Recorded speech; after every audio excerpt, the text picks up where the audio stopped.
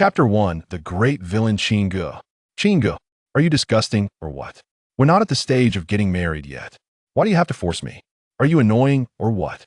Yunhai City, Yinshan Villa. Jiang Yingxue looked at the young man on one knee amidst a bouquet of roses, her beautiful eyes filled with disgust as she scolded him. She couldn't take it anymore. Qin Ge was too annoying. His pursuit methods were endless. While she was struggling with company issues, instead of helping her find a solution, he took the opportunity to propose at this moment, adding fuel to the fire. After failing his proposal, Qin Ge slowly raised his gaze, the confusion in his eyes gradually regaining clarity.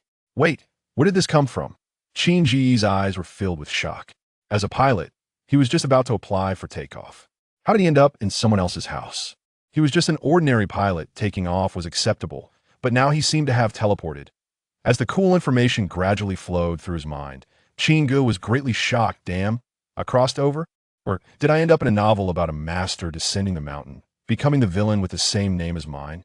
Then, Qin Ge began to vent his frustrations.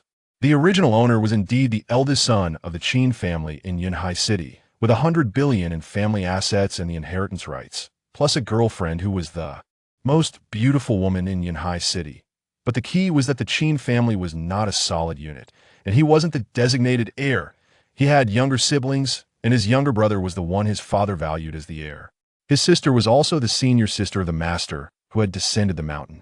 In the future, he would be easily swayed by the master Chen Yuan, becoming a tool to crush him. Even this beautiful girlfriend with a wasp waist and perky, but would eventually choose to stand against him. How would he play this game? The son of luck, Chen Yuan, had 7 stunning senior sisters and a powerful, beautiful master. If each of them spat at him, he'd be drowned. Ding. Binding the Destiny Villain System. Ding. Destiny Villain System, binding successful. The host just needs to cause emotional fluctuations in the son and daughter of luck to gain Destiny Villain points as rewards. The villain points can be used for lottery draws or exchanged for items in the shop, among other functions. Qin Ge's eyes lit up. System? Ding. It is the Destiny Villain System. Survival system? Dog system? Ding. Yes. As a loyal user of Tomato Novel Network, Qin Ge naturally knew what a system meant. It's a must-have for crossovers. With a system at his side, what was there to fear about the son of luck? Why couldn't a villain be successful? This villain was too awesome. Don't even mention the 7 senior sisters of the son of luck, Chen Yuan, and his beautiful master. If he didn't spit back at them, he wouldn't be a man. Qin Ge accepted the fact of his crossover with ease. He stood up and examined the most beautiful woman in Yunhai City, Jiang Yingxue. With an oval face, exquisite features, and tightly furrowed brows, she didn't evoke a shred of malice. Wearing a small suit and a body-hugging skirt, with a wasp waist and perky butt, her long, straight legs were wrapped in a pair of sheer black stockings. That gentle aura made Qin Ge want to reach out. Jiang Yingxue's brows furrowed tighter as she bit her pearly teeth, angrily saying, Qin Ge, what are you looking at? Do you want to touch me? Qin Ge looked up, puzzled. Is it okay? Jiang Yingxue shouted angrily, of course not. Qin Ge rolled his eyes. If it's not okay, why say such nonsense? You're not trustworthy. Ding. The luck daughter, Jiang Yingxue's anger level is rising, rewarding the host with 2,000 Destiny Villain points. TSK. Hearing the mechanical voice in his mind, Qin Ge grasped the gameplay of this dog system. To put it nicely, it was about harvesting emotional values for rewards. To put it bluntly, it was about messing with people's minds, right? In this aspect, he was a professional. Huff. Jiang Yingxue frowned, her ample chest heaving violently with anger. She glared at Qin Ge, who had nonchalantly settled into the living room, and angrily said, What exactly do you want to do? I've already rejected you. Yet you're still lingering here? Qin Ge sat calmly on the European-style sofa, crossing his legs, tilting his head to glance at Jiang Yingxue's delicate face, and playfully said, If I remember correctly, you should be my girlfriend, right? In the original story, he only turned to the dark side after being rejected by Jiang Yingxue. After encountering the master Chen Yuan who approached Jiang Yingxue, he repeatedly provided opportunities for the son of luck to show off and embarrass him. In the end, he was crushed by the son of luck and allowed the son to gain a good reputation. He became an absolute victim. But now, the former lovesick fool was dead. He wouldn't make such a foolish mistake again. Jiang Yingxue exhaled sharply. You are indeed my boyfriend, but we're not at the stage of discussing marriage. nor are we living together. You barged into my place. Enough. Qin Ge raised his hand to interrupt, shaking his head. Being a couple is enough. In my opinion, any relationship that isn't aimed at marriage is just playing around. Ding. The luck daughter, Jiang Yingshu's anger level continues to rise, rewarding the host with 5,000 villain points. Jiang Yingshu gritted her teeth, angrily saying, "You broke into my home and still say I'm playing around? Are you really this despicable and shameless?" Qin Ge rolled his eyes dramatically. "Don't change the subject. Since I failed my proposal, that means you have no intention of marrying me right now. Marriage is impulsive, it's a hasty decision. You're so calm and resistant now. They want change in the future. So let's break up." Break up? Jiang Yingshu's beautiful eyes were filled with shock. Did she hear him wrong? The old Qin Ge, who would go out of his way to please her whenever she showed the slightest dissatisfaction, would appear at her workplace every day for a year just to prepare her. A cup of hot soy milk and breakfast. When she had a fever late at night, he rushed over in less than 10 minutes for a distance of several kilometers, and to avoid embarrassing her, he had his female bodyguard carry her while holding an umbrella and feeding her warm water. And now he was saying he wanted to break up? Was he trying to scare her? Did he think Jiang Yingshu would be afraid? Jiang Yingshu's face hardened as she threatened, "You initiated this breakup yourself." Qin Ge nodded. "Yes, I initiated it. Since we're breaking up, let's be clear about some things to avoid future entanglements." Jiang Yingshu sneered her heart. She wanted to see what tricks Qin Ge was playing, agreeing. "Fine." Qin Ge began counting on his fingers. "The hundreds of standard laptops I gave you from Jiangxue Group, the gym, the tea room, the bags, watches, necklaces, and all sorts of things. Oh, and the LA Perla ladies. Maison, B01075D lace embroidered underwire black bra.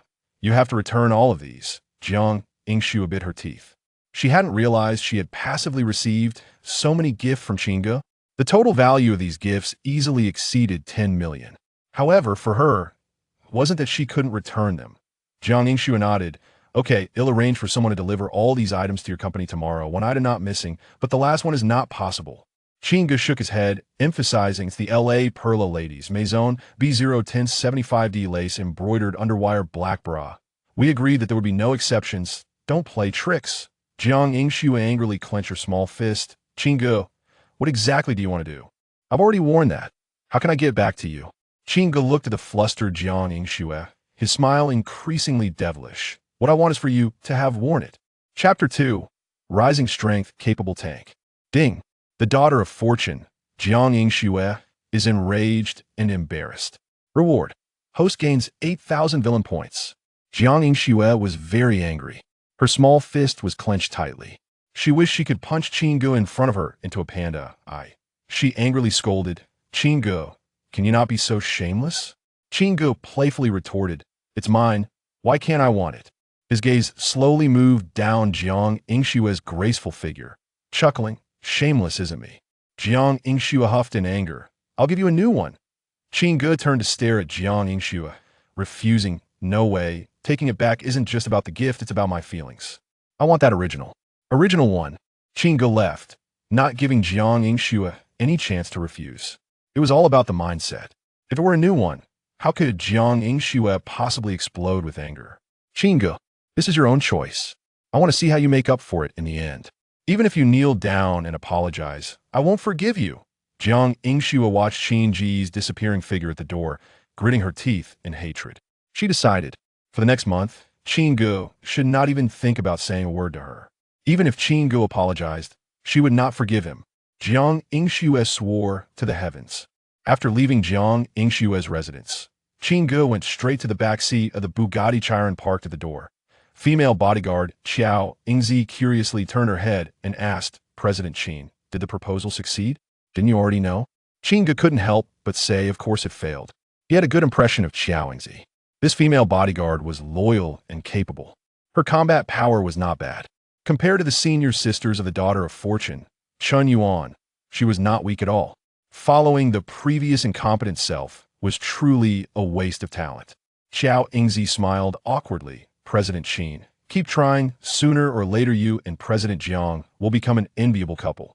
Qin Ge rummaged through the front passenger seat, leaned out, and looked at the attractive Qiao Yingzi in front of him, curiously asking, "Do you think I match with Jiang Yingshu?" Just as Xiao Yingzi was about to nod, Qin Ge continued, Jiang Yingxue deserves me? Ah, Xiao Yingzi exclaimed in surprise. Qin Ge smiled wickedly, nodding at Xiao Yingzi, playing dumb while knowing the truth. I want to see how long you can keep it up. Drive to the Qin family. After saying that, he didn't expose Xiao Yingzi's identity. He lay back on the sofa, urging in his mind, Dog system, send me my beginner's gift package. Ding. Distributing beginner's gift package. Ding. Congratulations. Host has obtained a charm pill. After consumption, charm maxed out. Ding. Congratulations. Host has obtained a beauty pill. After consumption, appearance maxed out. Ding. Congratulations. Host has obtained body strengthening pill 5. Each consumption increases physique by 10. Qin Ge looked at the 7 pills that appeared in the system space, took them out, and swallowed them all at once. As the medicinal power gradually flowed through him. System character panel. Host, Qin Ge. Villain points balance, 13,000. Title none. Physique, 52. Charm, 99. Appearance, 25. Charm, 25. Physique, 25. Wealth, and character, 24. Divine abilities, none. System space, none. System all, no goods. Glancing at the character attribute panel in front of him, Qin Ge was immediately displeased. Are you crazy? After taking 5 body strengthening pills, my physique is only 52. The original was just 2? Ding. The system has subtly replaced the host body. To be precise, the host original physique is only 2. Qin Ge widened his eyes. Are you out of your mind? Do you think I'm a fragile college student from my past life? Ding. The host is not a fragile college student, but a hardworking pilot who doesn't take off on time. Qin Ge was too tired to argue. Can you max out the charm section? I have OCD. It looks really uncomfortable, and I feel uneasy all over. You consider many aspects, yet the last section isn't maxed out. Did I at my wealth or character that's the problem? Ding. The host had 13 beautiful secretaries in the previous life, 26 maids in the villa. Qin Ge quickly raised his hand. All right, stop. No need to explain so detailed. What's wrong with enjoying myself after working hard? Forget it. He couldn't be bothered to care. Charm 99 was fine. What about Charm 100? Look into my eyes. Only you deserve to have Charm maxed out. Looking at the empty mall, Qin Ge could only choose the lottery option. Ding. Activating lottery function. The host can spend 1,000 villain points for 1 lottery draw. Qin Ge confidently said, go all in. In this world dominated by the daughter of fortune, what was there to hide? He had a senior sister of the daughter of fortune at home. He couldn't risk not using the villain points he had just earned from Jiang Yingxue, only to be done for. For now, it was all about spending as many villain points as he had. No need to hide. Ding. Congratulations. Host has triggered the beginner's halo, rewarding a one-time 100 draws with 100 wins. Ding. Congratulations. Host has obtained body strengthening pill 1. Ding. Congratulations. Host has obtained body strengthening pill 2. Ding. Congratulations. Host has obtained body strengthening pill 11. Ding. Congratulations. Host has obtained a custom suit 1. Ding. Congratulations. Host has obtained the thug medal. Ding. Reward fusion. Congratulations. Host has obtained the suit thug title. Wearing this title increases host combat power by 50. Hiss. Even Qin Ge couldn't help but take a deep breath at the gains from this lottery. Beginner's halo. 100 draws with 100 wins? So awesome. He didn't waste time and directly swallowed all the body strengthening pills and wore the suit thug title. The system character panel was refreshed. Host, Qin Ge. Villain points balance, 0. Title, suit thug. Physique, 162. Charm, 99. Appearance, 25. Charm, 25. Physique, 25. Wealth and character, 24. Divine abilities, none. System space, none. System all, no goods. My physique is now 162. The original physique was only 2 points, and now, with the suit thug title, the explosive combat power can soar to 243 points. Qin Ge clenched his fist, never experiencing such overwhelming strength before. He exclaimed in surprise, I'm basically a capable tank now, right? Ding! The host can destroy stationary tanks, but as a mortal, cannot withstand special shells, such as armor-piercing shells, etc. For now, that's enough. Qin Ge felt great satisfaction. In the original story, his sister, who was also a senior sister of the daughter of fortune, could dodge bullets and even catch them with her bare hands when she first appeared. Now, he might even be able to hug a shell. No need for schemes anymore. Just push through. Tearing down the house would be enough. Chapter 3. The Suit Tyrant in Yunhai City. At the Qin family villa, the Bugatti Night voice slowly pulled into the parking space. Xiaoingzi opened the car door, and Qin Ge stepped out gracefully. A ray of morning sun poured down, casting a layer of sacred golden light over Qin Ge's already fair complexion. The flower gardeners and maids along the way, upon seeing Qin Ge walk by, were filled with admiration. The young master looks so handsome today. How come I never noticed how good-looking he is before? He's 1,000 times, 10,000 times better looking than those movie stars. It's a pity that the mistress passed away early. Otherwise, the young master wouldn't be looked down upon by the old master, nor bullied by Miss Huan and her brother. Shoo, are you looking for death? An old gardener pulled a young maid back, and the chatter abruptly stopped. Qin Ge glanced over with disdain. Getting bullied? Only a weakling would get bullied. Now, he was a man who could tear a tank apart. Wait for me in the car. I'll be out soon. Qin Ge instructed Xiaoingzi as he walked towards the dining room. Inside the dining room, the layout was distinct, with different breakfasts set at various places along the long table. Qin Ge sat elegantly at the head of the table, using a knife and fork to cut a small piece of wagyu steak, savoring it slowly. Soon, footsteps approached the dining room. Qin Ge's half-brother, entered. In terms of appearance, he bore no resemblance to Qin Ge. Seeing Qin Ge sitting in their father's seat, Qin angrily exclaimed, Qin Ge, are you blind? Can't you tell where to sit for breakfast? Qin Ge, dressed in a perfectly tailored suit, remained silent and didn't even glance at Qin, continuing to cut his steak with elegance. Shortly after, the remaining 3 members of the Qin family arrived at the dining room. Qin Huan, who was also Chun Yuan's senior sister, frowned the moment she saw Qin Ge.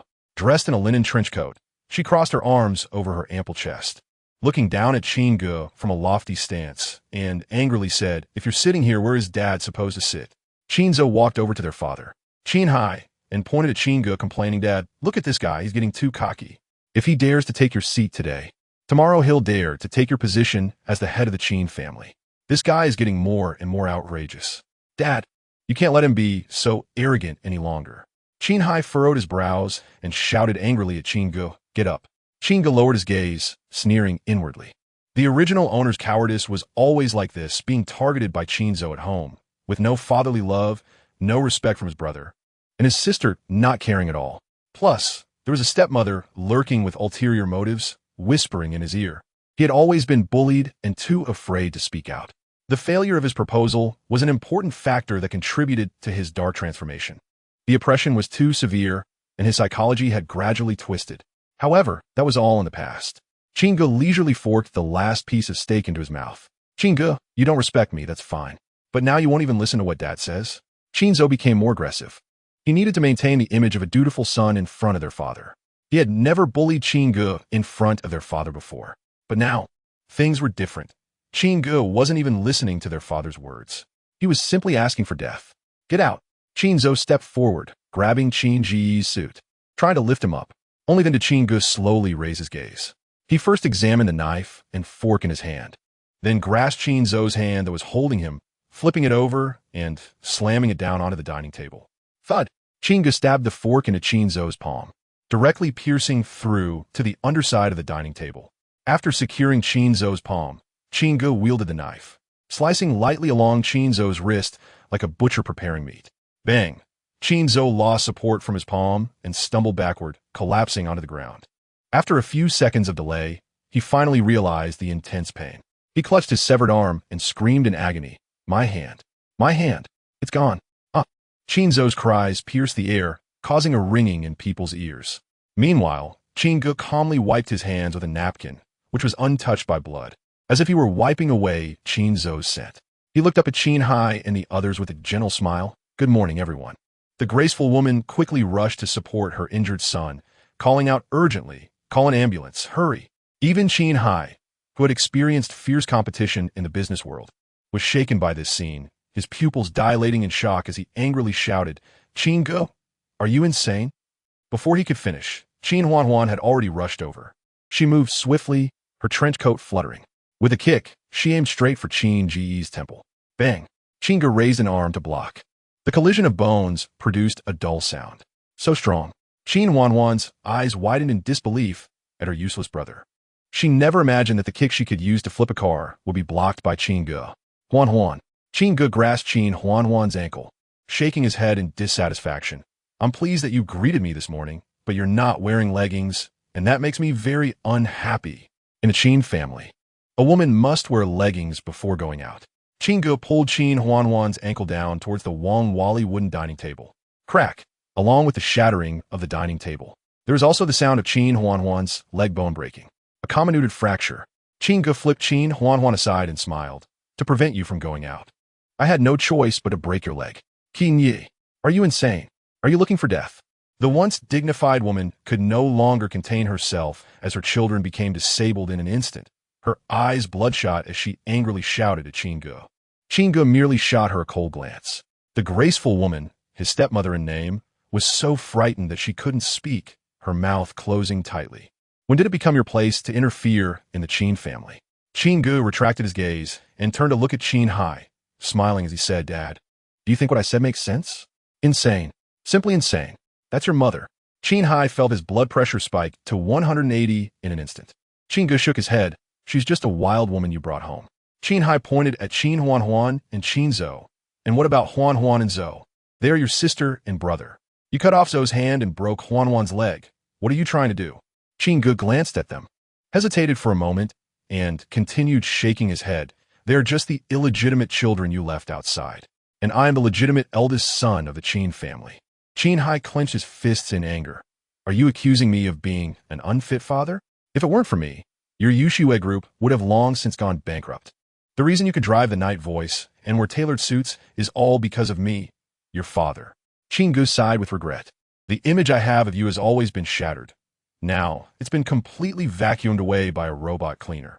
I emphasize, the reason I can live this lavish life is because of the fun my mother left me, not because of you, Yunhai, and certainly not because of my status as the son of the Qin family.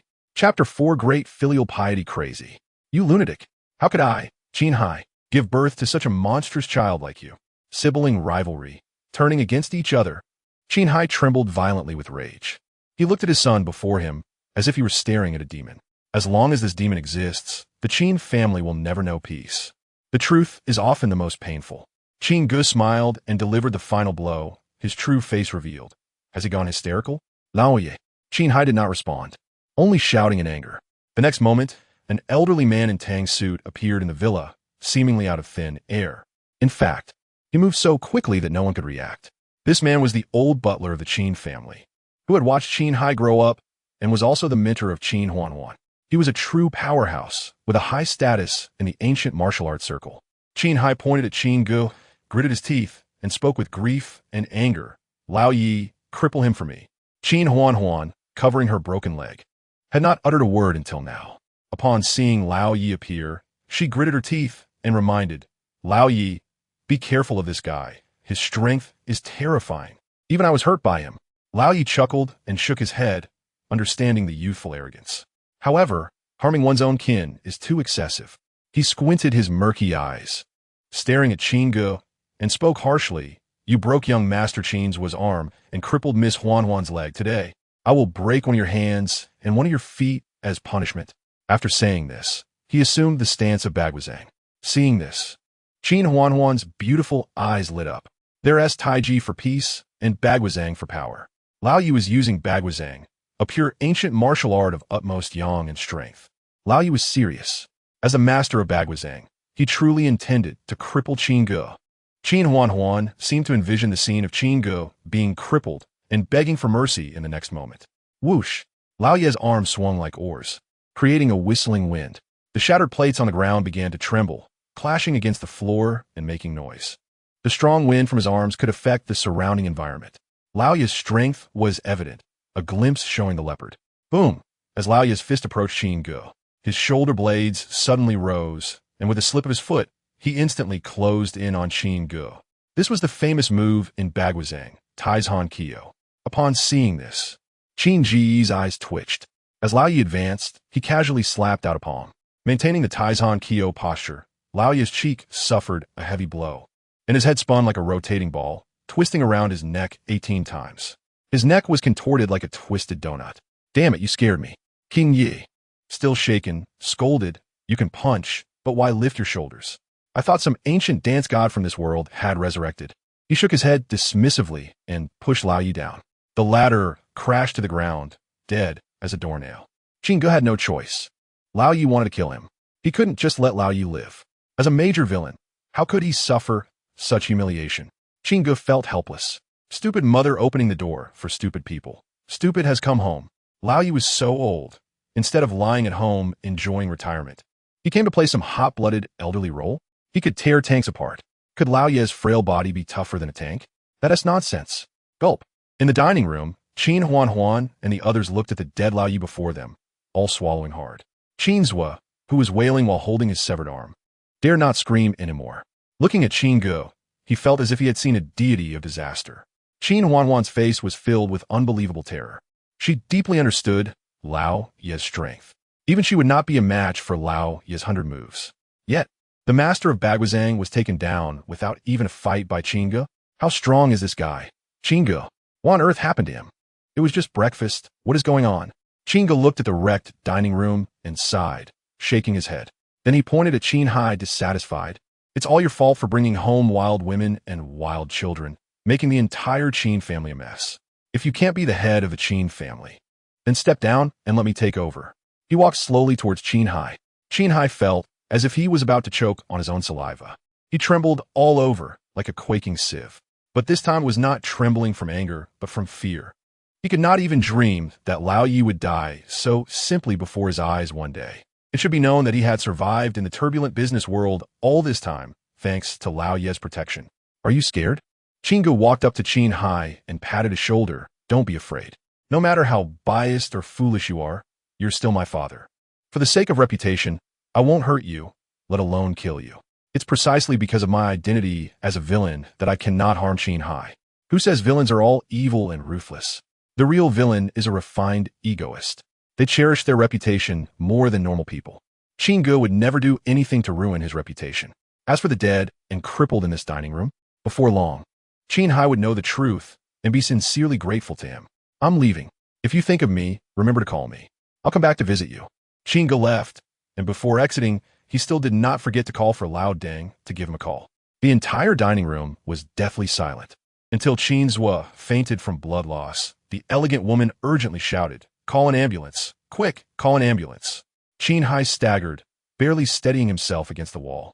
Trembling in fear, what kind of monster have I given birth to? The entire Qin family was in chaos, a mess. Inside the Qin villa, everyone was as anxious as ants on a hot pan. Only Qin Huan seemed to feel no pain at all, her mind echoing with Qin Ge's arrogant figure. She clenched her small fists, gritting her teeth and murmuring, "Qin Ge, you hurt my brother, scared my mom, even threatened my dad, and broke my leg. This grudge Qin Huan will never forget, even if I die. I want 1,000 times, 10,000 times of repayment from you. Qin Ge, I want you dead. I want you to wish for life, but cannot have it. Qin Ge, you just wait. Qin Huan will not let you go." Chapter 5: The True Background of Qin Ge Leaving the Qin Family. Qin Ge spread his arms wide, embracing a brand new world, expressing his feelings aloud. It felt great. The former weakling had managed to endure such a pathological family and live until now. The psychological resilience was so strong that even Qin Ge had to give a thumbs up. But he was different. We all carry a head on our shoulders. Why should others bully him? He wasn't carrying a chamber pot. When people die, birds fly to the sky. If you don't die, you live for thousands of years. If you don't accept it, just fight back. Anyway, he wouldn't be wronged even a bit. Ding. The fortunate daughter Qin Huan's anger rose, rewarding the host with 2,000 villain points. Ding. The fortunate daughter Qin Huan developed a killing intent towards the host, rewarding the host with 8,000 villain points. Listening to the system prompts, Qin Ge, who was already feeling great, felt even better now. It was like he had a belly full of anger due to business matters. And his female secretary helped him vent that anger and cleaned up the aftermath perfectly. It was so damn considerate. Continuing to go all in, Qin Ge waved his hand and bet all 10,000 villain points he had just gained. Ding. Thank you for participating in the lottery, host. Ding. Thank you for participating in the lottery too. Ding. Thank you for participating in the lottery 10. Damn it, refund me. Qin Ge was furious. Ding.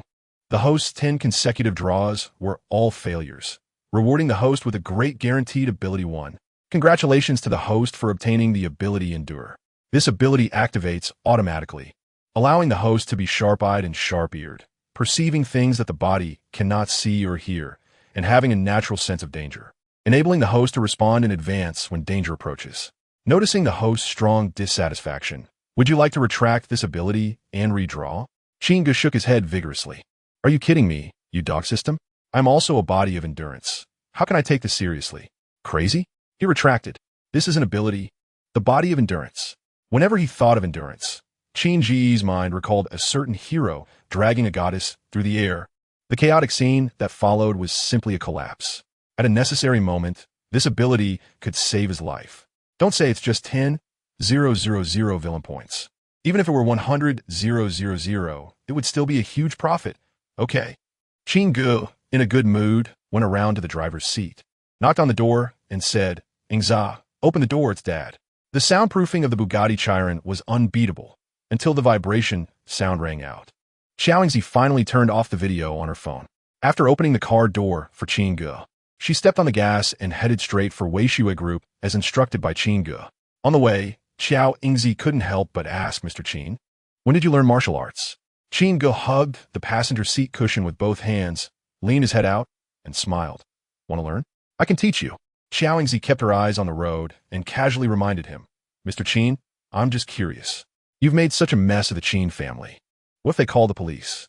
The evidence is still there, and even you, Mr. Qin, can't handle the aftermath." Qin Ge tilted his head, smiling as he replied, "You asked me about this kind of thing? Isn't it always you, Ingza, who helps me solve it?" Xiaoingzi shook her head with a bitter smile. "Mr. Qin, please don't belittle me. I'm just your driver and bodyguard. How can I have the ability to solve such troubles for you?" Qin Ge sat back in the rear seat, leaning back with both hands behind his head, and joked, "If you can't solve it, does that mean my grandfather can't solve it?" Screech. Just as Qin Ge expected, Xiaoingzi slammed on the brakes. The Bugatti Chiron made a sharp turn and stopped abruptly in a parking space by the roadside. After turning off the engine, Xiaoingzi quickly turned around and stared at Qin Ge in shock. "Mr. Qin, how do you know all this? This is such a secret. Not even Yunhai, not even the top person in Yunhai City, has the right to know about that old man's existence. It doesn't make sense. How did Qin Ge know such information?" Qin Ge placed his hands on his knees and leaned over to rummage through the modified Bugatti's cooler, passing by a variety of high-end red wines. Grabbing a can of ice-cold Coke. After taking a small sip, he then opened a bottle of seven-figure red wine, tilted his head back, and took a big gulp, rinsed his mouth, and spat it into the wine glass. Drinking Coke can damage teeth. Normally, Qin Ge would rinse his mouth with plain water, but now he had no choice but to use wine. He slowly raised his eyes to look at the bodyguard sent by his grandfather and smiled. "With your skills, even being a bodyguard for a national hero would be a waste of talent.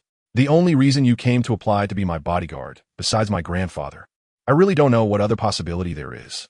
Xiaoingzi was surprised. "Did the young lady tell you? You've always known about Old Li's existence?" Qin Ge nodded in affirmation. "What you said is absolutely correct. A subordinate who actively finds reasons for the boss is a good subordinate. Well done. Let us continue next time." Xiaoingzi was puzzled. "Then why did you willingly endure such humiliation before?" Qin Ge shook his head with a sigh. "I also didn't expect things to develop to this point. Of course, how would he know why the former weakling could endure until now? If he had arrived earlier, he would have flipped the Qin family's dining table long ago. If there's time, contact my grandfather and tell him that from now on, I only recognize the Li family line." Qin Ge waved his hand dismissively, urging, "Let us go to the company." After taking another sip of Coke and rinsing his mouth, Qin Ge threw the Coke can and the wine bottle into the trash can. Once opened, no matter how you store red wine, it will ferment eventually. Next time he drinks it, it won't be pure anymore. Wasting is indeed shameful. However, he is the big villain. Xiaoingzi resumed, driving the Bugatti Chiron, roaring towards Weishui Group. She was absent-minded. After holding it in for a long time, she finally couldn't help but ask, "Mr. Qin, do you know what kind of existence Old Li is?" Qin Ge nodded. "Ingza, isn't that a silly question? My grandfather. How could I not know? Ask around on this street of Blue Star who my father is." To put more seriously, My grandfather holds a high position and has the power to converse directly with the decision-makers of great nations.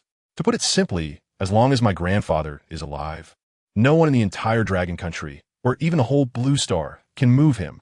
Not to mention, my uncle and my second uncle could shake the entire Dragon Country with just a stomp.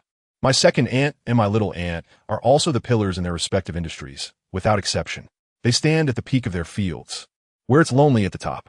The most ridiculous part is, in the entire Li family, the third generation, aside from me, Qin Ge, there isn't a second male heir. My uncle has given birth to 10 daughters in a row, even using gene testing. But in the womb, due to genetic mutations, the male heir was as if someone had pulled it off, leaving only a pit. It's no exaggeration to say that as long as I, Qin Ge, am willing to call out grandfather or uncle, the Li family's fortune belongs to me.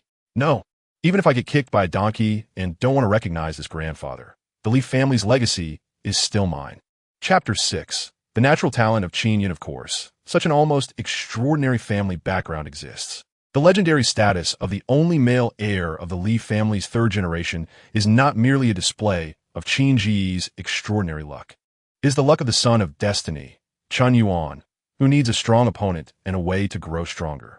According to the original plot, after defeating him, Chen Yuan would provoke the Li family's insane revenge. After all, he is the only male in the Li family's third generation. Such hatred is a matter of life and death. The son of destiny, Chen Yuan, has been rising amid the Li family's oppression. In the end, even the colossal Li family was completely destroyed. Reasoning with the son of destiny? That makes no sense. After all, the master who descended from the mountain, Chen Yuan, could, in the end, easily punch through Blue Star. No matter how overwhelming the background of Long Country, it would not stir up any waves in front of such a being. However, that is something that would happen many years later. At least for now, the existence of the Li family is a stabilizing force for Qin Ge. He absolutely cannot allow Chen Yuan to grow stronger. In the chairman's office of the Weiwei Group, at Qin Ge's command, a row of senior executives stood in front of the desk. Qin Ge scanned the list and then looked up, nodding at the row of executives before him. "You few are fired, effective immediately." Some executives cried out, "President Qin, we are loyal to you. You can't." Bang! Before the words were finished, a bullet pierced through one man's thigh, blood gushing out. Qin Ge blew the smoke from the gun's muzzle, frowned, and coldly said, "Get out." With that furious shout, the terrified executives scattered like birds and beasts. The one who was shot and fainted was carried out. Using a gun is really convenient. Qin Ge played with the Browning in his hand, a sense of satisfaction in his eyes. In his past life, he could also get such things. However, if he dared to fire a gun, no matter how wealthy he was, he would end up singing a song of tears behind bars. But today is different. This gun was brought to him by Xiaoingzi. Not to mention shooting, even if he blew someone's head off in the street. The TV would praise him for being a hero. This is the power of the Li family. As a major antagonist, even if he has extraordinary physical capabilities, he can't handle everything by himself, right? That would be too embarrassing. These parasites in the company are just rotten fish and shrimp. How could they be worthy of him dealing with them directly? From now on, you will be the general manager of the group. Qin Ge looked at Zhou Mei, who had not been frightened away, and smiled. In the future, the development and operation of the company will need your planning and strategy. As a major antagonist, soon to be trampled by the son of destiny and become a big victim, how could there be no parasites in the company? It would be an understatement to say it was riddled with holes. After all, his past self was just a sycophant, only knowing how to pursue the most beautiful woman in Yunhai City, Jiang Yingxue. He didn't care about the company's operations at all. However, the group company surviving to this day is not just due to good luck. It is because of the pillar of the company, which is Zhou Mei before him, an elite businesswoman who fought wits and courage to keep the company alive, exhausting herself. Zhou Mei adjusted her small suit and nodded seriously. "President Qin, I promise I won't let you down." Qin Ge smiled in satisfaction. "However, I do have some instructions. First, changing the company's name is urgent." "What kind of bullshit Weiwei Group is that? Only love Jiang Yingxue? Love-struck idiots are damned." Qin Ge pinched his chin, contemplating for a moment. "Our company mainly deals in physical goods and also invests. We will soar to great heights." Zhou Mei tentatively suggested, "How about changing the name to Qi Yao Group?" Qin Ge nodded. "Let's call it Qin Yun Tian Cheng." Zhou Mei stumbled a bit. President Qin's turn was too flashy. She almost twisted her waist. After saying so much, it was all for nothing. Qin Ge looked at Zhou Mei and continued with a smile. Our company is too small, lacking in virtue to match its position. The current Qin Yin Tiancheng in Yunhai City can be said to be completely insignificant. It is precisely because it is small that so many parasites exist. Zhou Mei alone is still enough to hold things together. If it were a company of larger scale, no matter how capable Zhou Mei is, she wouldn't be able to support alone. However, all of this is old news. Now that he has cleaned out the parasites, he naturally no longer needs to worry about this aspect. Zhou Mei, you still need to work hard in terms of attracting investment. Strive to make Qin Yin Tiancheng reach a market value of 100 billion. Qin Ge looked at Zhou Mei, placing great expectations on her. Zhou Mei swallowed hard in fear. President Qin, you're aiming too high. Even though Yunhai is among the top in the economy of Long Country, there is only one company at the 100 billion level. Qin Ge rolled his eyes and said impatiently, do I have to spell it out so clearly? For a 100 billion group, just get a few hundred billion from my aunt, operate it, and won't that do? Does this kind of thing really need me to teach you in detail? Good things don't just fall from the sky. Zhou Mei is so loyal and willing to diligently check for gaps in the company. If it weren't for his aunt's backing, how would there be such dedicated support? A flash of astonishment crossed Zhou Mei's eyes, and she nodded. President Qin, I understand. I'll take care of it. She only knows that there are people behind the company. As for who it is, she doesn't know yet. Since Qin Ge has said it so plainly, she naturally knows how to report. Not long after Zhou Mei left, Xiaoingzi, dressed in sporty attire, walked into the office. After closing the door, she said directly, President Qin, oldly over there, and your two aunts want to come to Yunhai City to see you. Will you be available? Qin Ge waved his hand dismissively. Forget it. Grandpa is old. He should stay at home and enjoy his retirement. Once I resolve the matters at hand, I will visit him in Kyoto. As for the two aunts, they're also in Kyoto. We can visit together then. He could understand Grandpa's thoughts. After all, he must have learned about his changes from Xiaoingzi. The old man is probably feeling gratified and wants to witness it in person. It's fine for the old man to want that. However, if it includes the two aunts, then forget it. With the Leaf family's extreme pampering of their third-generation males, he fears that once the Leaf family members arrive, they would take control. Xiaoingzi nodded and continued, President Qin, your aunt is very unhappy about Miss Jiang Yingshue's situation. She wants to destroy Jiang Shui Group and force Miss Jiang Yingxue to apologize to you. Qin Ge shook his head. Jiang Yingxue might apologize to me, but it's unlikely that she would genuinely apologize. Xiaoingzi looked at Qin Ge in surprise. She suddenly felt that the president's head was a bit sharp. This kind of matter doesn't need my aunt to intervene. I can handle it myself. Qin Ge waved his hand, indicating for his aunt not to meddle. Please, Jiang Yingxue is the daughter of destiny. What does it mean to be the daughter of destiny? It means having an indomitable and unyielding character. Forced oppression will only make Jiang Yingxue hate him, not regret or fear him. Strong pressure can work against those who fear for their lives. But against someone like Jiang Yingxue, it will only backfire. However, there is no need for my aunt to take action. Jiang Yingxue cannot escape his grasp. The moment the proposal failed, Jiang Yingshue's desperate fate was already sealed. Chapter 7. The childhood sweetheart of the child of fortune that night. In the brightly lit office of Qin Yin Tian, the chairman, female employees working overtime whispered as they passed by. Today, President Qin seems different from before. Not only is he incredibly handsome, but he's also been busy in the office until now. He's both handsome and capable. I heard that President Qin and President Jiang had a conflict and seemed to have broken up. Even the gifts he received before had been returned by President Jiang. If only President Qin liked me. A few female employees couldn't help but squeeze their legs together just thinking about it. After posing outside the office for a while without attracting Qin Ge's attention, they left work dejectedly. As the lights outside went out, Qin Ge leaned over his desk, unable to restrain himself from cursing. How twisted could it be that a 1,000-gigabyte hard drive is filled with secretly taken photos of Jiang Yingxue, and they're all of her fully dressed? What use are such photos? Initially, Qin Ge only planned to delete the photos, but eventually, he formatted the entire drive. He had given up on the idea of using the previous owner's computer to find some clues about the storyline. The previous owner was just a pure idiot caught up in love. The computer was the same, with no useful information at all. Suddenly, he heard a faint sound nearby, a barely perceptible noise. This was the enhanced hearing and vision effect that came with the divine ability of the saint body of the stray path. Wasn't it time to get off work? Could there still be a thief in the company? Qin Ge looked out at the dark office area and smiled slightly. He stood up and slowly opened the office door, silently walking toward the source of the faint sound. In the snack area, under the dim light, a girl in a small white dress, draped in a large suit that still couldn't hide her slender figure, was stealthily opening the refrigerator filled with freshly baked cakes. She quickly grabbed a croissant, stuffing it into her arms as if afraid of being seen. Suddenly, a strong hand firmly grasped her pale wrist, which had reached out again. Qin Ge frowned, and under the dim light of the snack area, his smile became increasingly wicked. Stealing, huh? Lin Xiaojin turned around, and upon seeing Qin Ge, her heart dropped. Caught stealing cake by the company's chairman, her hopes for a promotion were dashed, and she would probably be fired. Lin Xiaojin hurriedly said, President Qin, please let me explain. Explain? What is there to explain? Qin Ge picked up Lin Xiaojin's ID badge, noting that she was an intern from the operations department. Lin Xiaojin, there are 3 days left until your 3-month probation period ends, and you're already thinking about stealing company cake before being confirmed as a regular employee? Once you're confirmed, won't you just be raking in the money in the company? Looking at the terrified Lin Xiaojin, Qin Ge couldn't help but find it amusing. He had been dawdling in the office deleting photos, yet he had caught the child of fortune stealing something. What luck!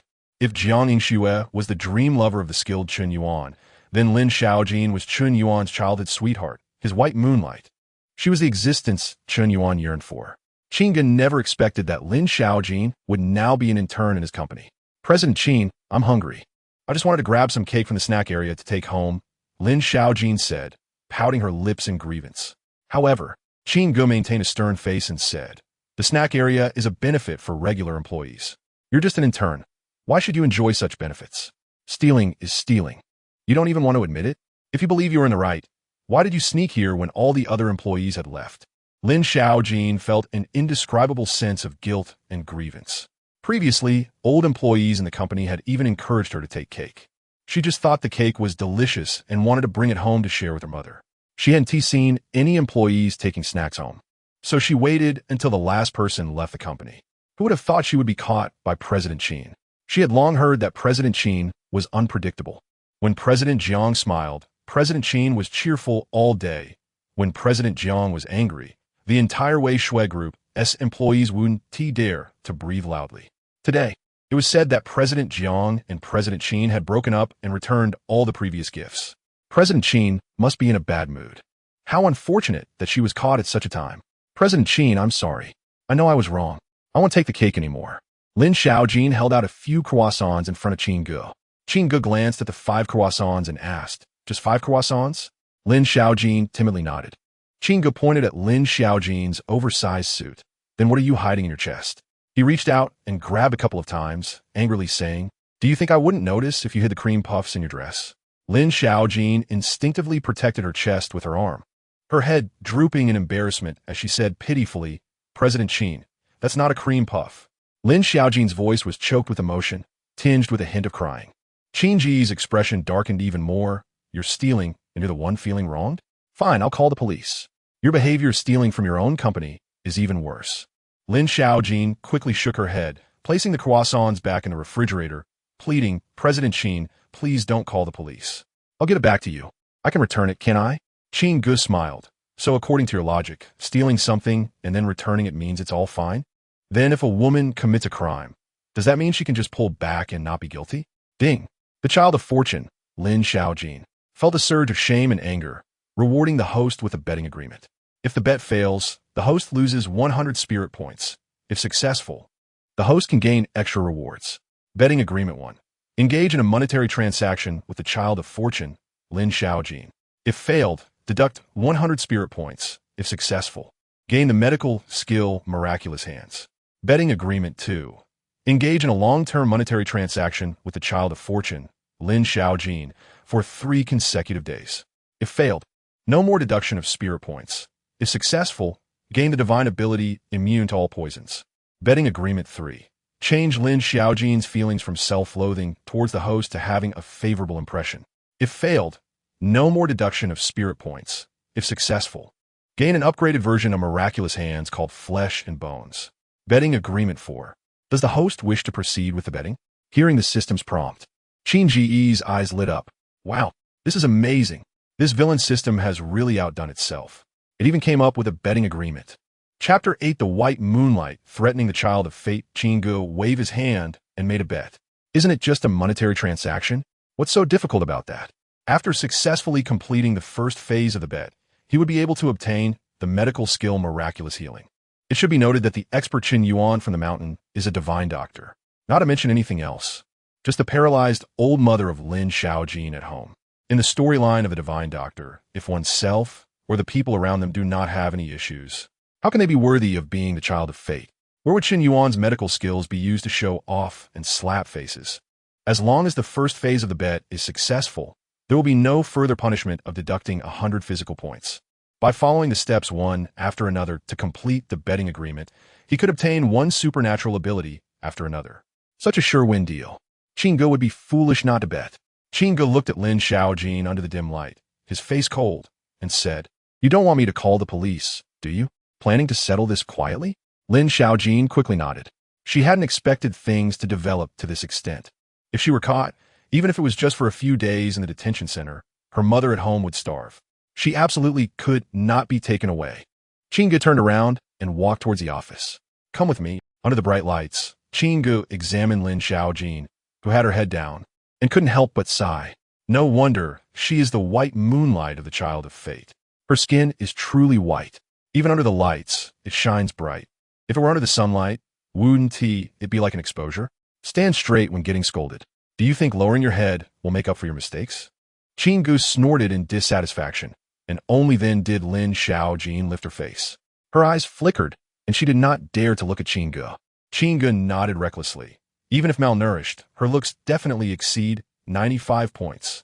Qin Ge's standards have always been high. Even the female stars from his past life rarely exceeded 90 points in his eyes. Judged purely by looks, Lin Xiaojin, without any makeup, could easily surpass numerous female stars from his past life. Of course, compared to Jiang Yingxue, the #1 beauty in Yunhai City, Lin Xiaojin still has some gaps. Whether in figure or temperament, she falls short. However, Lin Xiaojin and Jiang Yingxue are not of the same type of beauty. Jiang Yingxue is a true beauty that can make fish sink and birds fall, stunningly beautiful. Lin Xiaojin, on the other hand, belongs to the pure and innocent school flower type. Different styles, each with its own merits. Come, let us add each other as friends first, and transfer me the money for the croissants. Qin Ge waved his hand and added Lin Xiaojin as a friend. Lin Xiaojin raised her head and timidly asked, "Mr. Qin, how much are those 5 croissants?" 100 yuan. Huh? Lin Xiaojin trembled in shock. That's too expensive. 100 yuan is enough for her and her mother's food expenses for a week. "Mr. Qin, I didn't eat those croissants. Can I not pay?" Lin Xiaojin pleaded. Holding her second-hand phone that was almost broken, Qin Ge coldly retorted, "If you ordered a dish in a restaurant, took a bite, and then returned it, can I still sell it to someone else?" Lin Xiaojin knew she was in the wrong. She clutched her phone tightly, hesitating for at least half a minute while entering the password. Ding dong. The moment the 100 yuan was transferred, Qin Ge clicked to receive it. Ding. Congratulations to the host for obtaining the medical skill miraculous healing. With a vast amount of medical information flowing seamlessly into his mind, Qin Ge instantly became a towering figure in traditional Chinese medicine. Traditional Chinese medicine emphasizes observation, listening, questioning, and pulse-taking. Just by looking at Lin Xiaojin in front of him, he could tell how severely her body was lacking. It was estimated that if this continued, she would soon fall seriously ill. When the expert Qin Yuan returned from the mountain, it would be just the right opportunity for him to show off. Lin Xiaojin, holding her phone, asked weakly, "Mr. Qin, can I leave now?" Qin Ge shook his head. No. He stood up and opened a door in the office. Inside was his rest area when working. He lay on a comfortable big bed and beckoned to Lin Xiaojin. "Come here." Lin Xiaojin retreated, taking a few unsteady steps back. Seeing that the situation was not right, she was already prepared to run away. Qin Ge raised his phone. "In 3 seconds, if you don't come over, I will send out the video of you stealing." Whoa. Lin Xiaojin whimpered in grievance. Her small fists were tightly clenched. If it weren't for the fact that she couldn't beat Qin Ge, and if she didn't have to pay for hurting someone, and if Qin Ge weren't her boss, she really wanted to punch out his front teeth. How detestable. This guy had a hold over her and kept threatening her. He also made her lose 100 yuan. Watching Lin Xiaojin walk over with difficulty, Qin Ge stretched out his arm, cracked his neck, and said, "I've been busy all day. My bones are sore. Help me massage." Lin Xiaojin shook her head. I can't massage. Qin Ge raised his phone video. I'll do it.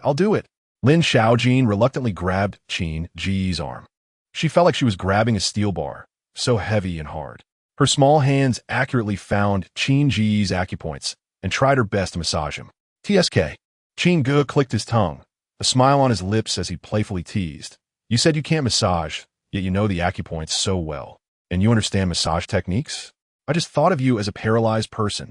Lin Xiaojin huffed in anger, but naturally didn't dare to say it in front of Qin Ge. Her massage technique was learned while standing aside and secretly observing when she helped her mother with rehabilitation. Learning this massage technique saved her several hundred yuan in massage fees each week. Qin Ge stopped talking, closed his eyes, and enjoyed Lin Xiaojin's massage service. Not knowing how long it passed, Lin Xiaojin noticed Qin Ge's breathing had become more even and thought he had fallen asleep. She slightly opened her mouth and silently cursed. Cold-hearted and petty, what does it matter to me that you were dumped by President Jiang? I already know I was wrong and paid 100 yuan. What else do you want from me? She tapped Qin Ge's calf, her arms sore and swollen to the point of being unbearable. Thinking Qin Ge had fallen asleep, she was about to stop and take a short break. Unexpectedly, as soon as she stopped, Qin Ge opened his eyes, dissatisfied, and said, slacking off, are we? Lin Xiaojin raised her weak hands, pleading with a pained expression, Mr. Qin, my hands are so sore I can't lift them anymore. Please let me go. I really have no strength left. Qin Ge's gaze fell to Lin Xiaojin's small feet in flat shoes. If her hands were weak, didn't she still have feet? Lin Xiaojin shook her head. I've never used my feet to massage anyone. Qin Ge nodded, jokingly, what if you have athlete's foot? Lin Xiaojin's face flushed with shame, and she retorted, I don't. Qin Ge shook his head in disbelief. No, you do. You don't even dare to take off your shoes. Lin Xiaojin, humiliated, had to prove her innocence. She took off her flat shoes, hugged her little feet, smelled them, and then stretched her feet close to Qin Ge. I don't have athlete's foot. Smell if you don't believe me. Qin Ge casually glanced at the sight revealed by the lifted skirt. He saw a glimpse of it and disappointedly reproached Lin Xiaojin. The leggings are nice, but don't wear them next time. Chapter 9. The 500 yuan massage fee. Lin Xiaojin quickly tucked her small feet into the ill-fitting flats, her slender long legs straight and close together. Her face flushed with shame as she cursed under her breath. Pervert. Qin Ge smirked. I'm admiring openly while you're sneaking around. Caught off guard. Lin Xiaojin immediately deflated. All right, it's getting late. Let's head back. Qin Ge waved his hand, not lingering. Lin Xiaojin felt as if she had been pardoned from death and turned to flee. Before she could leave the office, her used phone dinged. Looking at the 500 yuan transferred by Qin Ge, Lin Xiaojin turned back, puzzled. President Qin, why did you transfer money to me? Qin Ge slightly closed his eyes and yawned. Massage fee. The betting agreement requires at least 3 consecutive days of financial transactions. After being caught once, Lin Xiaojin would definitely avoid the snack area for the next few days. Without an excuse, how could he get his invulnerable physique? The next morning, the entire Weishue Group company chat group received 2 notifications sent by Zhou Mei. Effective immediately, our registered name has been changed from Weishue to Qin Yunhai. Please be informed. At 9 a.m. today, all employees of Qin Yunhai are to go to the Zhongxin Hospital in Yunhai City for a comprehensive physical examination. Transportation fees, examination fees, etc. will be reimbursed by the company. Note, interns must participate in the examination. Reimbursement is stated above. In the afternoon, at the operations area, in front of an intern's desk, a flamboyantly dressed girl suddenly screamed, Damn, Lin Xiaojin, is this your ECG report? Why are all the arrows going up and down? Your body is older than a tractor from 82. My grandpa's examination report isn't even this exaggerated. Lin Xiaojin quickly flipped the examination report face down on the desk and glanced back at the formal employees who had gathered. She bit her lip, not rebutting anything. She knew her health was poor, but she never expected it to be to such an absurd degree. However, her family had no money, and there was no way to nurture her health. Fortunately, she was young and could hold on for a few more years. Once she sent off those who raised her, she could close her eyes and consider her death without regrets. Zhou Mei, dressed in a standard OL uniform, inexplicably appeared in the operations area, causing all employees to retract their gazes and return to their workstations, as if energized, furiously typing on their keyboards. Who didn't know that Zhou Mei had promoted Qin Ge to the position of general manager? The new official must not offend Zhou Mei at this time. Knock knock. Zhou Mei stopped in front of Lin Xiaojin's workstation, tapped the desk, and looked at Lin Xiaojin, saying, President Qin is looking for you. Go to the chairman's office. Huh? Lin Xiaojin glanced at the examination report on her desk and instinctively swallowed hard. Go now, Zhou Mei urged. After Lin Xiaojin left, she looked at the intern who had spoken earlier, waved her hand, and pointed to the workstation next to Lin Xiaojin's. You will work next to Lin Xiaojin from now on. Zhou Mei was also puzzled about why President Qin, after watching the real-time surveillance video, first said he wanted to dismiss this girl, then decided to keep her for now and arrange her next to Lin Xiaojin. It was all very confusing. Anyway, she was just a high-level worker. She just had to follow President Qin's orders. Knock knock. Lin Xiaojin knocked on the chairman's office door, only daring to enter after receiving a response. Everything that had happened last night felt like a dream to her. Upon waking, Qin Ge was still the lofty chairman, and she was still the intern in the operations area working for her salary from 9 to 5. President Qin, you were looking for me? Lin Xiaojin stood in front of the desk, her hands clasped at her abdomen, her fingertips turning white from the pressure. Before Qin Ge could speak, she nervously interjected, President Qin, my health won't affect my work. I promise to complete the tasks assigned by my superiors on time and in full. Please give me a chance. It was too coincidental that the examination report came out just as President Qin wanted to see her. It was highly likely he thought her examination was substandard and wanted to dismiss her. But she really needed this decent salary, even as an intern at Qin Yantianqing. The internship salary was 8,000, and after paying for Social Security, she was left with nearly 7,000. That was 2,000 more than her total earnings from all her odd jobs. Not to mention the possibility of becoming a full-time employee. She didn't want to be fired. She absolutely couldn't be fired.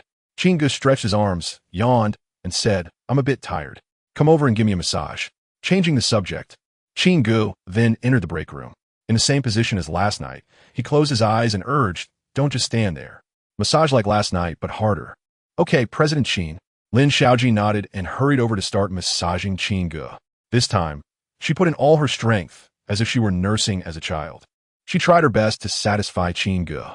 Having already been caught, and now, with such an absurd examination report, if she angered the capricious President Qin again, her job would undoubtedly be lost.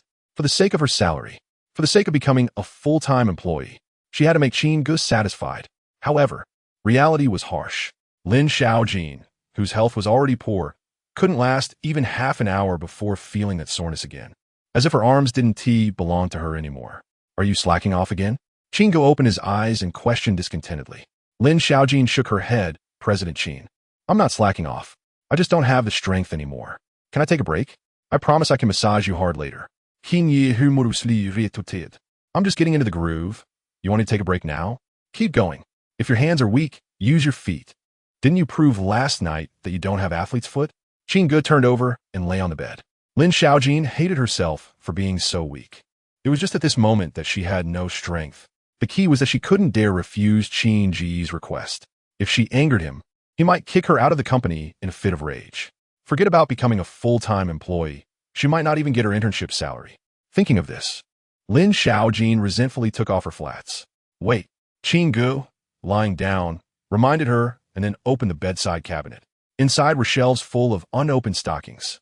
0D, 5D, 10D. All colors available. Black, white, red, gradient. The variety was overwhelming. Qin Ge picked up the 10D black stockings from the top and threw them in front of Lin Xiaojin.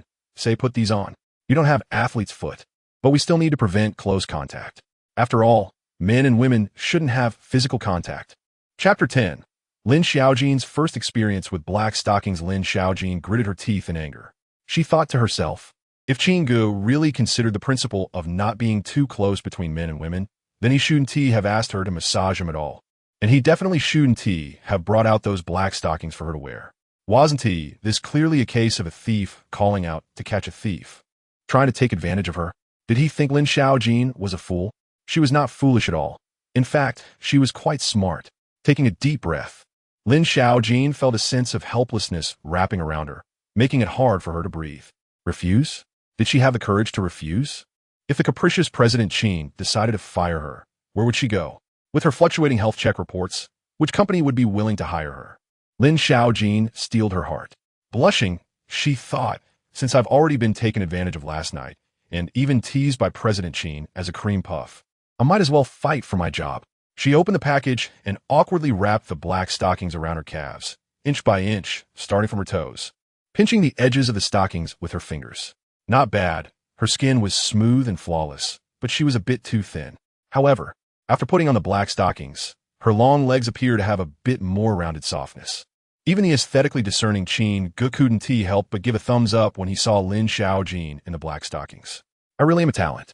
Lin Xiaojin felt a bit uncomfortable with the tightness of the stockings around her legs. This was her first time wearing black stockings, and she wasn't quite used to it. With her heart racing, she stepped on a Qin Ge's big bed, lightly stepping on his back, and tentatively asked, "President Qin, can I help you with a massage?" Qin Ge nodded dully and grunted, "Hurry up, don't dawdle." Lin Xiaojin first supported herself against the headboard, then let go of her hands, finally stepping fully onto Qin Ge's back. What strong muscles! How firm! Lin Xiaojin couldn't help but marvel. She didn't know what other men felt like, but she knew her father, who used to be all muscle, didn't have a physique as robust as Qin Ge's. During the massage, she felt Qin Ge's muscles like evenly distributed iron blocks beneath her feet. It felt like stepping on steel plates. Even with his clothes on, she could envision Qin Ge's well-defined physique, compared to her mother's bony frame. Qin Ge was like the epitome of the perfect human body. President Qin is really in great shape. With money comes good food, and that builds a strong body. Lin Xiaojin thought to herself as she stood on Qin Ge's back, secretly amazed. Moreover, during these past 2 days of being alone together, she also noticed that Qin Ge was truly handsome. Previously, when she had seen Jiang Yingxue from a distance, she had thought that in terms of looks, President Qin couldn't possibly compare to President Jiang. But now, it seemed that the so-called number one beauty of Yunhai, President Jiang, was somewhat not worthy of President Qin. It's just that President Qin's mood swings are too unpredictable. His reputation in the company is quite poor. Otherwise, he would really be the perfect male god. Ugh, what am I thinking? Lin Xiaojin shook her head vigorously, trying to throw away all the chaotic thoughts in her mind and focus seriously on massaging Qin Ge's back. A little more variety, a little more effort. Don't just step on his back, and use a bit of strength. Haven't you eaten? Qin Ge, lying face down, spoke without any pressure. Lin Xiaojin nodded. Okay, President Qin. After being scolded by Qin Ge like this, she quickly increased the strength in her hands, obediently performing rehabilitation therapy for him. After a full 2 hours, Qin Ge woke up from his nap, feeling refreshed. He didn't continue to make things difficult for Lin Xiaojin. Lazily yawning and waving his hand. All right, that's enough for today. After getting off the bed, Lin Xiaojin quickly took off the stockings. She absolutely felt embarrassed to wear these stockings outside. However, holding the soft stockings, she looked up at Qin Ge and nervously asked, "President Qin, do you still want these stockings I've worn?" Qin Ge turned over, leaned against the headboard, finished a glass of cool water in one go, and tilted his head to ask, "If I want them, what will you say? If I don't want them, what will you say?" Lin Xiaojin bit her lip and replied, "If President Qin doesn't want them, I'd like to take them home." Qin Ge curiously asked, "What do you want to take these stockings home for?" Blushing, Lin Xiaojin replied, "To wear as thermal leggings." In reality, she wanted to take the stockings home for her mother. These stockings were very warm. Her mother's legs couldn't get cold, and wearing these stockings would keep her warmer. Qin Ge didn't think much of it and casually said, "Do as you wish." Lin Xiaojin neatly folded the worn stockings, carefully stuffed them into the packaging bag, and placed it in her oversized suit jacket. She bent down to thank Qin Ge. "Thank you, President Qin." After saying that, she prepared to leave. Suddenly, she heard a notification sound from her second-hand phone. Taking it out to check, she saw it was a transfer record. Lin Xiaojin turned back and was surprised. "President Qin, why did you transfer me 500 yuan again?" Qin Ge calmly replied, "For the massage fee." "But President Qin, you already paid me last night. 500 yuan is too much. Isn't it?" Lin Xiaojin felt undeserving of such generosity. "Then you can return it." After Lin Xiaojin unlocked her phone, Qin Ge continued, "The massage fee I've given you doesn't need to be paid back. You've already received 2 months of internship salary, and I'll notify the finance department not to pay you this month's salary." Lin Xiaojin looked up at Qin Ge, feeling distressed and aggrieved. "President Qin, that's not fair." Qin Ge waved his hand. "I'm just kidding, take it. From now on, every massage will come with a 500 yuan fee." "Oh, right." Remembering something, Qin Ge rummaged through the drawer by the bed and pulled out a large pile of stockings. Then, He took out a meal card from the cabinet and tossed it to Lin Xiaojin, saying, "Take this meal card. In the future, go to the second floor of the cafeteria for meals. The meal allowance is 20 for breakfast and 50 for lunch and dinner. You don't have to rely on the snack cabinet for cakes and milk tea anymore. Look at your health check report. You clearly lack everything, except for ridiculously high fasting blood sugar and glycosylated hemoglobin. I'm worried you might one day collapse from eating cakes and milk tea." Lin Xiaojin pouted, her eyes glistening with tears. Qin Ge broke the emotional atmosphere. "Go on out. Eating normally in the cafeteria will save the company more cost than your cakes and milk tea. I just don't want you, such a naturally gifted technician, to one day collapse on the rotten path of cakes and milk tea." Chapter 11. The manner from my Aunt Lin Xiaojin hurriedly bowed and said, "Thank you. Thank you, Mr. Qin." No matter how erratic Qin Ge's emotions were or how he deliberately took advantage of her, this meal card was a real asset that could improve her life. With this meal card, she no longer had to rely on desserts and milk tea to fill her stomach every day. Her health would also improve. She might be able to last a few more years. Moreover, the restaurant's meals could be packed, allowing her to bring them home to eat with her mother. This way, the time she saved from cooking could potentially be used for a part-time job to earn some extra money. After Lin Xiaojin left the office, Qin Ge leisurely glanced at several unread messages on his phone. All were from Jiang Yingxue, sent 3 hours earlier. "Qin Ge, come to the Yunshan Villa. My grandma is here and specifically wants to see you. Hurry up." A smile crept onto Qin Ge's lips. The key figure in turning the situation around had finally made an appearance. It was evident that Jiang Yingxue didn't have much fondness for him. Their relationship as a couple was mainly thanks to her grandmother's meddling. Now that he had broken up with Jiang Yingxue, it was impossible for him to take the initiative to find her. The grandmother's presence acted as a lubricant. Proposal failure? I'll mess with your mindset. Qin Ge typed a message and sent it back. Jiang Yingxue replied instantly. What do 3 question marks mean? Hurry up and come over. I can't handle my grandma anymore. Qin Ge, let us take a moment to calm down and talk slowly. Can we wait until my grandma is settled? Qin Ge turned off his phone screen, leaving Jiang Yingxue hanging. Ingzi, Qin Ge called out. Xiao Ingzi quickly pushed the door open and asked curiously, Mr. Qin, did you call for me? Qin Ge nodded. Have you found a place to stay? He can no longer stay at the Qin family's villa. A hotel was just a temporary stop. He needed a secret base that belonged solely to him. Xiao Ingzi replied, Mr. Qin, your aunt learned about your search for a place and has already purchased a manor for you in Yunhai City, Yunshan Villa, at Jiang Yingshue's place. An elderly lady with silver hair and a kind face sat on the sofa, her expression stern, causing her wrinkles to deepen. Xiaoxue, why hasn't Qin Ge come yet? Is there a conflict between you two? I've told you many times to change your temper. Can't you see how good Qin Ge is to you? People have feelings too. Qin Ge has his own personality and temper. Are you so selfish that you don't care about his feelings at all? Jiang Yingxue hid in the dining room, gripping her phone tightly, seething with anger. This guy, Qin Ge, actually took 3 hours to reply to her message and only sent 3 big question marks. He was ignoring her. She remembered that Qin Ge used to reply instantly. Sometimes when she was in a bad mood, she wouldn't want to respond either. Now, Qin Ge was playing the same game with her? Could it be that he really intended to break up with her? She didn't believe that Qin Ge had the guts to do that. She also didn't think he would really want to leave her. It was simply a case of teasing her. Bastard. Even if he was throwing a tantrum, he shouldn't have chosen this moment. Cursing him inwardly, Jiang Yingxue quickly returned to the living room, sat next to her grandmother, and wrapped her arm around her, saying distressfully, Grandma, Qin Ge is very busy with work and can't get away right now. How about you go home first, and when Qin Ge comes, we'll go visit you together? Old Mrs. Wang snorted lightly.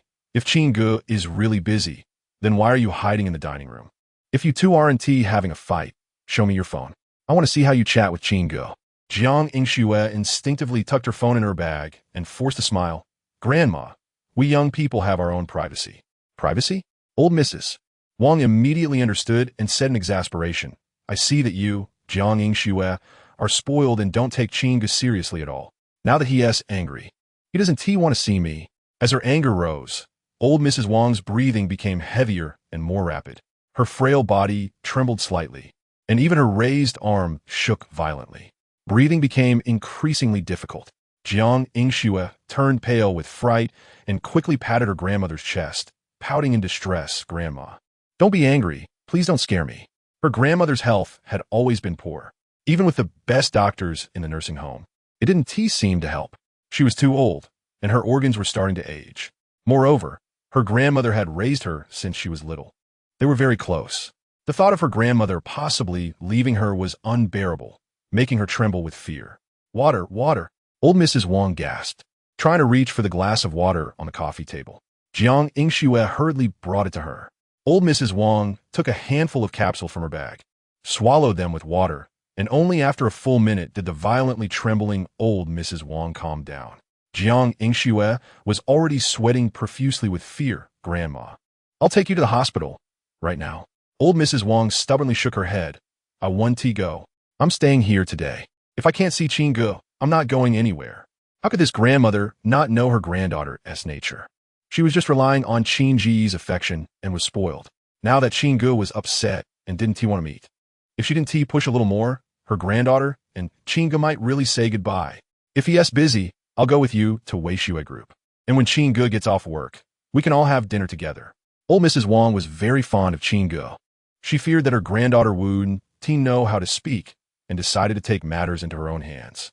Jiang Yingxue quickly shook her head. Grandma, you stay home and wait. I'll go get Qin Ge. She knew her grandmother's stubbornness. If she didn't see Qin Ge today, she wouldn't give up easily. Moreover, she had no idea how long the medication would last. If the effect wore off and Qin Ge still hadn't come, she was truly afraid her grandmother would have an accident.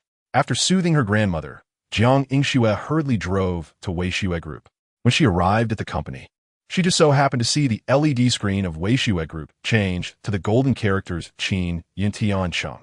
She didn't have the time or mood to dwell on that, and quickly took the elevator to the floor where the chairman's office was located. Under the watchful eyes of the employees of Qin Yintiancheng, she walked straight into Qin Ge's office without knocking. Lin Xiaojin, who was sitting at the desk, was busy with her rice. Hearing the noise, she instinctively looked up. Jiang Yingxue's scrutinizing beautiful eyes collided fiercely with Lin Xiaojin's confused big eyes. Chapter 12. The first meeting between Jiang Yingxue and Lin Xiaojin. President Jiang.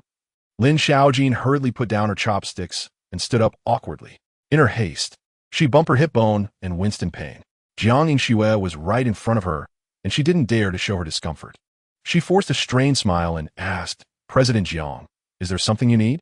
Looking at Jiang Yingxue, Lin Xiaojin couldn't help but sigh from the bottom of her heart. No wonder everyone said Jiang Yingxue was the most beautiful woman in Yunhai City. After all, President Jiang was truly stunning. In a fitted blazer and a bodycon skirt, her graceful figure was highlighted perfectly, her curves accentuated. Those sheer black stockings wrapped around her legs, not at all frivolous, instead making her long, slender legs appear even more so. Standing in front of President Jiang, Lin Xiaojin felt like an ugly duckling, unable to lift her head. Jiang Yingxue frowned slightly, looking at Lin Xiaojin and coldly asked, Who are you? Lin Xiaojin quickly replied, My name is Lin Xiaojin. I am an intern in the Operation and Maintenance Department of Qin Yintian. Intern? Just graduated from university? Jiang Yingxue's beautiful eyes narrowed, slim and glowing white. Her collarbone was exquisite.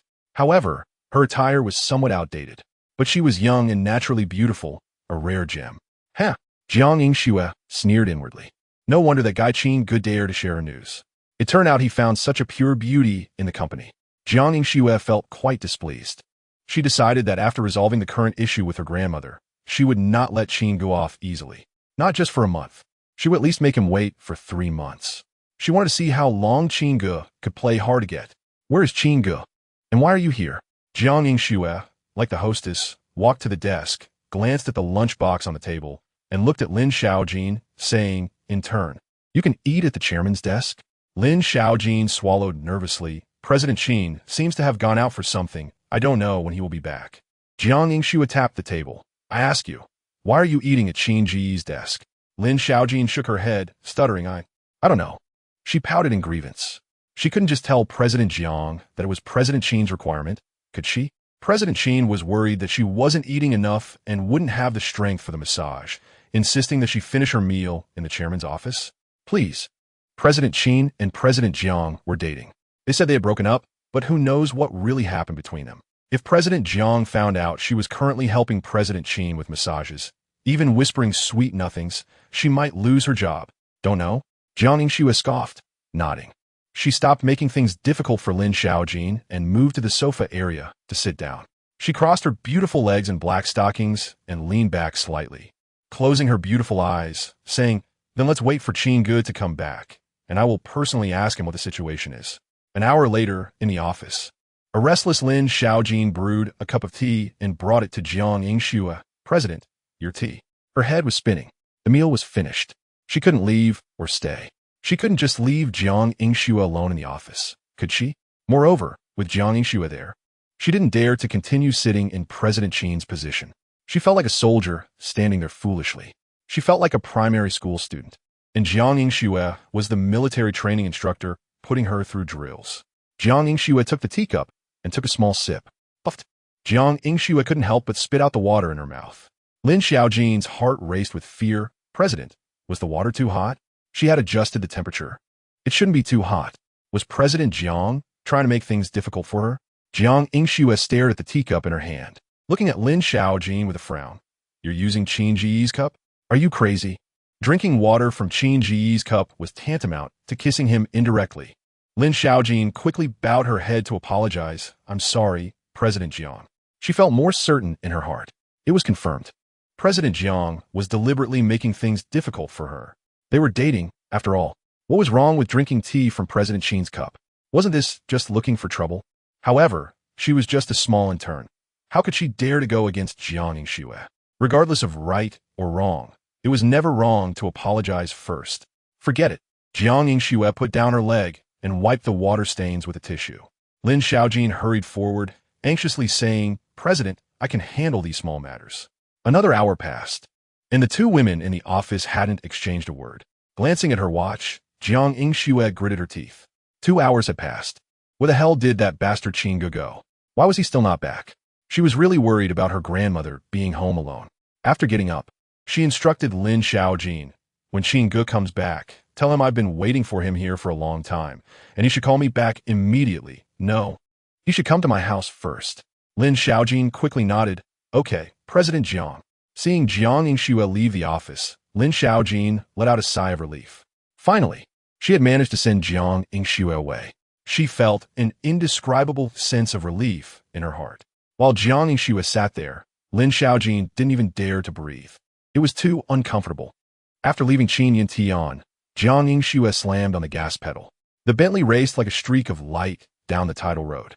She honked her horn angrily, fuming in the car. "Qin Ge, you bastard, you jerk, deliberately trying to make me angry while my grandmother is here. If anything happens to my grandmother, I, Jiang Yingxue, will never let you go." If there was even the slightest issue with her grandmother's health, Jiang Yingxue would never forgive Qin Ge for the rest of her life. No matter how much he apologized or tried to make amends, she would never give him another chance. Returning to Yinshan Villa, Jiang Yingxue parked the car by the roadside and hurried back home. Before she even reached the living room, she urgently explained, "Grandma, I went to Qin Ge's company, but he went out for a big business deal and couldn't leave for a while." On the way back, she had already thought of her excuses. First, she needed to calm her grandmother's emotions. But when she walked into the living room and saw Qin Ge sitting next to her grandmother, Jiang Yingxue's mouth dropped open in surprise. Her small mouth wide enough to fit a cherry. Chapter 13 Miraculous Recovery shows its power originally sitting on the sofa with a beaming smile while holding Qin Ge's hand. Grandma Wang's expression suddenly changed to one that was somewhat unnatural upon hearing Jiang Yingxue's words. Jiang Yingxue's heart sank. She regretted not slapping herself. It's over. This excuse is too absurd. She just said Qin Ge was in business, and the next second, Qin Ge appeared right beside Grandma. It was a slap in her face. The key was that Grandma was exceptionally smart and must have guessed something. Jiang Yingxue glared at Qin Ge sitting on the sofa, clenching her small fists in frustration. It's all Qin Ge's fault. This guy did it on purpose. He deliberately ignored her messages and didn't discuss it with her. And now, he was watching her embarrass herself in front of Grandma. Grandma Wang, with a stern face, stared at Jiang Yingxue and angrily asked, "What the hell is going on?" Qin Ge held Grandma's hand and smiled. "Grandma, can't you tell? We were actually planning to give you a surprise, but Xiaoxue drives slowly. So I arrived first and couldn't help but come to see you, which led to this situation." Grandma turned to Qin Ge, her face filled with a kind smile. "Really?" Qin Ge nodded earnestly. "Of course it's true. It's been 31 days, 9 hours, 28 minutes, and 7 seconds since I last saw you, Grandma. Grandma was amused by Qin Ge's few words and chuckled. She held Qin Ge's hand, her eyes full of affection. My Qin Ge's mouth is like it's smeared with honey. You wouldn't be lying to Grandma, would you? Qin Ge shook his head vigorously. Of course not.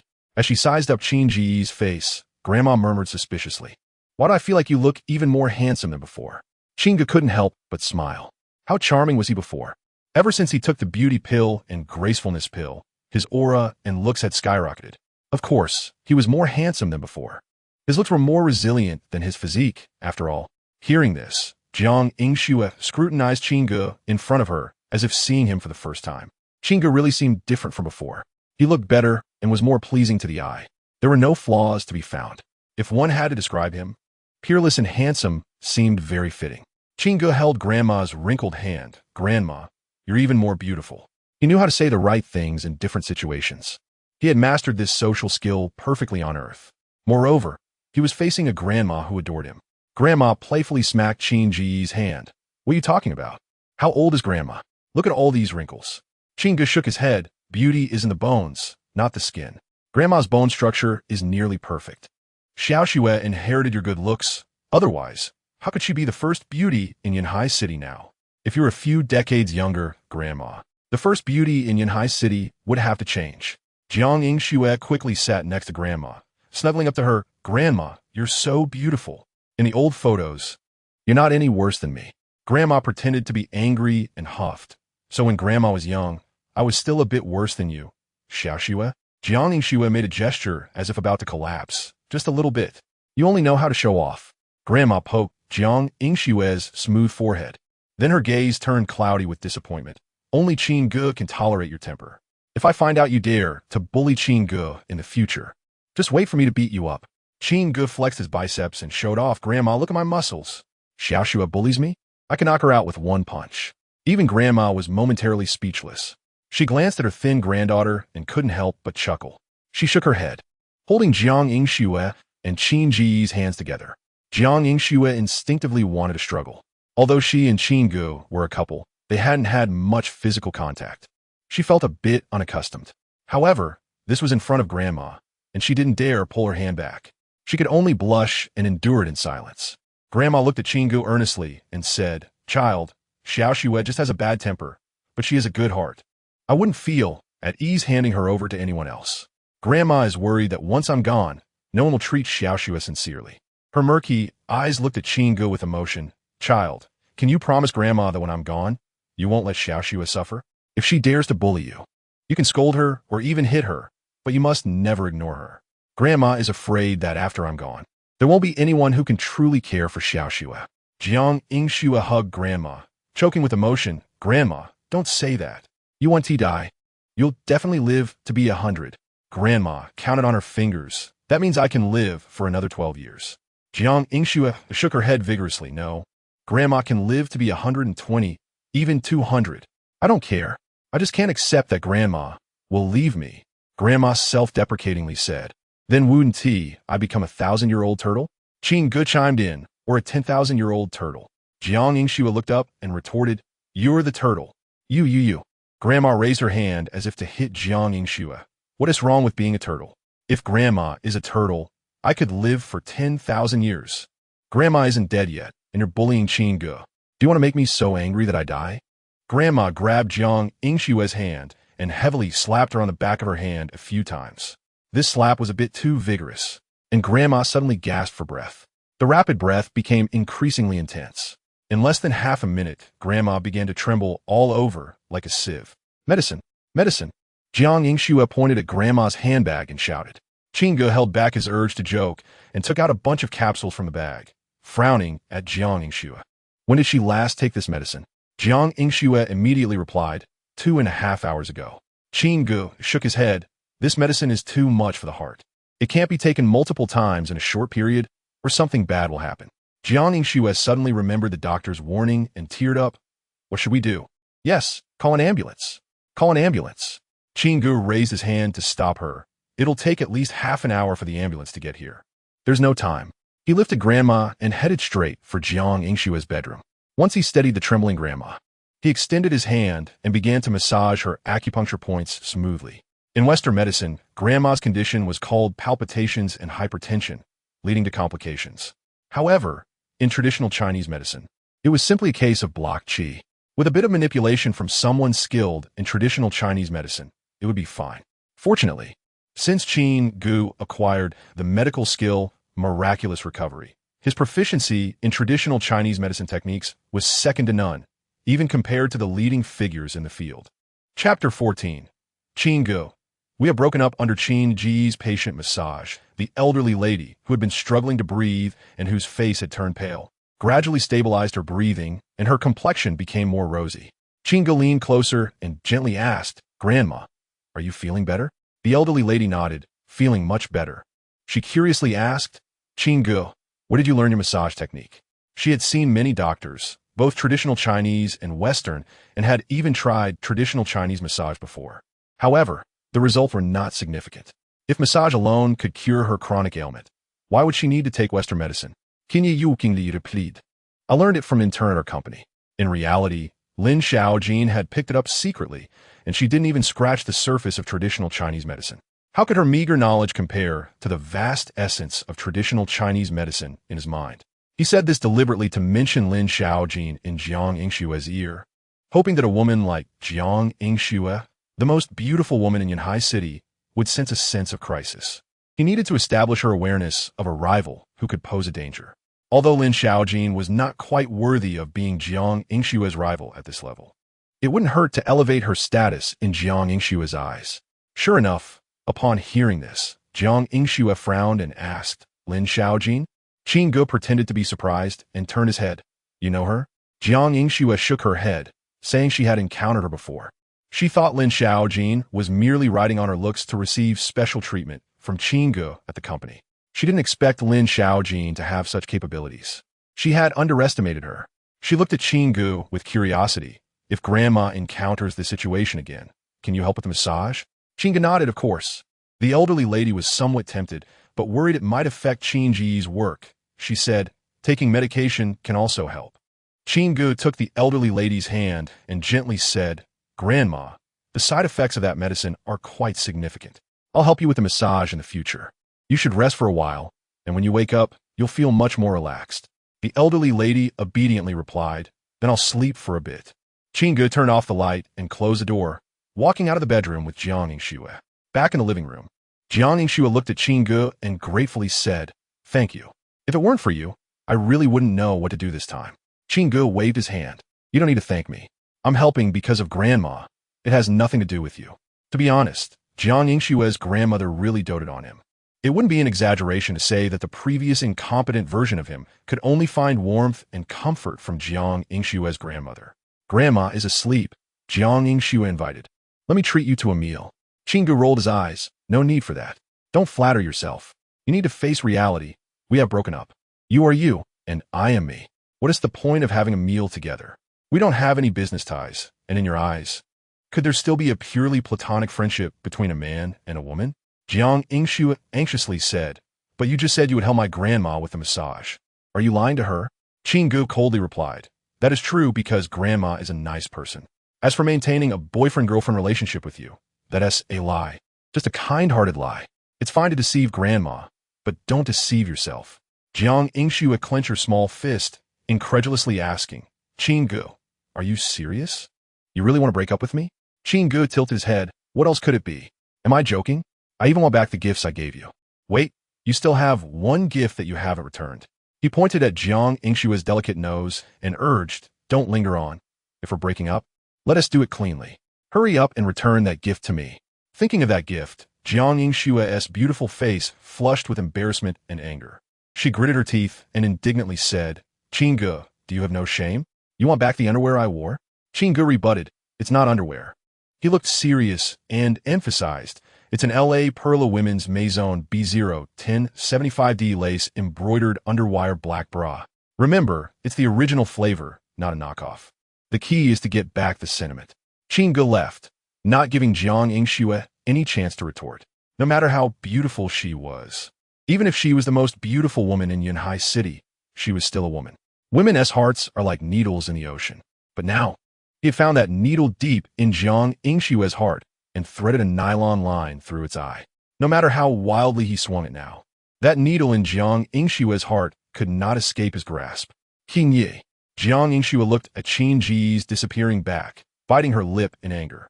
She had only rejected his proposal, not said anything about breaking up. How could he just end things like that? And he even changed the company name to Qin Yin Tian Cheng. Is he serious? Isn't it just a breakup? Does she, Jiang Yingxue, not want to? Does he think she would be afraid, that she would be reluctant, that she would not be able to accept it? Jiang Yingxue clenched her small fist, angrily grinding her teeth. If it's a breakup, then so be it. Qin Ge, you will regret this. By then, even if you come back to chase me, I want to agree to your pursuit. I, Jiang Yingxue, will never look back. Qin Ge, you brought this upon yourself. Just wait to regret it. Ding. The fated woman Jiang Yingxue feels angry towards the host, rewarding the host with 1,000 villain points. Ding. The fated woman Jiang Yingxue feels extremely humiliated towards the host, rewarding the host with 2,000 villain points. Ding. The fated woman Jiang Yingxue feels a bit regretful towards the host, rewarding the host with 12,000 villain points. Hiss. Even sitting in the Bugatti Chiron, Qin Ge couldn't help but shake his hand upon hearing the system's prompt, almost spilling his drink. Was this really happening? She was already starting to regret it. Moreover, just a bit of regret actually provided 12,000 villain points. This regret was way too valuable. With the generous rewards in hand, Qin Ge became even more determined to make Jiang Yingxue feel both ecstasy and agony. He waved his hand and placed all his bets on the lottery. Little Bird Vodka, he went all in. Ding. Congratulations to the host for receiving a body-strengthening pill 1. Ding. Congratulations to the host for participating in the lottery. Ding. Congratulations to the host for participating in the lottery 2. Ding. Congratulations to the host for participating in the lottery 13. Ding. Congratulations to the host for receiving a body-strengthening pill 2. Ding. The host failed to hit the target in 13 consecutive draws, triggering the great safety net divine ability. Congratulations to the host for obtaining Gun Fu. This divine ability activates automatically, allowing the host to master all modern firearms comprehensively, and the bullets fired can curve. Directed by the host's consciousness. What the hell? Gun Fu? The bullets can defy the laws of physics and curve. There's such a divine ability? Qin Ge was greatly astonished. Does that mean the bullets he shot could enter through one end and come out the other? They might not kill, but they could definitely disgust someone. Qin Ge swallowed the 2 body-strengthening pills he had just obtained and then opened the panel. System Character Panel. Host. Qin Ge Villain Value Balance. 0. Title. Suit Thug Physique. 182 Charm. 99. Appearance 25. Temperament 25. Physique 25. Wealth and Character 24. Supernatural Powers. Survival. Gunfighting Technique. System Space. None. System All. No Goods TSK. With a physique of 182 points under the boost of the Suit Thug title. My explosive combat power can reach up to 273 points. Even Chun Yuan, who has come down the mountain, is probably not my opponent anymore. Qin Ge shook his head. He couldn't be careless. The child of destiny is unpredictable and might break through in a crisis. The greater the gap, the safer it is. In the supernatural powers section, there is currently only one gunfighting technique. It can't even be called a supernatural power compared to miraculous recovery. However, bone white meat sounds more impressive than gunfighting technique. But this requires further effort. Strive to change Lin Xiaojin's impression of him. Moreover, the supernatural power immunity to all poisons from the betting agreement will be obtainable after midnight tonight. Driving, Xiao Yingzi looked ahead and asked President Qin, "Are we going back to the company?" Qin Ge shook his head. "Let's go to the manor." "Did you deliver the letter I asked you to?" Xiao Yingzi nodded. "It's already delivered." Qin Ge rolled down the car window, extended half a palm, gently caressing the cool breeze flowing past his fingertips, looking at the endless stream of skyscrapers outside, and softly said, "Let her come to the manor to see me." Chapter 15, The Mystery of Qin Huanhuan's Background in Yunhai City. If one were to mention the most expensive real estate, it would undoubtedly be the Yinshan Villa area where Jiang Yingxue resides. The price per square meter reaches over 150,000. Moreover, the minimum area for each villa exceeds 662 square meters. This means that even the cheapest villa in Yinshan is worth over 100 million. However, when it comes to the most expensive real estate in Yunhai City, Yunshan Villa can barely make it into the top 3. The most expensive is undoubtedly Yunding Manor. The vast Yunding Manor is located in a bustling area, resembling a series of palaces. Passers-by might even mistake it for a group of ancient buildings that are not open to the public. To purchase a manor here, one must be a person of high status. The key point is the word expensive. Most residents are prominent figures who have retired from the capital city, enjoying their later years here. If a certain wealthy individual were to settle in Yunding Manor, the first thing they would do is to cultivate connections with the powerful. The networks here are invaluable. However, Qin Ge had no thoughts in that direction. No matter how distinguished these powerful figures were, they could not compare to his own background. Indeed, there is a helipad, a golf course, and even a horse racing track, with a full range of facilities. Qin Ge strolled around his manor, nodding in satisfaction. In reality, he couldn't help but complain inwardly. Damn it, is it really possible to build a house like this? In his previous life, he had already amassed considerable wealth. He owned at least 8 villas, swimming pools, gyms, tea rooms.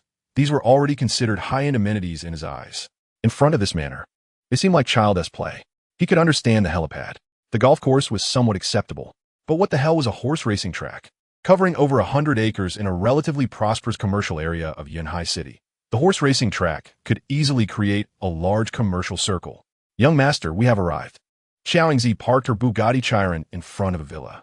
Qin Ge rolled his eyes. This is the security room. Huh? Xiaoingzi exclaimed in surprise.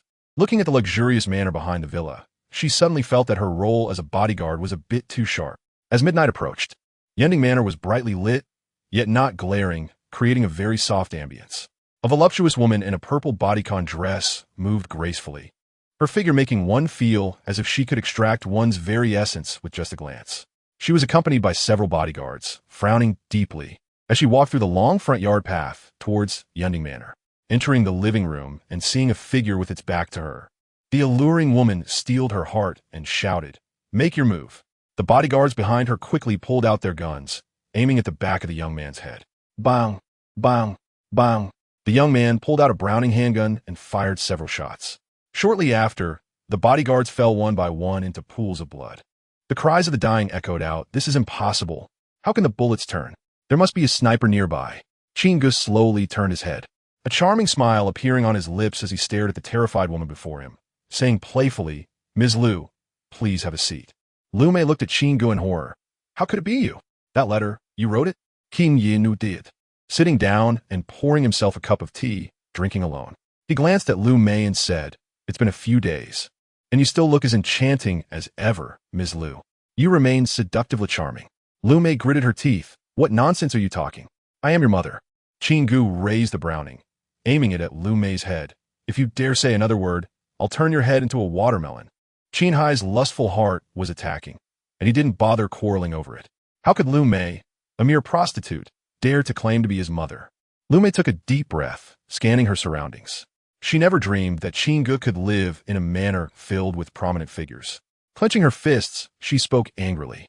"Where did you hear those rumors? If your dad finds out, he will be furious." "Rumors?" Qin Ge chuckled. "I don't think so. Ms. Liu, should I call you doesn't eat cilantro or loves cilantro? Why are you so afraid to admit your past?" Lu Mei's heart tightened, and she snapped back angrily. "Qin Ge, what are you talking about?" She was panicking inside. The letter had mentioned things that made her tremble. Yes, she had indeed been a mistress before, and she had been kept by no less than 100 men. But that was over 20 years ago. She had already washed her hands of that life. Many of the wealthy men she had entertained were long dead. Why? How could Qin Ge, who hadn't even been born back then, know these things? Know her online aliases? One doesn't give up until one sees the Yellow River, right? Qin Ge shook his head disinterestedly, tossing a stack of photos onto the table. The photos were all of Lu Mei engaging in intimate acts with different men, her cheeks flushed with seduction. Gulp. Lu Mei looked at the faces imprinted in her memory. Swallowing hard. "Ms. Liu, Qin Huan and Qin Zhou are not of the Qin family as bloodline, are they? Although the paternity test results surprised you, you should know that the timeline doesn't match." Qin Ge's smile grew increasingly sinister. Lu Mei's gaze gradually dimmed. "I understand." Qin Ge was surprised. "You understand? You figured it out without me saying my purpose? You understand?" Lu Mei nodded, then stood up, swaying her voluptuous waist as she approached Qin Ge. Squatting down in front of him, She gathered her long hair into a bun and began to unbuckle Qin Ge's belt. Don't be shy. Lu Mei raised her alluring face. At over 40, she maintained her figure like someone in their 30s. She licked her red lips and said to Qin Ge, Mom will satisfy you. Bang! Qin Ge punched her, shattering her porcelain teeth. Even then, he was not satisfied. He stomped on Lu Mei's breast implant, causing one to burst. Qin Ge frowned. Did you think I was joking earlier? How dare you disrespect me?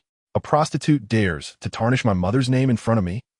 Lu Mei screamed in agony, blood pouring from her mouth. W, what do you want? No matter the method, she had to calm Qin Ge down. She had deceived Yunhai terribly. If Yunhai knew the truth, he would surely tear her apart and feed her to the fish. Qin Ge spoke coldly. Getting straight to the point, I want the black jade fracture ointment in Qin Huanhuan's possession. He broke Qin Huanhuan's leg to obtain the secret black jade fracture ointment from her master. This stuff could reshape bones and tendons, which would be of great help to Lin Xiaojin's mother's disability. His current medical skills, miraculous hands, were still not capable of regenerating broken bones. And even compared to the legendary Chen Yuan, who dominated the Chinese medicine field, he was slightly lacking. To surpass Chen Yuan's medical skills, he had to win the third betting agreement and obtain the miraculous meat white bone. Clearly, this method and purpose conflicted, so he could only rely on external help. The black jade fracture ointment from Qin Huanhuan's master was the best support. Lu Mei covered her bleeding mouth. There's nothing left. Qin Ge stared at Lu Mei's figure and sneered. What else could it be? Are you planning to take down the Qin father and son? His secretary in his previous life was an unmarried young lady. After becoming the villain, could her perspective really regress? Lu Mei stumbled to her feet, one hand covering her mouth and the other covering her chest. I'll go back and bring this to you. Qin Ge looked at Lu Mei's embarrassed figure and, what happened tonight? Not a word should be mentioned in front of Qin Huanhuan and Qin Zhou. If you dare to even think about bringing it up, the photo will appear in front of Qin Hai the next second. He didn't want Qin Huanhuan to know the truth right now. After all, she was the daughter of fortune, and she would be of great use to him in the future. Chapter 16, Is this massage fee serious? It wasn't until Lu Mei walked far away that Qin Ge slowly withdrew his gaze. With such a person, he could easily kill her with a wave of his hand. However, it wasn't the right time to act, to avoid alerting the Qin family's mixed breed. Qin Huanhuan and Qin Zhou still had significant roles to play later on, which would benefit him greatly. For now, he couldn't learn the truth, as it would affect the original plot development, which wasn't friendly to him as the prophet. As for the photos of Lu Mei from her previous time as an escort, naturally, they were obtained by Xiaoingzi. He knew Lu Mei's past, but didn't have the photos. The Li family did. The Li family had investigated Lu Mei's past thoroughly. It's not an exaggeration to say that they knew every single detail about her. They even manipulated quite a bit. As for Qin Zhou and Qin Huanhuan, they had no resemblance to him as the eldest son, nor did they bear any resemblance to Qin Hai. How could Qin Hai not be suspicious? The head of a family with 100 billion fortune couldn't be that dim-witted. He must have done countless paternity tests privately.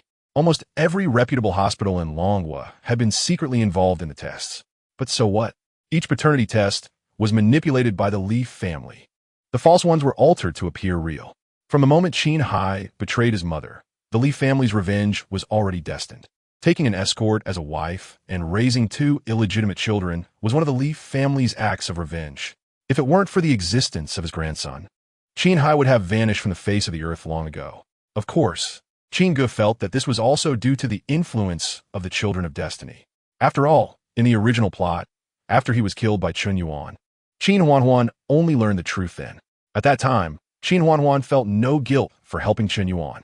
But now, he could be more ruthless in dealing with Qin Huanhuan. Not family? Anything goes. Ingza, Qin Ge shouted towards the door. Xiao Ingzi walked out from the stairwell. Mr. Qin, is there something you need? Qin Ge pointed at the body of the bodyguard on the floor, drag it out, and clean it up. He then pointed at the sofa Lu Mei had sat on. Get rid of all of this and replace it with a new set. Also, Qin Ge ordered. Every place Lu Mei has touched, every floorboard and tile she walked on, replace them all. Qin Hai didn't mind Lu Mei. He did. After giving his orders, he stood up and walked upstairs while messaging Lin Xiaojin. Location, depraved map. Arrive at the location within an hour. After 12 o'clock, he would conduct another financial transaction to gain a supernatural ability invulnerable to poisons. He was looking forward to it and didn't want to waste time. Lin Xiaojin almost replied in seconds. Mr. Qin, I'm already asleep. Qin Ge threatened. Lin Xiaojin. You wouldn't want everyone in the company to see the video of you as a thief, right? If you don't arrive in an hour, be ready to sign your resignation letter tomorrow. Lin Xiaojin quickly replied with a long string of messages. Mr. Qin, I'm going, okay? Mr. Qin, I'm already up. Mr. Qin, it's really dark outside. Mr. Qin, I'm really far from you. I can't get there in an hour. Mr. Qin, could you give me 2 hours? Qin Ge rolled his eyes, lying on a soft big bed, unable to help but laugh. Are you kidding? Don't you know how to take a taxi? I'll reimburse you. Lin Xiaojin replied instantly, but Mr. Qin, I can't get a taxi here. I have to walk quite a distance to catch one. Can I take an hour and a half?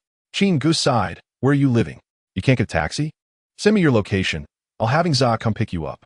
Lin Xiaojin sent her location, 1000 degrees map. Qin Ge sent a message to Xiaoingzi, then put his phone aside, stretched out his limbs, and lay in a star shape. Late at night in Yunhai City, the traffic was still considerable. But Xiaoingzi was an excellent driver, and within half an hour, she had picked Lin Xiaojin up and brought her to Yunding Manor. From the front yard to the manor, Lin Xiaojin felt like she had entered a grand garden. It was the first time she had seen a villa with cars driving around in the yard. It wasn't even portrayed like that on TV. She knew Mr. Qin was wealthy, but she didn't expect him to be this extravagantly rich. Mr. Qin. Lin Xiaojin walked into Qin Ge's bedroom, looking at the room larger than her house, and swallowed hard.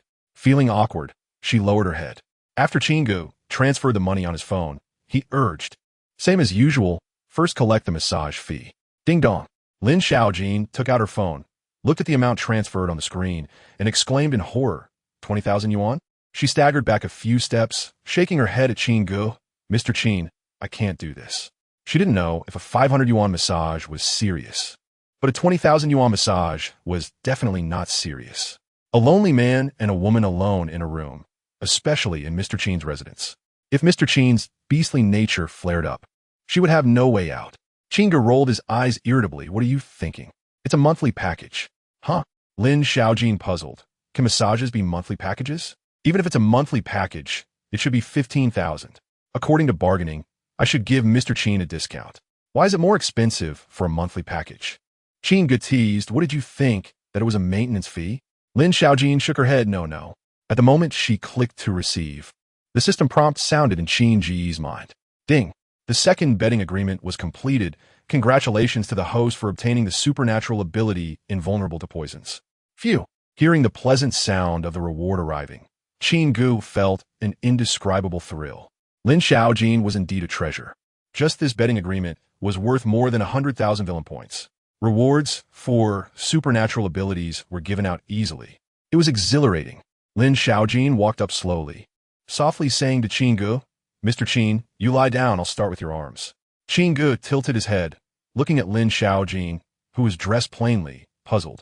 You're wearing this to give me a massage? Don't you have any sense of propriety? Change your clothes first. Lin Xiaojin mumbled nervously, Mr. Qin, it would take time for me to go back, and I don't have any other clothes at home. Qin Ge smirked slightly. I have some. He picked up the remote control from the headboard and pressed a button.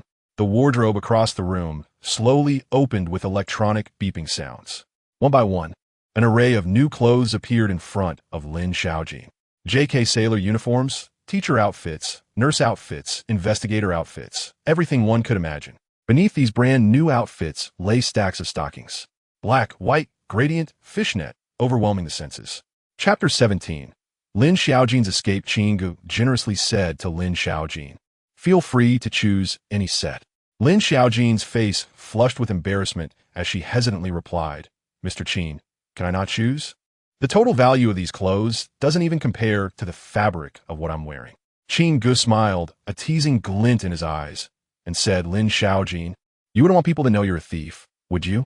Lin Xiaojin bit her lip and chose a set with the most fabric, saying, I'll pick this one. Qin Ge nodded, the JK sailor uniform with white stockings. You can go change now. Lin Xiaojin retorted, Mr. Qin, I chose that black leather outfit. I know. Qin Ge emphasized, what would I pick for you? Lin Xiaojin felt like she was about to explode. She was told she could choose, but now he wasn't considering her opinion at all. Why even let her choose? Angrily, Lin Xiaojin didn't dare to argue further. Under Qin Ge's urging, she awkwardly carried the pieces of fabric into the next room to change. After a good 15 minutes, Lin Xiaojin entered Qin Ge's bedroom, arms crossed. Looking timid, Under the bright lights, wearing the blue and white sailor outfit, she appeared particularly pure and lively. The pure white stockings added a touch of softness to her slender legs. Coupled with her flawless, unadorned face, even Qin Ge, who had high standards, couldn't help but nod in approval. Qin Ge, with a serious expression, looked at Lin Xiaojin, who was hunched over, and said angrily, "Were you hiding in your arms? Still stealing?" Lin Xiaojin's cheeks turned red with embarrassment as she rebutted, "I didn't steal anything." Qin Ge scoffed, "Since it's not your first offense. Come here and let me check." Nervously, Lin Xiaojin held her arms tighter against her chest, gritting her teeth, and said, "Mr. Qin, if you keep bullying me, I'm leaving." Qin Ge rolled his eyes, "Just joking. We're all familiar with each other. Can I even make a joke?" Lin Xiaojin didn't respond. She didn't feel like Qin Ge was joking. She was sure that if she approached him, he would definitely take advantage of her again. She was certain that the previous time she was caught at the company, it was intentional on his part. It was just to take advantage of her.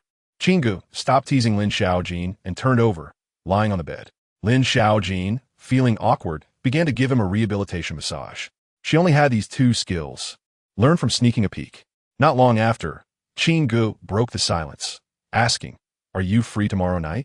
Lin Xiaojin felt that Qin Ge had ulterior motives and quickly shook her head. "I'm busy. I have other things to do." Qin Ge smiled. "We're working overtime tomorrow night." Lin Xiaojin pouted in grievance, her small feet stomping harder, venting her frustration as if she wanted to stomp Qin Ge to death. She couldn't argue against the straightforward fact of working overtime. Qin Ge tapped her white stockinged leg, reminding her, "Make sure to dress nicely tomorrow night." "Forget it. You probably don't have many clothes. I'll take you to buy a couple of outfits for engagement party." The engagement party was for a woman with great fortune among the skilled fighters, and she was also the daughter of the richest man in Yunhai City. Most importantly, it was also the first appearance of the fortunate son, Chen Yuanshu.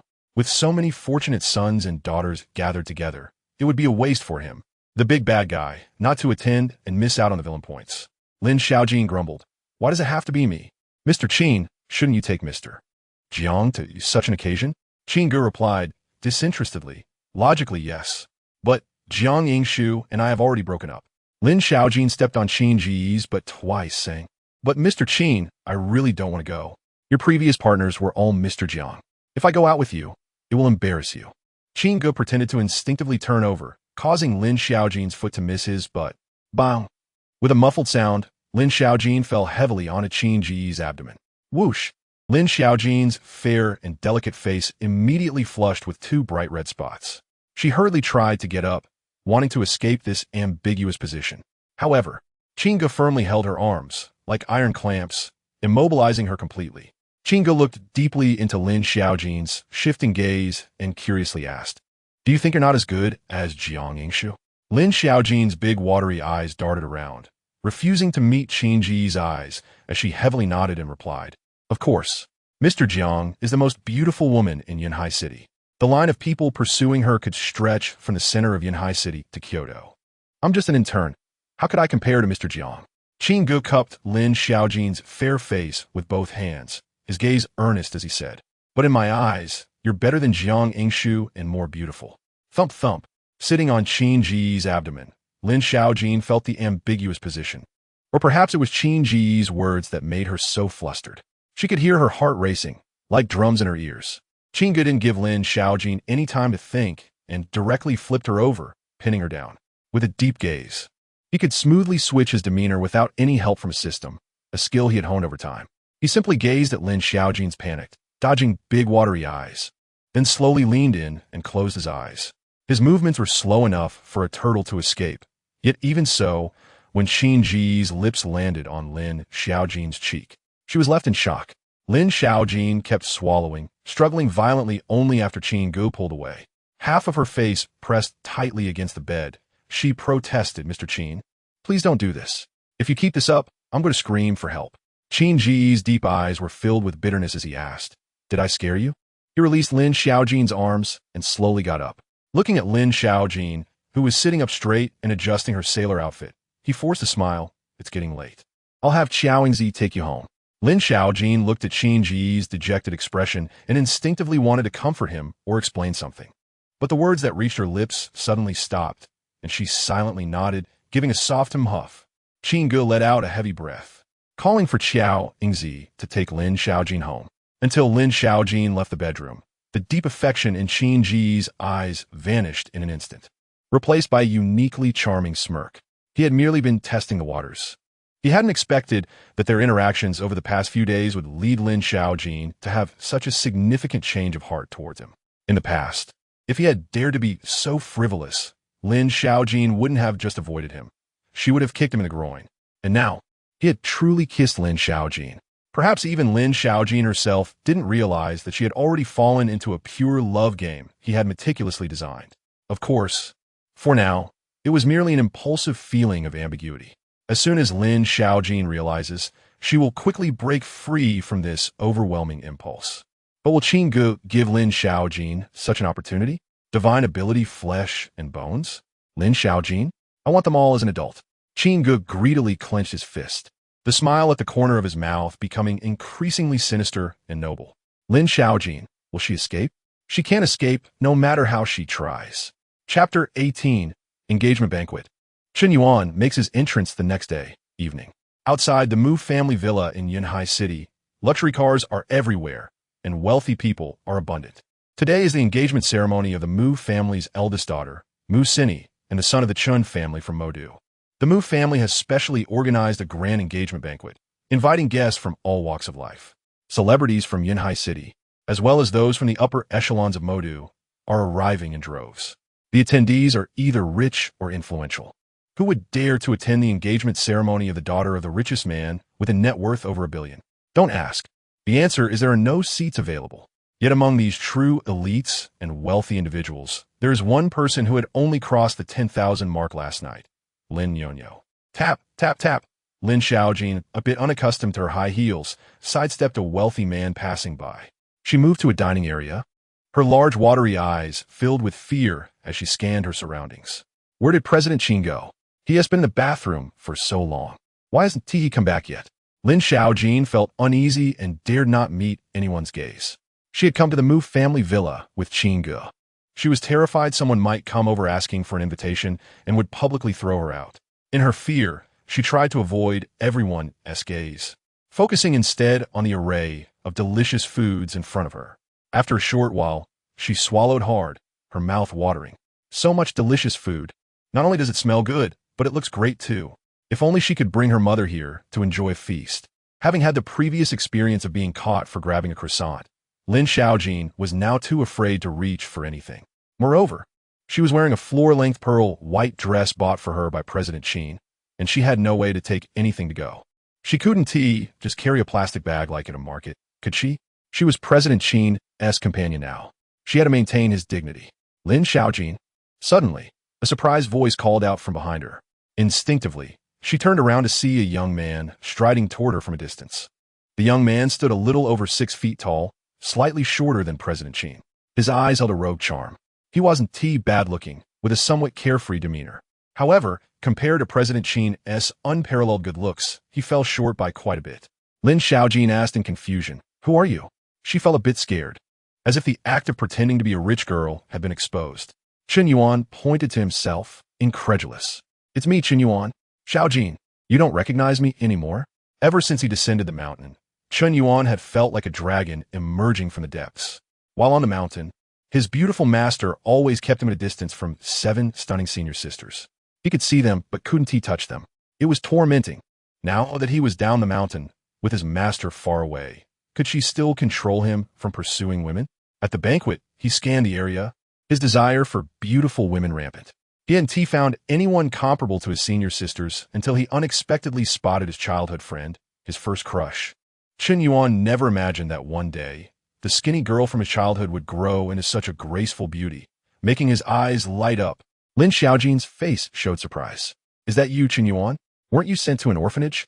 In her memory, the grown-up Qin Yuan overlapped with the childhood neighbor she once knew. However, after a family incident, he had been sent to an orphanage, and she hadn't seen him since. "No, I didn't go to an orphanage. It's a long story. By the way, don't you live in the same place anymore?" Qin Yuan shook his head.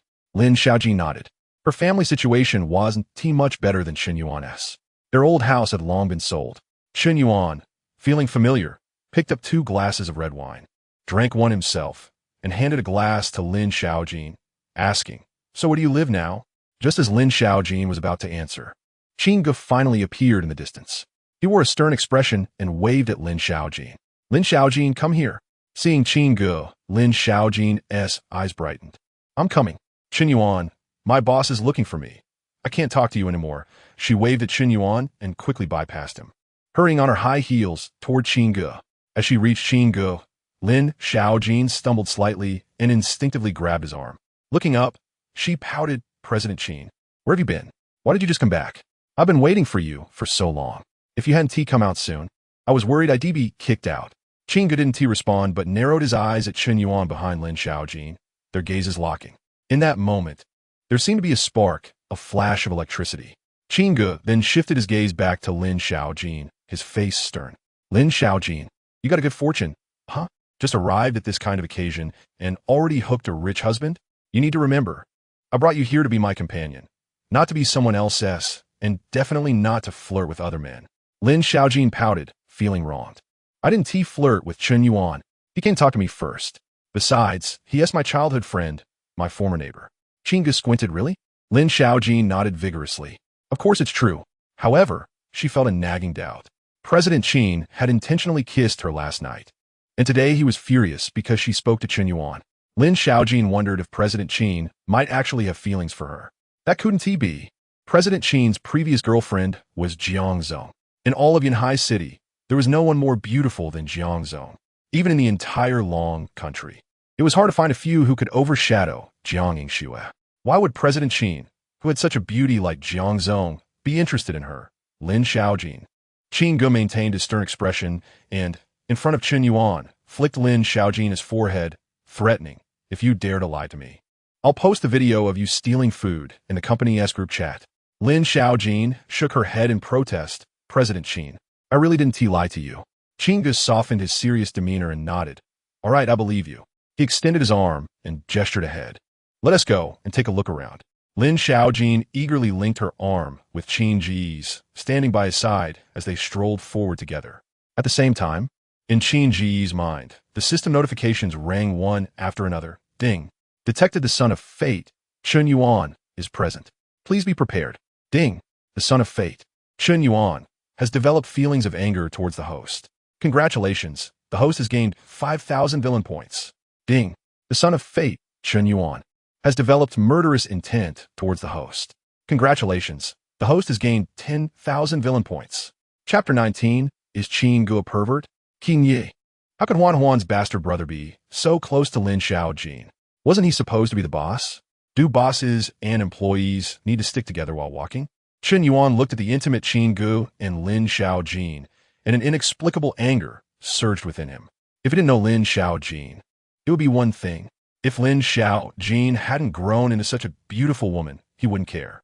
But now Lin Xiaojin was stunning, not inferior to any of his 7 senior sisters. Moreover, he had grown up with Lin Xiaojin as childhood friends. It was like waiting for the blooming blue lotus, only to have it picked by someone else right as it matured. How could he not be angry? Just then, a series of gasps of amazement erupted at the entrance of the villa. Qin Yuan quickly turned to look. With just one glance, he was captivated by Jiang Yingxue, who walked into the villa.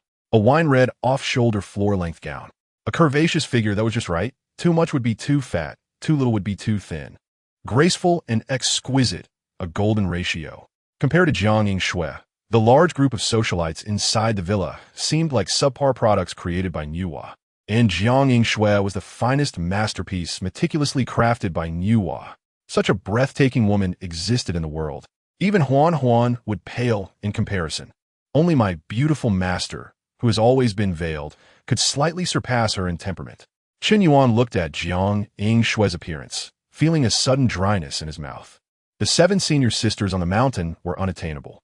Even after coming down the mountain, he didn't dare to disturb them too much. But Jiang Yingxue was different. She was just a city beauty in Yunhai City. Even if he developed a relationship with her, the master wouldn't know, nor would she blame him. Thinking of this, Qin Yuan hurriedly stepped forward and approached Jiang Yingxue, proactively introducing himself. "Miss Jiang, hello. I'm a specially appointed bodyguard of the Mu family. Nice to meet you." Bodyguard? A mere bodyguard dares to act presumptuously in front of Miss Jiang? Get lost. Some men at the banquet immediately mocked Chen Yuan coldly. Chen Yuan didn't take it to heart. In his eyes, these wealthy men were as fragile as ants. He could crush them with a single finger. He just stared at Jiang Yingxue and smiled. I wonder if Miss Jiang is interested in Qin Ge?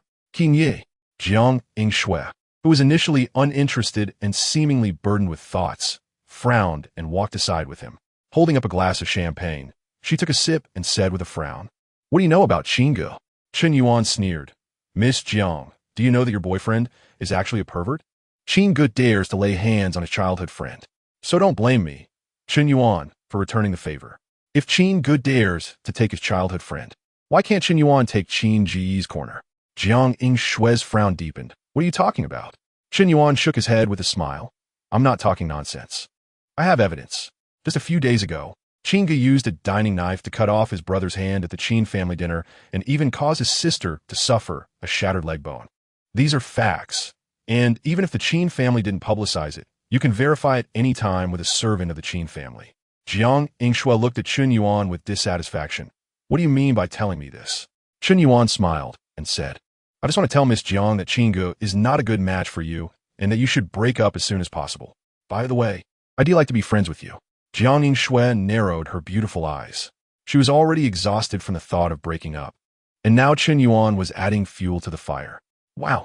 Jiang Yingxue raised her hand and splashed the wine from her glass all over Chen Yuan's face, angrily scolding, "What does it matter to you whether I break up with Qin Ge or not?" All eyes at the banquet turned toward this scene, looking at Chen Yuan, the arrogant little bodyguard, with mockery. How proud was Jiang Yingxue? The most beautiful woman in Yunhai City was not easy to pursue. Over the years, only Qin Ge had managed to win her heart. How could a nobody like Chen Yuan think he could have a chance? Chen Yuan wiped the wine from his face, trying to suppress his rage, and forced a strained smile. "Miss Jiang, I just want to be friends with you. Just ordinary friends." "Wow." Jiang Yingxue picked up a glass of champagne and splashed it on Chen Yuan again. Her brows were tightly knitted. In her mind, she inexplicably recalled Qin Ge's earlier words. Could there really be pure friendship between men and women? She gritted her teeth and emphasized to Chen Yuan, "Keep your dirty thoughts to yourself. There is no such thing as ordinary friendship between men and women. And just look at your character. Despicable and disgusting." After scolding Chen Yuan, Jiang Yingxue proudly raised her white neck, like a noble swan, and walked past him, leaving Chen Yuan standing there, gritting his teeth. Watching Jiang Yingshue's smooth and beautiful back, clenching his fists, silently swearing, "Jiang Yingxue, I will make you regret this." TSK, Qin Ge, who was hiding in the corner and watching the show, couldn't help but marvel. Jiang Yingxue might not be good at being a person, but she sure was skilled at scolding. "Well done." Qin Ge turned to look at Lin Xiaojin, who was watching with him, and said playfully, "Your childhood neighbor is quite bold, daring to flirt with Jiang Yingxue in public. Could it be that he wants to take revenge on me for stealing his childhood sweetheart?" A large group of young masters from the magical city chimed in. What President Qin said makes sense. This little bodyguard doesn't even take a look in the mirror to see his own worth.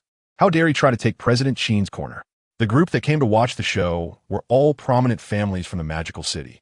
Their families had spent a lot of money to learn some news about Qin Ge, and they arranged for these young masters to seize the opportunity at the banquet to get to know Qin Ge. Qin Ge straightened his face, to be precise. "I've already broken up with Jiang Yingxue. She no longer counts as my corner." Several young masters from the magical city nodded in agreement.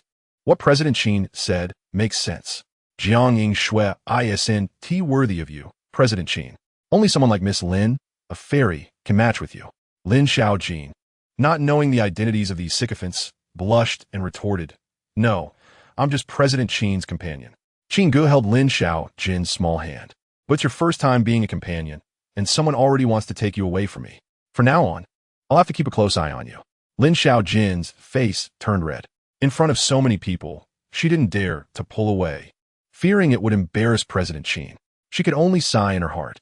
Having followed President Qin from the beginning to the end, Lin Xiaojin was well aware of Chen Yuan's intentions. She wasn't foolish. In fact, she was quite smart. With a hint of disappointment, she muttered, "I haven't seen Chen Yuan in many years. I didn't expect him to become like this." Chapter 20, Assassination at the Engagement Banquet. People change. And as long as you see it clearly, you can avoid being deceived in the future. Qin Ge patted Lin Xiaojin's fragrant shoulder, smilingly comforting her. How could he not understand Chen Yuan's personality? They say he's the son of luck, but in reality, Chen Yuan is just a lecher at heart. As soon as he got off the mountain to the train station, he was drooling over those beautiful girls' long legs in black stockings. How could he not be moved when he saw Jiang Yingshui, the most beautiful woman in Yunhai City? Although there were slight changes from the original plot, flirting was still unavoidable. He deliberately brought Lin Xiaojin to see through Chen Yuan's true colors, breaking Lin Xiaojin's preconceived impression. One must not underestimate the impact of preconceived notions. This thing has a huge influence on a person's independent judgment and thoughts. Just like a classic TV drama. No matter how well it is remade, it cannot compare to the first version in people's hearts. Each version has its own divinity. As times change and the subjects of preconceived notions differ, it naturally creates a generation gap among different age groups. In the end, it all boils down to preconceived notions causing trouble. However, now, Chen Yuan's impression in Lin Xiaojin's mind has become irrelevant to him. The little drama has ended, and it was time for the main act. Qin Ge pulled Lin Xiaojin out of the corner. The moment they stepped out, he encountered Jiang Yingshui. However, Qin Ge pretended not to see and walked straight past her, sitting down at a table with Lin Xiaojin. Lin Xiaojin's heart was pounding wildly. Passing by Jiang Yingshui, she felt a fear as if she had been caught cheating with Qin Ge by the rightful owner.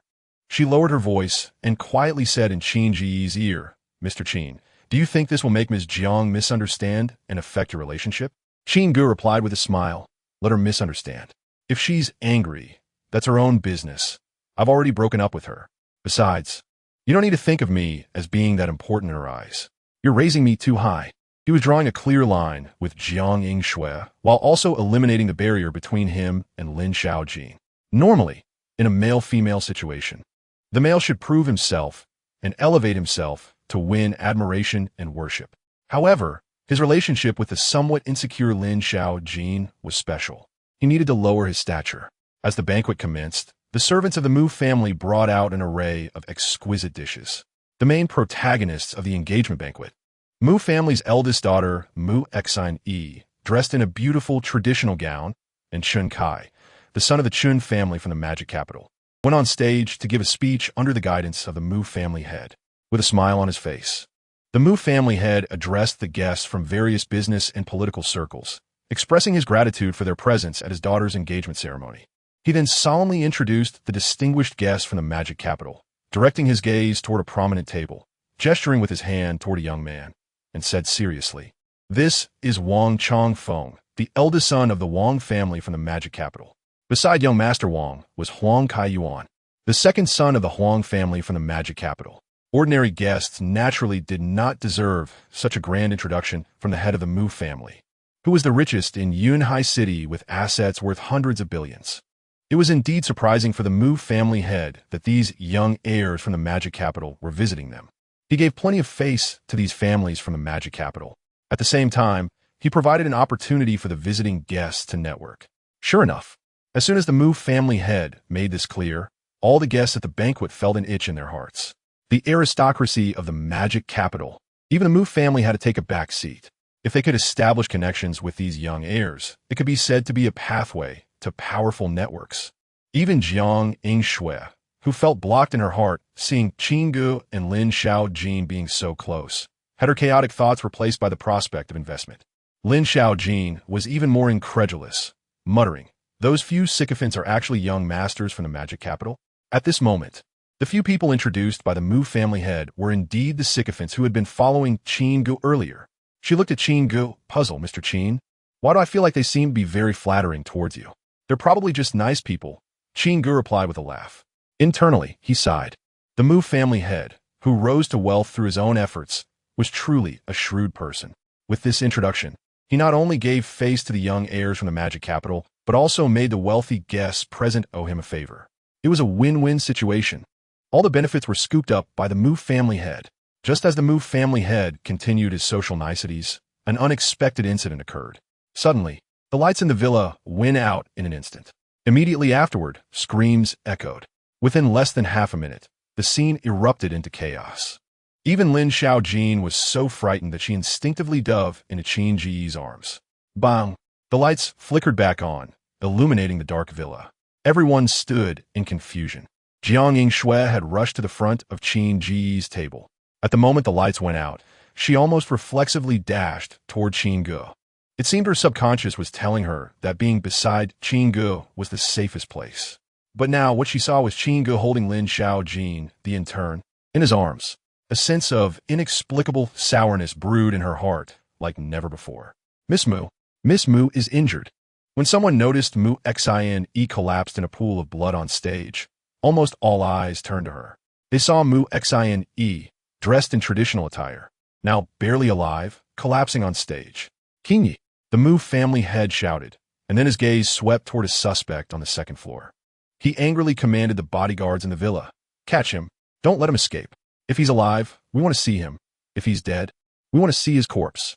Stomp, stomp, stomp. Dozens of bodyguards rushed to the second floor. Among these bodyguards, a young man stood out. It was none other than the son of luck, Chun Yuan. He leaped 3 meters high, as if skilled in lightness skill, and shot toward the suspect on the second floor. They chased after each other. The suspect broke through the window of the corridor on the second floor, and Chun Yuan followed closely behind. "Doctor, get Xin downstairs for treatment," the Mu family head calmly instructed. As the richest man in Yunhai City, in such a situation, there was no need for an ambulance. The Mu family had its own private medical team stationed, and their medical conditions were even more upscale than hospitals.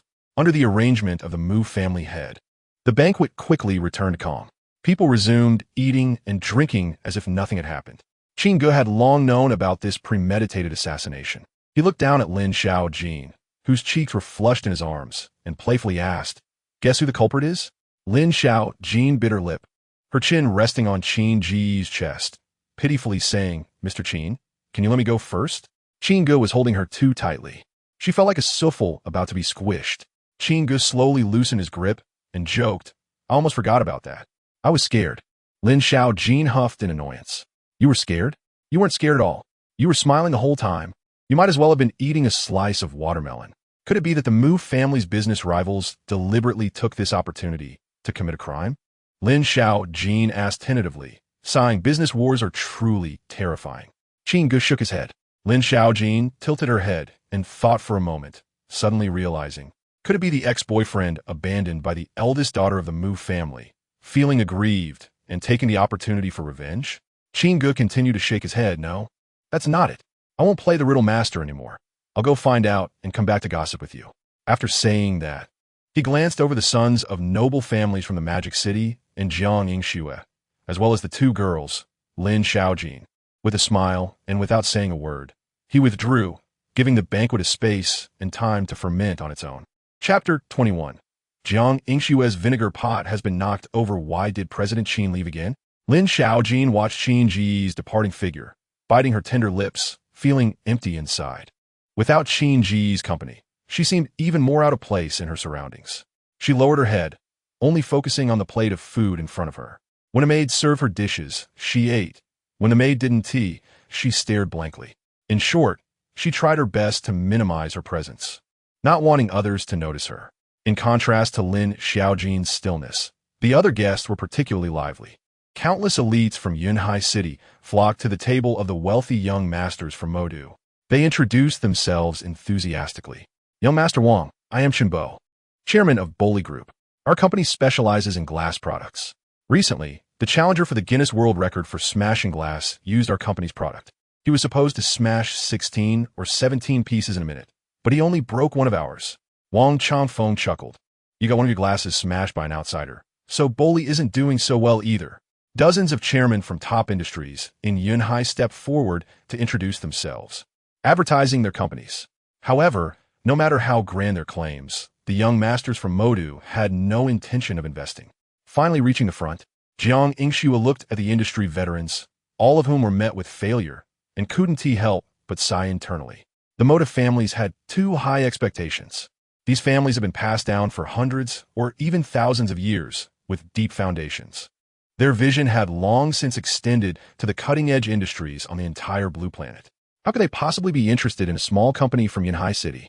Perhaps these young masters had come to Yunhai City merely to give a nod to the city's richest man, the Mu family, without any real intention to invest. As everyone lamented that the young masters from wealthy families could see but not taste, feeling regretful, several young masters led by Wang Changfeng stood up and walked towards Lin Xiaojin. "Miss Lin?" Wang Changfeng said with a flattering smile. Lin Xiaojin kept her head down, seemingly deaf. Huang Kaiyuan chuckled. "Miss Lin, we met earlier." Lin Xiaojin finally raised her head and pointed to herself in surprise. "Are you calling me?" Her eyes were filled with astonishment, as if she were a pawn sent to eliminate Tang Sung and his disciples. Earlier, she had been somewhat anxious, not knowing the identities of the young masters. Now that she realized they were from Modu's wealthy families, she had no intention of engaging in conversation.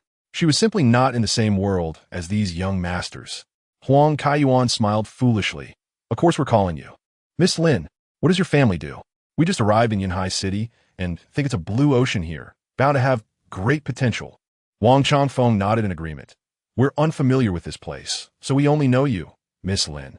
What industry is your family in? We would like to invest in your family's business without interfering in its operations. For the first 10 years, we want to even take dividends." They only knew that Qin Ge had a powerful background, and even their family heads dreamed of befriending him. However, they were too old and couldn't connect with him. Even if they were entrusted with important matters, Qin Ge's company was not something they could meddle in. The combined funds of their families wouldn't even compare to half of Qin Ge's NS wealth. But just because they didn't qualify to invest in Qin Ge's company didn't mean they couldn't invest in Lin Xiaojin's family business. It was a roundabout strategy to approach Qin Ge through Lin Xiaojin. Who knows, they might even be able to hold on to Qin Ge's coattails in the future. If that happened, their status in the family would soar. Lin Xiaojin was bombarded by the young masters and had to speak up. "My dad is a carpenter." Wang Changfeng's eyes lit up. "So you're in the timber business? That's great. The future is bright. Our Wang family plans to invest 8 billion in your family's company. What do you think, Miss Lin?" He looked at her with anticipation. Lin Xiaojin shook her head. "My dad is already gone." Huang Kaiyuan coldly laughed inside, thinking Wang Changfeng had flattered himself too much. With Wang Changfeng's lesson in mind, Huang Kaiyuan sighed and said, "Then what does your mother do?" Lin Xiaojin raised her eyes. "My mom used to tile floors." Huang Kaiyuan exclaimed, "A decoration company? That's great. In the entire Long country, there are nearly 30 billion buildings. Just taking a tenth of that would make you a trillion-level business tycoon. My Huang family plans to invest 10 billion. Is that enough, Miss Lin?" Lin Xiaojin shook her head. "But my mom is now bedridden and can't tile floors anymore." She felt like going mad. What timber business? What decoration company? Her dad used to make cabinets for others. Her mom followed her dad to tile floors. Are they crazy? 30 billion buildings, leaving 10 billion for her mom to tile? Her mom can hardly stand up now. If she heard Huang Kaiyuan's words, she would be scared to death. Hiss. The wealthy people of Yunhai City watching this scene felt the air conditioning in the Mu family villa turn cold. What did they just witness? The young masters from Modu were willing to invest 8 billion in a carpenter and 100 billion in a tiler. It felt like the young masters had been too engrossed in eating when the Mu family head spoke earlier. Now, facing Lin Xiaojin, they appeared humble and flattering. Wasn't he this just trying to curry favor? The wealthy young masters from Modu were trying to please the daughter of a carpenter. Are they out of their minds? Was it because of Qin Ge? Did they want to get close to Qin Ge through Lin Xiaojin because she was his companion? Jiang Yingxue watched this scene, feeling increasingly suffocated. She clenched her small fists, not knowing why she had begun to feel jealous of Lin Xiaojin. At this moment, these wealthy young masters should have been trying to please her, not Lin Xiaojin. She, Jiang Yingxue, was Qin Ge's girlfriend, not Lin Xiaojin. Why did outsiders think that getting close to Lin Xiaojin would earn Qin Ge's favor? In others' eyes, was Lin Xiaojin more important to Qin Ge than her, Jiang Yingxue? At this moment, Jiang Yingxue had completely lost any thoughts of attracting investments and was no longer curious why the wealthy young masters wanted to get close to Qin Ge. She was just indignant and furious. Any deed Qin Ge had done for her could crush Lin Xiaojin to dust. How could Qin Ge possibly like Lin Xiaojin more than he liked her? Ding! The system prompt sounded in Qin Ge's mind as he left the banquet hall.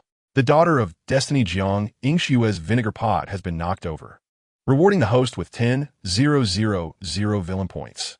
Qin Ge raised the corners of his mouth and murmured, "Is she jealous already? This is just the beginning. The real show is yet to come." However, Tonight's protagonist was not Jiang Xue. He was just taking advantage of the situation to reap some benefits from her. The true protagonist was still lying in the hospital bed. Qin Ge saw several members of the Mu family walking out of Mu Sini's room one after another. He silently slipped in, like a ghost, unnoticed, into the boudoir of the Mu family's eldest daughter, whose engagement had failed that night. Chapter 22. Scheming lowly in her bedroom. Mu Sini finally managed to send her father and Qin Ge away, and the heavy burden on her heart was just lifted. Before she could take a breath of relief, she heard footsteps approaching. Her brows furrowed, and she angrily shouted towards the entrance, "Who is it?" Qin Ge approached slowly with a playful smile. "Miss Mu. Long time no see." On the bed, Mu Sini was still wearing her light pink chihua dress. However, due to her injuries, the lower part of the dress had been cut open. Her smooth, flat abdomen was wrapped in layers of pure cotton bandages, resembling a tight corset. This made Mu Sini's already slender waist appear delicate and fragile. What was most eye-catching was that with such a tiny waist, Mu Sini surprisingly possessed a chest that was even more proud than Jiang Xue's. Moreover, she had a flawless, doll-like face with delicate features and a hint of baby fat on her cheeks. She was a legitimate lowly with a youthful face. "Qin Ge." Mu Sini's brows knitted tightly. "How did you get in here?" The assassination matter was not yet over. Outside her bedroom, there were skilled guards arranged by the Mu family. How could an outsider like Qin Ge sneak in her bedroom? "Get out." Mu Sini scolded Qin Ge with a stern face. Qin Ge ignored her, casually sitting next to Mu Sini and unabashedly pinching her delicate chin, teasingly saying, "Your skin is nice, so smooth and slippery, it feels great to touch." Moxinius Enger Serst. Was she seeing things, or had Qin Ge gone mad? In her Mu family, this guy invading her bedroom was already a huge disrespect. How dare he pinch her chin? Was he looking for death? Qin Ge seemed oblivious to the anger in Mu Sini's eyes. He turned her exquisite face towards him, looking at her flushed face filled with rage, and sneered, "Are you angry already?" Ding. The fortune's daughter Mu Sini has expressed anger towards the host, rewarding the host with minus 2,000 villain points. Ding. The fortune's daughter Mu Sini has expressed extreme embarrassment and anger, rewarding the host with minus 3,000 villain points. Hearing the notification of rewards, Qin Ge couldn't help but smile. Taking advantage of others also had its benefits. The key was that he had initially planned to have a proper conversation. But Mu Sini's resistance reminded him that his main goal as a villain was to mess with people's minds. He almost forgot about the main business. Qin Ge pinched Mu Sini's chin, his smile growing more mischievous. "I guess you want to shout and call for the Mu family's bodyguards, but you're afraid of complications. After all, the assassination matter just passed, and you've managed to temporarily shake off your fiancée Qin Ge. You don't want to make any noise at this crucial moment, fearing that someone will find out that the mastermind behind the assassination is you, Mu Sini, right?" Boom! Qin Ge's words were like a thunderclap, instantly enveloping the furious Mu Sini in a sense of fear. She subconsciously retorted, "What are you talking about? I'm talking nonsense." Qin Ge reached out to Mu Sini's back, accurately finding the weapon she had hidden on her body. Holding the dagger concealed on Mu Sini, Qin Ge said playfully, "From the assassination until now, you haven't had time to dispose of the evidence. Should I call the head of the Mu family and Qin Ge in to verify?" Ordinary people would never think that the mastermind behind the assassination of Mu Sini would actually be her own self. Even someone as shrewd as the head of the Mu family could become ignorant under the lamp. However, Mu Sini could deceive others, but she could never deceive Qin Ge. There was no way. Qin Ge was a cheat. Mu Sini's lowly face showed an expression of fluctuating emotions. Her clear, big eyes trembled violently, but she forcibly suppressed it with extraordinary determination. Mu Sini was indeed a lowly, but she was certainly not a big-breasted, brainless lowly. She was a truly scheming lowly. The anger in Mu Sini's beautiful eyes gradually faded. She stared at Qin Ge in front of her and asked suspiciously, "The assassins I arranged were your people?" Qin Ge shook his head, "Not exactly." Mu Sini frowned in fear. "Then how do you know so much?" She had arranged for her own assassins. Even if Qin Ge tortured them, they wouldn't yield. Qin Ge looked at her with a smirk. "Not only do I know about your assassination arrangement, but I also know why you want to get rid of your engagement with Qin Ge. It's simply because your father wants to send you away, allowing your brother to take over the Mu family's business. However, half of that business belongs to your mother.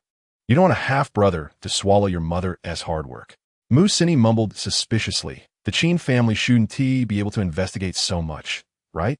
Do you have other forces behind you? Qin Ge rolled his eyes. That's none of your business.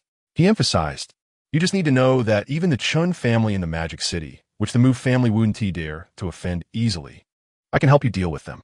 Mu Sini was puzzled, but why would you do this? Qin Ge smiled. I have a grudge against your bodyguard Chen Yuan. A primordial grudge. The kind that the Fortune-S child and the great villain can't coexist. Mu Sini readily agreed. Okay, I'll help you deal with Chen Yuan. And you help me deal with Chun Kai. Qin Ge shook his head. That's not enough. I don't trust you, unless you sign a military order. After saying that, Qin Ge's gaze brazenly swept over Mu Sini's graceful and curvaceous figure.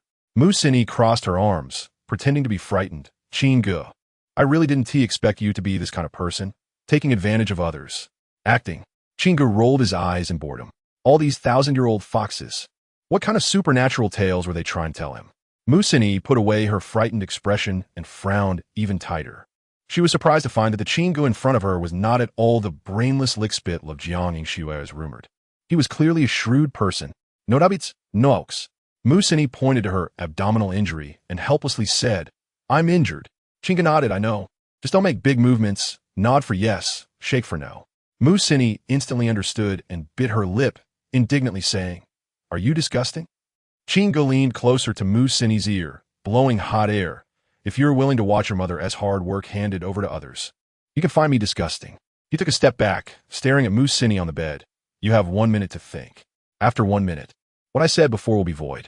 Of course, if you can't get anything good here, I can go to your dad to negotiate again. Mu Sini bit her lip tightly, nearly biting through it in her dilemma. For a full minute, a storm of thoughts swirled in her mind. After weighing it over and over, she ultimately couldn't escape Qin Ge's threat. Ugh. Ding. The Fortune-S daughter Mu Sini has expressed extreme embarrassment and anger, rewarding the host with minus 5,000 villain points. Chapter 23. 3 slaps to wake up Chen Yuan Meng at the engagement banquet. The guests who arrived had all eaten and drunk their fill. As the host, Mu Sini was no exception. Gulp. Mu Sini swallowed a mouthful of saliva. Her cheeks flushed red as if they could bleed. She glared at Qin Ge and angrily said, Qin Ge, you better not be lying to me, or I will make you regret it. Qin Ge patted Mu Sini's shoulder reassuringly and sighed. You've finally broken down. Normally, with your personality, after suffering a loss, you definitely wouldn't stir up hatred again. Mu Sini felt her brain was a bit insufficient in front of Qin Ge, so she decided to let it go. Who cares what you think? Cough, cough. Qin Ge gave her a reassuring pill, saying, Don't worry, I have no reason to lie to you. In fact, if it weren't for Mu Sini being such a cunning little girl and too smart, weighing the pros and cons so well, he wouldn't have used such a method to threaten her, ensuring that they were tied together. Compared to coercion, Qin Ge preferred to conquer in every aspect, both mentally and physically. That sense of achievement without worries was more lasting and intense than the immediate pleasure. However, special circumstances required special treatment. Qin Ge wasn't stubborn either. He didn't know whether a forcibly picked fruit would taste sweet, but it would definitely quench his thirst. After once again picking up his old profession and solidifying his hardworking pilot persona, Qin Ge didn't forget the main business. The engagement banquet was nearing its end. At this time, it was certain that the timid Lin Xiaojin was particularly looking forward to his arrival. After all, in such an unfamiliar place, staying by his side, a familiar person was the safest.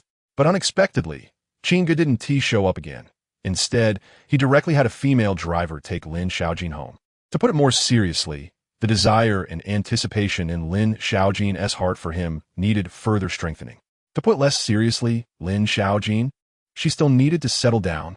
As the banquet ended, Qin Ge and Mu Sini headed to the banquet hall together.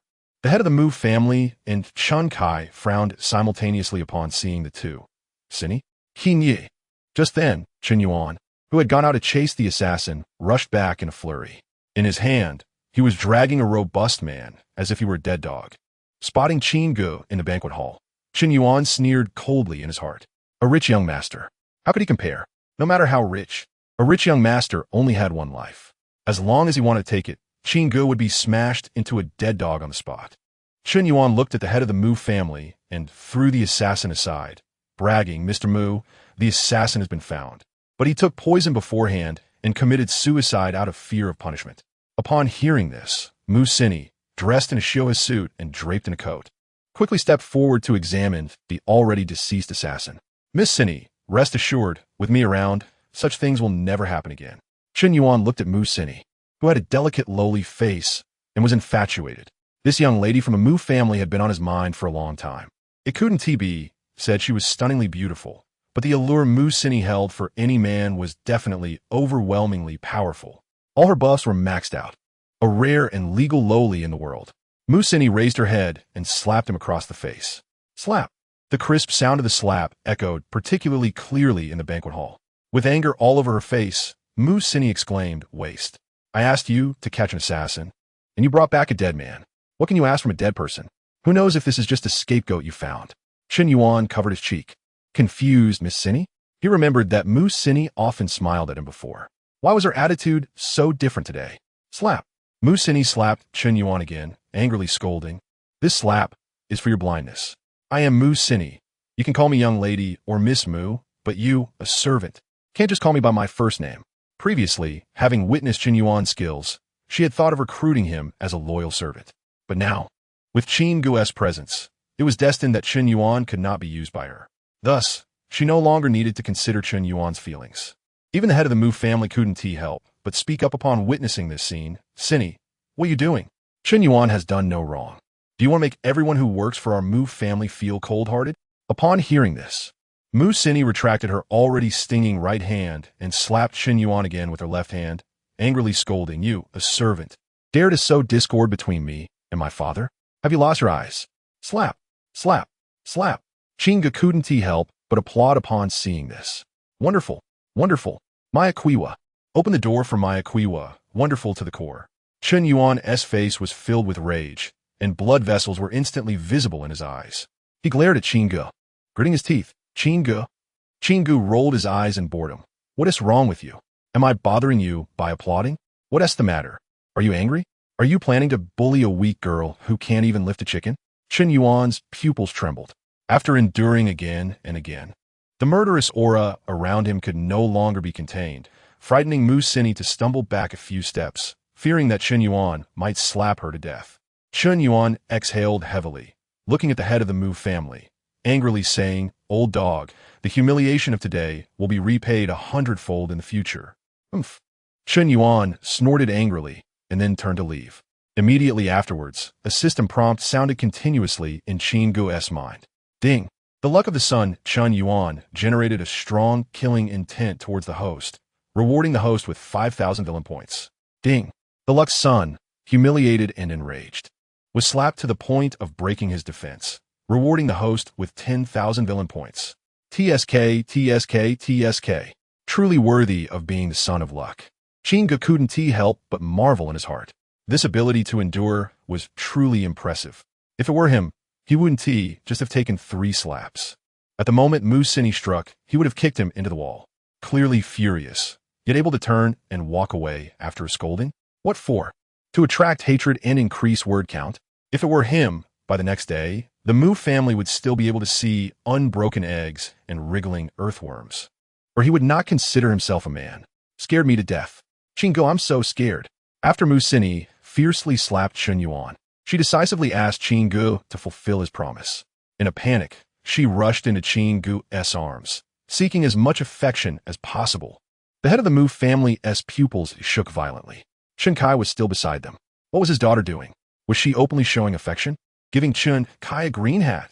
Qin Kai, the son of the Qin family in Modu.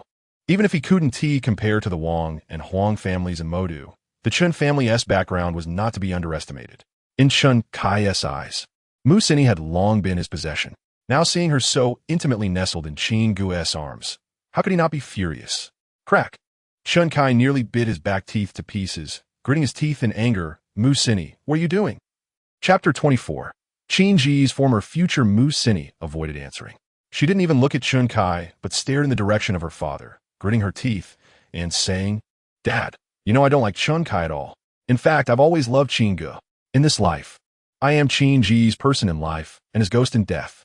This assassination plan was also devised by me and Qin Ge together, just to interrupt the engagement ceremony. Dad, I beg you, don't force me anymore. I'd rather die in Qin Ge's arms." The head of the Mu family felt his mind was a mess. Qin Ge, on the other hand, was so furious that he felt his teeth were about to shatter. He roared angrily at Qin Ge. What do you mean? Qin Ge wrapped his arms around Mu Sini's waist, tilted his head to look at Qin Kai, and said, "Are you deaf? Can't you understand? Your fiancée, the one who's supposed to be engaged today, is now my woman. She said she would rather die in my arms than pretend to be with you. Don't you get it?" Mu Sini's reaction was completely within Qin Ge's expectations. This was how she should be. This was the black-bellied lowly he remembered. If she couldn't seize such a great opportunity, she might as well go find a tofu to crash herself to death. "Qin Ge, you're looking for death." Qin Kai's murderous intent was evident as he shouted, "Kill him." As soon as he spoke, several bodyguards who followed Qin Kai, all skilled fighters, surged towards Qin Ge from all directions. This scene shocked even Mu Sini. She didn't expect Qin Kai to be so crazy, daring to act violently on the Mu family's territory. If he wanted to kill someone, he should have done it away from the Mu family. It was simply stupid. Compared to Qin Ge, Qin Kai was like a fool. Just as Qin Kai's bodyguards were about to reach Qin Ge, suddenly, a series of cold flashes shot in from the entrance. Puff, puff, puff. Small knives pierced through the heads of these bodyguards charging at Qin Ge, penetrating out the other side. 8 ancient martial arts experts fell to the ground, bleeding profusely, dead beyond saving.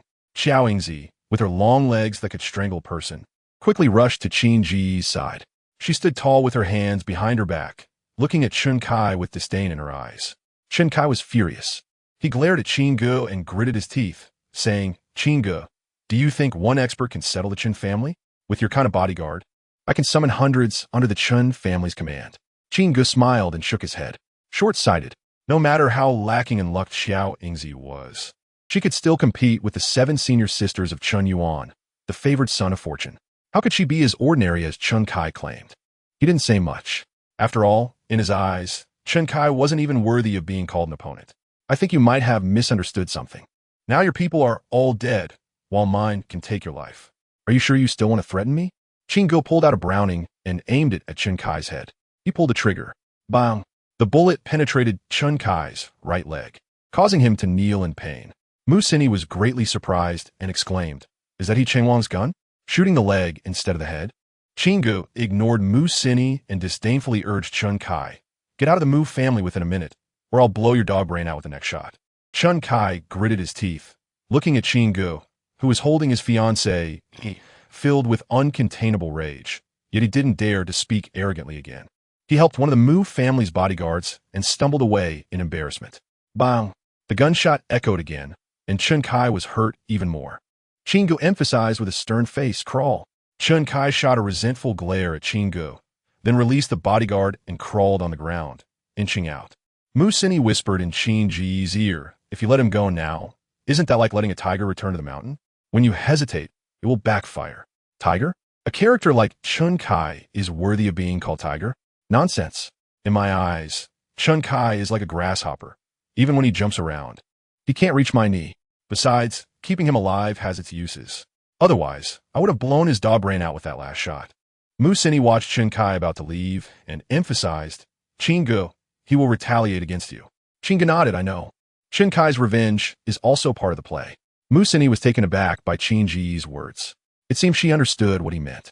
So, he had already planned out the next step, or even the possible following steps for the future.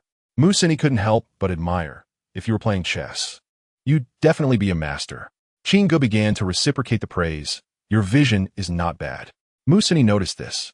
In his previous life, what Qin Ge was most proud of was not starting from scratch, but his love for chess, which allowed him to defeat professional players. At one time, he had thought that if he hadn't chosen to start a business with his talent in Go, he might have become a warm-hearted plumber or a qualified single neighbor in the future. Uncle, do you think the marriage between Sini and Qin Kai can be called off? Qin Ge played with the Browning in his hand and asked the head of the Mu family. The head of the Mu family twitched his mouth unnaturally a few times. Was this how one greets their father-in-law? Compared to Qin Ge, Qin Kai's recklessness seemed like that of a rookie. He was mad, completely mad. He couldn't take it anymore. The head of the Mu family snorted coldly and left without looking back. He didn't plan to get involved anymore. Xiaoyingzi's skills, Qin Ge's Browning, and the attitude of the young heirs from the magical city made Qin Ge, the eldest son of the Qin family, become a mystery. After all, Qin Kai wanted to kill Qin Ge. Let them make a scene. No matter who laughs last, his daughter would eventually get married. Once she was married off, everything would be clear. Watching her father leave, Mu Sini complained, "It seems this old man is mixing you with Qin Ge to raise a poison. He doesn't care who laughs last and plans to marry me off anyway. Even if you die with Qin Ge, the next day, he would find a third candidate to be my husband." Qin Ge sighed, "This old man is not a simple character. Being able to start from scratch and establish a business empire worth hundreds of billions, he is truly cunning." He glanced at the baby-faced Mu Sini and said, "I don't mind going against Qin Ge, but going against your old man, I need to think it through." Mu Sini was so angry that she stamped her feet, causing her wound to ache. She glared at Qin Ge and said, "You won't throw me under the bus halfway, will you? At this time, if you ditch me, won't that mean I have to fend for myself?" Qin Ge stroked his chin, hesitatingly saying, "Helping you is not out of the question, but Muxin you urged." "But what?" Qin Ge smiled mischievously. "It'll cost extra. You've already made me suffer once, and now you're doing this?" Mu Sini shot him a charming glare. Since she had already suffered once, it didn't matter if she suffered again. She helplessly said to Qin Ge, "Come with me." "Ooh." Ding. The daughter of Fortune Mu Sini, feeling shame and anger, rewarded the host with 2,000 villain points. Chapter 25. Surge in combat power the next day. In Qin Yunchin's office, Qin Ge slumped in the boss's chair like a lazy person. In his heart, he gave a thumbs up to the scheming, lowly Mu Sini. It was a case of first time is a stranger, second time is familiar. Mu Sini's learning ability was indeed strong. Next time, he would continue to verify to see if Mu Sini could make further progress. System panel. Qin Ge commanded in his mind. The next moment, the system character panel appeared before him. Host, Qin Ge villain value balance, 52,000 points title, suit-wearing thug, physical strength, 182 charm, 99, appearance 25, temperament 25, physical strength 25, financial character 24, divine powers, survival, gun fighting, immune to all poison system space, Browning system store. No products hiss. Even Qin Ge couldn't help but gasp at the sight of the villain value balance. He actually managed to obtain a staggering 52,000 points of villain value just by attending Mu Sini's engagement ceremony. This was more abundant than all the villain values he had obtained in the past combined. Of course, this was also within Qin Ge's expectations. After all, Teacher Tsang could only eat from both sides. Unlike him, who reached for 3 big fat sheep. No, to be more precise, for big fat sheep. Even though Lin Xiaojin didn't provide villain value, she still contributed to the progress of the betting agreement. Lottery continued to gamble. There was no need for any hesitation. The son of luck, Chun Yuan, had already made his appearance. At this time, naturally, the stronger the power, the more stable it would be. Qin Ge directly chose to gamble all. Ding. Congratulations to the host for obtaining body, strengthening, pill 1. Ding. Congratulations to the host for obtaining body, strengthening, pill 2. Ding. Congratulations to the host for obtaining body, strengthening, pill 13. Ding. Congratulations to the host for participating in the lottery. Ding. Congratulations to the host for participating in the lottery 2. Ding. Congratulations to the host for participating in the lottery 19. Ding. The host has failed to draw for 19 consecutive times, rewarded with a major safety net divine power. Congratulations to the host for obtaining the divine power thousand-face shadow, which allows the host to alter their own appearance or that of those who obey the host at will, making it difficult to distinguish between true and false. Ding. Congratulations to the host for obtaining body, refining, pill 1. Ding. Congratulations to the host for obtaining body, refining, pill 2. Ding. Congratulations to the host for obtaining body, refining, pill 10. Ding. Congratulations to the host for participating in the lottery. Ding.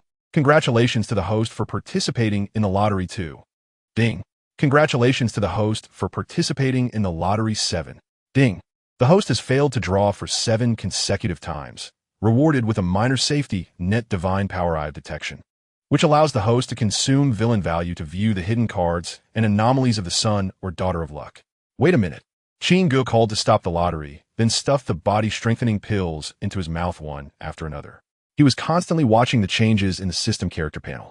After consuming 2 body-strengthening pills, his physical strength increased from 182 to 200. When he took the third one, the originally 10-point increase in physical strength only increased by 1 point this time. 200, and one Qin Ge was furious. Survival system. Are you taking kickbacks? First 2 points. Now, you're not satisfied and directly take 9 points off for one body strengthening pill. Ding! The host's strength has already broken through the realm, and the effect of the body strengthening pill is minimal. Please consume a higher grade body refining pill for physical enhancement. Qin Ge frowned slightly. Break through the realm? Does breaking through the barrier of 200 points in physical strength mean a breakthrough in realm? That makes sense. It seems that Qin Yuan, in the original work, also continuously broke through. However, every time Qin Yuan broke through, he was tortured to the bone. Why didn't he feel any pain from the breakthrough? Instead, it felt even more comfortable? Never mind. Qin Ge didn't want to dwell on it too much. As a major villain, he naturally couldn't be treated the same as the Son of Luck. The Son of Luck needs to be tempered through trials. And he was different. He was just a simple cheat. In this way, it seemed reasonable.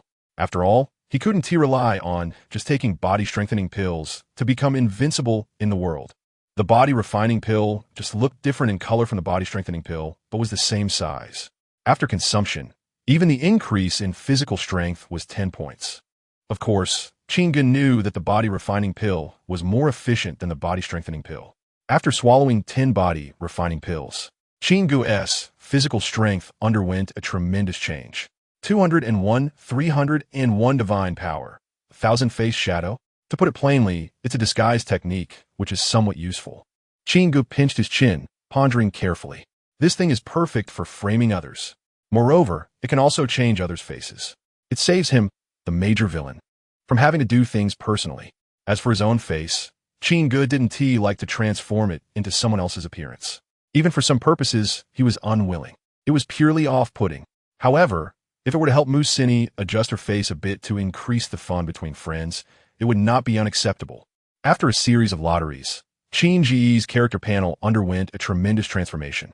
Host, Qin Ge villain value balance, 3,000 points title, suit-wearing thug, physical strength, 301 charm, 99, appearance 25, temperament 25, physical strength 25, financial character 24, divine powers, survival, gunfighting, immune to all poisons, 1,000 face shadow, eye of detection, system space, browning, body strengthening pill 10.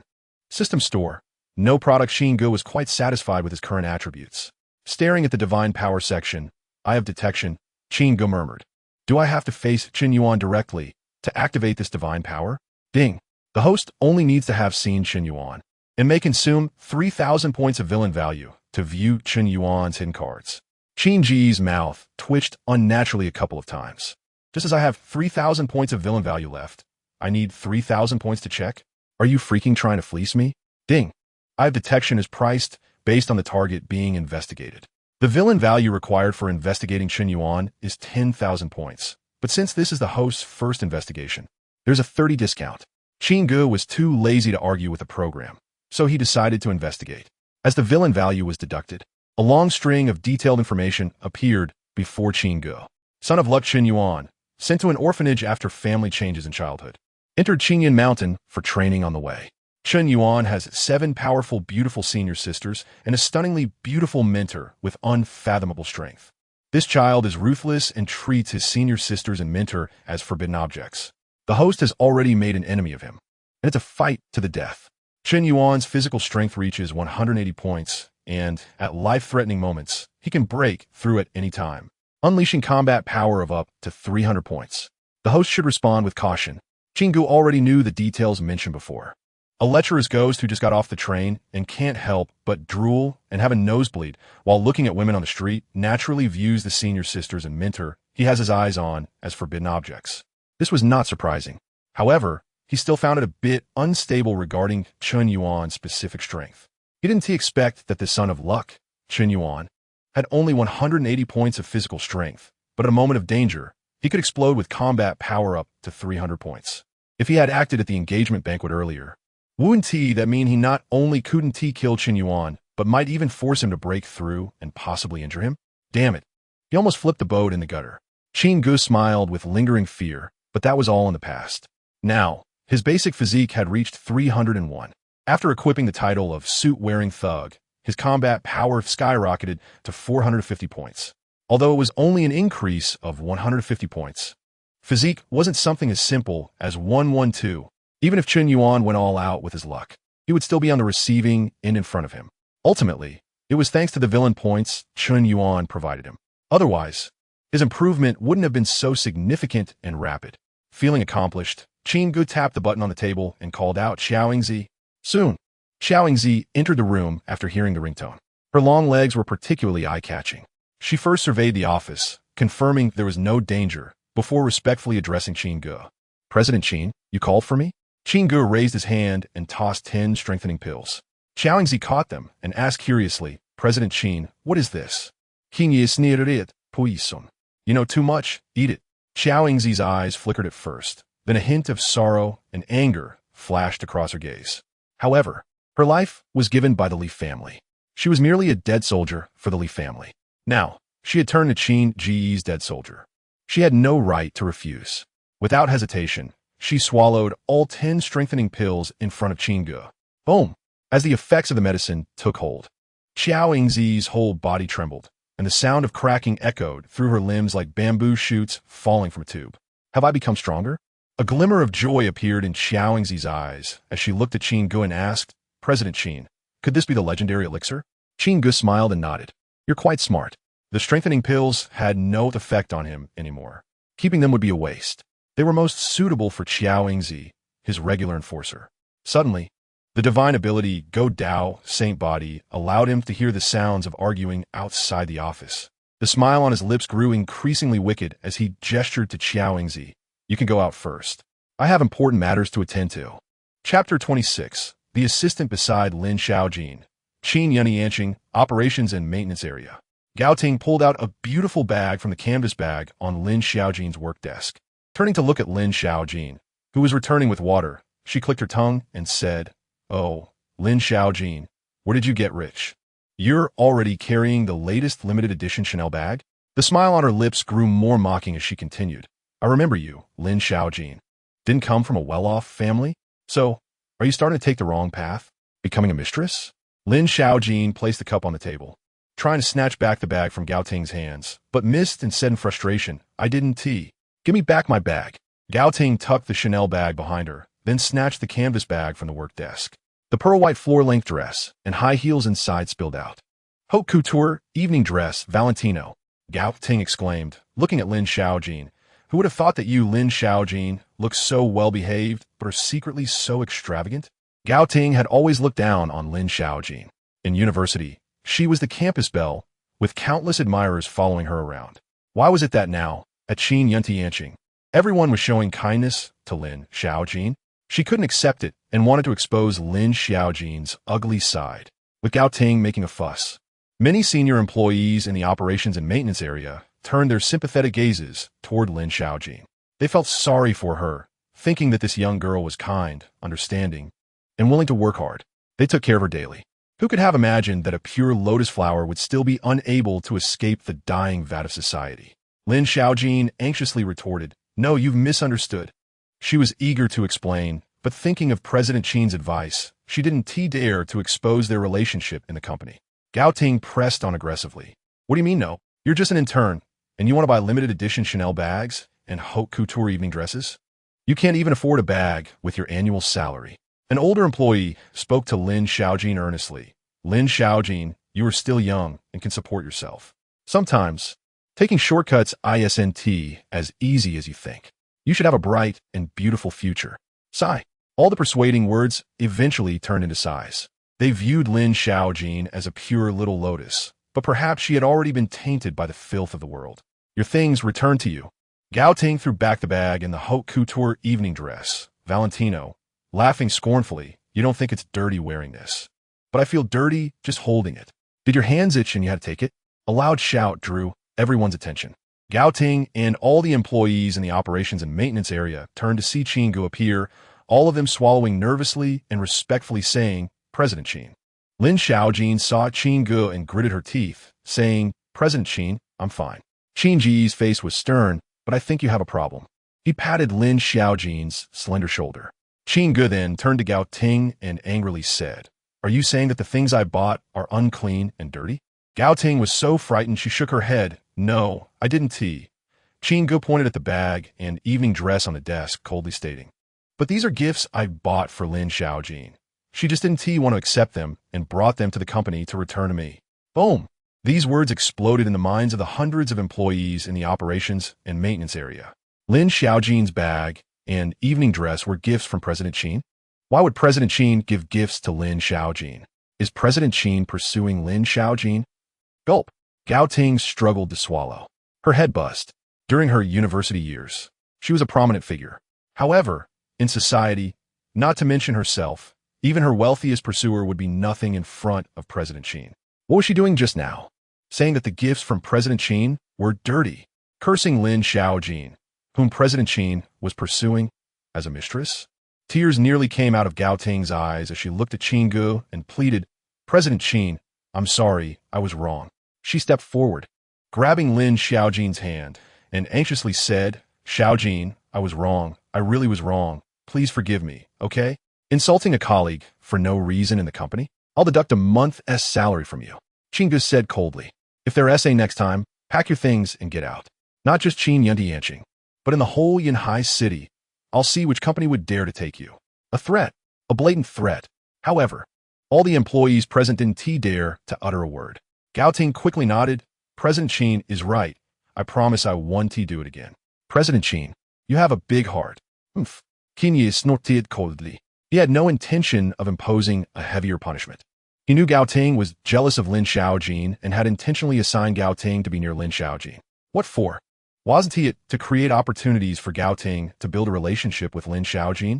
Gao Ting was a small character whom he could make disappear with a wave of his hand. But was there a need to do that? Gao Ting would stay in the company and would have to please Lin Xiaojin every moment. As long as Gao Ting was around, Lin Xiaojin would know who brought her this honor. It's not an exaggeration to say that Gao Ting was the assistant specially chosen by Qin Ge for Lin Xiaojin. Small characters can also play significant roles. It all depends on how you use them. Qin Ge faced all the employees in the operations and maintenance area and calmly said, "The salary deducted from Gao Ting this month will all go to the activities fund for the operations and maintenance area. Qin Ge, will additionally take out 500,000 to make it a round number, inviting all colleagues in the operations and maintenance area to take some time this month to relax properly." Wow. The operations and maintenance area immediately erupted in excitement. President Qin is generous. President Qin is amazing. Long live President Qin. Amidst the cheers, Gao Ting looked at Lin Xiaojin with an unspeakable jealousy. However, after Qin Ge's intervention, she no longer dared to offend Lin Xiaojin in the slightest. Not only could she not offend Lin Xiaojin, but she also had to find ways to please her. Who knows, one day Lin Xiaojin might become Mrs. Qin. At that time, with just one word from Lin Xiaojin, backed by President Qin's influence, how could she possibly survive in Yunhai City? Play when it's time to play, work when it's time to work. I won't disturb you anymore. Qin Ge waved his hand and then turned to Lin Xiaojin, saying, "Come to my office." Under everyone's gaze, Lin Xiaojin walked into Qin Ge's office for the first time openly. As soon as she entered, she closed the office door. She looked at Qin Ge and bit her lip, feeling a bit sour and confused as she spoke. "President Qin, didn't you say you didn't want outsiders to know about our connection? You also said you were afraid I would abuse my power in the company. Why did you help me today?" She understood Qin Ge's concerns. In a company that was on the right track, nepotism was the most taboo. Qin Ge walked into the lounge without looking back and waved to Lin Xiaojin, saying, "I've been busy all night and I'm a bit tired. Help me massage my shoulders." Lin Xiaojin hurriedly stepped forward and skillfully began to massage Qin Ge's shoulders. After a while, feeling heavy-hearted, Lin Xiaojin mumbled, "President Qin, you still haven't answer my question." Qin Ge closed his eyes, seemingly not hearing. After a long time, he spoke softly to himself. "I suddenly feel that even if you abuse your power in the company and bully your colleagues, it's not a big deal. At least it's better than watching you get bullied." Chapter 27. Lin Xiaojin's first initiative splash. A crystal-clear tear slid down Lin Xiaojin's fair face, landing on Qin Ge's arm. Qin Ge pretended to be confused and asked, "What's wrong?" Lin Xiaojin shook her head like a rattle drum. "No, nothing. I just thought of the delicious food on the second floor and started drooling." She sniffed, trying to suppress the tears welling up in her eyes. She didn't know what was happening. When others bullied her, she could face it with strength. At worst, she wouldn't shed weak tears. But oddly enough, when someone was kind to her, her tears always wanted to fall uncontrollably. She didn't want to cry, especially not in front of Qin Ge. That would make her seem pitiful. Qin Ge teased, You can't steal food in the cafeteria. Lin Xiaojin stomped her foot in embarrassment and anger. I know, President Qin. Qin Ge chuckled and said, if you don't have strength in your hands, use your feet. Lin Xiaojin obediently replied, releasing Qin Ge's arm. Just as she was about to take off her shoes, she suddenly remembered something. She walked slowly to the bed and squatted down, pulling out a pair of stockings. Blushing, she dared not meet Qin Ge's gaze and said, President Qin, which pair do you want me to wear? Qin Ge asked in confusion. Is your thermal underwear not enough at home? Lin Xiaojin's grievances were hard to suppress, and she pouted in annoyance. Then I won't wear any. It's more comfortable to wear them. She chose a pair of 10D black stockings.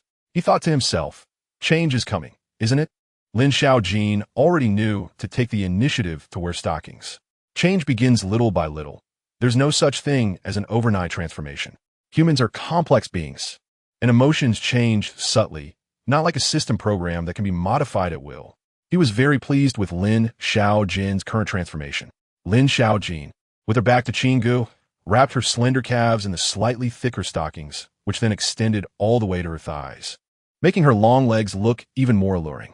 Blushing, she stepped onto the bed slowly. She knew that Qin Ge was just trying to make her laugh by saying that. Qin Ge must have known she had cried and didn't want to embarrass her, so he maintained her fragile dignity.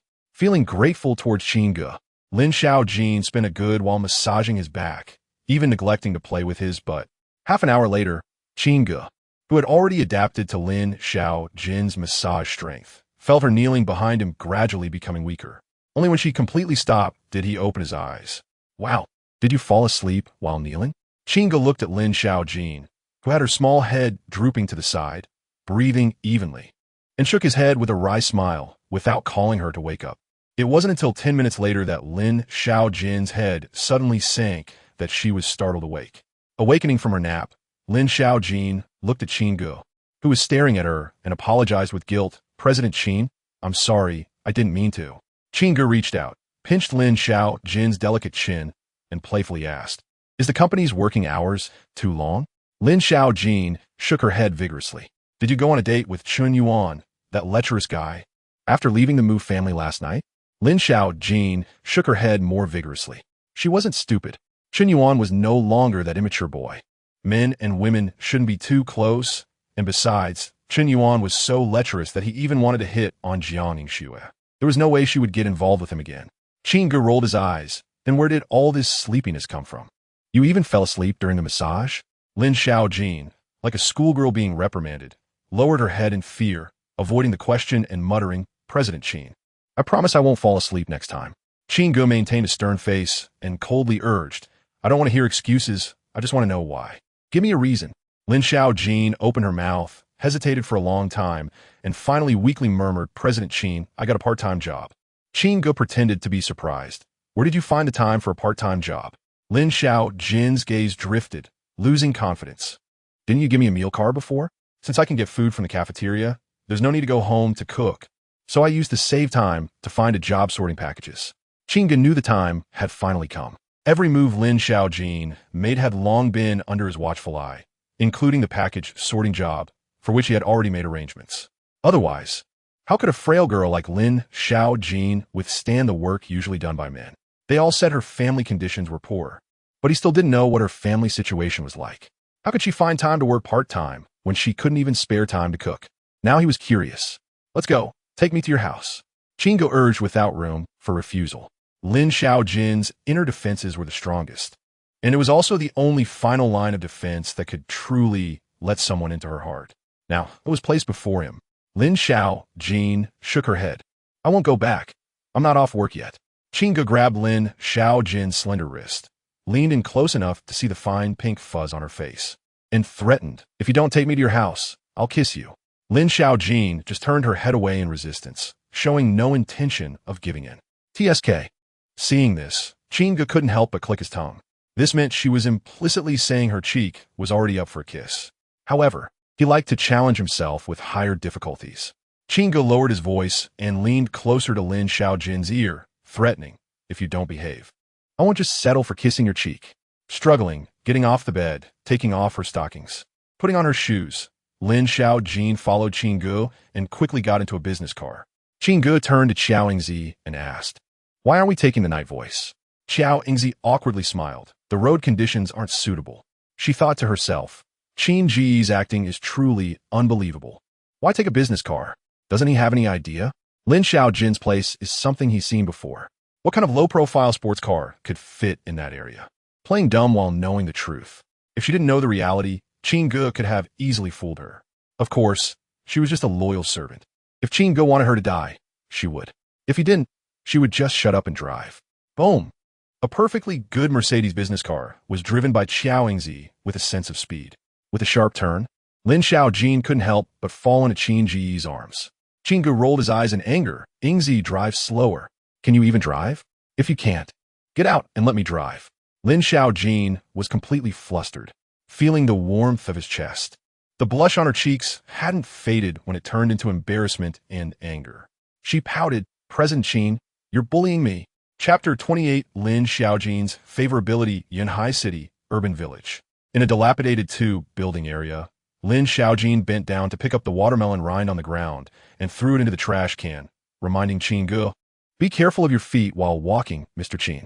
She pointed at the run-down house in front of her, her smile growing warmer as she said, that's my home. Usually, in the company, Lin Xiaojin felt a bit inferior. She always thought she was out of place with her surroundings. That was her serious lack of self-confidence. But at home, even though the place was small and shabby, shorter than other two buildings by one floor, she appeared exceptionally sunny and warm. Lin Xiaojin never felt that her original family had anything to be ashamed of. Moreover, she had a mother at home who loved and cared for her. Mr. Qin, Miss Xiao, please have a seat. Leading Qin Ge into the room and sitting by the table, Lin Xiaojin went back and forth, bringing 2 cups of cool boiled water, placing them in front of Qin Ge, and awkwardly said, sorry, we don't have any tea at home. Qin Ge picked up the cup and drank it all in one go, saying I like drinking cool boiled water. Lin Xiaojin wrinkled her nose. You're lying.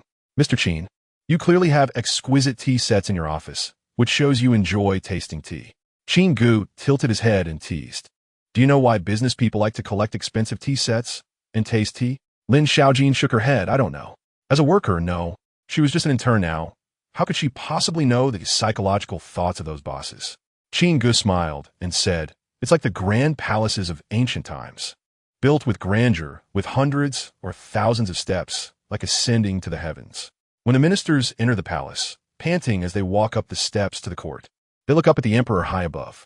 From the momentum, they have already fallen to the bottom. This is a psychological submission, which extends to trust and admiration. The bigger the business, the more psychological games are needed. Nowadays, the tea sets in business people's offices are getting more exquisite, with some sets worth tens of millions or even hundreds of millions. Ultimately, the so-called 13 steps of tea art are exceptionally complicated. Also a way for business people to overwhelm their opponents with momentum during initial meetings, thus gaining trust and facilitating business negotiations. There are those who enjoy drinking tea, but among business people, there is certainly not such a large number. In the end, it's just a means of doing business. And that previous guy who dealt in tea sets was purely following the trend. Qin Ge had played that game before, but now he completely didn't need to rely on high-end tea sets for momentum. Do you understand? Qin Ge asked with a smile. Lin Xiaojin nodded dumbly, as if she somewhat understood, but it was unlikely. Meanwhile, Xiao Ingzi, sipping on her cool boiled water, glanced at Lin Xiaojin. She suddenly realized that this intern from the operations department seemed a bit sharp. Xiaojin, are there guests? At that moment, a weak female voice came from inside the house. Lin Xiaojin turned back and said, yes, Mom, the boss of our company is here. Qin Ge looked towards the direction of the bedroom and asked Lin Xiaojin, aren't you going to take me to meet Annie? Lin Xiaojin, a bit disappointed, softly replied, my mom is a bit inconvenient. As soon as she finished speaking, Qin Ge had already walked into the bedroom with familiarity. Inside the room, it was bright and clean. A woman with a waxy complexion lay paralyzed on the bed. Her limbs, like withered wood, indicated that she had been paralyzed for many years. However, this paralyzed individual, despite her inconvenience, exuded no unpleasant odors. Instead, there was a strong, special fragrance of dry powder. Annie, Qin Ge called softly with a smile like a spring breeze. Su Ying's eyes brightened upon seeing Qin Ge, and she hurriedly said, you're Mr. Qin? How did you come in? I can't get up as a paralyzed person. Please forgive me. Qin Ge quickly stepped forward to steady the somewhat slumped Su Ying, shaking his head. Annie, you don't need to be so formal. Do you know who I am? Su Ying nodded, Her eyes filled with gratitude. I know, Xiao Jin told me. She said the company's Mr. Qin treats her very well, knowing her family situation is difficult, and specially prepared a meal card for her to take back for me to eat. Qin Ge turned back, and Lin Xiaojin blinked her bright eyes. Qin Ye smiled, knowing that the kind-hearted Lin Xiaojin only reported good news and not worries, not wanting her paralyzed mother to be concerned about her. He reached out and squeezed Su Ying's shoulder, puzzled. Annie, can your hands and feet move at all? Su Ying, with a bitter expression, replied helplessly. I had an accident before, and I fell and became paralyzed. I don't know if my spine is broken or damaged, but I can't move below my neck. I've gotten used to it, but it's hard on Xiaojin. Lin Xiaojin stepped forward, shaking her head vigorously, saying stubbornly, Mom, I'm not bitter at all. Qin Ge frowned. Spinal injury? High-level paralysis? He looked at Xiao Yingzi curiously. I remember there should be a special medicine for treating the spine from your aunt's side, right? A paralyzed, elderly person was cured with that medicine before? Xiao Yingzi nodded in agreement. Indeed, there is such a medicine, but Qin Ge's face turned serious. But what? Xiao Yingzi hesitated. Mr. Qin, that medicine is too expensive. It was produced in a foreign laboratory, and there's only a small amount left. The previous business tycoon used it, and there isn't much left, and he still needs to stabilize his condition. Qin Ge, with a cold expression, urged, I don't care who the business tycoon is or what upper-class celebrities there are. Right now, immediately, bring me that special medicine. I'll give you 1 hour. If it's not here within an hour, you can roll up your bedding and get lost. Okay, Mr. Qin. Xiao Yingzi quickly ran out. Then she drove a business car, preparing to take a trip for 50 minutes. The black jade medicinal ointment was in the car. She could only obediently extend the time to within an hour. In the bedroom, Lin Xiaojin swallowed hard with excitement, saying awkwardly, Mr. Qin, that special medicine is too expensive. Foreign laboratory, business tycoon. No matter which situation, it's not something I have the right to touch. Qin Ge shook his head. We don't even know if it will work. Besides, it's not expensive. It was obtained by Lu Mei from Qin Huan. Don't say it's spending money. If it didn't team mine the dirt, Lu Mei could be blocked tightly by him. Of course, this thing Qin Ge couldn't say it's worthless. His input must show value. Otherwise, how could Lin Xiaojin feel his favoritism? Silent contribution without asking for return? Wouldn't he that make him a dog who licks? What he wanted was for Lin Xiaojin to be grateful and for him to expect a return. Within an hour, Xiao Yingzi returned after a round, holding a silver-white precision password box. When the box was opened, inside lay a black medicinal ointment in a container. Just seeing the packaging of this special medicine made Lin Xiaojin feel it was unbelievably expensive. Su Ying shook her head vigorously. Mr. Qin, you are already so good to our family. This special medicine must not be wasted on me. If it's used for that business tycoon, it would definitely be a great help to you and your aunt. I've been paralyzed for more than 10 years, and I'm used to it. Qin Ge didn't respond and shoved the black jade medicinal ointment into Lin Xiaojin's hands, urging, apply it externally on the injured spine. He leaned close to Lin Xiaojin's ear and blew a breath of hot air. If you want your mom to be a cripple for the rest of her life, just keep stalling with me. Lin Xiaojin hesitated for a long while. After receiving a confirming look from Qin Ge, she opened the container. Carefully dipping her hand into the black jade ointment, she applied it to her mother's spine. Unter Qin Ge's Urgning. Lin Xiaojin used up several dozen milliliters of the black jade ointment. Half an hour later, Mom, do you feel anything? Lin Xiaojin looked at her mother with eager eyes. Excited. Su Ying shook her head. No, you child, you've wasted such a precious special medicine from President Qin. How are we going to repay him? She instinctively raised her hand, wanting to pat Lin Xiaojin on the head. But Lin Xiaojin's beautiful eyes widened in shock as she pointed at Su Ying's slowly raised hand. Her voice trembling in disbelief. Mom, your hand can move up? Chapter 29 Divine Power Flesh and Bone in Hand. Su Ying gazed at her raised palm with trembling eyes, tears rolling down her cheeks as she choked back sobs. My hand is feeling? For over a decade, she had no sensation from her neck down, like a marionette. If it weren't for her daughter's meticulous care, she wouldn't have been able to avoid bed sores, let alone survive. She had accepted the fate of being paralyzed for the rest of her life. Yet now, at this moment, she could move again. Lin Xiaojin tightly grasped Su Ying's hand, her eyes red, unable to control her hot tears. Mom, you can move. That's wonderful, really wonderful. Qin Ge watched Su Ying's upper body gradually regain vitality and thought to himself, as expected. To be precise, she had transitioned from hyperplegia to hemiplegia. The special medicine had merely restored the nerves in her spine. However, the damage below her legs remained, and she was not fully healed. Moreover, the condition below Su Ying's waist was even more troublesome. The long duration of paralysis made it more complicated. Even Chun Yuan's beautiful master and Qin Ge, in the present, could not cure her. Su Ying looked at Qin Ge, her heart racing as she said, "Mr. Qin, this is already enough. I just don't know what level I can recover to in my upper body." Qin Ge replied, "No different from a normal person." Xiaoingzi, standing by, looked astonished. This special medicine is so powerful. She knew where it came from. Qin Huanhuan had obtained it from her master. It could actually cure someone who had been bedridden for over a decade with high paraplegia. Special medicine is naturally powerful. Qin Ge coldly sneered to himself. He should consider who made this black jade ointment. It was a masterpiece of Chun Yuan and Qin Huanhuan's beautiful master. Chun Yuan's master was comparable to a terrestrial immortal. Stunning and formidable, almost invincible. A product of a beautiful master is bound to be a fine product. Thank you, Mr. Qin. I don't know how to express my gratitude. Su Ying's eyes brimmed with tears of excitement. Hemiplegia is much better than high paraplegia.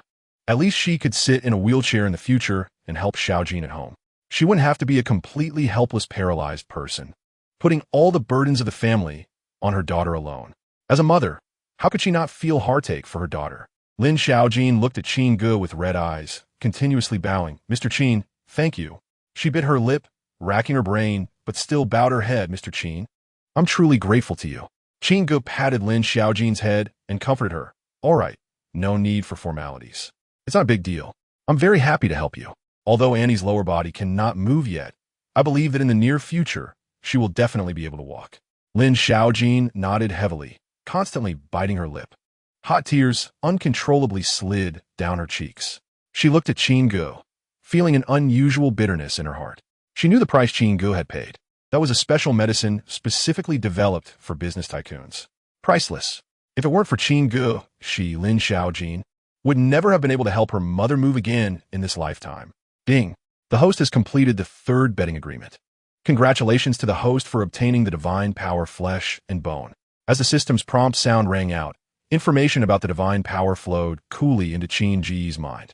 When he looked at Su Ying again, his eyes were like X-ray vision, seeing through the abnormal protrusions of her leg bones and the chaotic nerves and shattered bones clearly.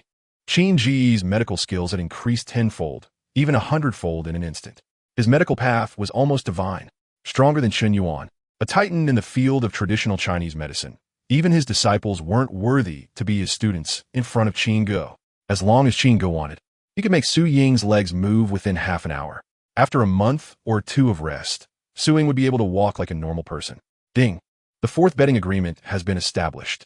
The daughter of luck, Lin Xiaojin, proactively confessed to the host. If the bet fails, 100 points will no longer be deducted from her physical points. If the bet succeeds, the host will receive 100 consecutive draws as a reward. Hiss. Even Qin Ge was taken aback by the reward of the fourth betting agreement. 100 consecutive draws?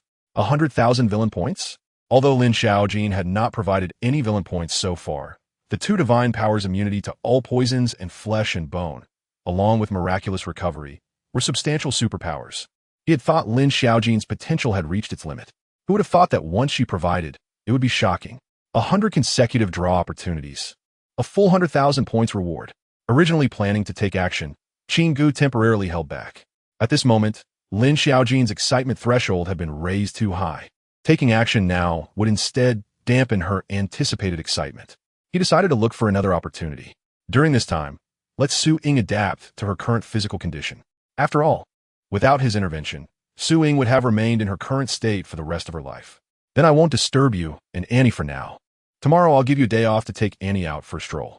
Qin Ge smiled at Lin Xiaojin and then left with Xiaoingzi. In Su Ying's room, soon only the mother and daughter were left. Lin Xiaojin held her mother's hand excitedly and said, "Mom, Mr. Qin said he can make you stand up. Since he could heal your spine, he can definitely heal your legs in the future." Su Ying, being older and more experienced, had lost her excitement. She just stared at her daughter, confused, and asked, "Xiaojin, do you like Mr. Qin?" Lin Xiaojin was taken aback by the question. After a full half-minute, she slowly shook her head. I don't know. She didn't want to face reality and muttered, "Mom, what are you talking about? Mr. Qin is not from my world. Su Ying rarely put on a stern face and said, "So you think Mr. Qin has no intention of pursuing you? He just feels sorry for us mother and daughter? Are you planning to feign ignorance and accept Mr. Qin's kindness and help without giving a straightforward response? Or do you want to keep Mr. Qin hanging?" For the first time in over 10 years, Su Ying raised her voice at Lin Xiaojin. "Lin Xiaojin, how did I teach you before? Now that you've entered society, you started to learn bad things, right? The meal card, the home visits, and that expensive special medicine we've never even heard of. If Mr. Qin didn't like you, would he go to such lengths for you? Mom would rather be paralyzed than have you take advantage of Mr. Qin's kindness." Lin Xiaojin shook her head and retorted, "Mom, I didn't take advantage of Mr. Qin." Su Ying coldly continued to ask, "Then let me ask you, do you like Mr. Qin? If not, then?" Lin Xiaojin asked herself, if she didn't like him, how could she have actively massaged Qin Ge and obediently worn stockings, fulfilling all his requests, even pretending not to notice when he took advantage of her while linking arms with him? Lin Xiaojin's heart ached as she pouted and looked at her mother, seriously whispering, "Mom, I'm not worthy of Mr. Qin. By his side, I'm just a burden. I can't help him at all. I can only take from him. I've already thought about how to repay Mr. Qin for this lifetime. As long as President Qin is willing, I will never leave his side in this lifetime." Su Ying looked at her understanding daughter and realized she had misunderstood her daughter's meaning. Tears rolled down her cheeks as she choked out, "Mom is a useless person. I'd rather suffer this grievance myself." Lin Xiaojin wiped the tears from her face and teasingly said to her mother, "Mom, you're already at a certain age. I don't think you want to endure this grievance. Are you planning to be an old cow eating tender grass?" Chapter 30. Jiang Yingshue's last confidence. Su Ying shot Lin Xiaojin a glare and said impatiently, "What are you talking about, child?" Ding dong. At that moment, Lin Xiaojin's second-hand phone, which had a glitchy screen, chimed with a message notification. Lin Xiaojin thought it was a message from Qin Ge and quickly took it out to check. Su Ying curiously asked, "Is it from President Qin?" Lin Xiaojin shook her head, no. She was puzzled as to why Jiang Yingxue would. After thinking for a moment, she didn't refuse and accepted Jiang Yingshue's friend request. "Jiang Yingxue, Lin Xiaojin, if you have time, come to the Yunbian CAF. I have something to discuss with you." Lin Xiaojin typed back, "I don't want to go." Jiang Yingxue replied instantly, "It's about Qin Ge." Seeing her daughter's troubled expression, Su Ying suspiciously asked, "Did you encounter something difficult?" Lin Xiaojin smiled and shook her head. "Mom, I have something to take care of at my part-time job. I might need to handle it." After Su Ying nodded, Lin Xiaojin hurriedly made her way to the CAF. On the other side, Jiang Yingxue, dressed in a sharp office outfit, had her legs crossed, wrapped in sheer black stockings, making her long and shapely legs even more alluring. Anyone who saw her couldn't help but want to reach out and touch. She was holding a cup of coffee, sitting by the window, her gaze slightly dazed as she watched the passers-by. Gulps. The sound of swallowing echoed in the once desolate CAF, which had become crowded due to Jiang Yingshue's presence. Everyone held a cup of coconut latte in hand, occasionally glancing at Jiang Yingshue's slender, straight legs, her flawless profile, or the way her small suit tightly wrapped around her curves. The sound of gulping became more frequent. Feeling the heated gazes, Jiang Yingxue, who was used to it, felt an inexplicable disgust at that moment. She was annoyed and twisted her slender waist, turning her body away. Her eyes continued to search for Lin Xiaojin in the crowd. Since the engagement banquet of Mu Cini, she had been suffering from insomnia, tossing and turning. She couldn't find peace. Every time she closed her eyes, she would recall the intimate image of Qin Ge hugging Lin Xiaojin, which left her feeling inexplicably blocked and uncomfortable. She had to take this opportunity to lay everything out. She couldn't let Lin Xiaojin be used any longer. Otherwise, not only would Lin Xiaojin get hurt, but she too would be harmed by Qin Ge. In Jiang Yingshue's heart, she never thought Qin Ge could leave her. The memories of Qin Ge's past pursuits were vivid. She could feel Qin Ge's affection for her, which could not be reversed overnight. Now, Qin Ge's overly intimate behavior with Lin Xiaojin was nothing more than an attempt to use Lin Xiaojin to provoke her. She was clear about this tactic. She wouldn't let Qin Ge continue this way. In the end, it would only cause significant harm to Lin Xiaojin, herself, and Qin Ge. She planned to be open with Lin Xiaojin today and tell her the truth. In this way, if Lin Xiaojin had any sense, she would definitely take the initiative to leave Qin Ge. And once Qin Ge realized this, he would surely back down and reconcile with her. She never considered breaking up with Qin Ge. She could only blame him for choosing the wrong time to propose.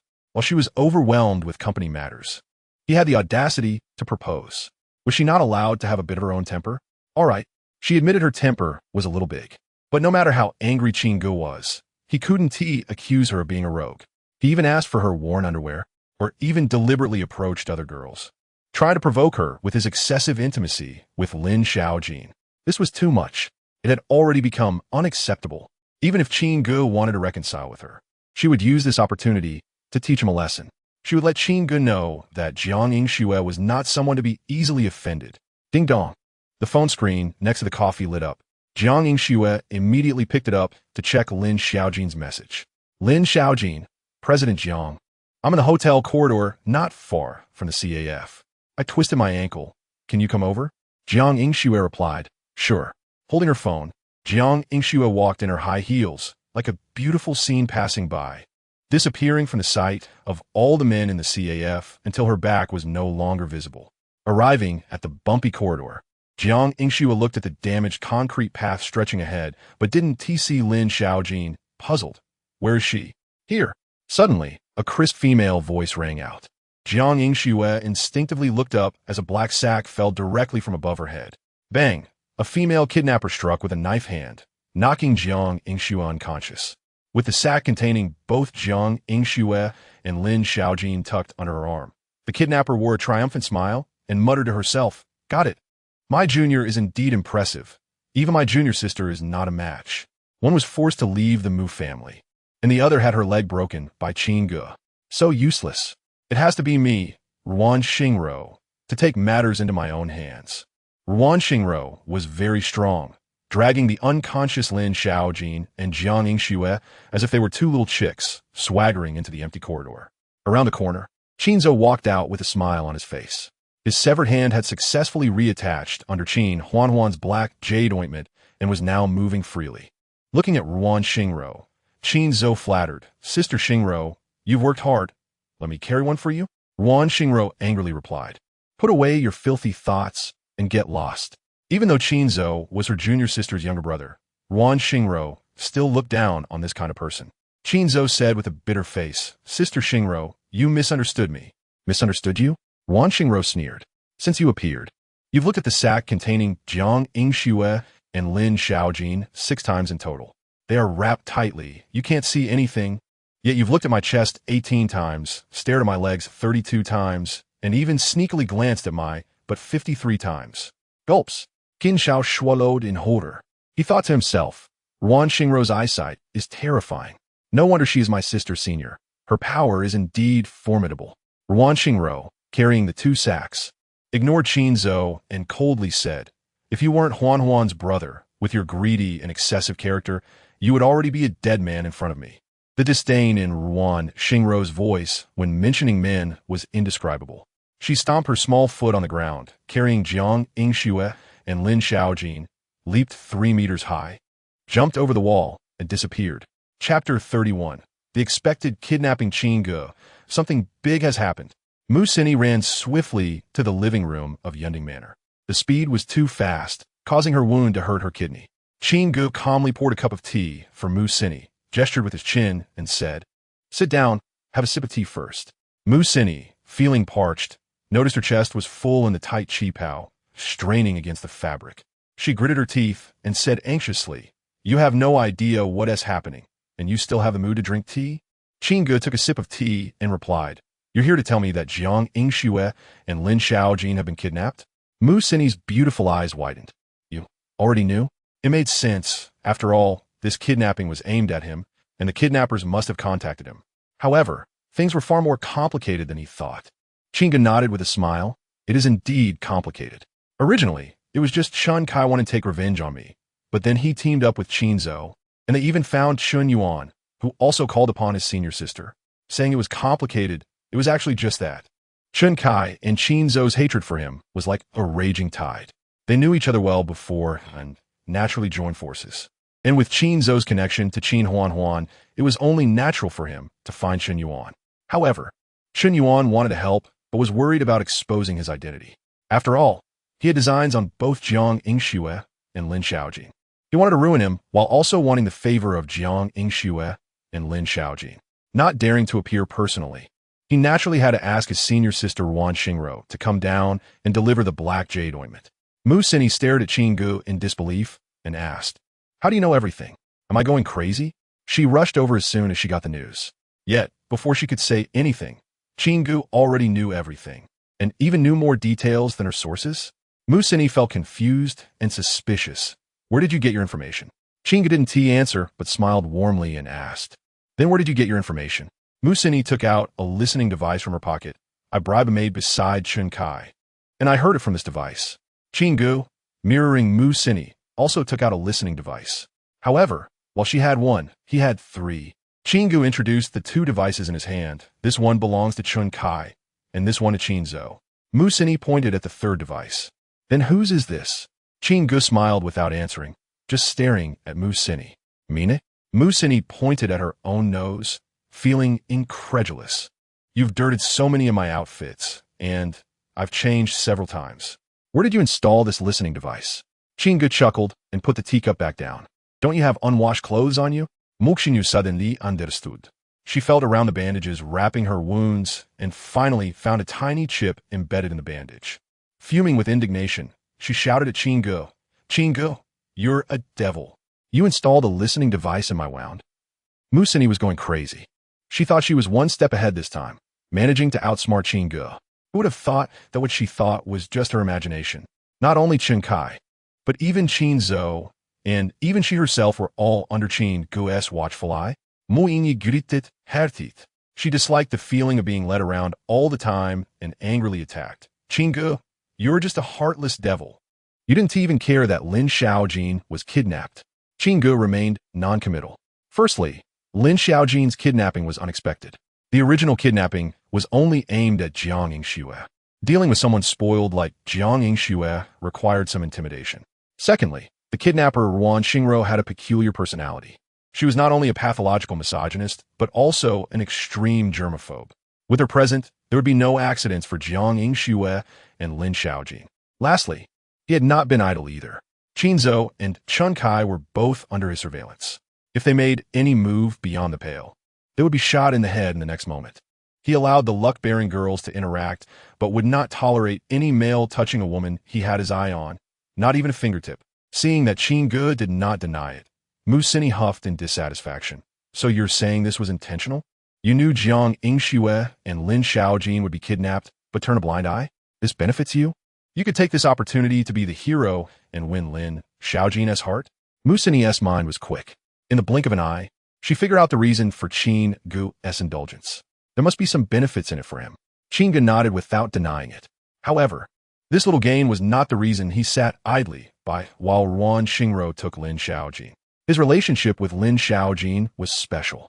The clutch of a hero, saving a beauty, was unlikely to yield significant progress. More importantly, Jiang Yingxue was too proud now. Lin Xiaojin was the best candidate to crush that pride.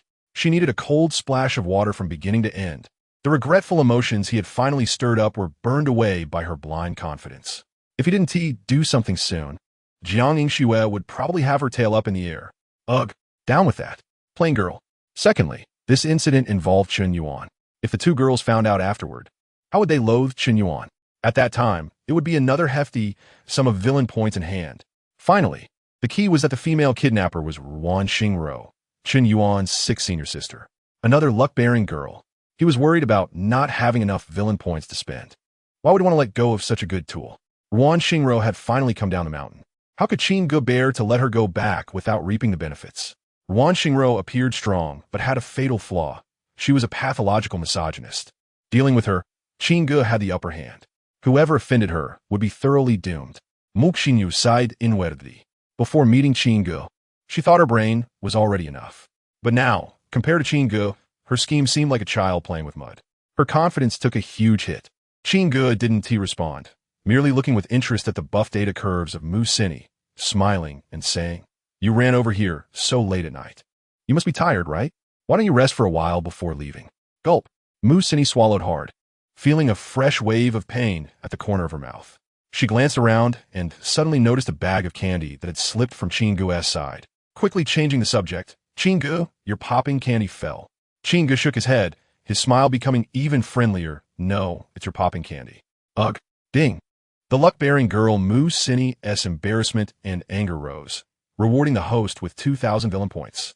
An hour later, while coordinating information with Xiaoingzi, Qin Ge suddenly felt a jolt in his heart. He lowered his head and slapped the back of Mu Sini's head, angrily cursing. What the hell, are you crazy? Want to get monitored again?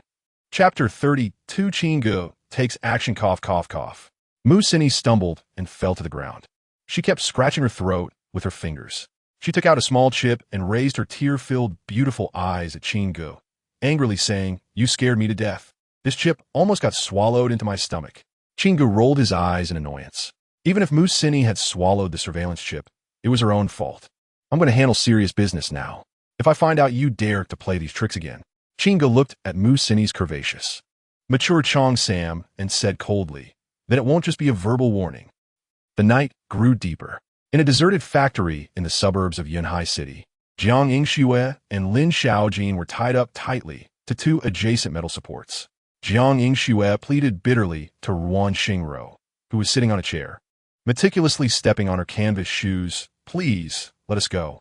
No matter how much it costs, I'm willing to pay." Ruan Xingro looked around to confirm that her shoes were clean, then raised her beautiful eyes and glanced at Jiang Yingxue, puzzled.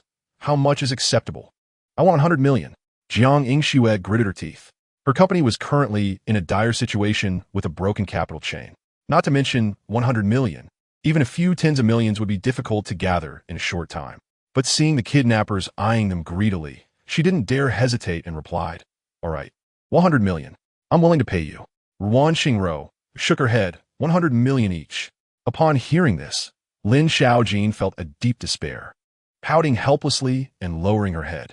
"Fine, 100 million each. As long as you let us both go, I will definitely pay the full amount of 200 million within 3 days." Jiang Yingxue hesitated for a moment, but ultimately agreed to the kidnappers' outrageous demand. This incident was initiated because of her. Lin Xiaojin was just a victim. No matter how short of cash she was, she couldn't avoid taking responsibility for the aftermath. Leaving Lin Xiaojin here was equivalent to ruining a promising intern in the operational area of Qin Yintian's company. Jiang Zong. Lin Xiaojin looked at Jiang Yingxue, opened her mouth, and was so moved she didn't know what to say. Ruan Xingro looked at Jiang Yingxue and said with a smile, "I didn't expect Yunhai City's #1 beauty to be so righteous. What a pity, I'm just fooling you. Don't say 200 million. Even if it were 2 billion, I wouldn't let you leave now." Suddenly, Ruan Xingro's delicate ears twitched slightly. Hearing footsteps outside the abandoned factory, her eyes lit up as she excitedly said, "They're finally here." As her voice fell, she turned into a shadow and disappeared, rushing out of the abandoned factory. Without Ruan Xingro's presence in the factory, the men led by Qin Zhou stared greedily at Yunhai City's #1 beauty, Jiang Yingxue, and the obedient, pure girl Lin Xiaojin, their eyes burning with desire. Jiang Yingxue, you are Qin Ge's girlfriend, but I, Qin Zhou, will be the first to have you, right? Don't worry, I will take good care of you. I will also send all the photos of our intimate moments to Qin Ge." Qin Zhou rubbed his hands together, leering as he approached. Ruan Xingro, that crazy woman, had finally left. When she was around, he couldn't even get close to Jiang Yingxue and Lin Xiaojin without being scolded.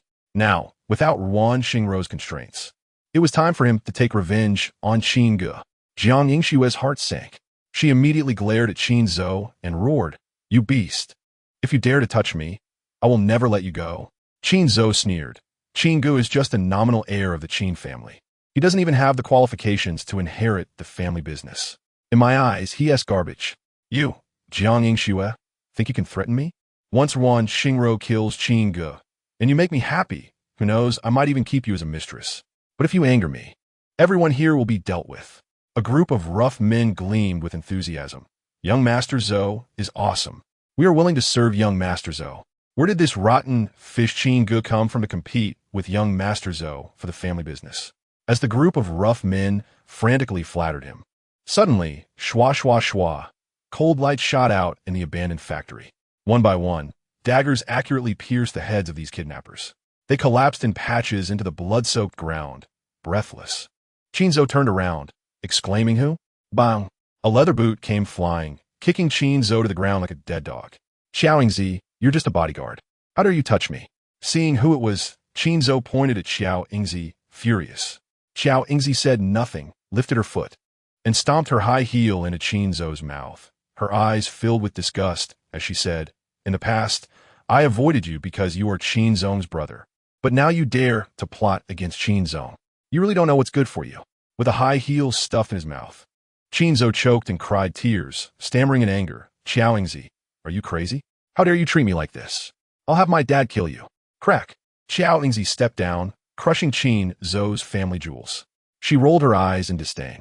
"Yunhai, in the past, I really didn't dare to offend Yunhai. After all, he is Qin Ge's father. But now, even Qin Ge has said I can go all out. What do I have to fear? If it weren't for the Li family being wary of Qin Ge, let alone a mere Yunhai, the entire Qin family would have long since disappeared." Kicking the unconscious Qin Ge away like a dead dog, Xiao Yingzi stepped forward and used a dagger to cut the ropes binding Jiang Yingxue and Lin Xiaojin. Jiang Yingxue grabbed Xiao Yingzi's arm, urgently asking, "Where's Qin Ge? Where is Qin Ge?" Xiao Yingzi turned back, her face stern, replying irritably, "What does it matter to you where Qin Ge is?" Jiang Yingxue retorted, "What kind of tone is that? You're just a bodyguard. Where's Qin Ge?" Xiao Yingzi coldly replied, "I am Qin Ge's bodyguard, not yours. What qualifications do you have to command me?" Lin Xiaojin looked worried and said anxiously, "Miss Xiao, you misunderstood. The woman who kidnapped us is very strong, strong enough to easily defeat all the kidnappers here. If it weren't for her protection, Jiang Zong and I would have already fallen victim. Has Qin Zong come as well? Miss Xiao, you don't have to worry about us. Hurry and help Qin Zong. That female kidnapper is after Qin Zong. If you're late, something will happen to him." Recalling Ruan Xingrou's ruthless actions earlier, Lin Xiaojin felt an overwhelming sense of dread. Just thinking that Qin Zong might be in danger because of her made her heart tighten with fear. Xiao Yingzi shook her head and softly replied, "Miss Lin, don't worry. Since Qin Zong is here, he must have complete assurance. Ruan Xingrou is indeed strong, but in her eyes, Qin Ge's skills are clearly even more terrifying. Moreover, from start to finish, Qin Zong is the hunter. Although Ruan Xingrou is a kidnapper, she is just a prey." Chapter 33. The Pathological Ruan Xingrou Qin Ge. You finally showed up. There is no escaping. In the suburban forest, Ruan Xingrou, dressed in a high-collared warring state-style hanfu, rapidly pursued the appearing Qin Ge from behind, her skirt fluttering in the wind. Nowhere to run, Ruan Xingrou infused her legs with power, launching forward with a sudden burst of speed, more than doubling her momentum. Clenching her small fist, she struck fiercely at Qin Ge's back. Without looking back, Qin Ge swiftly dodged to the side. Bang! Ruan Xingrou's punch slammed into a large tree. With a crack, the towering tree, wide enough for two people to embrace, was instantly snapped in half. The massive treetop crashed to the ground, stirring up a cloud of yellow leaves and dust. Qin Ge looked at the tree broken by a single punch and gave Ruan Xingrou a thumbs up, saying, "You've got some strength for such a small frame." Ruan Xingrou kicked the fallen tree aside and stared at Qin Ge, who was dressed in a tailored suit, frowning slightly as she said, "I'm a bit surprised that you managed to dodge my punch. No wonder junior sister Huan ended up with a broken leg. But I'm not junior sister Huan. Today, I'm here to avenge her. You broke her leg, so I'll break both of yours." Ruan Xingrou's hanfu billowed in the wind as she lunged at Qin Ge again. This time, Qin Ge did not evade. He would escape, but simply did not want this fight to be seen by Jiang Yingxue and Lin Xiaojin. Now that they were a few miles away, there was no need to worry. Bang! Ruan Xingrou threw a punch at Qin Ge's face. Qin Ge casually extended his palm to meet it. Arrogant, Ruan Xingrou sneered inwardly. Her strength was such that even her senior sisters dared not take it head-on. Qin Ge actually thought he could take her punch directly? What a fool's dream. Thud! Accompanied by a dull sound, Qin Ge's entire body shook as he tightly gripped Ruan Xingrou's small fist, a smile playing at the corner of his mouth as he said, "Your strength isn't that impressive. You could give me a back massage, and that would be more fitting." Joking aside, Qin Ge was indeed somewhat surprised.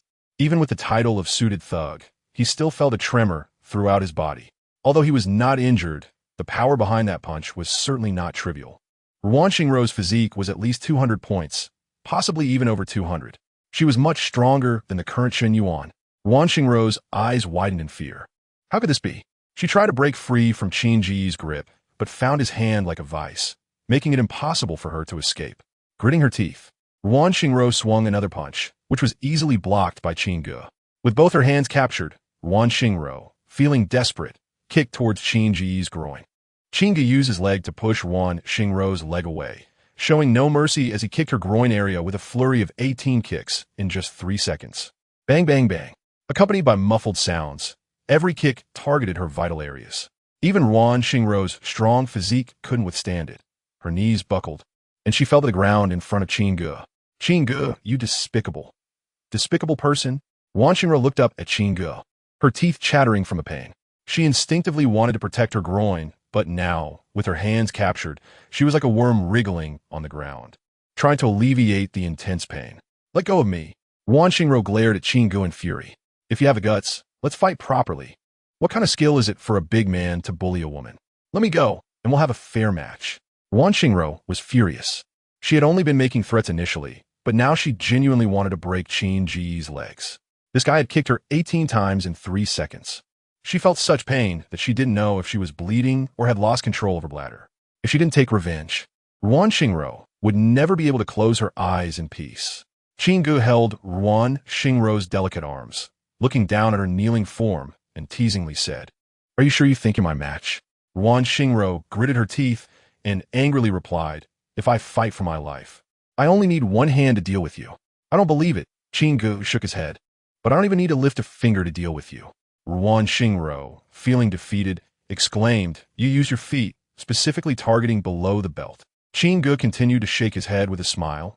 "I don't need to lift a finger at all, let alone use my feet." With that, he released Ruan Xingro's hands. Ruan Xingro quickly stepped back a few paces and yelled at Qin Ge, "All you do is boast. You think you can defeat me without lifting a finger? Do you think you have some kind of kingly aura that can intimidate me?" Currently, Qin Ge certainly did not possess any kind of kingly aura. Moreover, such a thing was the halo of a child of destiny. As a big villain, how could he enjoy the treatment of a child of destiny? However, he wasn't lying. He truly didn't need to lift a finger to defeat Ruan Xingro. "All right, you said it yourself. If you have the guts, let me throw a punch at you. As long as you don't fall, I won't team mention revenge again." Ruan Xingro thought to herself, coldly laughing. She had not expected Qin Ge to be such a madman, to tie his own hands and feet. If she didn't beat Qin Ge until he was picking up his teeth on the ground, she wouldn't deserve to be her master's disciple. Whoosh, whoosh, Ruan Xingro constantly moved her hands in the breeze. The leaves on the ground gradually began to swirl. Her figure spun in place, seemingly preparing for a powerful move. In reality, it was just to distract Qin Ge. While her back was turned to him, Ruan Xingro quietly took out a pill from her bosom and swallowed it. At the moment the medicine dissolved, her strength surged wildly. With her unique physique, this pill had been specially concocted by her master for her. After taking it, her combat power skyrocketed. Even Qin Ge would have no advantage against her now, let alone that he was arrogantly tying his own hands and feet. "Take my punch." Facing Qin Ge, Ruan Xingro rushed forward. Her small fist creaked as she tightened her grip, her power significantly increasing. As she approached Qin Ge, he unexpectedly spat a mouthful of saliva onto her clothes without warning. Ruan Xingro froze, as if she had been hit by a spell, standing dumbfounded in front of Qin Ge. It seemed she had forgotten her intention to defeat him.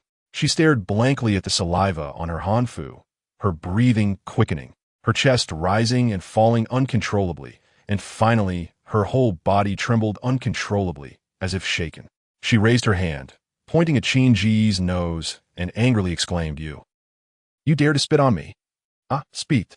Qin Ge spat another mouthful of saliva onto Ruan Xingro's chest, disdainfully saying, "What a lowly trick.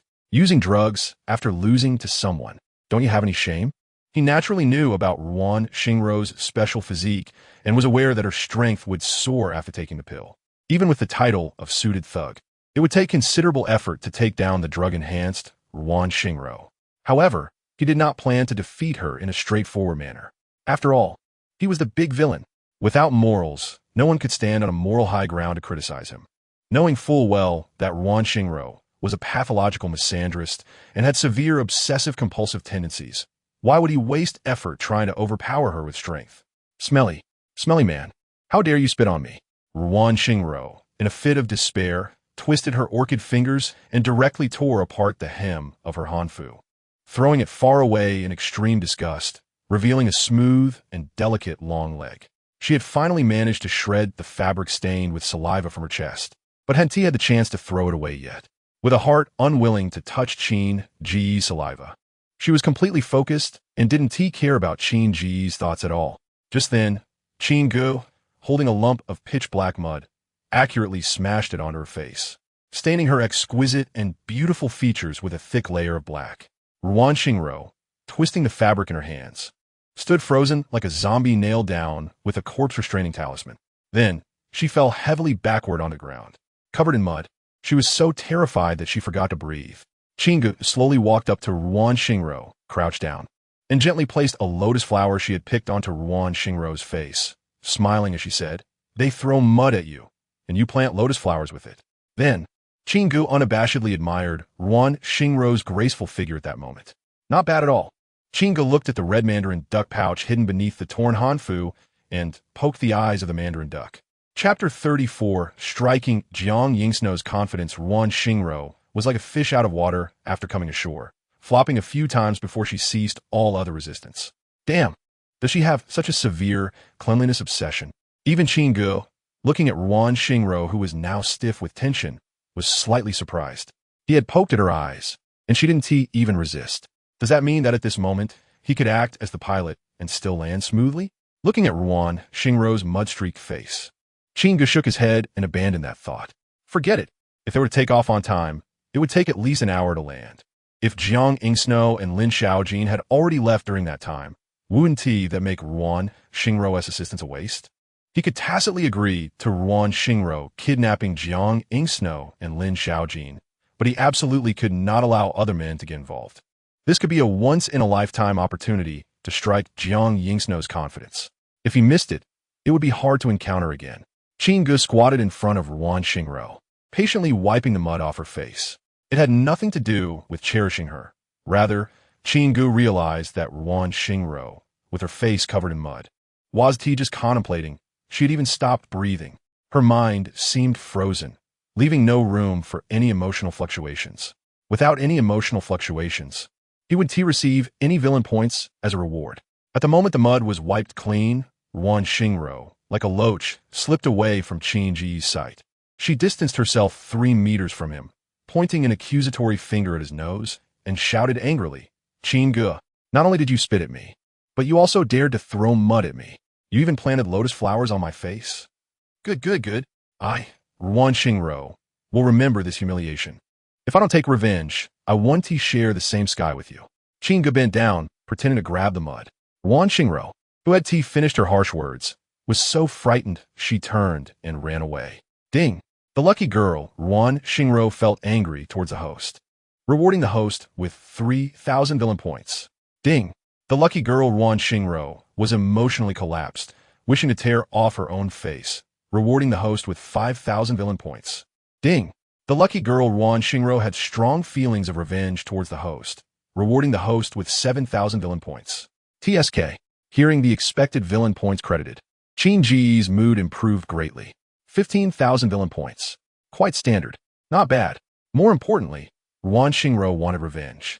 In this way, Ruan Xingro's line was established. Revenge is also part of the play. Watching Ruan Xingro's gradually disappearing figure, Qin Ge's smile became increasingly sinister. When the time comes, crime will also count as time.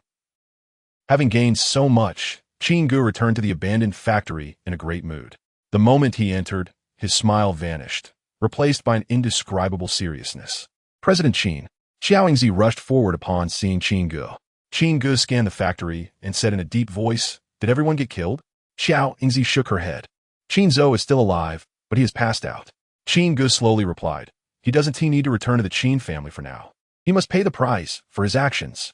Xiao Yingzi nodded, "I'll handle it right away." After witnessing Xiao Yingzi dragging Qin Zhou away, Qin Ge approached Lin Xiaojin. "Concern, are you okay?" Lin Xiaojin shook her head vigorously. "I'm fine, President Qin. Are you okay? What about that female kidnapper?" "Good to hear."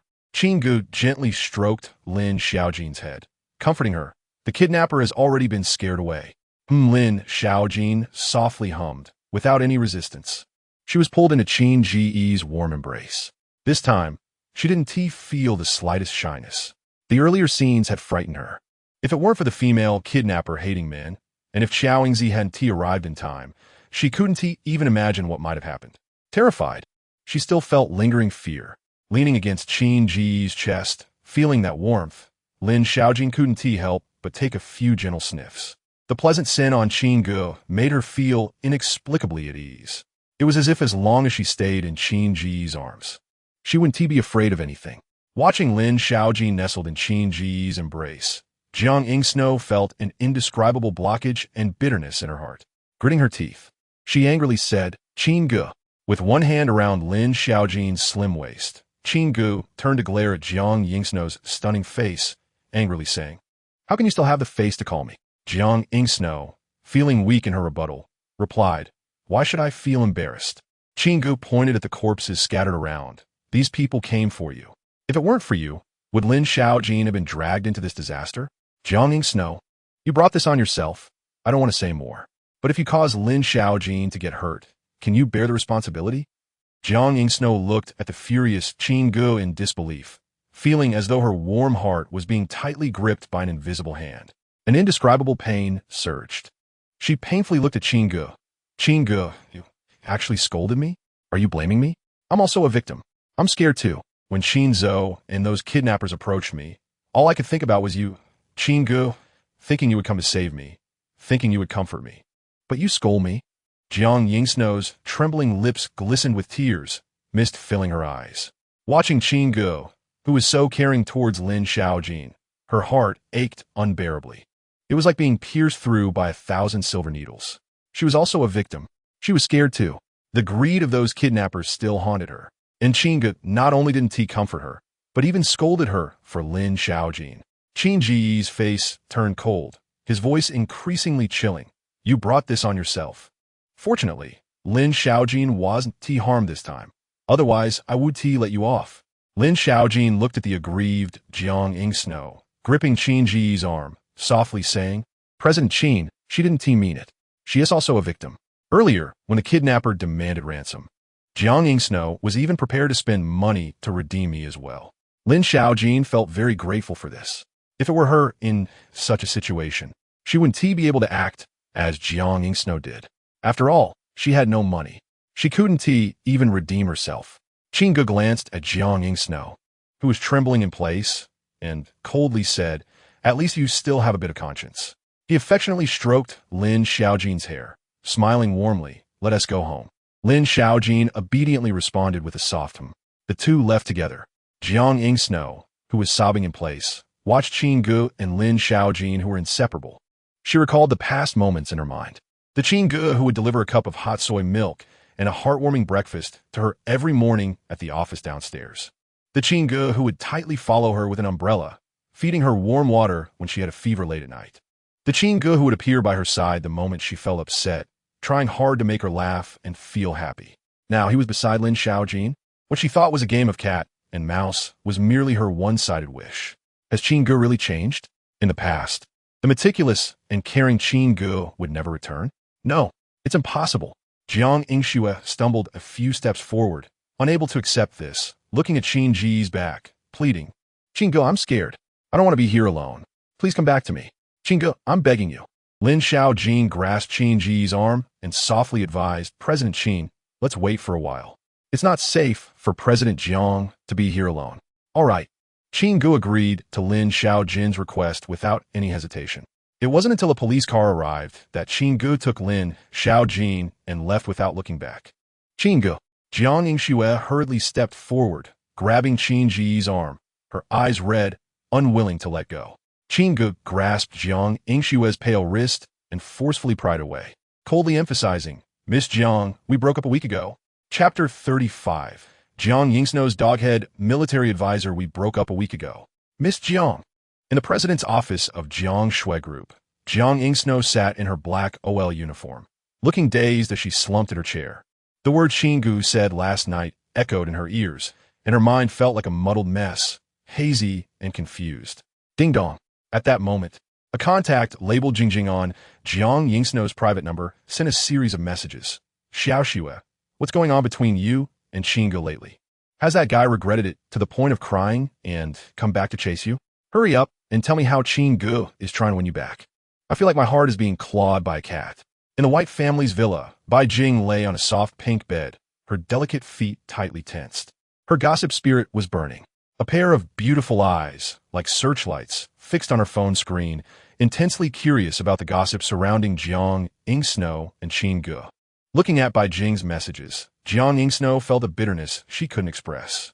She originally didn't want to tell anyone about this, but Bai Jing had grown up with her, and they were inseparable. She was her best friend, without a doubt. With a heavy heart, she poured out everything that had happened with Qin Ge, like spilling out her grievances. Jiang Yingsnow's heart was tightly knotted, her small mouth pouting in grievance as she typed. Jing, Qin Ge is really angry this time. He doesn't want me anymore and won't come back to me. I'm so scared. Bai Jing, lying on the bed, realized something was wrong and immediately sat up. Her beautiful eyes filled with seriousness as she replied. So now, the one regretting is not Qin Ge, but you, Jiang Yingsnow? Jiang Yingsnow responded, what should I do? Should I apologize to Qin Ge? Xiao Xue, you're being foolish. Bai Jing gritted her teeth in frustration. If you go apologize to Qin Ge now, you've lost, completely lost. You have to believe me. I'm an expert in love. Jiang Yingsnow questioned. Aren't you someone who has never been in a relationship? Bai Jing rolled her eyes. Do you doubt me? I'm Bai Jing, the first military advisor of dorm 538. All those girls in her dorm. Which one wasn't trained by me to keep their boyfriends under control? Xiao Xue, you need to message Qin Ge and use the thing he cares about most to hook him. Play hard to get, then go straight for the jugular and mention the topic he can't refuse. After hesitating for a while, Jiang Yingsnow clicked on Qin Ge's profile picture. Bai Jing was her best friend. She wouldn't harm her. The company had reached its current scale thanks to Bai Jing's connections and client introductions. After thinking for a moment, Jiang Yingsnow sent Qin Ge a text. Do you still want that lingerie? Almost in the next second, Qin Ge replied instantly, of course I do. It's the LA Perla Women's Maison B01075D lace embroidered underwire black bra. Seeing Qin Ge's message on the screen, Jiang Yingsnow's eyes lit up, and she quickly replied to Bai Jing, Jing, you're amazing. Qin Ge replied instantly, and with 2 messages. He used to take his time and didn't care about me anymore. Should I ask him out to meet and explain everything, then apologize? Bai Jing put a small white rabbit hat on her head, pulling down the dangling straps, making the rabbit ears bounce. She shook her head, seriously advising, don't reply. Isn't it just playing hard to get? If Qin Ge can play, Xiao Xue, you can play too. The main thing is that Qin Ge's instant reply means he hasn't forgotten you at all. Everything is just your imagination, your self-deception. If you rush to meet him now, you'll be at a disadvantage. You'll look desperate. Jiang Yingsnow felt Bai Jing's words made a lot of sense. So what should I do? She felt like a drowning person grasping at straws. Bai Jing was her last lifeline. She didn't dare to go against her. Bai Jing slowly explained, wait for Qin Ge to take the initiative to start the conversation. Men are like that. A wife is not as good as a concubine. A concubine is not as good as a mistress. And a mistress is not as good as one who is unattainable. The calmer you remain, the more anxious he will be. Especially now, Qin Ge must be feeling anxious. Half an hour later, Jiang Yingsnow looked at her phone, which showed no new messages from Qin Ge, and her heart raced like a drumbeat. She quickly asked her military advisor, Jing, it's been half an hour now. Bai Jing looked at the phone screen in front of her, the rabbit ears bouncing more and more vigorously. Wait, keep waiting. Now is the time to test your patience. Qin Ge is no longer as simple as before. He must have skilled people behind him. This is not just a confrontation between you and Qin Ge, but a showdown between me and the person behind Qin Ge. Jiang Yingsnow gripped her phone, feeling her palms sweating. She couldn't express her anxiety, fear, and unease. But having only Qin Ge as her boyfriend, how could she understand love better than Bai Jing? As long as Bai Jing could help her win Qin Ge back, she would listen to everything. In the blink of an eye, half a day had passed. Bai Jing, who had already arrived at the dining room, looked at the endless stream of messages on her phone and said in distress, Xiao Xue, I'm eating now. I'm starving. Can you please wait a bit to send messages? Don't you eat? Jiang Yingsnow sat upright in her chair, nervously saying, I can't eat. I have no appetite. Jing, it's been 7 hours already. Do we still need to wait? Bai Jing exclaimed in shock. You haven't eaten or drunk anything all day. Jiang Yingsnow replied, I have no appetite. Are you crazy? Bai Jing swallowed hard. Her best friend, the first beauty of Yunhai City, would actually lose her appetite over a man? If this got out, no one would believe it. It seemed she had underestimated this scoundrel Qin Ge. He had caused her Xiao Xue to suffer so badly. With that, Bai Jing could no longer keep things hidden. It was time to unleash her big move. Bai Jing put down her bowl and chopsticks, crossed her legs on the dining chair, and lifted her feet off the ground, regaining her intellectual high ground. After thinking for a while, she confidently said, Xiao Xue, sent a question mark to Qin Ge. Remember, only one question mark, and then immediately retract it. I want to see how long Qin Ge can hold on. I'm really angry. How dare he bully my best friend? Xiao Xue, don't worry. I guarantee I'll help you train Qin Ge to be obedient. This move was her ultimate weapon in her military advisor career. It was foolproof. No matter how composed a man was, seeing the woman he loved retract a message would make him unable to resist asking. As long as Qin Ge asked, he would fall in her trap. She had 180 ways to toy with Qin Ge and give Jiang Yingsnow a sense of revenge. Jiang Yingsnow's heart raced wildly. Looking at Qin Ge's profile picture, she edited a question mark and sent it. Whoosh! Before she could retract it, Jiang Yingsnow stared at the small reminder on the screen. Dumbfounded. The other party is not your friend. Chapter 36. Sisters unite for a night attack ding. After the host blacklisted the daughter of fate, Jiang Yingshu, she experienced feelings of fear. Congratulations to the host for gaining 2,000 villain points. Ding. Jiang Yingshu's feelings of fear skyrocketed. Congratulations to the host for gaining 8,000 villain points. Ding. The daughter of fate, Bai Jing, has broken down emotionally and developed uncontrollable resentment towards the host. Congratulations to the host for gaining 3,000 villain points. TSK.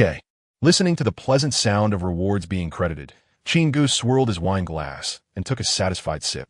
Is Jiang Yingshu playing hard to get with him? You reply to me instantly, and I'll blacklist you. In Jiang Yingshu's mind, Qin Ge, is her only boyfriend. But in Qin Ge's heart, Jiang Yingshu is not the only one. In fact, he couldn't even count how many there were. He wasn't worried at all about Jiang Yingshu's struggles. Even if things went wrong, he felt no psychological burden. After all, the next one will be more obedient. However, in the current situation, it seems Jiang Yingshu has already fallen into the trap. There is no possibility of things going wrong now. Only Jiang Yingshu is sinking deeper into the quagmire, unable to extricate herself. As for Bai Jing, how is she also a daughter of fate? Qin Ge looked at Bai Jing, who provided him with 3,000 villain points, and frowned slightly. He knew of Bai Jing's existence. She was Jiang Yingshu's best friend.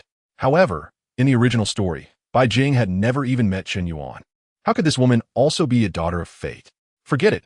Having more daughters of fate means more income. Qin Ge was naturally happy to see this situation. He was worried about catching a few plump sheep and easily over-harvesting them. In just 2 days, he received another 30,000 villain points. Time for a draw. He was eager to continue betting. Qin Ge was in a great mood and couldn't wait to improve his strength. Although Chen Yuan and Ruan Xingro were not his opponents, there were still 5 senior sisters from their sect, and even one beautiful master who could easily suppress 7 senior sisters. He was still lacking in power. Without any cheats, he felt particularly insecure. As the villain points were deducted, the lottery wheel appeared before Qin Ge once again. Only he could see the spinning of the wheel. Ding! Congratulations to the host for participating in the draw. Ding! Congratulations to the host for obtaining the complete tortoise shell armor set. Ding! Congratulations to the host for receiving a body-strengthening pill 1. Ding! Congratulations to the host for receiving a body-strengthening pill 8. Ding! Congratulations to the host for obtaining a one-time divine ability dream weaving. After 30 consecutive draws, Qin Ge's character panel was completely refreshed. Host, Qin Ge villain points balance, 0, title, suit-wearing thug, physique, 301 charm, 99, appearance 25, temperament 25, physique 25, financial character 24, divine abilities, survive.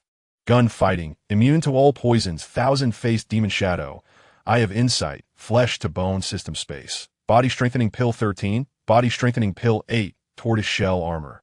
One-time divine ability dream weaving, system store. Open looking at the rewards in the system space. Qin Ge clicked his tongue. 8 draws were empty. It was a pity they weren't consecutive, so he didn't trigger the guaranteed reward. This tortoise shell armor doesn't look very serious.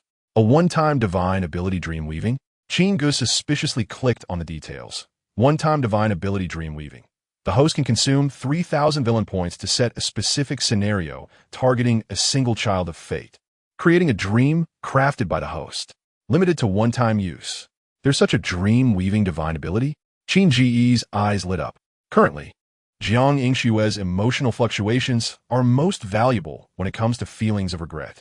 And the most direct way to make Jiang Yingxue regret is to make her realize that everything she could easily obtain has slipped away from her control because of her own actions, because she enjoyed tormenting her husband for a moment. Most importantly, he wanted Jiang Yingxue to realize how deep and profound his love for her once was. This had always been a headache for Qin Ge. He couldn't just confess his love to Jiang Yingxue now, could he? That would be impossible. It would be too cheap. Some things can be hinted at, but once said outright, it becomes too cheap. The one-time dream, weaving divine ability, could fill this gap. The dream would be created by Jiang Yingxue herself. What does it have to do with him, Qin Ge? When the time comes, he would give Jiang Yingxue a big surprise. Another hefty sum of villain points was about to be credited.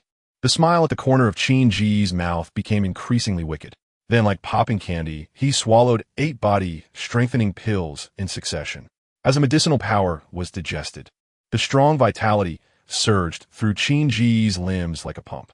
Physique 300 Qin Ge tentatively swallowed another body-strengthening pill, confirming that the body-strengthening pill could no longer increase his physique, even a little. He gave up the idea of using it to raise his physique by 13 points. He decided to keep it for now. When he has someone trustworthy in the future or builds a legion of daughters of fate, it will definitely come in handy.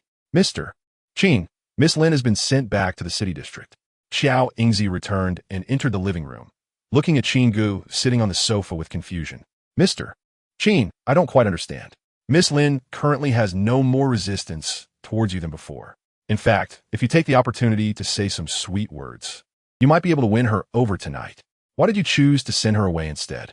She could see that Qin Ge was interested in Lin Xiaojin, but she couldn't understand why he would let go at such a perfect moment for a heroic rescue.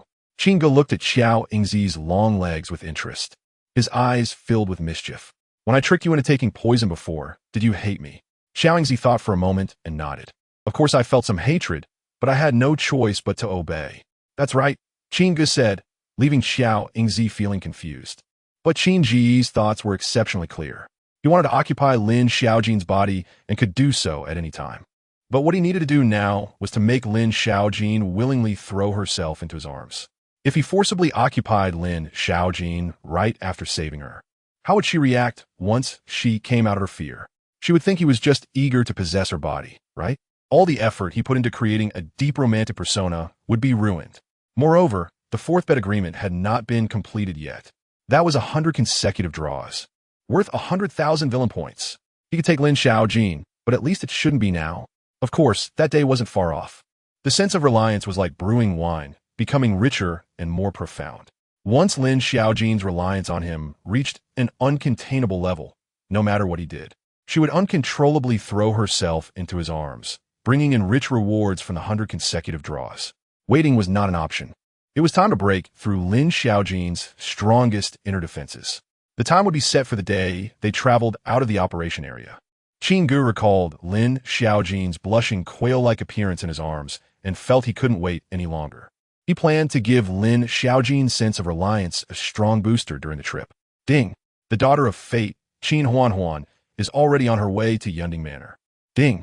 The daughter of fate, Ruan Xingro, is also on her way to Yunding Manor. Ding! Both daughters of fate harbor strong murderous intent towards the host.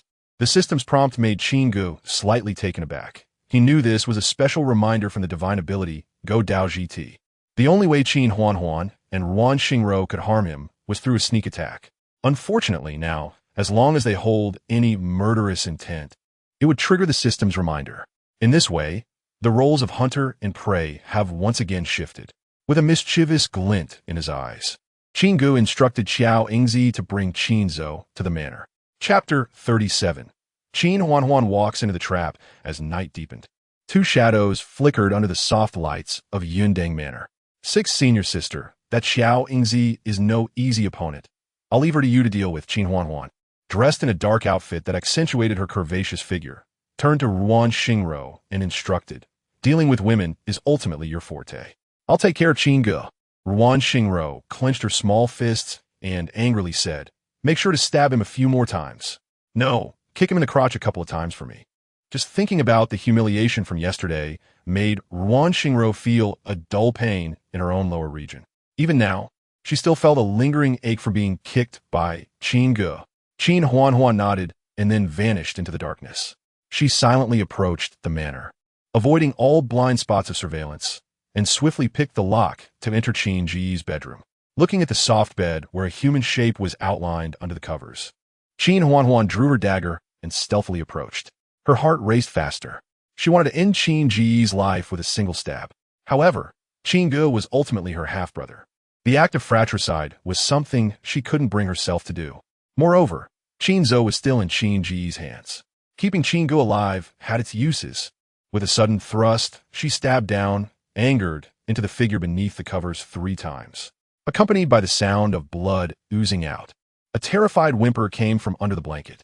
Realizing something was off, Qin Huan quickly pulled back the covers. She was shocked to see her brother Qin Zhou, bound tightly and looking terrified. "Xiao Zhou, how could it be you?" she exclaimed in horror. Had she just stabbed her own brother? She hurriedly tore off the gag from his mouth, asking urgently, "Where's Qin Ge? Where's he?" Qin Zhou grimaced in pain and shook his head. "I don't know. I was knocked out after being brought into this room. Sister, it hurts. It feels like my kidney has been taken out." Qin Huan instinctively swallowed hard, her dagger slipping from her grasp as she immediately kicked it under the bed to hide the evidence. "I've fallen into a trap," she thought, a chill running down her spine. She lifted Qin Zhou, her voice furious. "I will get you out." However, the door she had easily pried open was now firmly locked. No matter how she tried, she couldn't get it open. "The window, go out through the window," Qin Zhou urged, looking at the window in the room. Qin Huan pounded her fists against the glass, but it didn't budge. Gritting her teeth, she shouted in anger, "This is special glass. It's more terrifying than bulletproof glass. It's anti-shell glass." She let Qin Zhou down and punched the wall fiercely. With her strength, she thought she could easily break through. But after several punches, she saw the steel plate embedded in the wall and felt her scalp tingle. Not only was the door locked, but the glass was special, and even the walls were reinforced with thick steel. This wasn't a bedroom. It was a specially designed cage. Even a cannonball would struggle to break through from the inside. Qin Huan screamed in despair, "Qin Ge, get out here!" At that moment, a rotating door appeared on the wall behind her. Qin Ge entered with a playful smile, leisurely pushing the door open. He looked at the curvaceous Qin Huan and shook his head in dissatisfaction. "Huan, how can you call me by my name? I'm your brother. Go die." Qin Huan roared in fury, her exquisite face filled with rage. She furrowed her brow, stepped forward, and delivered a powerful kick aimed at Qin Ge's waist. Qin Ge dodged with a flash, making her kick miss entirely. When he reappeared, he had lifted the bound Qin Zhou. "Sister, save me. This guy is a devil. Help me," Qin Zhou cried, recalling the horrors of the past few days. Just being hoisted by Qin Ge was enough to terrify him. Qin Huan gritted her silver teeth, staring at Qin Ge with extreme disgust. "Qin Ge, you are despicable. Using Qin Zhou to threaten me, what kind of man are you?" Qin Ge weighed Qin Zhou in his hands and glanced at Qin Huan with amusement. "This is what you said yourself." Saying this, he grabbed Qin Zhou's head and slammed it against the steel plate that Qin Huan had previously struck. With a series of dull thuds, Qin Zhou's head split open and he collapsed to the ground, unconscious and bleeding like a dead dog. Ding, the daughter of destiny. Qin Huan has developed an angry emotion towards the host. Reward, 2,000 villain points. Qin Huan trembled with rage. She only wanted to force Qin Ge to let go of Qin Zhou. Who would have thought this guy would so cruelly knock Qin Zhou unconscious right in front of her? "You are not worthy of the Qin surname. You are a disgrace to the Qin family." Qin Huan pulled out 2 cold daggers from her waist and, like a spring, darted around the spacious room. Her speed increased, almost creating an illusion. This was Qin Huan's signature move, the killing technique of absolute despair. This technique emphasized speed enough to dazzle the enemy. After rigorous training, her eyesight became exceptional, allowing her to pinpoint her enemy's vulnerabilities. Found it. Hanging from the ceiling like Spider-Man, Qin Huan noticed Qin Ge's opening, pushed off with her feet, and shot toward Qin Ge's back like a cannonball. Just as Qin Huan's dagger was about to stab into Qin Ge's waist, he flickered away, dodging her attack. He then retaliated with a sweeping kick. Bang! The kick struck Qin Huan's waist. She flew back like a kite with a cut string, crashing into the wall, creating a deep dent in the embedded steel plate. Qin Huan stuck to the steel plate for several seconds before slowly falling to the ground. Puffed. Blood surged up her throat, and she spat out a mouthful of crimson blood, making her luscious lips appear even more vibrant. Her bones were broken again. Qin Huan clutched her waist in pain, gritting her teeth as she roared at Qin Ge. Qin Ge, if you have the ability, kill me today. As long as I, Qin Huan, am alive, you will never have a moment of peace. One day, I will turn you to ashes and cleanse the Qin family. Qin Ge casually sat on the edge of the bed, crossed his legs, and looked at the severely injured Qin Huan with interest, saying playfully, "You want to die, huh? Are you truly seeking death? Or are you hoping to use your death to have your senior sisters and beautiful master take revenge for you?" Qin Huan gritted her teeth. "I'm not afraid of you." Qin Ge chuckled. "In the whole of Yunhai City, it's just the three of you siblings. If I were to kill all three of you, how would your sect know who the murderer was?"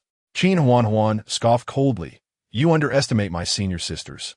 Qin Ge casually retorted, "Since you trust Ruan Xingro and Qin Yuan so much, what about Lu Mei? Do you think I wouldn't kill unarmed Lu Mei?" Huff! Qin Huan's breathing suddenly became rapid. She staggered to her feet, enduring the pain of her bones cracking, and fearlessly charged at Qin Ge again. Qin Ge shook his head and casually threw out the turtle shell lock he had won in the lottery. Clank, clank. The bright red chains, like maggots clinging to bones, wrapped around Qin Huan's body, locking her limbs in the opposite direction behind her back. In an instant, Qin Huan fell to the ground, exhausted. With her towering chest, she managed to shake the ground 3 times before stabilizing. "What is this thing?" As Qin Huan, face down, just lifted her head, she noticed the bright red chains had tied a bow around her neck and then bizarrely passed through her armpits and chest like an oscilloscope. It constricted her figure even more.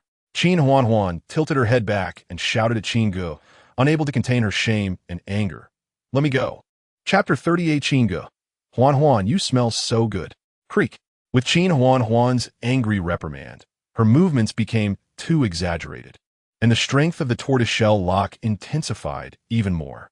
Like being tied up with 5 flowers, it bound Qin Huan so that she couldn't move at all. Qin Huan felt ashamed and angry, unable to lift her head. In this position, she couldn't face anyone. Even less did she want to look up at Qin Ge in such a humiliating state. This was worse than killing her. Yet, Qin Ge squatted down in front of her, grasping her delicate chin with his palm, lifting her blushing face that was filled with shame and anger. "Qin Ge, just kill me." Qin Huan gritted her teeth. She would rather die than accept such humiliation. This kind of disgrace was even harder to bear than death.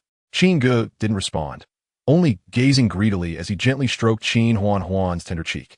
Her skin was as smooth as a peeled egg, slippery and soft. Her fresh lips, stained with bright red blood, looked even more vibrant and tempting at that moment. Qin Ge leaned in deliberately, taking a light sniff of her fair neck, then moved closer to her glistening little ear. He could feel Qin Huan's body tremble, and he slowly blew warm air against her small earlobe, closing his eyes in enjoyment, murmuring, Huan, you smell so good." Qin Ge's desire to perform was so strong that he shivered all over. His acting skills would make even the little golden man of the Oscars give a thumbs up. Compliments for his acting would flow, saying it was so lifelike. No one else could compare. Qin Huan shrank her snow-white neck, swaying back and forth uncontrollably. She gritted her teeth, her voice trembling with fear. "Qin Ge, you demon. Have you gone mad? Do you even know what you're doing? I'm your sister. Your half-sister. Ding." The daughter of fate, Qin Huan, experienced fear, rewarding the host with minus 3,000 villain points. Upon hearing the reward notification, Qin Ge's desire to perform surged even stronger. He brushed the back of his hand across Qin Huan's temple, his eyes filled with obsession as he murmured, "Doesn't that just stimulate even more?" Crack, crack. Bound by the tortoiseshell lock, Qin Huan struggled vigorously. Her mindset was almost on the verge of collapse. She could die, but absolutely couldn't fall into Qin Ge's hands. This guy was a demon, a beast. How could he have such thoughts about her? "Qin Ge, you're a beast. You actually have evil thoughts about your own sister. Are you even human? Kill me, kill me." Qin Huan broke down. Her limbs were locked, unable to exert any strength. Even if her bones were broken, she was still tightly bound by the chains that clung to her like maggots. At this moment, let alone committing suicide on the spot, Even breathing had become a luxury. I'm a beast. Seeing no benefits coming in, Qin Ge immediately retracted his greedy expression, coldly sitting back down on the bed. He used his leather shoe to lift Qin Huan's face, changing to a cold, indifferent expression. You, Qin Huan, wouldn't actually think you're my half-sister, would you? Think about it. Whether it's you or Qin Zhou, is there any point that resembles Yunhai? Qin Huan struggled to swallow hard. Her fair neck showed slight movement. Gritting her teeth, as if Qin Ge had touched a nerve, she exploded in a desperate rebuttal. Qin Ge, what do you mean? Do you think that Qin Zhou and I aren't our father's biological children? Can't we be like our mother? To satisfy your evil desires, you even came up with such a clumsy excuse? Qin Ge's gaze swept back and forth between the unconscious Qin Zhou and Qin Huan. But how many similarities do you two sisters really have? In fact, just as Qin Ge said, Qin Zhou and Qin Huan were not only not Yunhai's offspring, but even these two siblings were not born of the same father. They could only blame Lu Mei for being too frivolous back in the day. Qin Huan strained to lift her neck, angrily shouting at Qin Ge, "Don't think you can sow discord. To tell you the truth, Dad has long thought we don't resemble him, and I don't know how many paternity tests he's done behind our backs. It's precisely because the evidence is conclusive that Dad feels guilty towards his siblings. And your status in the Qin family is getting lower and lower. In Dad's eyes, you, Qin Ge, are nothing but a rebellious son. Any harm that comes to Qin Zhou and me will make Dad hate you to the bone." Qin Ge sighed and shook his head. "I didn't expect your sense of identity with the Qin family to be so strong." Qin Huan cursed angrily. "Only you, the disgrace of the Qin family, wouldn't treat the Qin family as a matter of importance. I, Qin Huan, was born a member of the Qin family and will die as a ghost of the Qin family. In this lifetime, you can never sow discord against my sense of identity with the Qin family." Qin Ge sighed and stepped twice on Qin Huan's perky bottom. "Paternity tests can go wrong. That's because of the test done by Yunhai. You can also try to do a test yourself to see if the blood flowing through your body really belongs to the Qin family. Of course, you can also ask Lu Mei. She knows the truth better than anyone else, given her past." Qin Huan shouted hysterically, "Qin Ge, shut up. I won't allow you to insult my mother, and I won't allow you to insult the blood of the Qin family flowing through my veins. TSK. Qin Ge looked at Qin Huan, whose eyes were red and almost possessed, feeling an indescribable joy in his heart. He didn't expect that the old man as punishment of Yunhai would actually cultivate a daughter of fate like Qin Huan, who had such a strong sense of identity with the Qin family. Strong sense of identity is good. The more firmly Qin Huan believes, the more she will collapse after learning the truth, right? The more she collapses, the greater her emotional fluctuations, the more benefits he would reap. Most importantly, by that time, Qin Huan's worldview would collapse, realizing that everything she had done in the past was simply because Lu Mei coveted wealth, allowing her to occupy the Qin family's place and act arrogantly for over 20 years. What kind of reaction would that bring? Whether Lu Mei and Qin Zhou would feel ashamed, Qin Ge didn't care. But Qin Huan would definitely feel ashamed, because she was the daughter of fate, a righteous and just daughter of fate. At that time, wouldn't it be a perfect opportunity for him to take advantage of the situation, to reap the benefits without any accountability? With this thought in mind, Qin Ge raised his hand and beckoned. The tortoise-shell lock returned to the system space as if it were an extension of his arm. Finally, Qin Huan, who maintained a crescent moon pose, was able to regain her normal posture. She winced in pain as she adjusted her dislocated bones back into place, then raised her eyes and angrily shouted at Qin Ge, "Where's my senior sister? Has she also fallen into your trap?" Qin Ge smiled even more kindly and said, "You think too badly of me." He pressed a button on the remote control, and the locked door opened like a metal door sliding open. Ruan Xingro, who had been trapped outside, finally managed to enter. Looking around, Ruan Xingro saw her younger sister, who was spitting blood and had dislocated arms and legs, and her fury erupted. She pointed a trembling finger at Qin Ge's nose and shouted, "Qin Ge, you actually dared to torment my junior sister like this. You're done. If I, Ruan Xingro, don't knock you down today, I don't deserve to be the disciple of my master." Qin Ge rolled his eyes in annoyance. "Can we not discuss things? Why does it always have to be a fight to the death when we meet?" Ruan Xingro shouted in anger, "What is there to discuss? Even if a great Luo Jinxian comes today, they won't be able to save you." Chapter 39. Ruan Xingro gets a taste of defeat, sure enough. Qin Ge felt a sense of realization.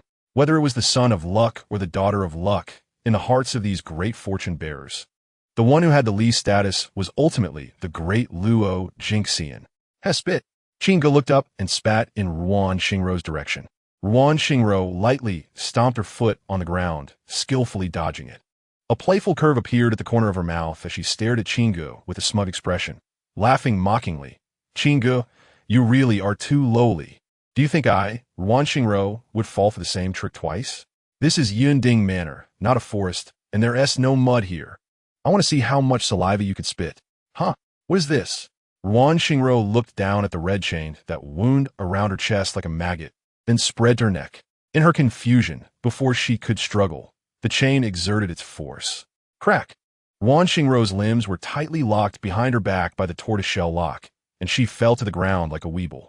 After shaking a few times due to the shock absorber, she began to sway back and forth like a pirate ship, just like Qin Huan had before. Upon seeing this scene, Qin Huan, who was busy resetting her bones, sighed helplessly. The sixth senior sister was always like this. Strong as she was, she talked too much. Before even making a move, she was already entangled by Qin Ge with this bizarre chain. Once entangled, it was impossible to break free. Hiss, it hurts. What is this thing? The more I struggle, the tighter it becomes. Ruan Xingro stood on her toes, lifting her upper body high. The red chain seemed to oscillate like an oscilloscope, staring at Qin Ge. Qin Ge, all you know are these despicable tricks. What kind of man are you? If you have the guts, let me go. Let's fight fair and square. If you win, you can do whatever you want. Qin Ge frowned. Can you shut up? Why do you have so much nonsense? Ruan Xingro scoffed. In the end, you, Qin Ge, are just a turtle. You don't dare to fight me head on. Otherwise, why would you prepare so many strange things specifically to target me? Qin Ge felt like his ears were about to develop calluses. He took out the deadly weapon he had carefully prepared for Ruan Xingro from the system space and covered her head with it. Ruan Xingro smelled the familiar scent and trembled in fear. What is this? Qin Ge joke, my shirt. Boom. Qin Ge's words were like a bolt from the blue to Ruan Xingro. Original flavor shirt? The stinky scent of a man. And it hasn't been washed? Ruan Xingro felt dizzy, her consciousness collapsing as her eyes rolled back, and she trembled violently in place, her mouth foaming. With her pathological misogyny and extreme cleanliness obsession, it could be said that Qin Ge's original flavor shirt was as devastating to Ruan Xingro's psyche as a small boy. Although she won, it didn't feel quite so joyful. Qin Ge looked at the collapsed Ruan Xingro, feeling very displeased. If he threw this original flavor shirt to Jiang Yingxue, it would definitely cure Jiang Yingxue's insomnia. However, when it came to Ruan Xingro, it turned into a biochemical weapon. After all, he was a villain with a charm rating of 99. If it weren't for his own psychological cleanliness, he really wouldn't want to use his white shirt as a nuclear bomb. Crack! Qin Huan, who had reset her dislocated bones, staggered to Ruan Xingro's side, wanting to unlock the tortoiseshell lock for her. However, she found that it couldn't be open at all and helplessly urged Qin Ge, "Let my senior sister go." Qin Ge raised his hand and summoned the tortoiseshell lock back into his palm like an extension of his arm. This thing is actually quite useful. Qin Ge examined it carefully and felt that it was quite handy. He glanced at Qin Huan and kindly reminded her, "Don't forget to verify your identity mystery." No need for your reminder. Qin Huan, with Ruan Xingro clamped under her arm and dragging the still unconscious Qinzo, left in a fluster without looking back. Just a few steps out of the manor, Qin Huan stumbled and fell to the ground. She removed the corpse-suppressing talisman from her senior sister's head and bitterly urged the unconscious Ruan Xingro, "Sixth senior sister, I'm injured and out of strength. You take us out and get a taxi to the hospital." It took a full 15 minutes for Ruan Xingro to regain her senses from a dizziness. She breathed in fresh air greedily, almost as if it were a luxury. Once she regained her mind, she hugged Qin Huan and dragged Qin Zo to the roadside, hailed a taxi, and, after stuffing the siblings inside, she reached out to Qin Huan and said, "Give me that shirt." Qin Huan weakly replied, "This is the evidence of Qin Ge's madness." She intended to inform her father about Qin Ge's evil intentions towards her, and this shirt could serve as evidence. Even if it was fabricated, after all, Qin Ge's evil intentions were not false. Qin Huan, had not wronged Qin Ge. Ruan Xingro stubbornly shook her head. I don't care about any evidence. Just give it to me. She was completely furious. The hatred between her and Qin Ge had become irreconcilable. She was certain that Qin Ge knew her weakness. If she couldn't overcome these two major weaknesses every time she encountered Qin Ge in the future, she would be helplessly restrained by him. She had made up her mind. At the very least, she couldn't be this weak against Qin Ge anymore. She needed to give herself a strong dose of medicine to counteract poison. Ruan Xingro snatched the white shirt from Qin Huanhuan's arms. After the taxi drove away, she stared at the intact, original flavor white shirt in her hand, her gaze trembling as her delicate body swayed unsteadily. Finally, overwhelmed, she sat down on the curb. Gulp. Ruan Xingro stared at the white shirt she was clutching. Her breathing quickened, and it took a full half-hour for it to stabilize. This is progress. I didn't faint. I endured it. Ruan Xingro looked up at the starry night sky and comforted herself in her mind. At least Qin Ge isn't ugly, and his physique is quite strong. Why do I have to resist so much? As long as I overcome my physiological aversion to Qin Ge the next time we meet, I won't have to worry about his tricks anymore. Ruan Xingro raised her palm, wanted to bring the white shirt to her nose for a sniff. Watching the brand new white shirt getting closer, Ruan Xingro swallowed hard, the sound endless. When the shirt was still 3 feet away from her nose, she let her hand drop weakly, gasping heavily, shaking her head. This is too stimulating. Forget it. Weakness needs to be overcome step by step. It can't be done in one go. First, set a small goal for myself. For example, sleep peacefully with Qin Ge's original flavor shirt before talking about anything else. Chapter 40. Mu Sini helplessly swallows her grievances. Qin family, private sanatorium. After learning about his physical condition from the private doctor, Qin Zhou clenched his fists, trembling uncontrollably, and roared frantically at Qin Hai, "Dad, I want revenge. I want to kill Qin Ge. He took away my love. He turned me into a useless person, unable to carry on the Qin family lineage. I will not rest until one of us is dead." Learning that he had lost his male reproductive ability, Qin Zhou no longer cared about pretending to be the obedient son in front of his father. All he wanted was revenge. He wanted Qin Ge to die. Qin Hai slammed his fist against the wall, howling in despair. Unfilial son. This unfilial son deserves to die. Sibling rivalry, ruthless and merciless. He actually crippled his own younger brother. What did I, Qin Hai, do wrong to have such an unfilial son? Qin Hai trembled with anger. The thing he regretted the most was giving birth to Qin Ge. If he had known this would happen, he should have killed Qin Ge at birth. Dad, Qin Ge is nothing but a beast now. He doesn't even consider himself a member of the Qin family. He not only crippled my brother, but also Qin Huanhuan, lying on the bed in the next room, prepared to take this opportunity to express all her grievances. Only in front of her father, only in front of her family, did Qin Huanhuan dare to reveal her inner vulnerability. She wanted to expose Qin Ge's crimes and nail him to the pillar of shame. Even if he died, he wouldn't deserve to be buried in the Qin family's ancestral grave. She felt that being a member of the Qin family alongside someone like Qin Ge was a disgrace. However, before she could finish speaking, a sigh echoed in the ward. None of you are allowed to harm Qin Ge. Hearing this, Qin Zhou looked at his mother, who had a funnel-shaped figure, with anger in his eyes, and roared, "Mom, are you crazy? I'm your biological son. Qin Ge turned me into this, and you actually stopped me from taking revenge?" Liu Mei shined softly. "It's precisely because you are crippled that Qin Ge must not have any accidents. He is your father's only heir now. He is also the last spark of the Qin family. If anything happens to Qin Ge, our Qin family will be cut off at its roots." Boom! Her words struck Qin Hai like a bolt of lightning, his pupils trembling. Qin Zhou's hysterical roar echoed. "Why must it be Qin Ge? If necessary, youth and dad can have another child. Without Qin Ge, would our Qin family really have no descendants?" Liu Mei shook her head. It's too late for that. She didn't want to give Qin Hai another son or daughter. Even if things went awry, as long as she had Qin Hai's biological children, at least the punishment wouldn't be death. But what was the reality? No matter how hard she tried, even using IVF, she couldn't conceive. She had always found it strange.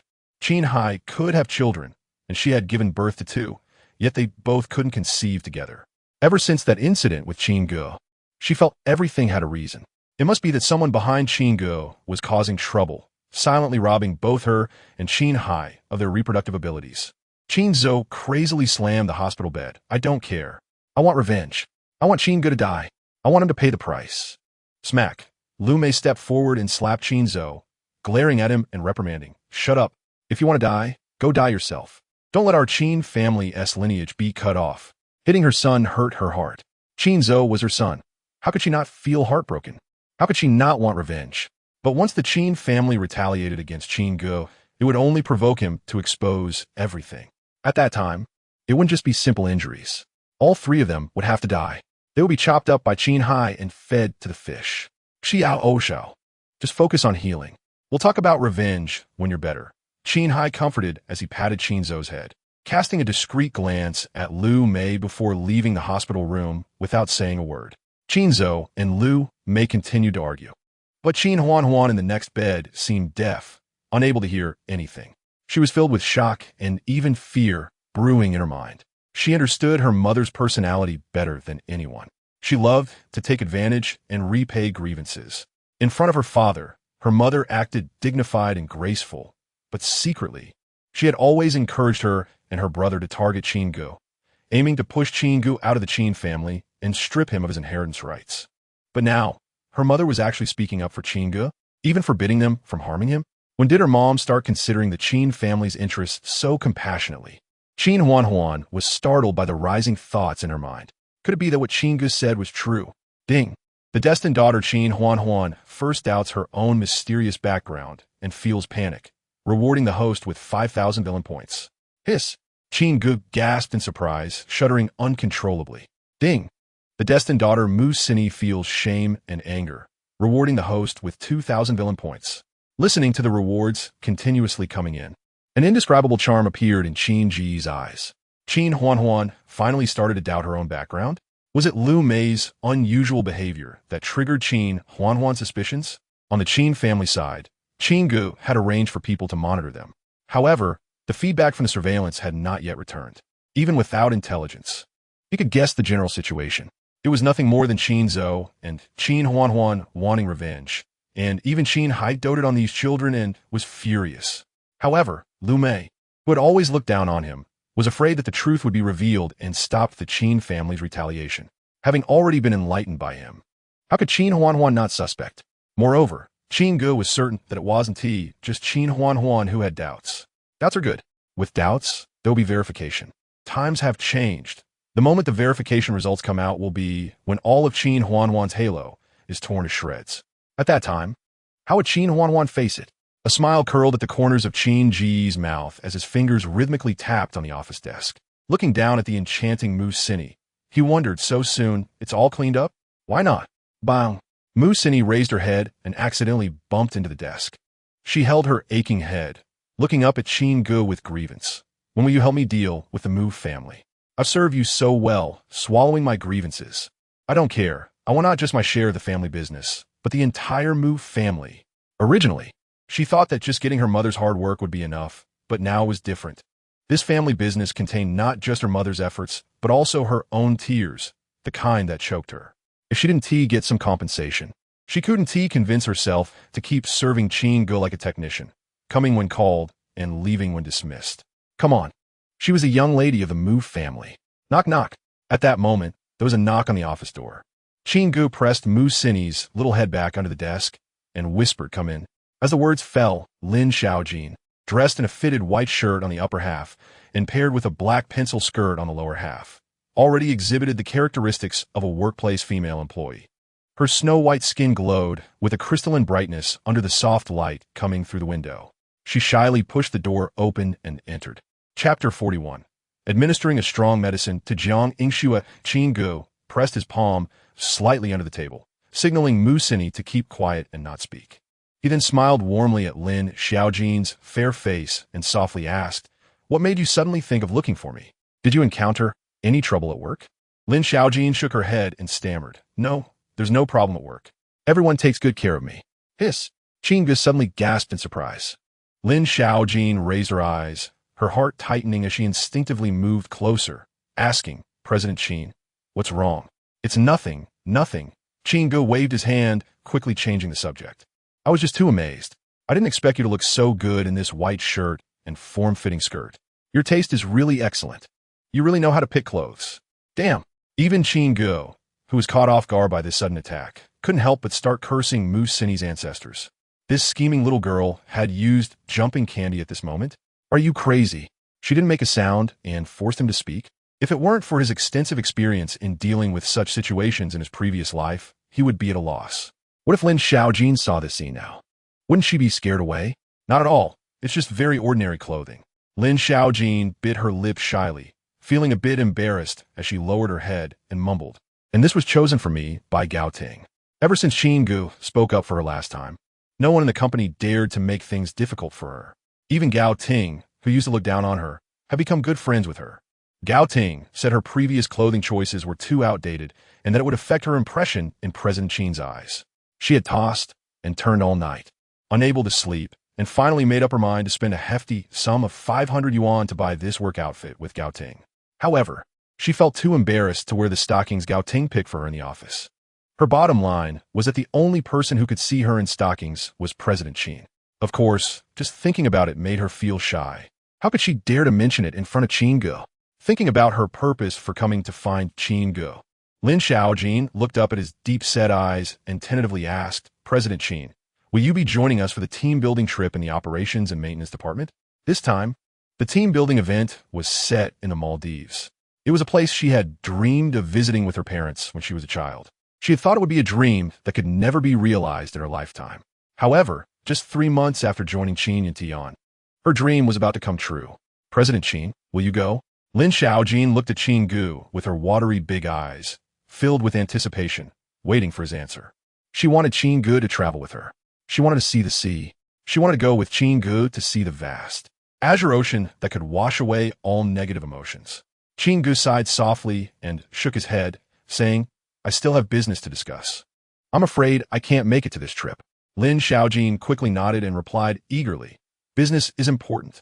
President Qin, you are the helm of the company, so you must prioritize the company's business. Lin Xiaojin knew that this might be the outcome.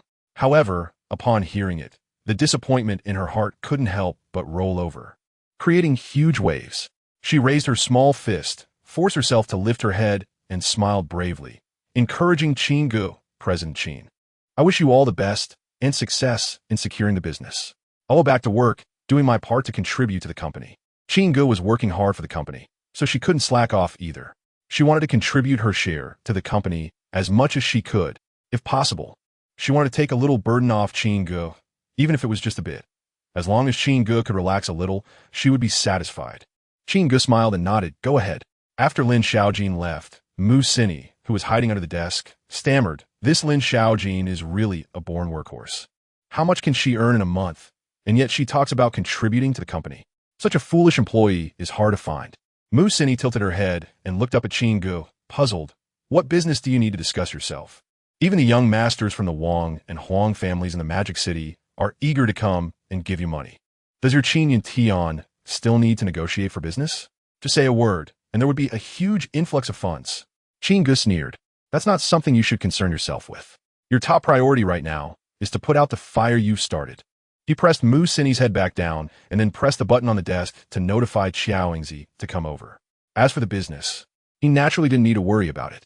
With his aunt around, it wouldn't be an exaggeration to say that Qin Yuntian's development was skyrocketing. This was just a pretext to lower Lin Xiaojin's expectations. As for the trip, how could he possibly not attend in person? Lin Xiaojin's initiative and the change in her clothing style were symbols that she was increasingly concerned about her image. A woman beautifies herself for the one she loves. All of this proved that in Lin Xiaojin's heart, his status had become crucial. The seaside trip was the key moment for him to conquer the last barrier in Lin Xiaojin's heart. He had to go. His refusal was just a means to raise expectations. Ultimately, it was a way to provide Lin Xiaojin with a more intense emotional experience that she couldn't resist. Hearing the button's control bell ring, Xiao Yingzi quickly pushed the door open and respectfully said, President Qin, you called for me? Qin Ge got straight to the point and asked, how is the matter I asked you to arrange going? Xiao Yingzi recalled this and was greatly surprised, saying, President Qin, don't say. If I hadn't been by your side for a while, I would have doubted if you were half a divinity. It's really a coincidence that we have our people just bringing Chun Yuan to the hospital entrance. And guess what? The elderly Wang, who went for a checkup, was actually knocked over by a child, breaking her rib and triggering an internal ailment. She's currently in the hospital for emergency treatment. Qin Ge knew did. This was all within his expectations. A child of fate, encountering someone like Grandma Jiang Yingxue. How could nothing happen? If Grandma Wang wasn't injured, how could Qin Yuan make a move? How could he showcase his medical skills? How could he show off and slap faces? Qin Ge became interested and asked, what progress has been made? Has Qin Yuan made a move? Xiao Yingzi shook her head. Not yet. Qin Yuan is still arguing with the attending physician. So he's still in the process of showing off? Clean up and arrange for Mu Sini to be hospitalized. Qin Ge felt the time was right and prepared to go over. It was time to give Jiang Yingxue one last strong dose of medicine. The timing and circumstances were all aligned. He couldn't refuse. Of course, he wouldn't actively seek out Jiang Yingxue. Instead, he would encounter her passively. Everything would happen by chance. And then he would seize the opportunity to strike. Under the desk, Mu Sini poked her head out. Why would I be hospitalized? My abdominal injury is almost healed. Another kind of problem. Mu Sini puzzledly asked, how could I not know if there's something wrong with my body? Qin Ge touched the vibrant corner of Mu Sini's lips. Hiss, it hurts. Mu Sini quickly touched her lips, gasping in pain, puzzled, what's wrong with me? Qin Ge stifled a laugh. It's a lip split.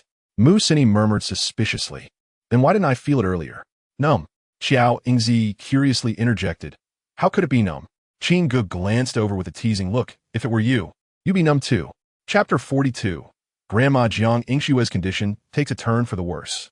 At the First People's Hospital of Yunhai City, in the intensive care unit, Grandma Wang was connected to various complex medical instruments. The room was filled with the urgent beeping sounds. The electrocardiogram of the old lady resembled a pirate ship, dancing to the rhythm of an elderly disco. The attending physician was dumbfounded, muttering in disbelief. How could this happen?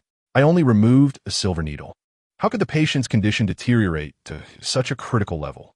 Jiang Yingxue stumbled and fell onto her grandmother's bed, crying out in anguish, Grandma, you can't leave me all alone. Grandma, please, don't scare me like this. For the past few days, her mind had been in a daze, unable to eat or sleep. She was worn out from the turmoil. Today, she had come with her grandmother for a routine checkup. Who would have thought that such a thing would happen? An accident caused by a reckless child had triggered her grandmother's old illness? The attending physician glared at Qin Yuan, angrily stating, it's all your fault for randomly inserting needles into the patient, preventing us from treating her in time. Qin Yuan laughed mockingly, looking down at the attending physician as if he were an ant. He retorted, if you lack the skill, then stop making noise here. This old lady's issues are not just broken bones. She has cardiovascular blockages and various organ failures. You half-baked Western doctors can't treat her properly. If you hadn't removed my silver needle, the situation wouldn't have escalated to this severity. His gaze fell slightly, glancing at Jiang Yingxue's graceful figure. Even though it was the second time he had seen her, Qin Yuan couldn't help but feel captivated. She was beautiful, stunningly so, truly deserving of the title of the most beautiful woman in Yunhai City. With a slim waist, curvy hips, long and smooth legs like fine jade, and features that radiated spirit, she was flawless. Compared to his beautiful senior sisters, Jiang Yingxue's looks were equally impressive. It's worth noting that his senior sisters were martial arts experts, possessing a unique aura. Yet, Jiang Yingxue was just an ordinary person, whose pure beauty was enough to rival, or even surpass them. One can only imagine how breathtaking Jiang Yingxue's beauty was. Miss Jiang, your grandmother can still be saved. He raised his head, wearing a smug smile. It seemed that Jiang Yingxue had deep feelings for this old lady. If he could heroically save her from the brink of death, wouldn't that give him a chance to get closer to Jiang Yingxue and ultimately win her heart? Yes, someone can save her. Qin Ge can save my grandma. The familiar face of Qin Ge flashed in Jiang Yingxue's mind, causing her heart to race. She quickly took out her phone to dial Qin Ge's number. However, remembering that she had been blocked by him, Jiang Yingxue felt dizzy and nearly fell. Qin Yuan hurried forward to help her, while derisively saying, what does Qin Ge know about medicine? Jiang Yingxue swatted Qin Yuan's arm away, her eyes red as she retorted, don't touch me. How dare you speak ill of Qin Ge? It was Qin Ge who helped my grandma when she fell ill before. Qin Yuan paid no mind to Jiang Yingxue's disgust. After all, beautiful women always received preferential treatment. He squinted his eyes and sneered, Miss Jiang, do you really think your grandmother's current condition can be cured just by massage? Jiang Yingxue opened her mouth, looking at her grandmother's pale face. She found it hard to argue back. She stared at Qin Yuan, asking, "Can you cure my grandma?" Chen Yuan arrogantly lifted his chin. "Of course." Jiang Yingxue bowed slightly. "I apologize for my rudeness. Please help my grandma. No matter the cost, I will pay. As long as he could make her grandma better." Chen Yuan's eyes lit up at the mention of a reward. But he thought to himself that saving the person was the priority. Jiang Yingxue had relented. As long as he healed the old lady, he would have saved her life. At that time, he could get closer to Jiang Yingxue, and with the old lady's help, winning her over would be just a matter of time. Just as Chen Yuan approached the bed, ready to treat her, outside the intensive care unit, Qin Ge arrived at the perfect moment. He seemed to have passed by out of curiosity, walking in with a puzzled expression. He looked at the scene before him and turned to Jiang Yingxue, frowning in dissatisfaction. "Jiang Yingxue, your grandma is in trouble, and you didn't inform me?" Qin Ge. Jiang Yingxue felt as if she had found her anchor and quickly rushed over, grabbing his arm and crying, "It's not what you think. I brought my grandma for a checkup, and she accidentally got knocked down by a child, and now she's like this." Qin Ge, with a stern face, shrugged off Jiang Yingxue's delicate arm and angrily said, "Is this the time to be crying?" He stepped forward, ready to treat her. Chen Yuan, filled with hostility, snarled, "Qin Ge, if you want the old lady to die, keep meddling." Qin Ge pretended to be confused, glaring at Chen Yuan, and said, "What are you doing here?" "Me?" Chen Yuan laughed. "I'm the Dr. Jiang Xiaojie invited to treat her." Qin Ge did not force the issue, turning to Jiang Yingxue, his smile growing colder. "So, you have another doctor already?" Jiang Yingxue shook her head in panic. She wanted to explain to Qin Ge that things were not as he thought. It all happened so suddenly, and she had been blocked by him. She couldn't contact him at all, and with her grandmother's current condition, there was no time to lose, hence she was taking a desperate gamble. However, Qin Ge didn't give Jiang Yingxue any chance to explain and coldly urged Chen Yuan, "Aren't you going to treat her? Hurry." Chen Yuan snorted. "No need for you to rush me." He began to deftly perform acupuncture with a series of silver needles. Qin Ge quietly watched without interrupting. Chen Yuan's medical skills were partially derived from his beautiful mentor. It was not difficult to stabilize Grandma Wang's condition. However, to cure her completely was akin to extending her life, something that Chen Yuan was not capable of at this moment. He didn't care whether Chen Yuan could show off his skills in front of others. After all, regardless of the outcome, he could pull the old lady back from the brink of death and successfully cure her. In this way, Chen Yuan would have no reason or excuse to get close to Jiang Yingxue. And Jiang Yingxue choosing to trust Chen Yuan instead of him, Qin Ge, was the last straw. During their breakup, she even got involved with other men. One of those men was one of the masterminds behind her and Lin Xiaojin's kidnapping. He wanted to see how Jiang Yingxue would handle the emotional turmoil he had carefully orchestrated for her. As Chen Yuan was performing acupuncture, he was completely unaware of Qin Ge's inner thoughts. He was merely unblocking the stagnant energy in the old lady's body. As the blocked energy gradually cleared, he felt ecstatic, as if he had consumed honey. All right, the old lady is about to be cured. Even a temporary recovery would be enough for Jiang Yingxue to be grateful to him. Qin Ge was merely Jiang Yingxue's ex-boyfriend. How could he compare to Chen Yuan, who was about to save Jiang Yingxue's grandmother's life? A quarter of an hour later, Chen Yuan exhaled a breath of stale air and gracefully put away the silver needles. As the needles were continuously removed, the old lady's ECG and various instruments quickly transitioned from urgent to stable. "Miss Jiang, your grandmother's condition has been stabilized by me," Chen Yuan said with an increasingly mocking smile, staring at Qin Ge. He then turned to Jiang Yingxue and demanded his reward. "I won't require you, Miss Jiang, to pay any fees for my services, nor do I need you to feel grateful. My only condition is that from now on, you are not allowed to see Qin Ge again." As long as Jiang Yingxue stayed away from Qin Ge, he had 1,001 ways to successfully win the beauty's heart. Boom! Jiang Yingxue's mind shook violently. Before she could retort, the patient on the hospital bed, old lady Wang, began to tremble violently again. The various instruments beeped urgently, becoming increasingly noisy and chaotic. The alarms from various sophisticated instruments, General's Order, National Style, Big Banana, intertwined at that moment, transforming into a jubilant symphony. Chapter 43. Qin Ge, I give you a chance, but you are useless. Jiang Yingxue nervously stepped forward, tightly grasping her grandmother's hand, her heart racing wildly. She turned her head, her face filled with anger, staring at Chen Yuan with eyes wide open, furious. How could this happen? How could my grandmother's condition get worse under your treatment? Qin Yuan looked astonished. This is impossible. The blocked energy he had already smoothed out. How did the old lady's health deteriorate so rapidly? Qin Yuan stepped forward and said solemnly, "Let me adjust the treatment." "No, don't come over." The old lady on the hospital bed trembled and stopped him. She shakily raised her hand, pointing weakly in the direction of Qin Ge, whispering, "I want Qin Ge to treat me. Even if I die in Qin Ge's hands, I can still close my eyes." In fact, her condition had indeed improved a lot just now. She could feel it herself. But upon hearing Qin Yuan's request, she immediately couldn't sit still. He didn't want her granddaughter to see Qin Ge again. This kid has bad intentions. He plans to break up Qin Ge and Xiaoxue. Is he trying to take advantage of the situation? Old Lady Wang knew her body better than anyone. Even if she were a piece of dead wood, there was no cure. She would eventually pass away. She wasn't afraid of dying. She was afraid that after her death, no one would take care of Xiaoxue. The only person she trusted and could rely on for Xiaoxue was Qin Ge. Even if she died in Qin Ge's hands, she absolutely didn't want her granddaughter to owe Qin Yuan a favor. "Qin Ge, please, help save my grandmother," Jiang Yingxue pleaded with tears in her eyes. Qin Yuan had a stern face. He only knew how to massage. What did he know about medicine? Jiang Yingxue turned her head, her beautiful eyes filled with anger. Shouting in disgust, "Shut up!" Qin Yuan swallowed hard, then glared fiercely at Qin Ge. Ding! The lucky son Qin Yuan felt anger towards the host, rewarding the host with 3,000 villain points. With the reward received, Qin Ge couldn't help but chuckle. This unexpected joy amused him. The old lady's blocked energy had smoothed out. Qin Yuan insisted on trying to break him and Jiang Yingxue apart in front of the old lady. Didn't he know that the old lady had already treated him as a grandson-in-law and no one could replace him?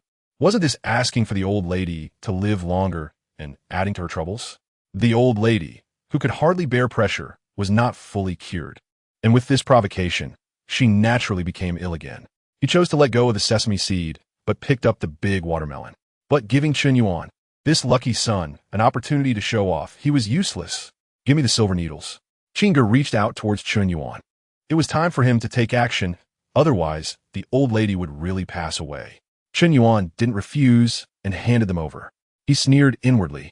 Perhaps in terms of current combat power, he might be slightly inferior to Qin Ge, but when it came to medical skills, he had received the true teachings from a beautiful master.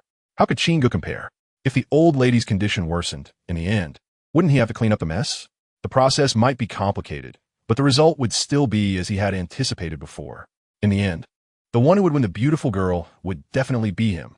Qin Yuan, get out of the way. Qin Ge flicked the silver needles and pushed Jiang Yingxue away while casually and skillfully manipulating the needles, pressing them towards the old lady's chest. The position, depth, and force were just right, perfect and flawless. As he witnessed Qin Ge's needlework, Qin Yuan had already started popping champagne. Ghost Gate 13 needles. Qin Ge actually used the Ghost Gate 13 needles. He couldn't help but sneer. This technique had long been lost, and even his master couldn't perform the last 3 needles. Qin Ge, he didn't know where he learned this half-baked technique. This half-baked technique couldn't even achieve 1% of the original effect. How could it compete with his own 9 needles of the Witch Gate? This thought was shared not only by Qin Yuan, but also by the old lady lying on the hospital bed. She raised her murky eyes and looked at Jiang Yingxue's thin figure, as if giving her final instructions. "Xiaoxue, Grandma knows my body. It's not going to get better. It's time to go. After Grandma is gone, you must remember to listen to Qin Ge. Don't always prioritize your own feelings. You should also consider Qin Ge's feelings. Emotions are mutual. If Qin Ge treats you well, you should treat him well too. No one is obligated to selflessly take care of you for a lifetime." She didn't expect to be pulled back from the gates of hell again. She didn't want to rely on Qin Yuan's medical skills to live a little longer. When it's time to go, just go. To avoid causing unnecessary trouble for the younger generation, she finally reminded heavily, "Grandma's death has nothing to do with Qin Ge. As long as I have you and Qin Ge with me at the last moment, even if I die, I can close my eyes." After saying this, old lady Wang closed her murky eyes, quietly waiting for death to arrive. Beep! At that moment, all the instruments turned into a straight line, as if announcing the end of the old lady's life. "Grandma!" Jiang Yingxue cried out in despair, collapsing to her knees in front of the hospital bed. Her helpless sobs, making those who heard feel sorrowful and those who saw shed tears. She was gone. The grandma who loved her most and cared for her the most was gone. She would never come back. From now on, Jiang Yingxue would no longer have her grandma on her mind every moment. Cough, cough. Qin Ge raised his fist to his mouth and lightly coughed. Interrupting Jiang Yingxue's emotions, grandma hasn't died.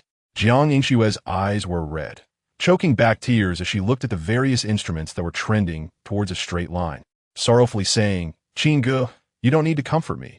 I won't blame you. It's not your fault. Qin Ge was amused. You blame me? On what basis? I cured grandma's stubborn illness. At least for the next few years, she won't suffer from various age-related diseases like heart failure. The instrument stopped beeping because I found the alarm sound annoying and unplugged it. Saying this, Qin Ge threw the large bundle of plugs he was holding onto the ground. He turned to the old lady on the hospital bed, whose eyelids were trembling. Grandma, how long are you going to pretend? Old lady Wang opened her murky eyes, awkwardly saying, I can't die. I was just getting emotional earlier. She had even arranged for a funeral. As a result, now not only was she unable to die, but her ailments had also healed. This situation was something even a nearly 90-year-old woman like her had never encountered. She couldn't help but feel an overwhelming sense of shame. Jiang Yingxue's mood soared from hell to cloud 9 as she looked at her grandma's rosy complexion on the hospital bed. She kept rubbing the old lady's hand against her cheek, both surprised and delighted, full of grievances. Grandma, you scared me to death. How do you feel now? The old lady tentatively moved her elbow, gradually increasing the range of motion, and was astonished. I'm better, really better. When I move my joints, it doesn't hurt anymore. Grandma feels like I can climb 5 flights of stairs in one breath. Impossible. Absolutely impossible. Chun Yuan, seeing this from the side, roared angrily. The ghost gate 13 needles. Even my master said it was lost. It's a miraculous technique for reviving the dead. Whether it exists or not is a big question. How could you, Qin Ge, possibly use it? He glared at old lady Wang, completely losing his composure. Old lady, you have no eyes. Chapter 44. Parting Ways. Each finding happiness. This is clearly a conspiracy. You colluded with Qin Ge. I know your condition very well. You were clearly cured by me just now. So how could you still fall ill? Old woman, you deliberately set me up to tarnish my image in Miss Zhang's eyes. Jiang Yingxue quickly got up, stepping in her high heels, and walked up to Chun Yuan, raising her hand to slap him. Slap. The sound of the slap was crisp. Jiang Yingxue glared at Chun Yuan, her beautiful eyes trembling with rage, and shouted, Chun Yuan, are you crazy? That's my grandmother. You are incompetent yourself, and you blame my grandmother for wronging you. She initially thought that Chun Yuan was just poor in medical skills. Who would have thought that this guy not only lacked medical skills, but also had terrible character? She really must have been out of her mind to agree to let Chun Yuan treat her grandmother. If it weren't for Qin Ge arriving in time, the consequences would have been unimaginable. Just thinking about it made her feel terrified. Jiang Yingxue pointed to the outside of the ward, disgusted, and shouted at Chun Yuan. Get out! Get the hell out of here! The farther the better. Gulp! Chun Yuan swallowed hard, covering his cheek with his hand. Looking at Jiang Yingxue in front of him, his heart sank. It's over. In a moment of anger, he forgot the identity of the old woman. He couldn't believe that Qin Ge knew some ghostly 13 needles, nor did he believe that his own medical skills would be ineffective. Unfortunately, there was an old woman backing Qin Ge. He looked at Jiang Yingxue's stunning face and explained aggrievedly, Miss Jiang, this is a conspiracy specifically targeting me. Jiang Yingxue laughed in anger, her ample chest heaving violently. So you mean my grandmother colluded with Qin Ge to deliberately set you up?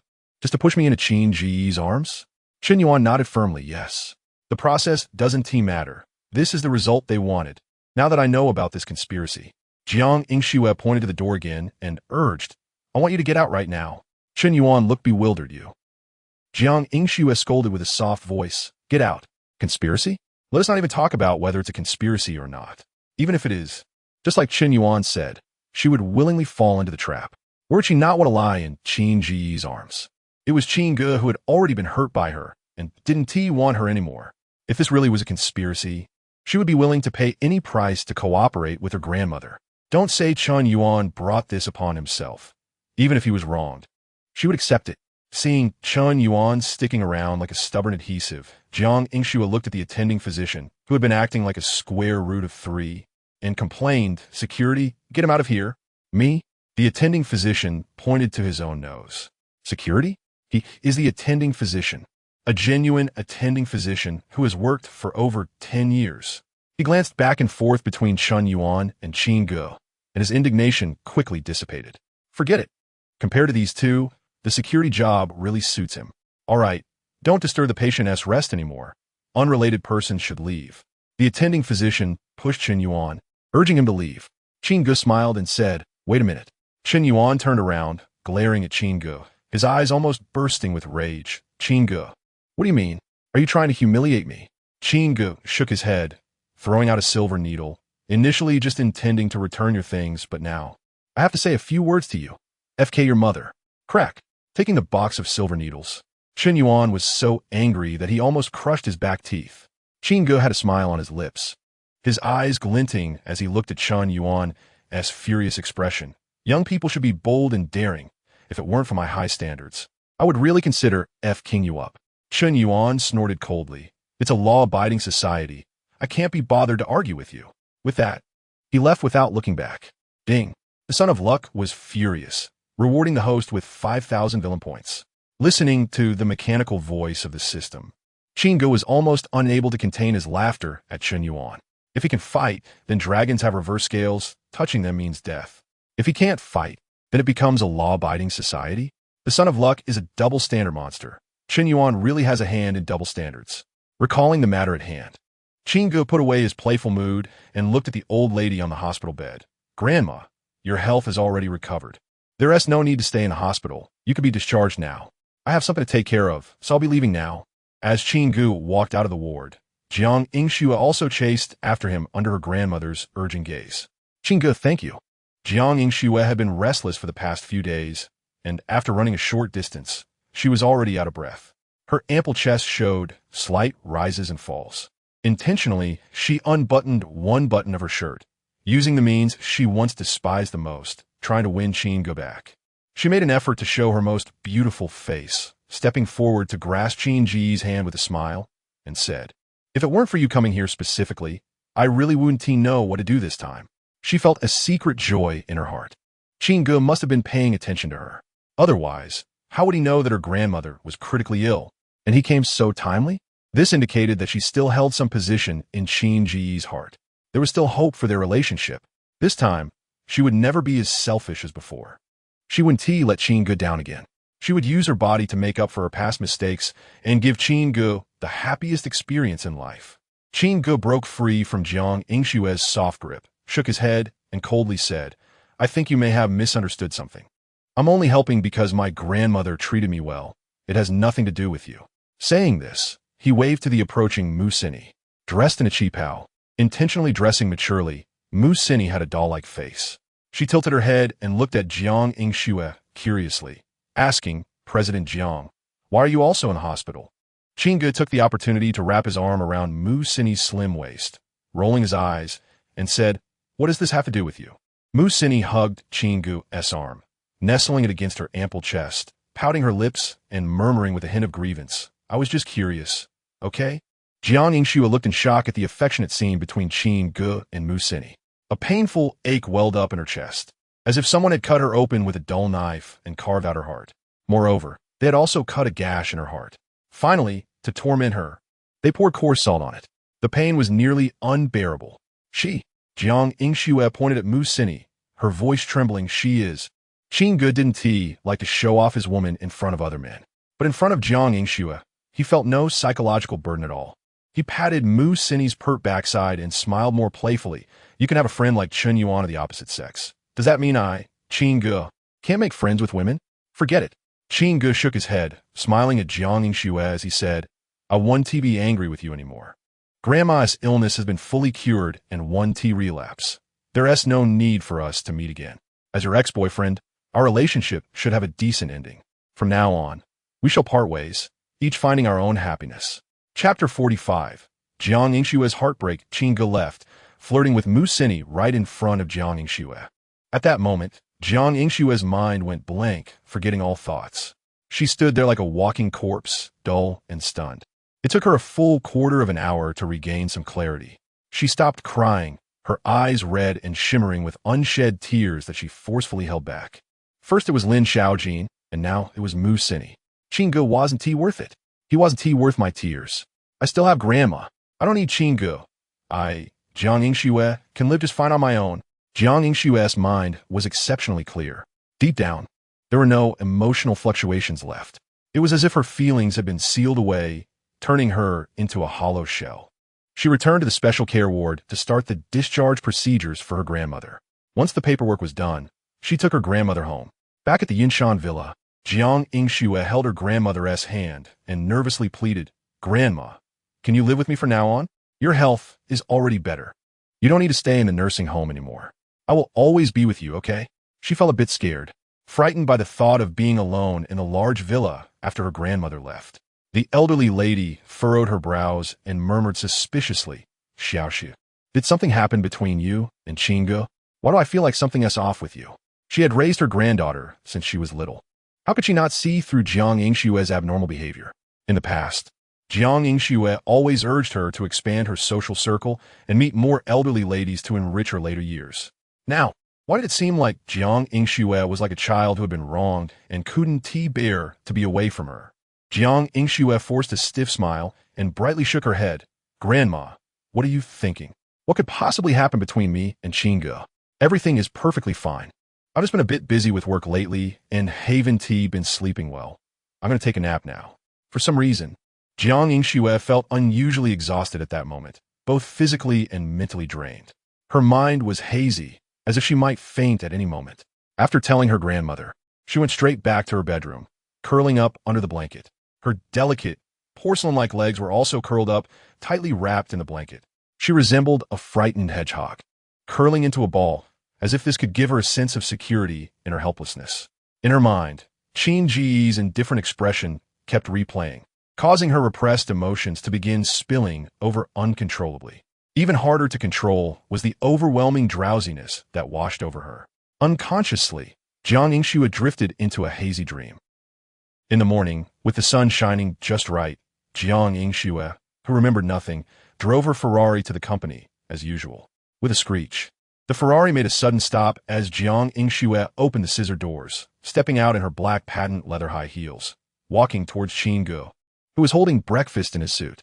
Frowning in dissatisfaction, she said, "Qin Ge, are you annoying? Instead of bringing me breakfast every day, you might as well talk more business. Your company's performance is so bad it's hard to look at, and you still have the mood to care about me?" Qin Ge turned around, concern evident in his eyes. "Xiaoxue, you love to sleep in and skip breakfast, and you often feel unwell. I'm worried you'll have stomach problems in the future." Jiang Yingxue looked at the old breakfast set of soy milk, buns, and fried eggs in Qin Ge's arms with disdain. "I'm not hungry. You don't have to come anymore." This time, Qin Ge didn't try to persuade her further.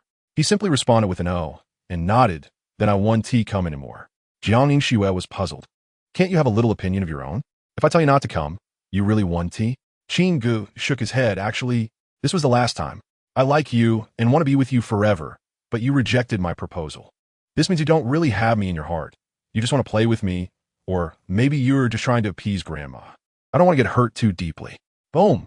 The word proposal triggered a flood of memories in Jiang Yingxue's mind. She remembered everything that had happened during this time. Looking at Qin Ge in front of her, she quickly took the old breakfast set from him, opened her mouth wide, and bit into a bun, greedily gulping down a whole cup of soy milk in one go. With her eyes red, she looked at Qin Ge, who was so close, and reached out to touch his cheek, her voice choked with emotion. "It's delicious, Qin Ge. I want to eat it again in the future, every day. Qin Ge, I was wrong. I agree to your proposal. Can we be together forever from now on?" Just as Jiang Yingxue's hand was about to touch Qin Ge's face, he shook his head coldly, but it was already too late. Qin Ge looked at Jiang Yingxue with a pained expression, sighed, and then turned to leave. "No, Yingfei, don't go." Jiang Yingxue panicked and opened her arms, nervously chasing after Qin Ge's disappearing figure. She missed him. Suddenly, Jiang Yingxue felt the world spinning around her. When she came to her senses, it was pouring rain, and she was lying on Xiaoying's back, still wearing Qin Ge's suit. She felt uncomfortable and cold all over. Shivering uncontrollably, she remembered that this was the time when she had a high fever, and Qin Ge had taken her to the hospital. Beside her stood Qin Ge, holding an umbrella and a cup of hot water. Seeing Qin Ge again, Jiang Yingxue immediately choked out an apology, trying to salvage the situation. Qin Ge, please let me explain. It's not that I don't like you, nor don't want to play around. I was just in a bad mood that day and couldn't control myself, which is why I got angry with you. Holding the hot water, Qin Ge looked at Jiang Yingxue with pain and disappointment in his eyes under the umbrella. But why did you believe Qin Yuan? Why would you rather believe Qin Yuan than me? Does his sudden appearance hold a higher place in your heart than I do? Jiang Yingxue fell to the ground. The heavy rain poured down, soaking her completely within moments. Xiao Yingzi, who was holding the umbrella for Qin Ge, glared at Jiang Yingxue. You've gone too far. Our President Qin cut off all contact with other women for you, and yet you secretly befriended Qin Yuan behind his back. He spent so much time learning massage and medicine for your grandmother, and in the end, you chose to believe someone you just met a few days ago. You're truly disappointing. Jiang Yingxue shook her head desperately, explaining, no, it's not what you think. I have nothing to do with Qin Yuan. It was just that I didn't have time, and when Qin Ge blocked me, I had to let him treat me. Qin Ge, don't go. Please don't leave me. I'm begging you. In the pouring rain, Jiang Yingxue desperately chased after Qin Ge, who had his back to her. But no matter how hard she ran, the distance between them only grew wider, until Qin Ge disappeared from her sight. The dream wasn't over yet.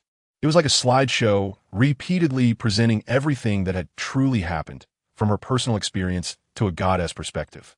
Jiang Yingxue witnessed herself ruthlessly tearing apart Qin Ge's dignity time and again. She bore witness to how she criticized Qin Ge and trampled on her with tenderness and deep affection. This nightmare made Jiang Yingxue clearly realize how selfish her past self was. As her grandmother said, she never considered Qin Ge's feelings at all. If she were in Qin Ge's position, she too would feel despair. She would feel even angrier. Perhaps she would seek revenge. However, after breaking up with her, Qin Ge not only didn't seek revenge against her, but instead saved her from the hands of kidnappers. Now, Qin Ge has liberated herself from this relationship with a sense of relief. Yet, Jiang Yingxue has hopelessly sunk into despair. No, Qin Ge, my Qin Ge. I give you everything. I will give you anything. Lin Xiaojin, I beg you, give Qin Ge back to me. Mu Sini, I kneel before you. Please let Qin Ge return to my side.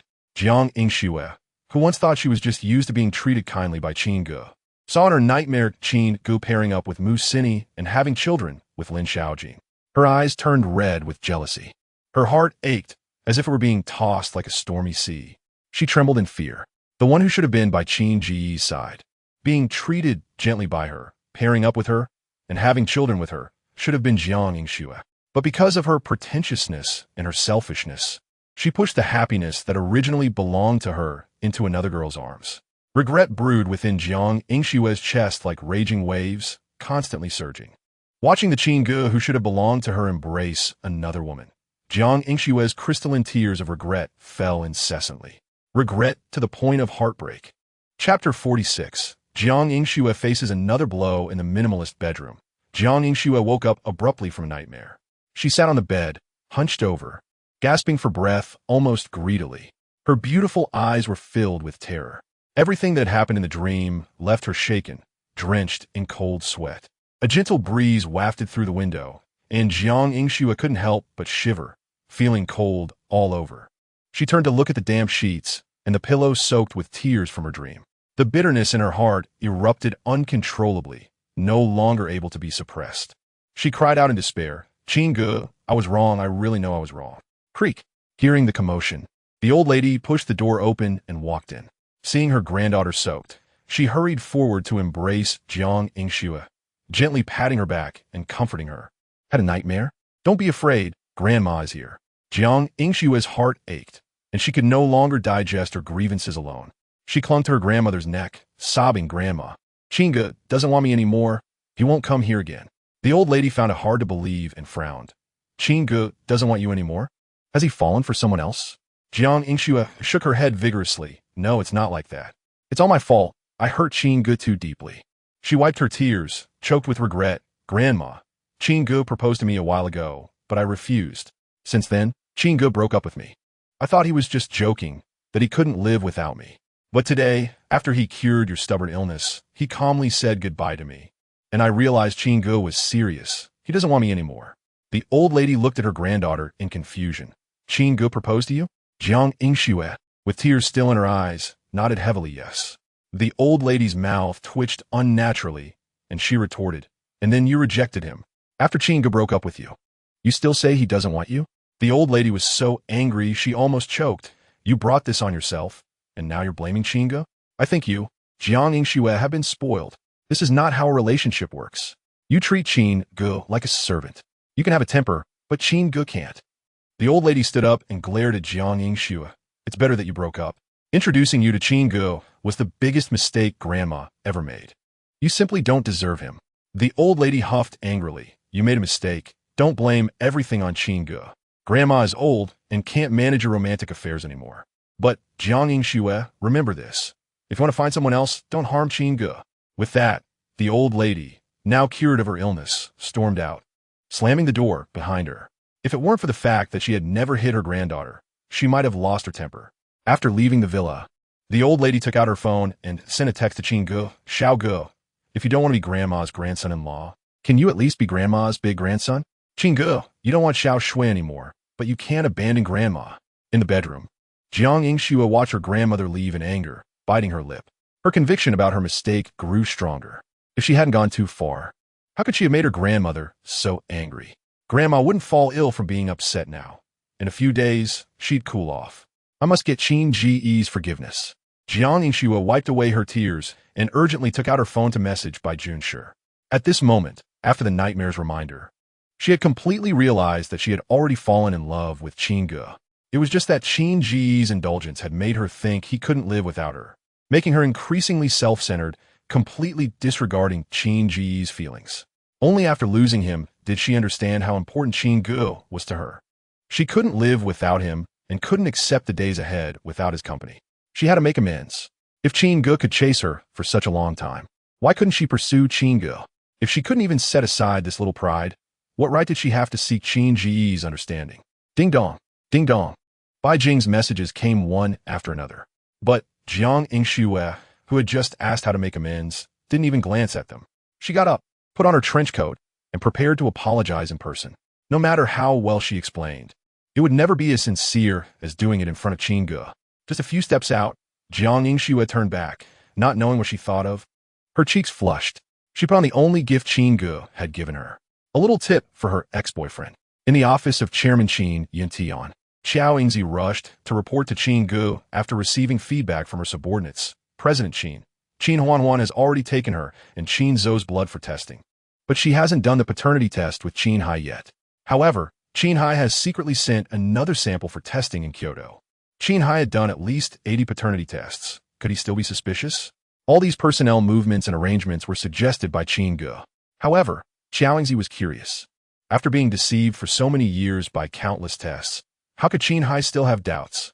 Qin Ge shook his head with a smile.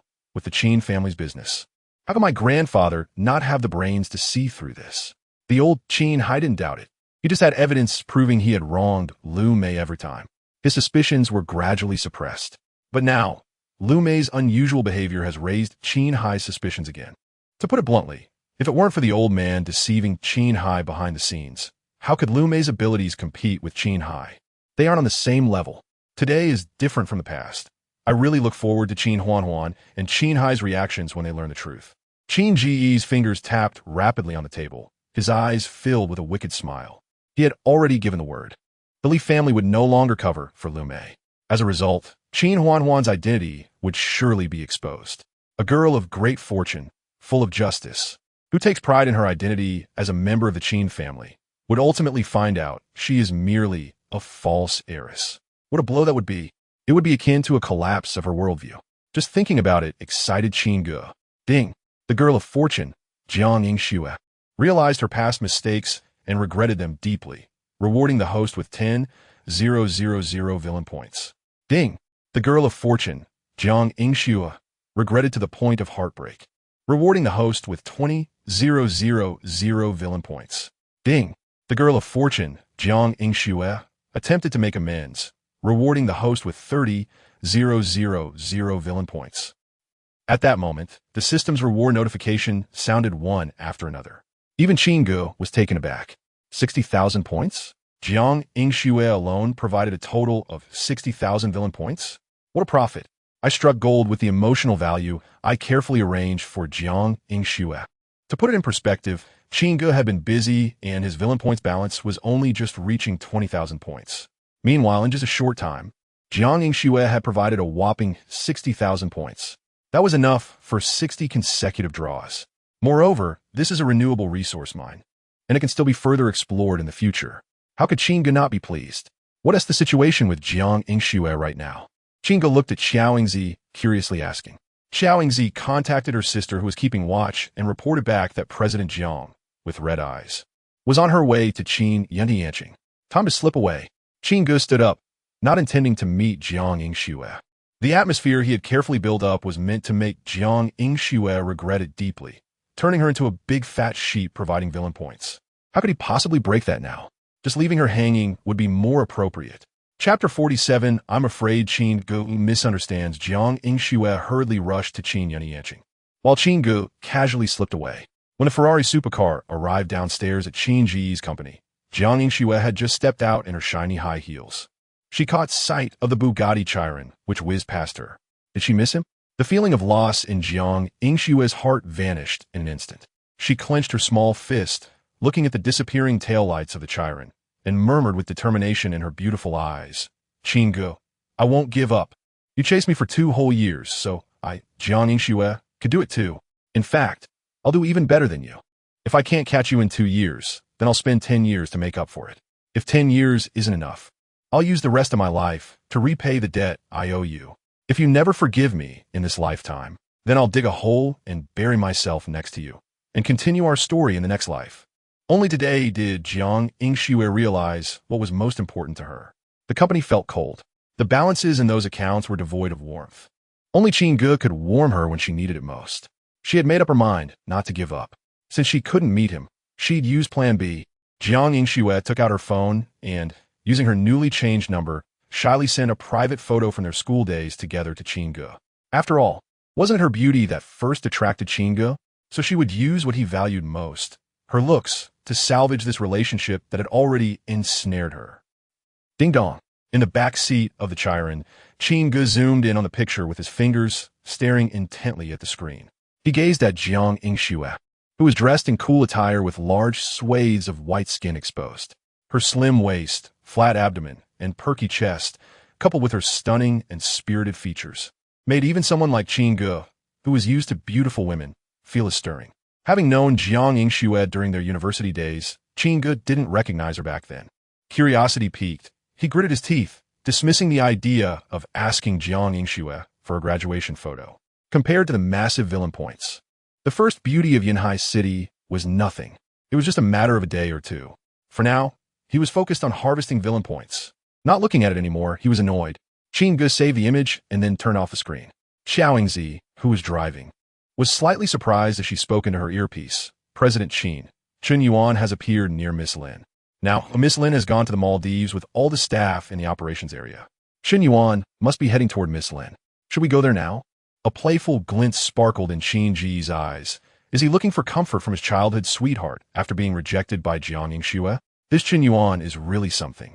He quickly switched targets, seamlessly transitioning from Jiang Yingxue to Lin Xiaojin. TSK, TSK, TSK. What a talent. Too bad, he has already set his plan in motion. One wrong step, and it's all wrong. Even if he goes to Lin Xiaojin, he'll only be asking for trouble.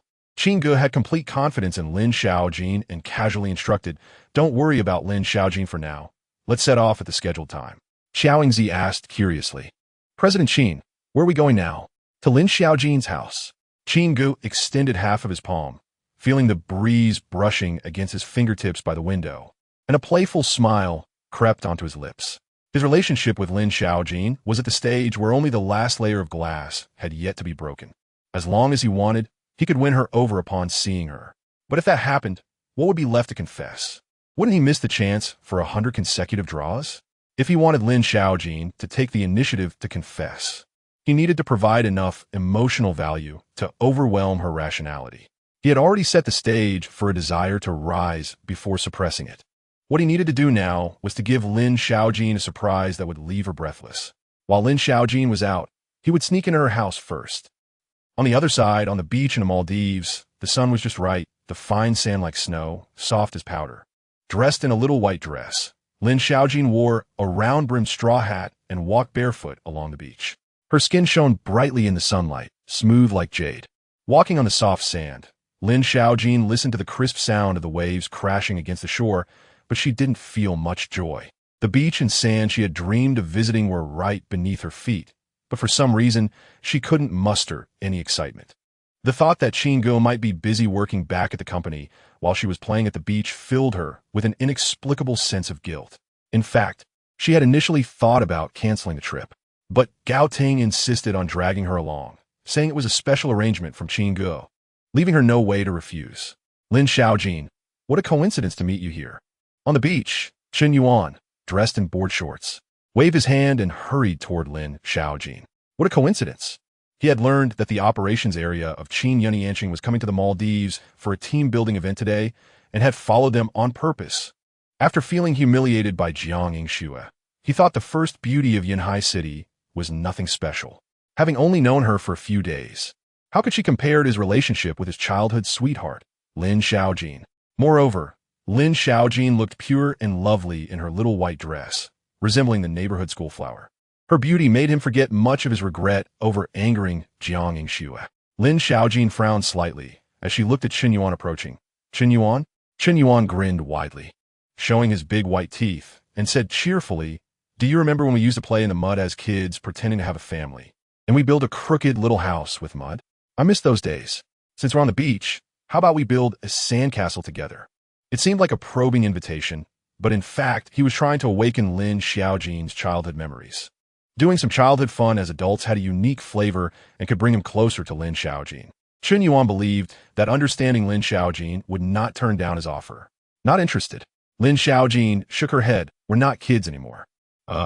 Chen Yuan was taken aback. He looked at the operations area employees nearby who were on a team-building trip and changed the subject with a smile. Are those your friends? They're waving at you. I came alone too. Xiaojin, can you take me meet them? Friends of friends count as friends, right? Chen Yuan thought to himself, this time Lin Xiaojin surely won't refuse, right? He just wanted to join the fun. Lin Xiaojin stubbornly shook her head. I don't want to. Her mood was already poor, and encountering Chen Yuan, who was looking to chat up women everywhere, made her even less happy. She didn't care about Chen Yuan and turned to leave. After walking a few steps, Lin Xiaojin stopped and turned back to Chen Yuan. Chen Yuan smiled, remaining calm, but was ecstatic inside. Finally, she came to her senses. Lin Xiaojin had always been kind. She must be feeling guilty for neglecting him and would now introduce him to the group. Feigning ignorance, Chen Yuan asked, Xiaojin, what is wrong? Lin Xiaojin, with a serious expression, said, my name is Lin Xiaojin, not Xiaojin. Chen Yuan, please don't call me so intimately in the future. Moreover, we were neighbors when we were kids, but that was over a decade ago. It wasn't as close as you think. Now, after so many years, our relationship has long since faded, and we can't even be called friends. Chen Yuan looked in shock at Lin Xiaojin, who was somewhat different from his memories, but still stubbornly reached out and said, it's been over a decade. Lin Xiaojin, would you be willing to be friends with me? Chen Yuan?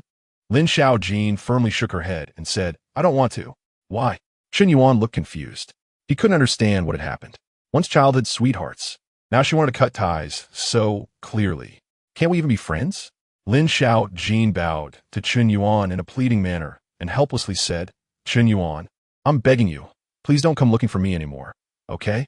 Chen Yuan's heart sank in confusion. Why? Lin Xiaojin expressed her distress and said, I'm afraid Qin Ge will misunderstand. Chapter 48, Flirting Skills. Qin Ge. Again with Qin Ge?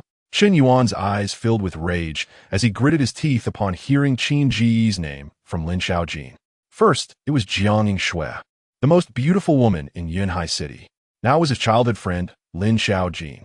Why is Qin Ge everywhere? Jiang Yingxue. He could set aside for now. But Lin Xiaojin is his childhood friend, his first love. In his eyes, Lin Xiaojin would eventually be his woman. Yet now, because of Qin Ge's appearance, Lin Xiaojin didn't even want to be friends with him again. Was it because she was afraid of Qin Ge misunderstanding? Qin Ge, you really deserve to die. Chen Yuan clenched his fists so tightly that his knuckles turned white. The reluctance he felt for Lin Xiaojin transformed into hatred for Qin Ge. The murderous intent in his chest surged to an unprecedented limit. Seeing that things were not right, Lin Xiaojin hurriedly ran away. She felt a bit regretful, thinking that she had brought trouble to Qin Ge. As soon as she returned to the beach where all the staff were, Gao Ting, wearing a bikini, handed her a coconut with a straw in it. She glanced at Chun Yuan, who looked fierce not far away, and whispered, "Xiaojin, who is that guy?" Lin Xiaojin thanked her, took a sip from the coconut, and said with lingering fear, "My former neighbor." Gao Ting withdrew her gaze from Chun Yuan and earnestly told Lin Xiaojin, "Xiaojin, you can't be confused. Not to mention that your neighbor isn't as handsome as our CEO Qin. His family background can't compare to CEO Qin's either. If you cling to old feelings or get too close to him, causing CEO Qin to misunderstand, that will be a big problem." Lin Xiaojin shook her head, saying, "No, I won't. I have no old feelings with him, and I won't get too close." She glanced in Chun Yuan's direction and saw him, leaving with a resentful look. Her worries intensified. "Gao Ting, I need to go back for a bit. There's something I need to handle." Lin Xiaojin wanted to inform Qin Ge about Chun Yuan, fearing that Chun Yuan might pose a threat to him. Gao Ting held on to Lin Xiaojin's arm, looking distressed. "Xiaojin, we all agree to have fun and not ruin the mood, and no one is allowed to play on their phones."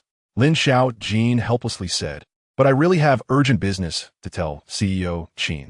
"CEO Qin?" Gao Ting chuckled awkwardly, quickly releasing her hold on Lin Xiaojin's arm, and understandingly said, "CEO Qin is an exception. You go and come back quickly." With Gao Ting's permission, Lin Xiaojin immediately turned back to her place to grab her phone. She lowered her head and ran. Accidentally, she bumped into a passerby who suddenly appeared in front of her. "Sorry, I was running too fast." Lin Xiaojin covered her forehead in pain and quickly apologized. "Are you okay?" When she lifted her head, she saw a familiar handsome face. Lin Xiaojin's voice rose a few decibels in surprise and joy. "CEO Qin, how come we're here?" The person Lin Xiaojin bumped into was none other than Qin Ge, who had come to the beach. Qin Ge smiled, looking at Lin Xiaojin, who was covering her forehead, and affectionately patted her head, teasing, "Careful, you should pay attention to safety." He playfully asked, "Did you come to my office earlier just to invite me to the beach?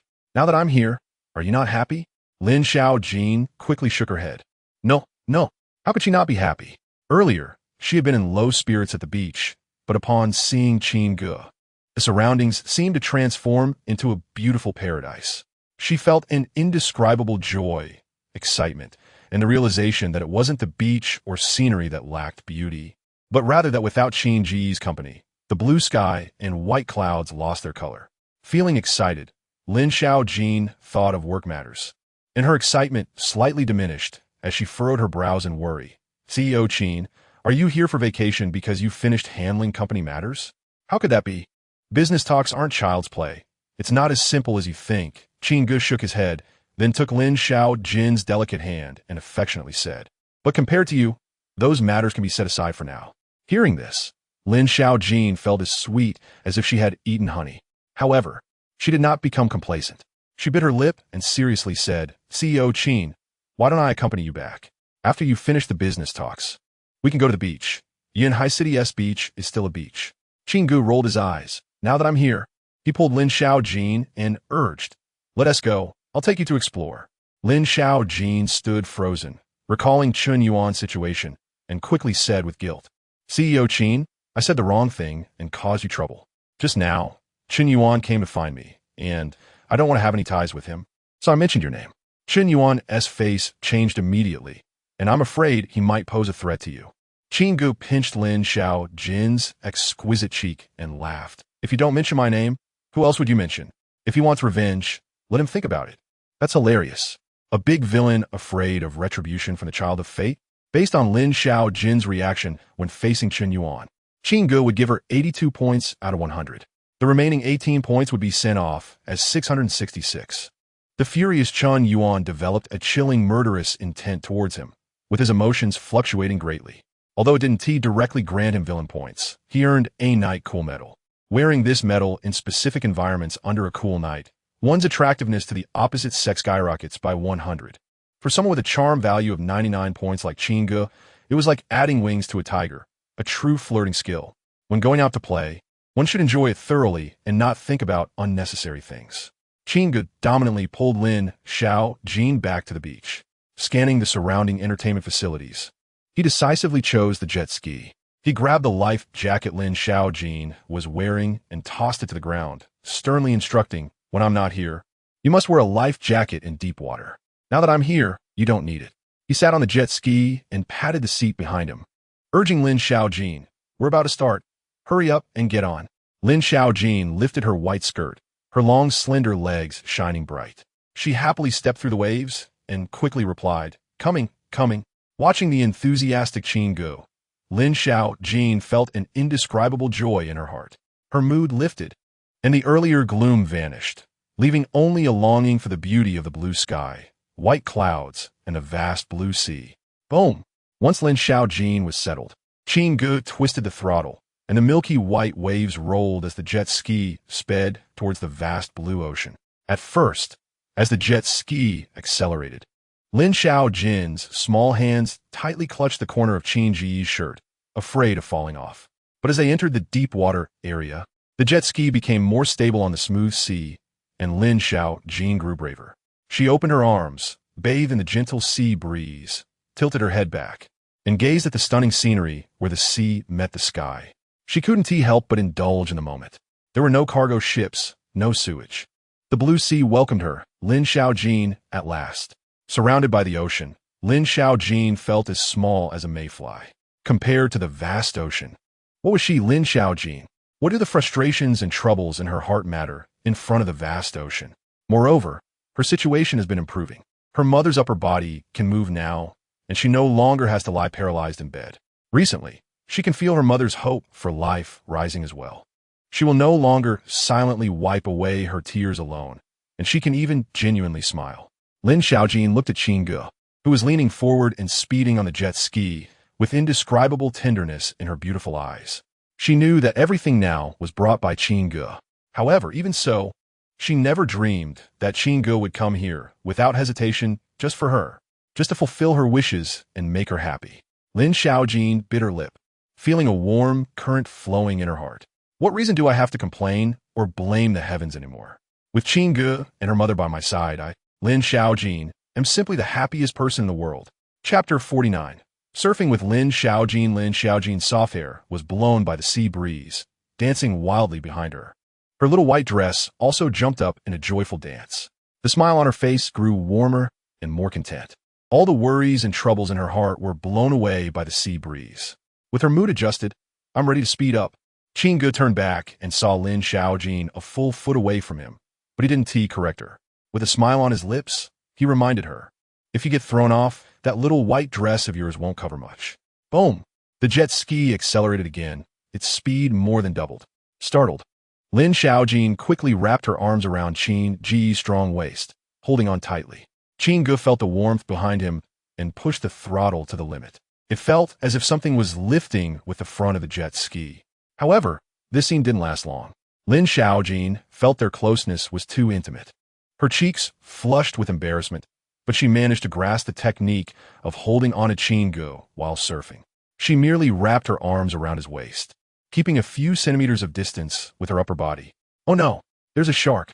Qin Ge slammed on the brakes, causing the jet ski to come to a sudden halt. Due to inertia, Lin Xiaojin leaned uncontrollably against Qin Ge's back, who had time to be reserved now. Afraid of being eaten by the shark, she tightly hugged Qin Ge's waist, fearing she might fall off. "Where's the shark?" Lin Xiaojin immediately looked around nervously. "Qin Ge, I think I saw it wrong."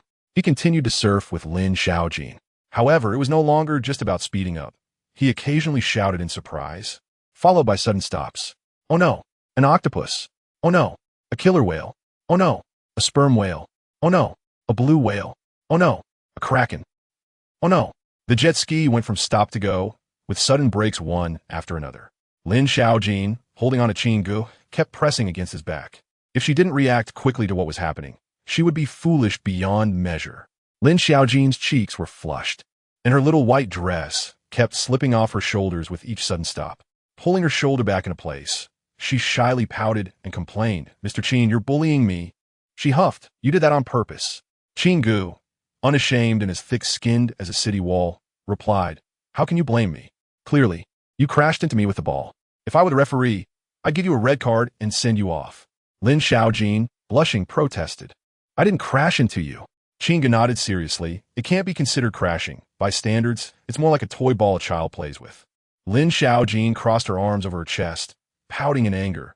Then I won't sit behind anymore. She realized Qin Ge was complaining about her small chest. She wouldn't let him take advantage of her. She moved to the front, thinking that if Qin Ge braked again, she wouldn't be thrown forward. Instead, Qin Ge would lean back against her. Just thinking about it made Lin Xiaojin feel shy. However, compared to sitting behind, at least she wouldn't be bullied. Okay. I'll listen to you. Qin Ge turned to the side, making space for Lin Xiaojin to sit in front. He leaned his whole body against her smooth back, wrapping his arms around her slender waist.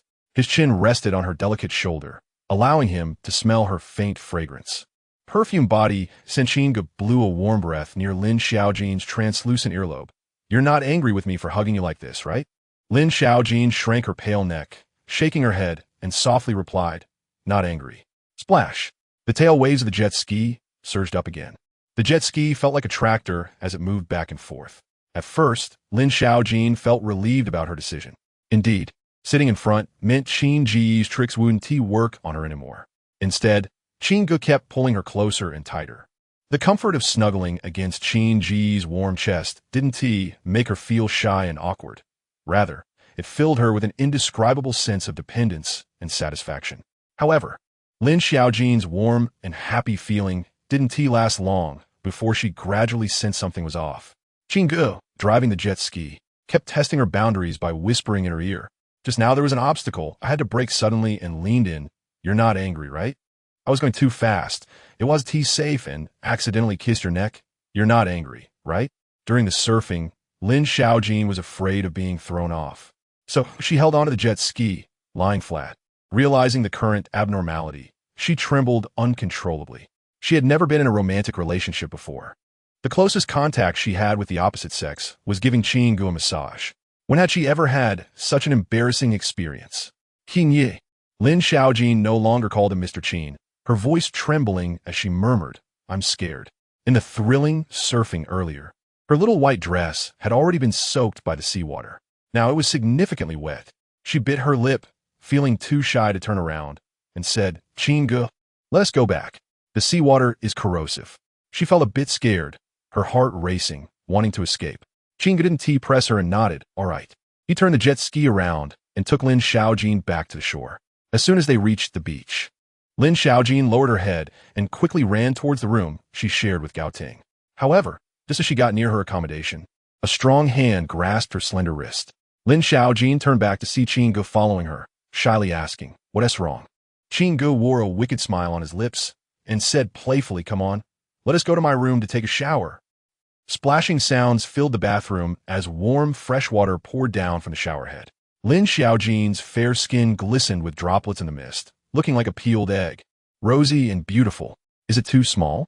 She muttered to herself while looking in the mirror, clearly bothered by Qin Ge's earlier comment. She turned to glance at the figure pacing outside the bathroom, nervously swallowing a lump in her throat. What if Qin Ge wants me? Should I agree or refuse? Lin Xiaojin's face turned red, feeling at a loss. She had already made up her mind. In this lifetime, there would never be a second man besides Qin Ge. But now, if she let Qin Ge have her, would he think that Lin Xiaojin is a very easy girl? But if she refused, would it make Qin Ge angry? Qin Ge had traveled all the way from Yunhai City, putting aside his business just to avoid disappointing her. He even specifically invited her to the presidential suite for a shower. Didn't that imply he had further intentions? If she refused, and Qin Ge grew to dislike her, would he treat her like he treated General Jiang? What should she do? That kind of outcome was something she absolutely couldn't bear. Lin Xiaojin, troubled, let the fresh water wash over her face, unable to clear the chaotic thoughts in her mind. After a full hour, her body, flushed from the hot water, finally made her unable to stay in the bathroom any longer. Wrapped in a pure white towel, she looked as radiant as a flower. Her slender legs, as delicate as sheep-fat white jade, stepped in shiny cool slippers as she pushed open the bathroom door. Lin Xiaojin suddenly felt that she was in a state of mental exhaustion. Why think so much? If Qin Ge really wanted to be with her, could she, Lin Xiaojin, refuse? Asking herself sincerely, Lin Xiaojin felt that compared to being reserved, she was even less able to refuse Qin Ge's request. She paused slightly at the sink and murmured softly, Qin Ge, I'm done washing up. Do you want to continue? Chapter 50. The night is slightly cool. Lin Xiaojin takes the initiative to confess without receiving a response. Lin Xiaojin quietly poked her head out from the corner of the wall. When she saw the figure sitting on the presidential bed, her beautiful eyes widened in shock. After a full half-minute of recovery, Lin Xiaojin excitedly hurried forward, exclaiming, "Mom, how did you get here?" The person in the presidential suite was not Qin Ge, but her mother. It should be noted that ever since her mother became paralyzed, she had never left their apartment building. Even for physical therapy, they had to invite therapists to their home. Later, after secretly learning massage techniques, Lin Xiaojin would do the massages for her mother herself. She never dreamed her mother would appear at the beach. Suing looked at her daughter with fondness and gently said, "Of course, it was President Qin who brought Mom here. He said it was your wish to take Mom to the beach for a vacation. So he took advantage of her team-building time to bring me over." Lin Xiaojin's lips trembled, and her eyes suddenly filled with mist. She had thought that Qin Ge brought her to the room to take advantage of her. In reality, he just wanted to give her a surprise while she was taking a shower. A mix of guilt, regret, heartache, and touch flooded Lin Xiaojin's chest. Overwhelmed with emotions, she could no longer control herself. Hot tears streamed down her cheeks. "Silly girl, why are you crying? Mom still has a surprise for you." Su Xing, sitting on the bed, struggled to stand up. She opened her arms and tightly embraced her daughter, who was shedding tears like small pearls, her voice choked with emotion. "Xiaojin, Mom can stand up now." President Qin said that in a month at most, Mom will be able to live like a normal person. By then, you won't have to bear the burden at home all by yourself anymore. Seeing her mother stand up, Lin Xiaojin's beautiful eyes trembled violently, and the body she was holding shook even more. She felt as if she were dreaming. Things that only happen in beautiful dreams were now unfolding before her eyes. Lin Xiaojin's tears flowed like a breached dam, large droplets plopping down onto her mother's shoulder. She choked out, "It's Qin Ge. Su Xing sop di zet ponde." President Qin was worried about time, so he invited a world-renowned doctor to perform the surgery on the plane. She added, "Xiaojin, President Qin cares about you more than Mom imagined." Lin Xiaojin hurriedly wiped her tears away, breaking free from Su Ying's embrace. She looked at her mother, pouting her lips, and asked, "Mom, where did Qin Ge go? Where's he now?" Lin Xiaojin's watery eyes were filled with urgency. She desperately wanted to see Qin Ge. She felt that if she didn't see him soon, she might shatter. She was happy, excited, and delighted. Her mother, who had been paralyzed for many years, could not only move her upper body, but was now able to walk. Now, they were at the beach together, watching the sea. All of this was a surprise prepared by Qin Ge just for her. Yet, she had doubted his intentions while taking a shower, thinking he wanted to take advantage of her. Lin Xiaojin felt she was being ungrateful, not recognizing the good intentions of others. If she didn't apologize to Qin Ge soon, did she, Lin Xiaojin, even deserve his kindness towards her? Suing shook her head and replied uncertainly, "President Qin should be by the beach." After receiving the answer, Lin Xiaojin quickly changed into a dress and hurriedly ran towards the beach. As the sun set, night gradually fell. After searching the beach thoroughly, Lin Xiaojin finally found Qin Ge standing alone by a rocky area, letting the sea breeze brush against him. Under the bright moonlight, Qin Ge's silhouette was elongated, bathed in moonlight, and wearing the night is slightly cool metal. Qin Ge was not only handsome in appearance, but also exuded an unmatched charm. However, he surrounded himself with an aura of solitude and coldness, as if he did not belong there, standing alone in an exceptionally lonely manner. Lin Xiaojin didn't know why, but looking at Qin Ge's side profile at that moment, she felt a twinge of sympathy. Yes, I don't really know Qin Ge. He is not what I thought he was. He is warmer and kinder than anyone, yet he has to endure the doubts of others. Not just Jiang, but even I, Lin Xiaojin, have hurt Qin Ge's feelings. She had taken the surprise Qin Ge prepared for her as his selfish desire to possess her. Such ugly thoughts were no better than the harm Jiang Yingshui had caused Qin Ge before. Lin Xiaojin walked up quickly, looking at the lonely and cold Qin Ge, feeling a heart-wrenching urge to embrace him. She wanted to tell him that she could accompany him, always, never to part. But when she reached Qin Ge's side, she felt timid, standing there blankly next to him, her head bowed in guilt. "Why didn't you go shopping with Annie? What are you doing here looking for me?" Qin Ge turned around, wearing a smile like a spring breeze, but his eyes held an indescribable sadness. Lin Xiaojin looked up, her big watery eyes slightly red, and she asked softly, "How did you know that bringing Mom to the beach was my wish?" Qin Ge took out a blue and white practice notebook and waved it in front of Lin Xiaojin, smiling as he said, "I didn't know how to make you genuinely happy, so I used some small tricks and got your diary from Annie." He opened the notebook, glanced at the crookedly written diary entries, and read aloud. March 8th, 2010, the teacher said that the beaches of Maldives are the most beautiful places in the world, and I want to go, wanting my dad and mom to take me there. September 12th, 2011, Mom was lying on the bed alone, wiping her tears. The teacher said that the waves could wash away all worries and sadness. Lin Xiaojin, keep it up. When I earn money in the future, I must take Mom to the beach for a vacation. The diary entries were not written continuously. Lin Xiaojin didn't write in her diary every day. It was more of an emotional outlet for the insecure little Lin Xiaojin. Listening to Qin Ge read her childhood diary, Lin Xiaojin felt no shame at all. She only felt that her originally cold and fragile heart was now being held by a pair of warm hands, warming her up and protecting her. Lin Xiaojin's eyes turned red as she gazed up at Qin Ge's warm face. Her voice choked as she murmured, "Qin Ge, why are you so good to me? Why can you do so much for me? Do I, Lin Xiaojin, really deserve this?" Qin Ge was about to nod and say she deserved it. But before he could speak, Lin Xiaojin took the initiative to confess, "Qin Ge, I like you." After saying that, Lin Xiaojin took a step forward, stood on her tiptoes, wrapped her arms around Qin Ge's waist, closed her eyes, and unexpectedly kissed him passionately. Oh my God! Even Qin Ge, witnessing this scene, widened his eyes in shock and couldn't help but curse. Everything he meticulously arranged was just to make Lin Xiaojin confess her feelings. No one told him that the white moonlight would also kiss someone. Looking deeply into the feelings, Lin Xiaojin only knew to touch lips with Qin Ge. Qin Ge thought to herself, since they had already kissed, she might as well toss the diary aside and hold Lin Xiaojin's head. They embraced passionately. The sea breeze lifted not only long hair, but also the diary that carried Lin Xiaojin's true feelings. The blue and white exercise book flipped its pages. May 13th. Today I was caught by the boss while taking croissants from the snack cabinet. The evil capitalist. He actually forced me to give him a massage. I've been tainted. I won't be able to get married in the future. On May 14th, President Qin transferred me 500 yuan again today. A session of traditional Chinese medicine massage only costs 198 yuan. I'm just learning the technique secretly. Is President Qin giving me too much? The evil capitalist. President Qin made me wear stockings today. It was my first time wearing stockings. It was so embarrassing. May 15th, President Qin transferred me 20,000 yuan, saying it was the monthly massage fee. He doesn't seem as bad as I thought. It seems like he knows I need money and is helping me. May 16th, President Qin asked me to accompany him to attend the engagement party of the Mu family. All the guests at the party are evil capitalists.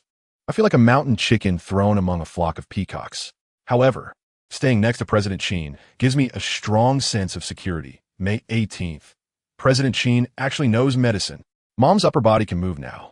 President Qin said Mom will be able to walk in the future. That's wonderful. Thank you, President Qin. The operations team is having a team-building event, and it's at the beach in the Maldives. It would be great if I could go with President Qin. I asked President Qin today, but he said he has business to attend to and can't go. If it were before, when General Jiang invited President Qin, he would definitely go, right? President Qin has always cared for General Jiang so much. President Qin is so good to his girlfriend. May 20th. If only I were Qin Ge's girlfriend.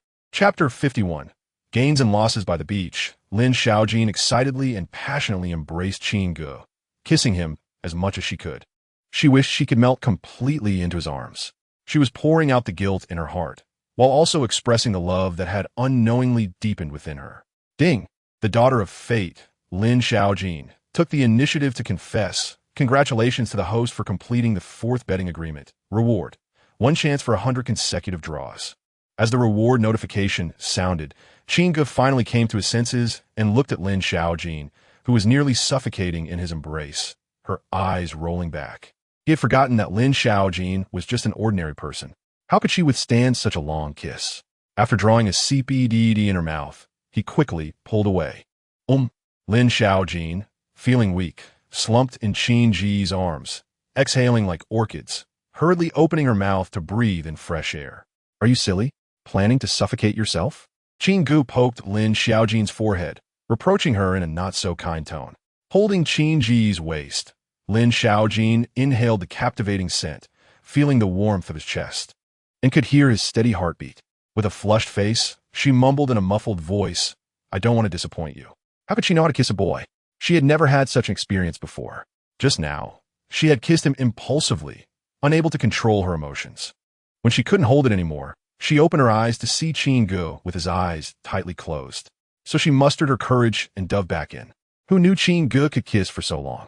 She just didn't want her first intimate encounter to leave Qin Ge unsatisfied or disappointed. How could I be disappointed? Qin Ge rubbed Lin Xiaojin's head. Disappointed? Don't be ridiculous. I'm just happy. Just the one chance for 100 consecutive draws made Qin Ge ecstatic. That was a reward worth 100,000 villain points. Even Jiang Yingshue's deep remorse couldn't compare to that. After the 100 consecutive draws, his strength would surely experience an epic enhancement. It's getting late. Let's go back. Auntie is waiting for you in the room, Qin Ge gently urged. Isn't your wish to take Annie to the beach for a vacation? You don't want to miss this opportunity, do you? With red-rimmed eyes, Lin Xiaojin stared into Qin Ge's deep eyes and murmured, Qin Ge, do you not like me? She had just confessed, and Qin Ge was urging her to leave. The greedy Qin Ge should be taking advantage of her at this moment, right? Lin Xiaojin's heart was in turmoil, like a tangled ball of cotton, impossible to unravel. If Qin Ge were to possess her right now, she felt a subconscious fear. But if he didn't, her heart would feel increasingly sour and blocked, afraid that Qin Ge didn't truly like her. Was it really because her chest was too small that Qin Ge had no physical interest in her? Lin Xiaojin bit her lip, a feeling of unspeakable bitterness swelling within her. In the past, there had been people who confessed to her, and not just one. But this was her first time confessing to someone. Now she finally understood the heart-wrenching feeling of being rejected after confessing. It felt like someone had stabbed a knife into her chest. Qin Ge laughed and scolded. How could that be? I've been dreaming of this moment today. He leaned closer to Lin Xiaojin, nibbled on her glistening earlobe, and blew warm air, saying, I just feel that this chance to take Annie on a trip is not to be missed. Besides, I don't want my little treasure's first experience to be so rushed and hasty. Sometimes, lies can bring more happiness. Just like now, Lin Xiaojin was too emotionally stirred up. As a result, her monthly visitor had arrived early. Even Lin Xiaojin herself found it hard to notice the subtle changes in her body before her period. Qin Ge couldn't tell Lin Xiaojin that his sensitivity to the smell of blood was sharper than a shark's, right? Of course, he couldn't use her period as an excuse. Shifting the responsibility onto Lin Xiaojin would not only stop her from feeling anxious, but would also give her a greater sense of security. Upon hearing this, the sourness in Lin Xiaojin's heart disappeared, replaced by a warm feeling flowing through her. With red-rimmed eyes, she asked in confusion, Qin Ge, why are you so good to me? The tingling sensation made her toes involuntarily tense up. She felt that at this moment, holding Qin Ge was the happiest she had ever been, and in the future, she would be the happiest woman in the world. Qin Ge shook his head, reflexively repeating the reason he had probably said dozens or hundreds of times before. I can't explain why. I just know that seeing you happy makes me happy, and seeing you aggrieved makes me feel indescribably uncomfortable. While Qin Ge and Lin Xiaojin were immersed in their sweet and affectionate moment, the system's reward notification rang out again. Ding! The Son of Fate's killing intent has increased towards the host, rewarding the host with 2,000 villain points. Ding! The Son of Fate's killing intent skyrocketed, rewarding the host with 8,000 villain points. TSK. Hearing the reward notification, Qin Ge tightly held the oblivious Lin Xiaojin, unable to help but click his tongue. That bastard Qin Yuan was actually hiding in the corner, spying on them? If he got too intimate with Lin Xiaojin right now, wouldn't he'd be able to squeeze out another wave of emotional value from Qin Yuan? After thinking it over, Qin Ge decided against it. Using the method of degrading his own woman to earn villain points was doable, but unnecessary. Qin Ge, you dare to tarnish Lin Xiaojin. You're looking for death. Qin Yuan, swear I won't be human if I don't kill you. In the guest house area, Qin Yuan was hiding in the corner, watching Lin Xiaojin, who wouldn't even want to be friends with him again, basking in Qin Ge's embrace. His jealous eyes were instantly enveloped in a bloodshot haze, nearly spewing fire. If he hadn't known that he was no match for Qin Ge right now, he would have rushed up and punched Qin Ge's head off. Qin Ge, wait for me. When you return to Yunhai, it will be the day you are shattered into pieces. Chen Yuan couldn't bear to watch any longer. Fearing that his chest would explode from anger, he turned and headed straight for the flight back to Yunhai City. On his own, he was no match for Qin Ge, so he sought help from his senior sisters. He wanted Qin Ge to have no place to die. The plane landed, and Yunhai City was still deep in the night. Chen Yuan hurriedly made his way to the single apartment where Ruan Xingro lived, knocking on her door. Knock, knock, knock. Who is it? It's late at night. Disturbing the peace. Ruan Xingro cursed angrily. With a bitter face, Chen Yuan replied, It's me, sixth senior sister. Hearing Chen Yuan's voice, Ruan Xingro finally opened the door. Chen Yuan instinctively tried to walk in, but Ruan Xingro, dressed in Hanfu, quickly raised her hand to signal him to stop. She shook her head, saying, First, this is my private residence in Yunhai City, not the shared dormitory of our sisters on the mountain. Second, this is not the sect. Lastly, no males are allowed inside. After warning him, she ran back in her room, took a wet tissue, and carefully wiped the place where Chen Yuan had knocked. Finally, she dried it with a dry tissue, letting out a sigh of relief. Chen Yuan wasn't angry. After all, Ruan Xingro's cleanliness had been a thing for a long time. However, it seems that after arriving in Yunhai City, it has become even more serious. Thinking of the purpose of this trip, he straightforwardly said, Sixth senior sister, I want to ask you to help me and go together to kill Qin Ge. Qin Ge. Huh. The moment she heard this name, Ruan Xingro's breathing became hurried. Bang. She slammed the door shut, then leaned against it, took out the white shirt of Qin Ge hidden in her arms, and took a deep sniff at it. Desensitization successful. Ruan Xingro stuffed the white shirt back into her arms, reopened the door, stared at Chen Yuan, and asked in confusion, What did you just say? Chapter 52.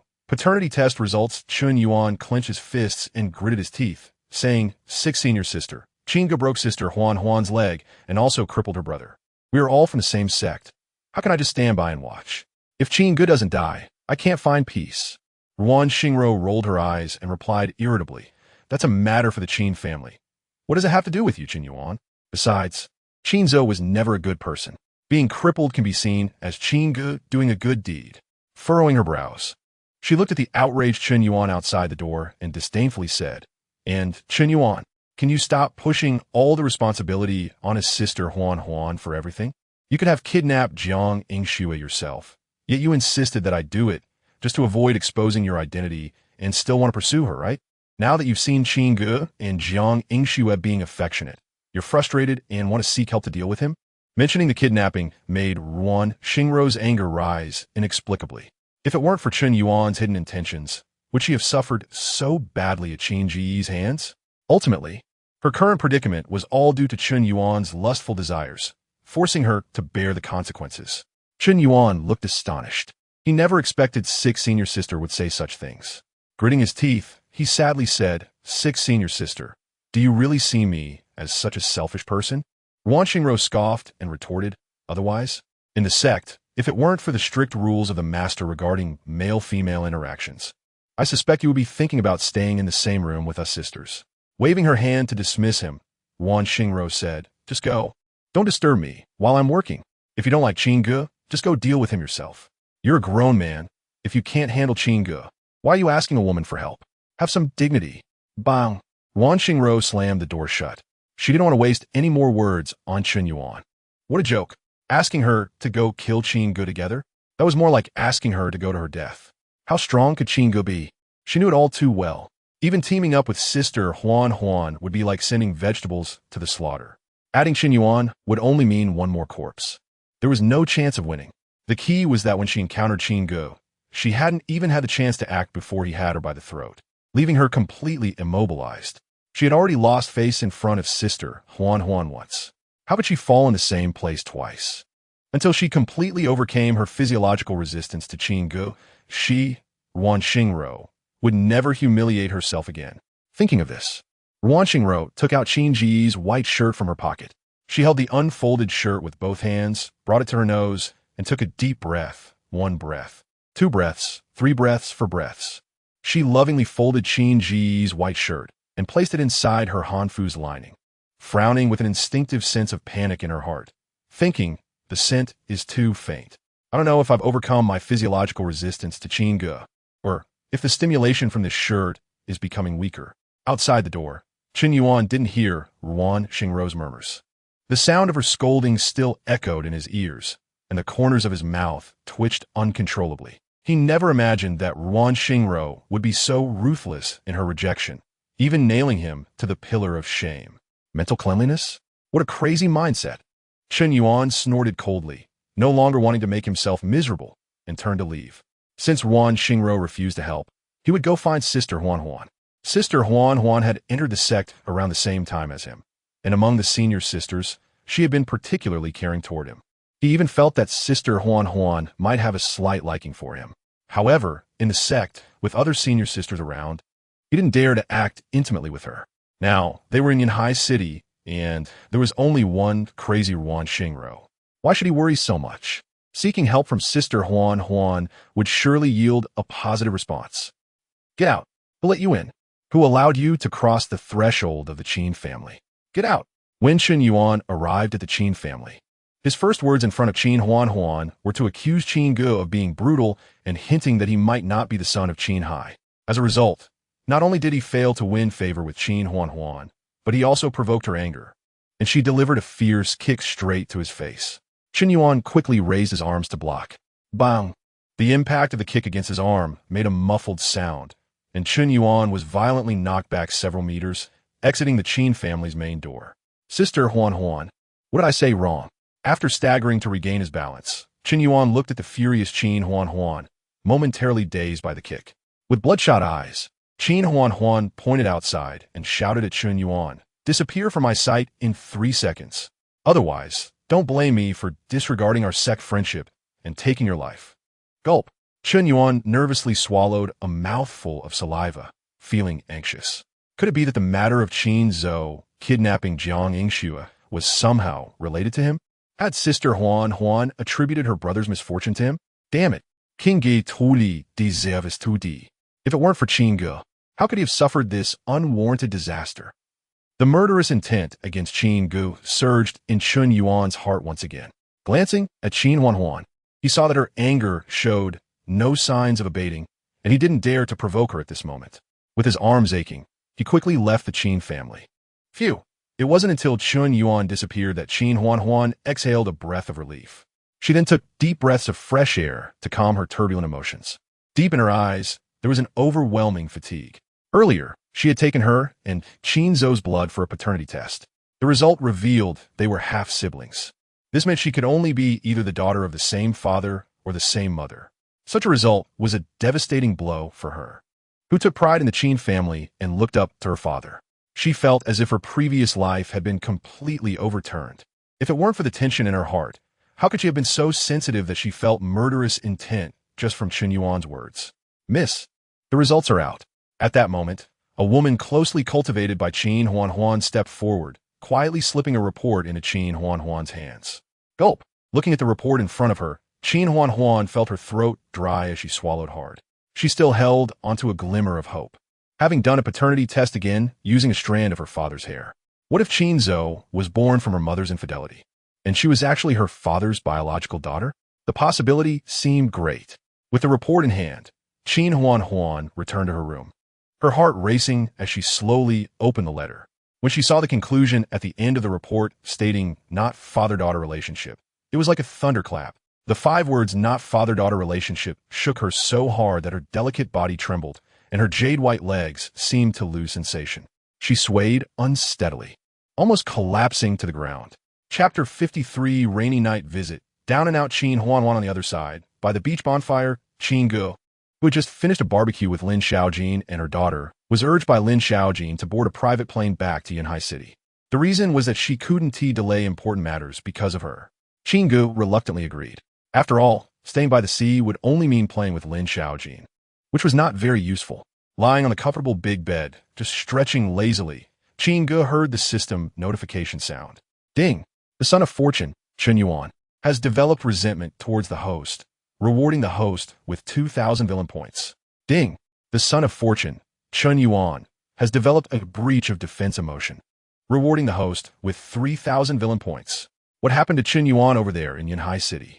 Qin Ge turned to look at Xiao Yingzi, who was sitting in a bodyguard seat, feeling somewhat puzzled.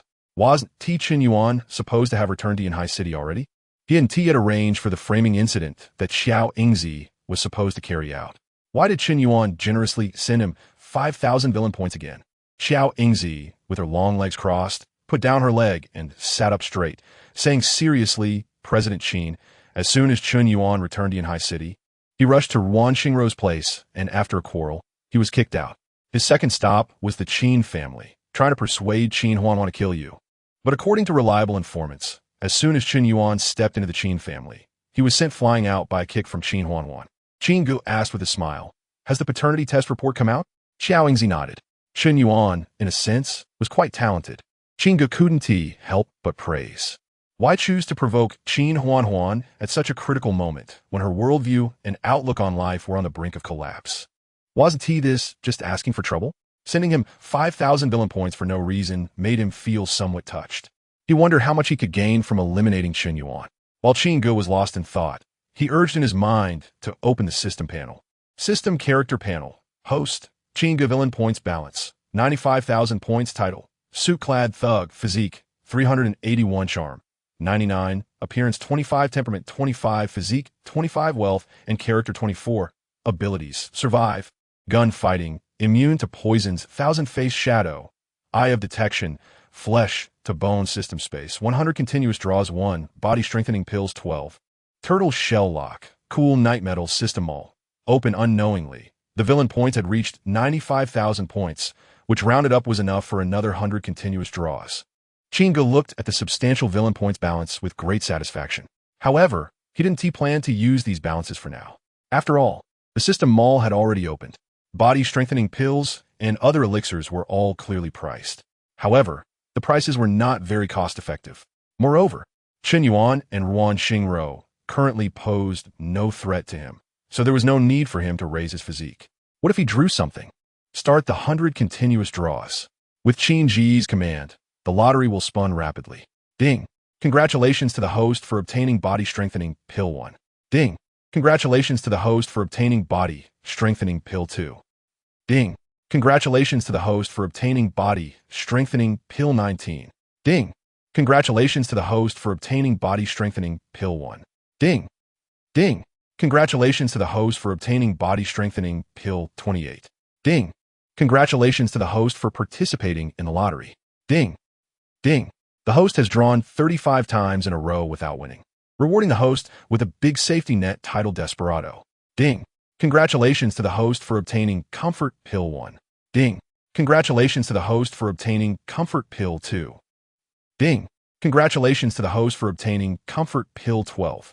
Qin Ge carefully examined. The number of empty draws had significantly decreased, with only 6 empty draws. However, only 19 body strengthening pills were drawn. Last time, with 30 continuous draws, he got 8 pills. This time, with 100 continuous draws, he only got 19. Qin Ge was somewhat dissatisfied, but when he saw that the body strengthening pill was clearly priced at 8,000 villain points each in the system mall, his mood gradually calmed down. Compared to the black-hearted mall, the cost-effectiveness of a lottery was simply maximized, even considered a huge profit. He got quite a few body strengthening pills, a total of 28, but this stuff was only for training subordinates, and the purchase price in the mall was low, only requiring 800 villain points each. For him now, it had no enhancement effect. What was the comfort pill? Qin Ge clicked on the description behind the elixir. Comfort pill. When taken by women, it can beautify and nourish the skin and remove impurities from the body. The host need not worry about not being carefree during pregnancy. Was it for you, Ting? Qin Ge couldn't help but curse. Damn it. Refund the comfort pill money. Do you think I can't afford it? Ding. The host's physique is too strong. The probability of giving birth is extremely high, and ordinary pills cannot take effect. Was there such a saying? Didn't they say that the stronger the strength, the lower the probability of having children? How come for him? The stronger he was, the more likely he could have children? Forget it. Qin Ge didn't wanted well on it. After seeing the introduction of the title Desperado, he decided not to request a refund. Desperado. When the host is severely injured, combat power increases by 100%, lasting for 10 minutes. A life-threatening skill. 100% increase in combat power. Calling it a divine skill would be an exaggeration. With a physique of 381 points. After wearing the suit-clad thug title and stacking the desperado title, within 10 minutes, he could unleash combat power exceeding 1,000 points. What a terrifying enhancement. Switching from a bird gun to a cannon. Ding. Titles cannot be stacked. The host can consume 15,000 villain points to upgrade the title Desperado to the ability Desperate Struggle, and then stack it. Desperate Struggle. When the host develops dissatisfaction, combat power surges by 100%, lasting for 15 minutes. Upgrade it. Qin Ge chose to upgrade without any hesitation. The prerequisite conditions for Desperado and Desperate Struggle were enough for him to make this choice. Not to mention the duration aspect, which also increased. As a big villain, why would he risk his life against enemies? He can only increase his combat power when severely injured. He was the villain, not the male protagonist in a hot-blooded anime. With 15,000 villain points deducted, Desperado was naturally upgraded to Desperate Struggle. Qin Ge took out all 19 body strengthening pills from the system space and swallowed them all in one go. As the medicinal power circulated, there was a surge of vital energy in blood in Qin Ge's limbs and bones, wildly increasing. The system character panel was refreshed. Host, Qin Ge villain points balance, 80,000 points title, suit-clad thug physique, 571 charm, 99, appearance 25, temperament 25, physique 25, wealth and character 24, abilities, desperate struggle, survive, gunfighting, immune to poisons, thousand face shadow, eye of detection, flesh to bone system space, body strengthening pills 40, turtle shell lock, cool night metal, comfort pills 12. System all activated. I currently have a physique of 571 points, wearing the title of suit-wearing thug, and by using the ability Desperate Struggle, my combat power can soar to 700 points within 15 minutes. As for Chen Yuan, who just came down from the mountain, his combat power does not exceed 200 points. Qin Ge sneered coldly in his heart. How could Chen Yuan compete with him? Relying on breakthroughs? Let's not forget, he is the big villain, a pure cheat. With his current combat power, Chen Yuan's 7 senior sisters, except for the top 3, let alone 15 minutes. Even being able to withstand 3 of his moves without admitting defeat would be considered them being stubborn. Qin Ge leaned back on the soft big bed, squinting his eyes, and instructed Xiaoingzi, once we return to Yunhai, help Mu Sini divert her old man's attention for a while. Xiaoingzi nodded obediently. A few hours later, the plane landed on the helipad. The night sky of Yunhai City was thick with dark clouds, making it impossible to see 5 fingers in front of one's face. Heavy rain poured down in torrents. Even Qin Ge, who was immune to cold and heat, felt a slight chill brushing against his face as he stepped down from the plane's ladder. Xiaoingzi held an umbrella, escorting Qin Ge into the manor, only retreating at Qin Ge's instruction. Before entering, Qin Ge changed into another pair of shoes and then turned around, looking at the dark corner, coldly urging, "Now that you're here, what are you hiding there for?" As his voice fell, the disheveled Qin Huan walked out from the rainy night. She was drenched from head to toe, her long hair, as dark as ink, hung down wetly, looking like a drowned chicken. Fortunately, Qin Huan had a striking appearance. Even being washed by the rain, her lovely face remained unchanged. However, at this moment, Qin Huan, whether due to insomnia or excessive emotions, had eyes filled with a clear brightness that was already entangled with crimson blood vessels. Deep in her eyes, there was an indescribable weariness and pain. What was sliding down her face, one could not tell if it was rainwater or tears. Qin Huan's steps were unsteady, as if she had drunk fake alcohol. She stumbled through the rain until she stood in front of Qin Ge.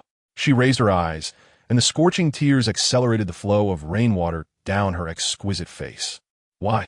Why is this happening? Qin Ge, you're the one behind this, right? You tampered with the paternity test report, didn't you?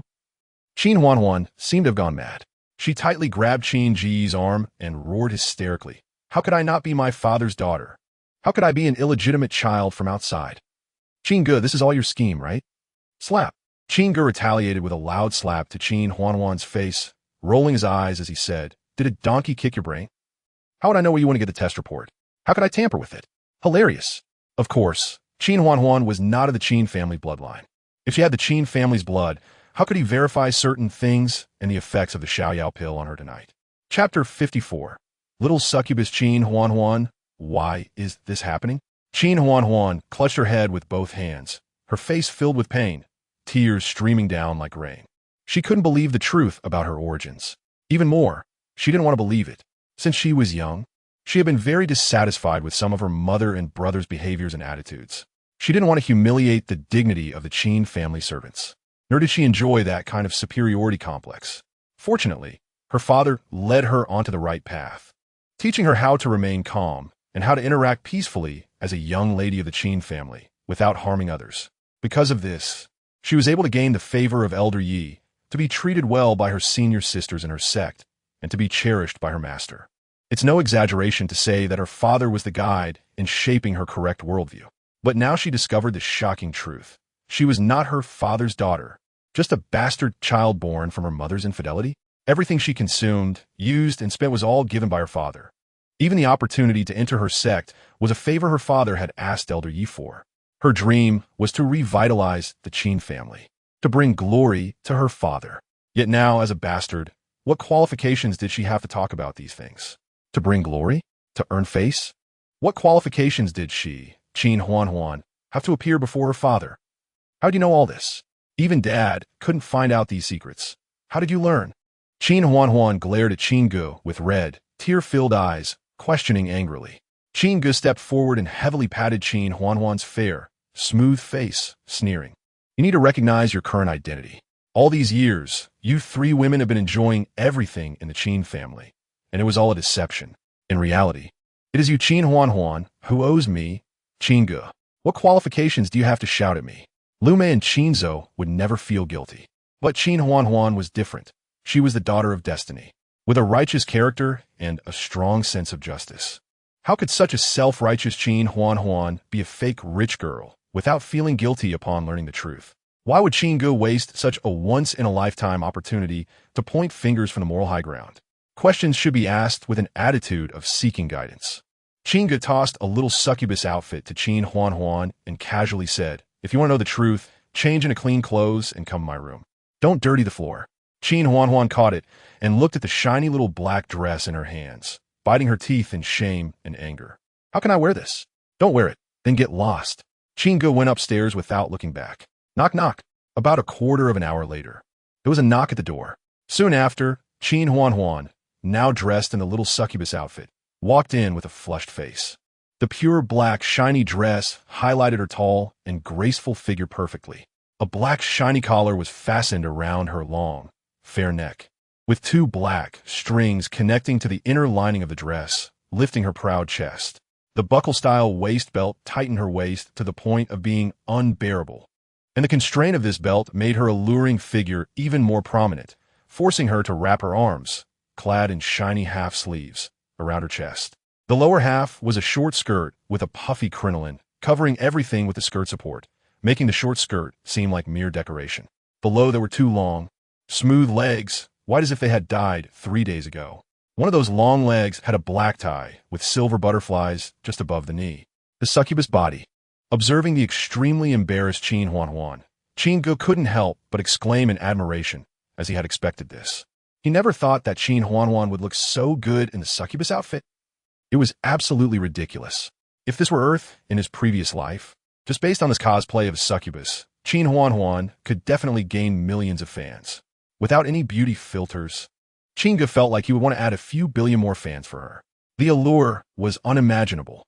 Tell me, what happened back then? Qin Huan clutched her proud chest. Deep down, she knew she no longer had the right to criticize Qin Ge from the Qin family's perspective. But seeing Qin Ji's unabashed, greedy gaze, she couldn't help but angrily admonish him. Why did my father undergo so many tests and still get deceived? How could my mother give birth to me and Qin Zhou while hiding it from my father?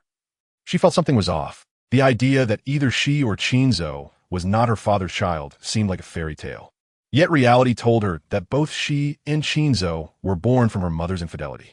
How could her father not find any clues at all? With her father's cunning, how could he be willing to wear a green hat for over 20 years, being the fool raising someone else's children? Also, my mother has a somewhat extreme personality, but my father treats her very well. Why would she cheat? Qin Ge joked. Maybe she got too bored? Qin Ye. Qin Huan clenched her small fists, gritting her teeth angrily. Don't be mad. If you break my custom outfit, you'll have nothing else to wear, Qin Ge said with a smile, tossing a stack of photos at Qin Huan's delicate face.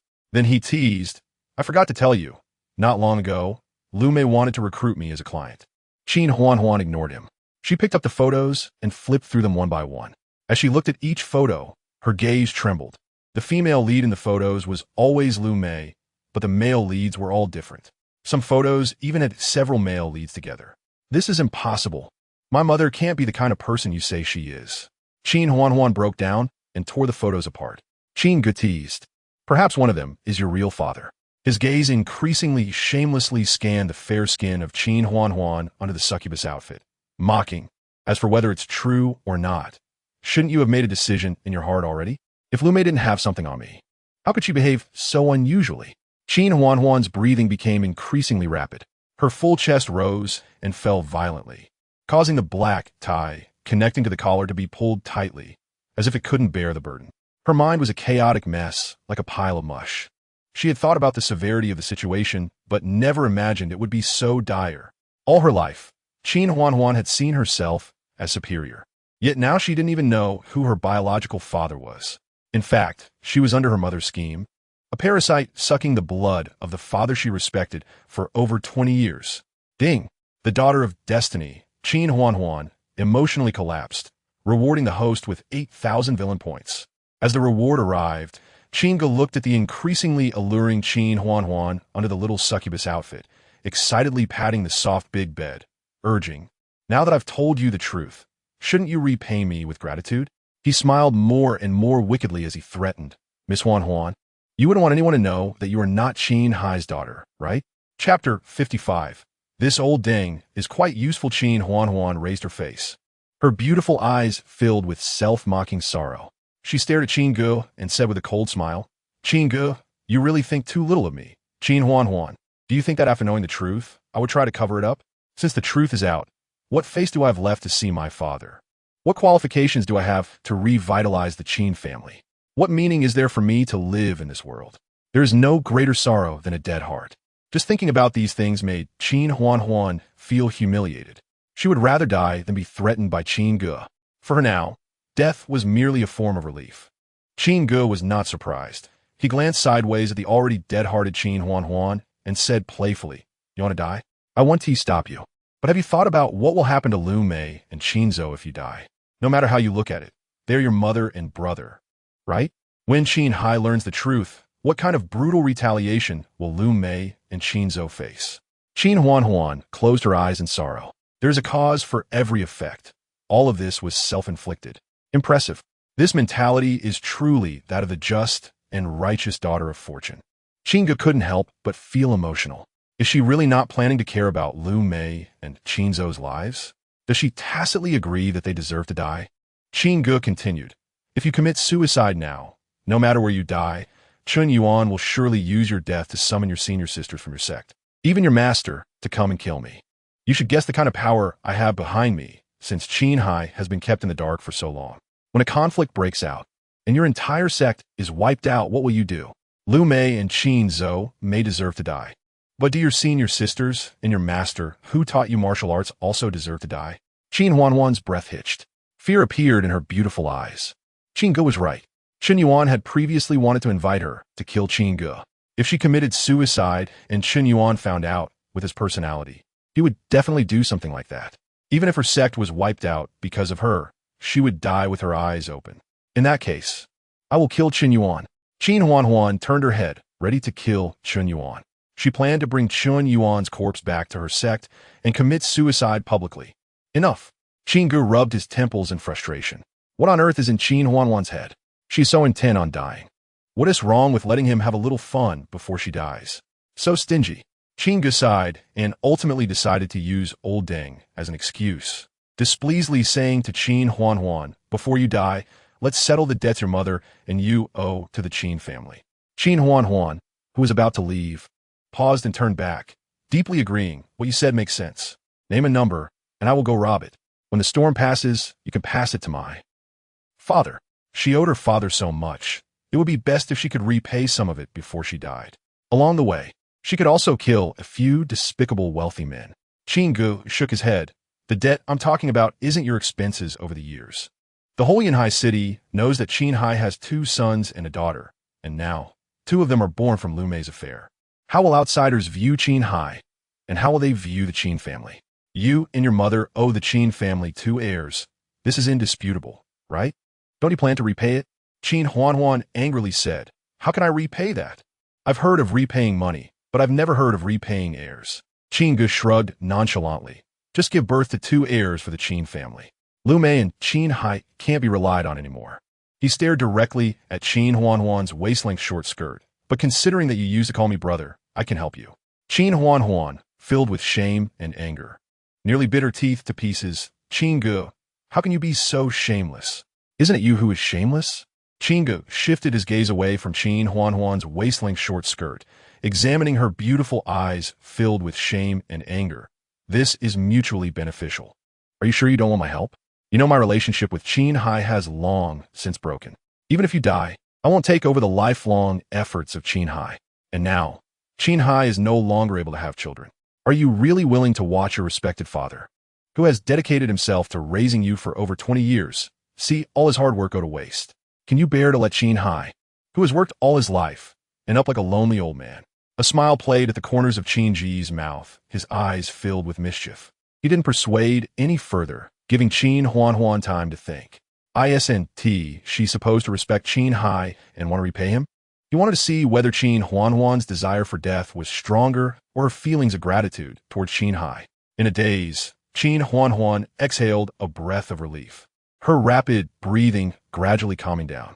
Yes, if she was not afraid of death, why should she reject Qin Ge so vehemently? She and Qin Ge had no blood ties. Moreover, Qin Ge's appearance could be described as flawless. Even if it was just like being bitten by a dog, it would be fine. The most important thing was that she could bear Qin Ge's child. She could continue her father's bloodline. When her father grew old and weak, she didn't dare to hope for Qin Ge, who had already severed ties with him. But her child, her father's grandson, would definitely be able to support him. Her father had given her so much. In the end, he might die alone. Could Qin Huan not endure even this little grievance? Just treat it as being bitten by a dog. Qin Huan mentally reassured herself countless times, then calmly stepped forward. All she wanted was to conceive Qin Ge's child. Suppressing the shyness deep within her heart, Qin Huan loosened the tie around her neck. Qin Ge quickly stepped forward, reading the tie, then kicked Qin Huan onto the soft bed and pounced on her greedily. What I want is little charm demon. Qin Ge. Call me brother. Qin Ge, you and I are half-siblings. Why should I call you brother? No emotions? Then I want help with this. Brother, when asking someone for a favor, one must have a humble attitude.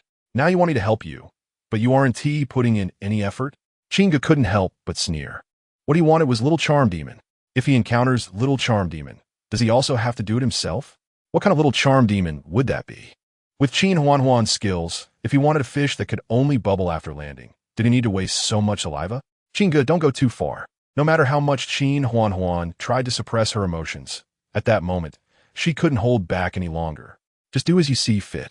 Qin Ge became a hands-off manager, resting his hands behind his head, yawning, and closing his eyes. TSK. As Qin Ge clicked his tongue, he couldn't help but draw in a sharp breath. The system prompt sounded in his mind, ding. The daughter of fortune Qin Huan has generated various emotions such as shame, anger, regret, fear, and disgust towards the host. Reward for the host, 5,000 villain points. Chapter 56. Qin Huan reaps what she sows, ding. The lucky girl Qin Huan has lost control of her emotions, rewarding the host with villain points 666. Ding. The lucky girl Qin Huan has lost control of her emotions again, rewarding the host with villain points 666 too. Ding. The lucky girl Qin Huan's emotions continue to spiral out of control, rewarding the host with villain points 66611. As the sun rises and sets, a day and night pass by in a whimper. Who? Qin Ge leaned against the headboard, took out a cigarette, lit it, took a puff, and then exhaled a long, relieved cloud of smoke. After all, one cigarette after an event feels like bliss. He turned his head to look at Qin Huan beside him, her expression dazed and her gaze vacant. He pinched her exquisite and flawless face, smiling as he said, "Why don't you rest here for a night before leaving? I have no ties with you. Why should I stay at your place?" Once Qin Huan regained her senses, she once again wore a stern, delicate face. She attempted to get up, but only moved slightly before frowning and collapsing again, her entire body unable to muster even a fraction of strength. Qin Ge looked at her with amusement and said, "Weren't you going to leave? Why aren't you going now?" Qin Huanhuan's expression was icy, as if nothing had happened at all. She treated him as if he were merely a tool. If it weren't for the system's reward notifications, Qin Ge would have thought Qin Huanhuan was a pathologically cold person. In reality, no matter how much she was shaped by Qin Hai's education to have the right worldview, it couldn't hide the fact that she was the daughter of Liu Mei. Like mother, like daughter. It couldn't be concealed, no matter how aloof she acted. She couldn't hide the truth of her inner nature. Qin Huanhuan's dissatisfaction grew, her brows knitting tighter. She scrutinized Qin Ge's teasing expression, a surge of unexplainable anger bubbling within her. Coldly, she said, "What can you do about my leaving or not? Qin Ge, no matter how powerful or fierce you are, in the end, aren't you just here puffing smoke? What can you do now? Can you still bully people? If you don't have that ability, then stop pretending." She despised Qin Ge's overbearing demeanor, as if she were his servant, only able to be led by the nose. Her proud heart naturally didn't want to reveal her true feelings and wouldn't give Qin Ge any sense of conquest. In fact, she wanted to undermine his confidence as a man. This was the debt she owed her father, who let Qin Ge have rebellious thoughts against the father who raised her. Qin Ge extinguished the cigarette, but glanced at Qin Huanhuan, raised an eyebrow, and said, "You say that as if you're not convinced, deliberately trying to provoke me?" Qin Huanhuan's heart trembled instinctively. She was tough in words, but her body was exceptionally honest. She already had a deep-seated fear of Qin Ge. However, how could her principled self be willing to submit to Qin Ge's tyranny? Feigning ease, she scoffed, "So what? What can you do now?" She had mentally prepared herself. Once she regained some strength, she would leave the Yunding manor at the first opportunity. Otherwise, once Qin Ge finished recuperating, she would inevitably face another wave of torment. Qin Ge's lips curled into a playful arc, his gaze on Qin Huanhuan growing increasingly sinister. Qin Huanhuan instinctively swallowed. "What do you want? What do you think?" Qin Ge sneered. "You brought this trouble upon yourself, so you can't blame me now." He had no intention of arguing with Qin Huanhuan. After all, two mouths wouldn't win an argument. Moreover, what Qin Huanhuan said was also true. In some ways, he indeed couldn't do anything to Qin Huanhuan. That was a natural disadvantage. But how could a man admit he was incapable, especially in front of a stunning beauty who was clearly exhausted, yet still provoking him? Qin Ge, I'm leaving." Qin Huanhuan's voice trembled in protest. Qin Ge shook his head. "It's too late. What you should say is, you were really impressive last night. Not here to undermine my dignity as a man. Killing is one thing, but humiliation is unacceptable. Qin Huanhuan, tonight, I will fight you to the death. Fight to the death. Activate." Boom. Qin Ge's physique surged wildly under the stacking of supernatural powers. Qin Huanhuan's emotions spiraled out of control once more. Ding. The lucky girl Qin Huanhuan has lost control of her emotions, rewarding the host with villain points 66612. Ding. The lucky girl Qin Huanhuan's emotions continue to spiral out of control, rewarding the host with villain points 66613. Ding. The lucky girl Qin Huanhuan is completely dazed, rewarding the host with villain points 66618. As dusk approached, under Qin Huanhuan's strong insistence, Xiaoyingzi pushed her wheelchair, taking her out of Yunding Manor. Looking at the flow of vehicles, Qin Huanhuan took out her phone, wanting to seek help. But as she glanced at her contacts, a mixture of hatred and guilt filled her eyes. After a long hesitation, she slowly dialed the number of her sick senior sister. By the time Ruan Xingro arrived, Qin Huanhuan had regained some strength and could barely stand, tossing the wheelchair aside. "Huanhuan, your call came just in time. Fifth senior sister has come down the mountain and wants us to join her for a feast." Dressed in Hanfu, Ruan Xingro waved at Qin Huanhuan with a smile and hurried over. Qin Huanhuan shook her head with a bitter smile. "I don't want to eat. I just want to be alone for a while." Ruan Xingro frowned, feeling that Qin Huanhuan was disregarding their sisterhood. "Fifth senior sister is treating us. You won't even give her this face?" Qin Huanhuan took out a Xiaoyao pill. It was given by Qin Ge, claiming it could help her give birth to heirs for the Qin family sooner. After a moment's hesitation, she swallowed it. She gently caressed her slightly bulging abdomen and sighed. "Sixth senior sister, I'm already full. Come on, even if you're full, we still need to join the fun." Ruan Xingro didn't care whether Qin Huanhuan was full or not. She grabbed her and strode towards the agreed restaurant. As they walked, Ruan Xingro suddenly sniffed the air. She leaned closer to Qin Huanhuan's neck, sniffing like a small dog. Feeling a bit dizzy, following the strong scent, her nose traveled from Qin Huanhuan's neck all the way to her perky backside, pausing there for a full half-minute. Hiss! Seeing this, Qin Huanhuan's beautiful eyes trembled violently, her heart sinking as she thought, "It's over." Wan Xingro straightened her slender waist, squinting her eyes as she scrutinized Qin Huanhuan, suspiciously saying, "Huanhuan, why does your scent resemble Qin Ge's so much?" Qin Huanhuan quickly defended, "Sixth senior sister, let me explain." Wan Xingro raised her hand to stop her. "No need to explain. I can understand. After all, we're of the same origin, so the scents are similar, which is reasonable." Qin Huanhuan nodded numbly, the tension in her heart easing. However, looking at her sixth senior sister who had found a good excuse for her, Qin Huanhuan felt an indescribable bitterness inside. What relationship did she have with Qin Ge? She was just a fake heiress. She couldn't have any connection with Qin Ge at all. The only way she could relate to the Qin family was to give him a grandson. But thinking about the nightmarish experiences of the past few days, Qin Huanhuan felt a chill in her heart, her calves trembling as she swallowed hard. Chapter 57. The Son of Fortune. By phone on the other side, Qin Ge had just arrived at the company when he encountered the uninvited Mu Sini. Today, Mu Sini had changed into a blue and white sailor suit that matched her style, paired with a pair of pure white 5D stockings. The color was neither too light nor too dark, accentuating the smooth sheen of her calves. "Qin Ge, thanks to you. If it weren't for your help, I would have been driven crazy by old Deng these past few days. Luckily, something happened with his precious son, so he has no time to bother me now." Mu Sini said with a flattering smile as she presented a cup of hot tea to Qin Ge for him to taste. Qin Ge took the cup and took a small sip, glancing at the small mole at the corner of Mu Sini's lips. "What happened to your mouth?" Mu Sini awkwardly bowed her head, unable to see her toes. Feeling a bit guilty, she replied, "I've been having some heat lately." Qin Ge raised an eyebrow. "You weren't having heat before, but you come to see me now and suddenly have heat? I'm innocent here." Mu Xinyu pouted, looking pitiful as if she was about to cry. She wasn't unwilling to help. It was just that she felt powerless. "The split on my lip is really painful. You know, when I eat, I have to open my mouth slightly, and it hurts at the corners." Qin Ge didn't say much more. There were more important matters to deal with. After calling in Xiaoingzi, Qin Ge frowned and asked suspiciously, "Mu Heng is still alive?" He had used the Thousand Faces magic shadow to create a human skin mask for Xiaoingzi to go assassinate Mu Heng.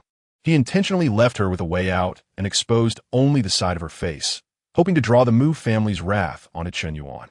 Given Chen Yuan's character of being soft against the weak and strong against the powerful, he should have retaliated against Mu Heng once the Mu family attacked him. Yet, Mu Heng was still alive? Could it be that Chen Yuan was scared and became cowardly? Xiaoingzi nodded, her expression serious. "Mr. Qin, the situation has indeed developed as you expected. However, on his way to retaliate, Chen Yuan encountered a very powerful man. He was defeated, which is why he didn't kill Mu Heng." As she spoke, Xiaoingzi forwarded a video from her subordinates to Qin Ge's computer. A powerful man defeated Chen Yuan? In Yunhai City, besides himself, was there really someone else who could defeat Chen Yuan head-on? Curious, Qin Ge clicked on the video. It was recorded by a follower of Chen Yuan from several dozen meters away. In the footage, Chen Yuan, like a ghost, sneaked into Mu Heng's villa, intending to kill him. However, the moment Chen Yuan entered the residence, he was sent flying out.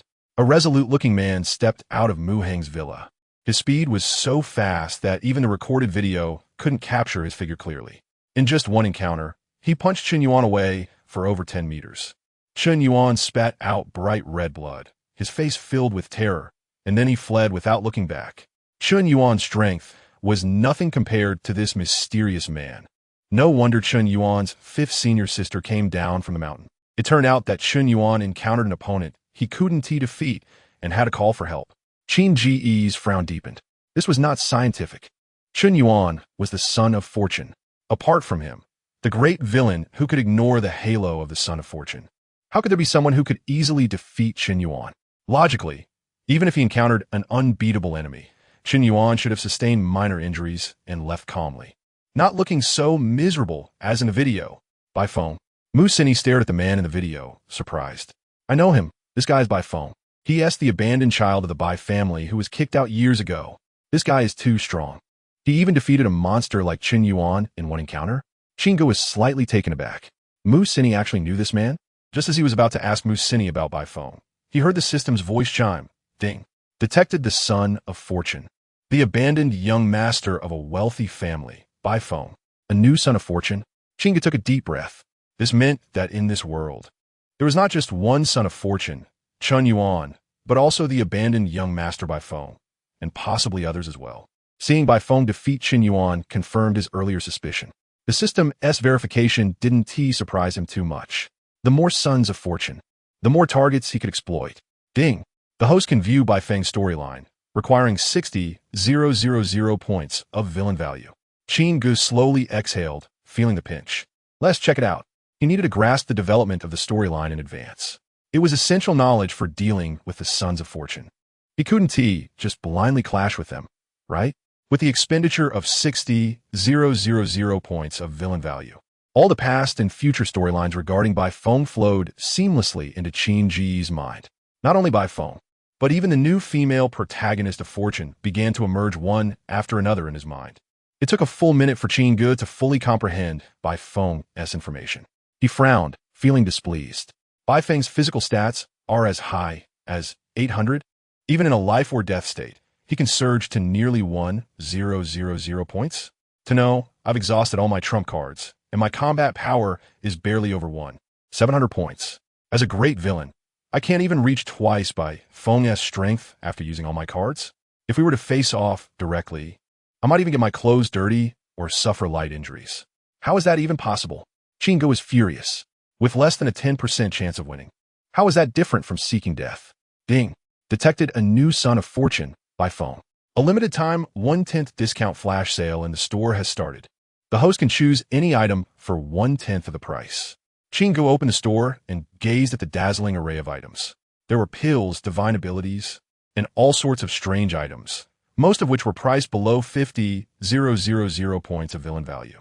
When he scanned over an item with a golden pattern, his eyes suddenly lit up. Song Xian Dominant Body.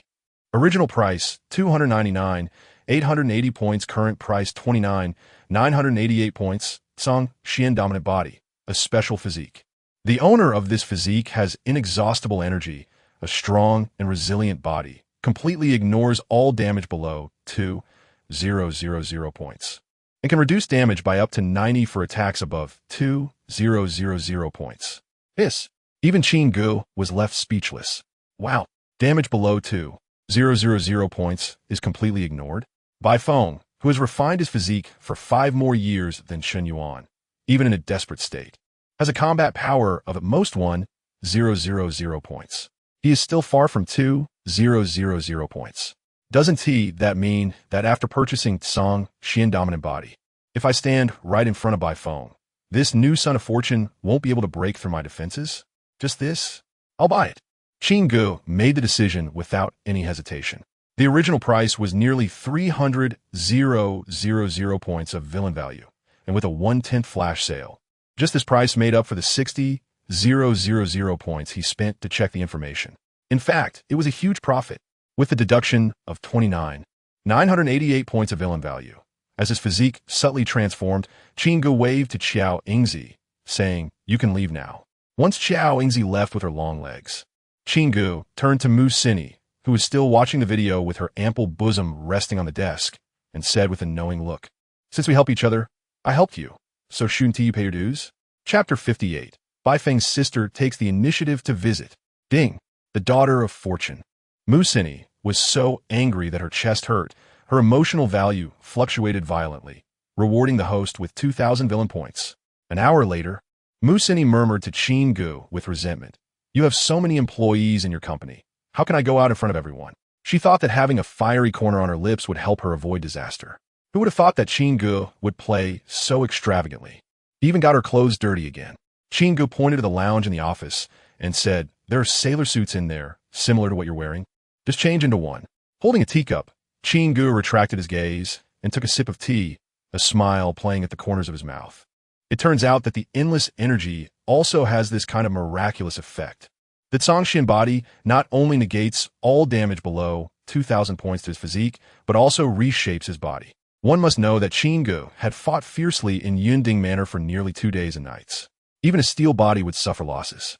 But thinking about how he had painstakingly accumulated over 100,000 villain points, suddenly only to have 12,000 points left, made him feel pained, forcing him to take back some blood from Mu Cini. Surprisingly, at the moment the Song Xian body was successfully transformed, not only did it not make Qin Ge feel any additional burden, but even the soreness he felt after the fierce battle in Yunding Manor was swept away. Now, even without using desperate struggle, he could easily handle Qin Huan. When Mu Cini walked out of the lounge, there was a lingering fear in her eyes. She looked at Qin Ge and asked, "Those outfits in your wardrobe, they weren't prepared for me, right?" Even though she was well informed, her cheeks still flushed. Qin Ge did not deny it, his eyes gleaming with mischief. "Of course, you can choose not to wear them. But you have to introduce me to your friend Ning Kuer." Mu Cini shook her head. "No way. Kuer is my good sister. I can't betray her. Besides, don't even think about having any ideas about Kuer. She has a different personality than mine and would never fall for you. Even if I introduce you too, you would only end up hitting a wall." Qin Ge smiled and said, "You just need to be the middleman. As for whether you can meet or not, that's not your concern." Ning Kuer, the eldest daughter of the Ning family in Magic City, is also one of the daughters of fortune in the rich second-generation template. Of course, there is not just one daughter of fortune in Bai Feng's script. Even Lin Xiaojin is a daughter of fortune in this script. Lin Xiaojin is not just Chun Yuan's childhood friend. She is also Bai Feng's white moonlight, who had once shared a meal with him during his downfall. In the future plot, Bai Feng will pursue Lin Xiaojin madly. The son of fortune has set his sights on his woman. What is wrong with Qin Ge digging at a corner? The big villain doesn't seek revenge. Should he repay grievances with virtue instead?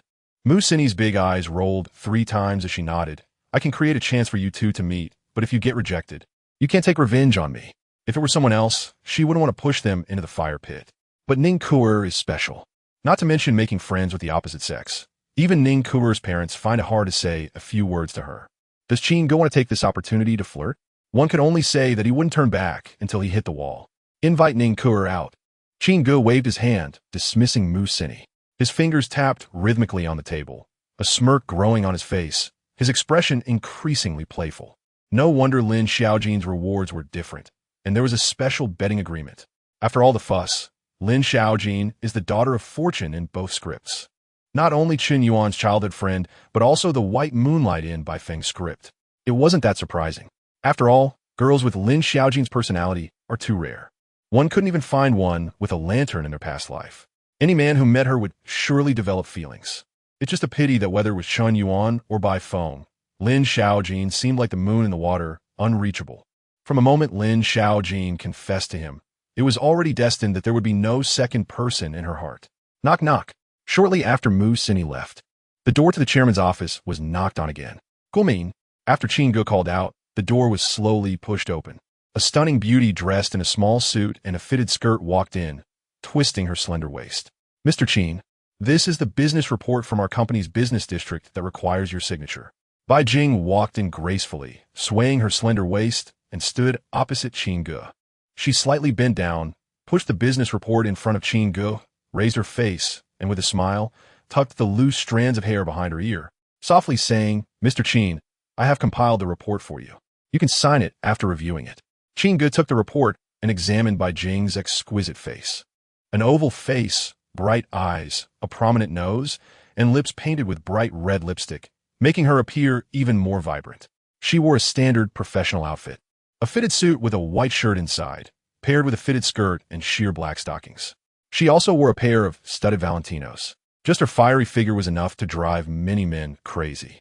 Not to mention, Bai Jing's beauty was extremely stunning, even compared to Jiang Yingxue, the most beautiful woman in Yunhai City. She was only slightly inferior. With such a hot figure, Bai Jing's charm skyrocketed. Of course, this kind of beauty has its differences. Jiang Yingxue's beauty makes people eager to know her and desperately want to connect. It's an otherworldly beauty. But Bai Jing's beauty is simply a kind of seduction. Qin Ge did not look at the report, but instead took a keen interest in Bai Jing's delicate face, pretending to be puzzled and smiling. "A newcomer?" Bai Jing nodded. "Mr. Qin, I am the secretary recruited for you by Manager Zhou." "I see." Qin Ge nodded in understanding, his mind clear as day. Bai Jing, the eldest daughter of the Bai family in Magic City, is also Bai Feng's biological sister and Jiang Yingxue's good friend. Of course, she also appears in Qin Yuan script. However, she is not the daughter of fortune in Qin Yuan script. When Qin Ge learned earlier that Bai Jing was a daughter of fortune, he was surprised. After all, Bai Jing had no connection with Qin Yuan.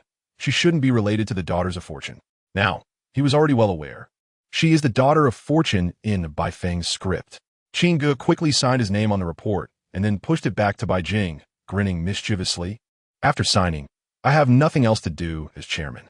What shall we do next? Chapter 59, Bai Jing's mental breakdown rogue. Bai Jing spat fiercely in her heart. If there are tasks for the secretary to handle and the chairman has nothing to do, wouldn't that mean she, as the secretary, would suffer? Obviously, Qin Ge was deliberately teasing her, trying to take advantage of her. Bai Jing felt increasingly that Jiang Yingxue was not worth it. Such a man. Is he really worth her best friend's longing and nightly tears? Aside from being somewhat good-looking, Qin Ge had no other merits. He was lecherous and audacious. She initially planned to just make an appearance in front of Qin Ge today, letting him know there was a newcomer named Bai Jing.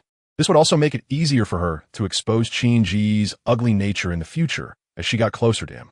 She thought it would be a tug-of-war that would take time to reveal Qin Ge's true self, allowing Jiang Yingxue to wake up from her sorrowful state. Who would have thought that on their very first meeting, Qin Ge would already have ulterior motives toward her? Bai Jing didn't expose him on the spot. She just shook her head and said with a distressed expression, "Mr. Qin, what are you talking about?" I didn't understand. Since Qin Ge had revealed his intentions, she no longer needed to continue pretending. She had worked hard to participate in the recruitment process, overcoming many obstacles to be chosen by Zhou Mei as Qin Ge's secretary. Wasn't the goal to expose Qin Ge? She dressed so seductively to make Qin Ge reveal his greedy side. The quicker Qin Ge exposed himself, the less effort she would have to expend to seduce him. "Come here." Qin Ge waved to Bai Jing. Bai Jing smiled slightly, twisting her slender waist, walked around the desk, and stood before Qin Ge, tilting her head curiously. "Mr. Qin, do you have something to instruct me?" Qin Ge reached out and grabbed Bai Jing's delicate hand, while his other hand casually brushed against her, openly taking advantage of her, and asked with a smile, "As a secretary, what do you think your duties are?" Suppressing her inner rejection, Bai Jing gritted her teeth and forced out a strained smile. "My main task is to handle your work-related trivial matters, and my secondary task is to arrange your life plans." Qin Ge nodded, staring at Bai Jing, emphasizing, "So, your responsibilities also include taking care of your life, right?" After saying that, he pulled her gently with his arm. Wearing Valentino, Bai Jing stumbled and fell into his arms. Huh. Bai Jing's breath suddenly became rapid. 2 blushes quickly appeared on her charming face. Although she seemed to have rich dating experience, it was all learned online. She had never even had a close interaction with the opposite sex, let alone a romantic relationship. When had she ever had such a frightening experience? Bai Jing felt dizzy and was scared by Qin Ge. After a long while, she finally regained her composure. She gritted her teeth and struggled in Qin Ge's arms, saying in a muffled voice, "Mr. Qin, what are you doing? This is the office. If outsiders see this, it will be detrimental to your image." Qin Ge helped Bai Jing up, forcibly making her sit on his lap, pinching her delicate chin and lifting it slightly, teasingly asking, "Are you saying that if it weren't the office, I could do whatever I want?" Bai Jing cursed Qin Ge 100 times in her heart. But for the sake of making Jiang Yingxue realize the truth, she swallowed her grievances and nodded softly. "Mr. Qin, if you really want to, I guess it's not impossible." Qin Ge patted Bai Jing's impressive chest, squeezing it a couple of times, and praised, "You have quite a big heart." Ding. The luck of the daughter, Bai Jing, generated feelings of shame and anger, rewarding the host with 2,000 villain points. Ding. Bai Jing was so furious that she nearly ground her back teeth to dust, rewarding the host with 3,000 villain points. Bai Jing's face turned crimson as she squirmed in Qin Ge's arms. She felt like she was about to fall apart. Oh my god, this guy Qin Ge was simply a lecherous maniac. The perverts she encountered before only secretly watched her and muttered a few words. None dared to approach her. But Qin Ge was different. He made a move right upon meeting her. This was too desperate. "Mr. Qin, don't do this. If you want, we can set a time." Bai Jing lifted her face, her eyes sparkling seductively. Qin Ge tilted his head and asked back, "When do you think you'll be free?" "Next time works." As soon as Qin Ge let go, Bai Jing hurriedly broke free and ran out of the office without looking back. What free time? No time. She would never meet him again. Even if it meant jumping off the Qin Yun Tiancheng building, she would not seek Qin Ge again. She had suffered a great loss. Fortunately, she had gotten the video. When Jiang Yingxue saw Qin Ge's desperate appearance, her impression of him would definitely collapse. By then, she could persuade her more and wouldn't have to worry about Jiang Yingxue not listening. After leaving Qin Yin Tiancheng, Bai Jing drove a BMW Mini straight to Jiang Shui Group. She rushed into Jiang Yingxue's office and angrily exclaimed, "Xiao Xue, Qin Ge isn't worth it. A man like him isn't worth your sorrow." Jiang Yingxue, who was working, slowly raised her face. Her expression was somewhat desolate, and her beautiful eyes held an indescribable weariness. The once radiant beauty of Yunhai City now resembled a sickly Lin Daiyu. It made one feel a pang of sympathy, wanting to hold her and cherish her dearly. "Jingjing, what brings you to Yunhai City?" Jiang Yingxue looked at her good sister with confusion. "Did you not say that your mother arranged for you to intern at the Bai family company recently? That's not important." Bai Jing shook her head vigorously. Rushing to Jiang Yingxue's side, directly inserting her USB drive into the computer, turning to Jiang Yingxue and saying, "Xiao Xue, I have evidence that Qin Ge is a scumbag. He's not as great as you imagine. He's just a seasoned player, toying with your feelings." Having been taken advantage of, she felt an indescribable hatred for Qin Ge. Fortunately, she had previously attached a surveillance chip to herself. Everything Qin Ge did to her in the office had been recorded on video. As the video on the USB drive opened, Bai Jing, dressed in Valentino and twisting her slender waist, appeared on the screen. Everywhere she went, the employees of Qin Yin Tiancheng were all staring at her. Jiang Yingxue looked at the familiar scenes in the video and exclaimed in surprise, "You went to Qin Ge's office?" Bai Jing shook her head and made a shushing gesture. "Don't speak, just keep watching." She widened her beautiful eyes, staring intently at the video. The main event was about to come. The moment when Qin Ge took advantage of her and acted desperate was coming soon. In the video, as Bai Jing pushed open the door to Qin Ge's office, the scene immediately switched.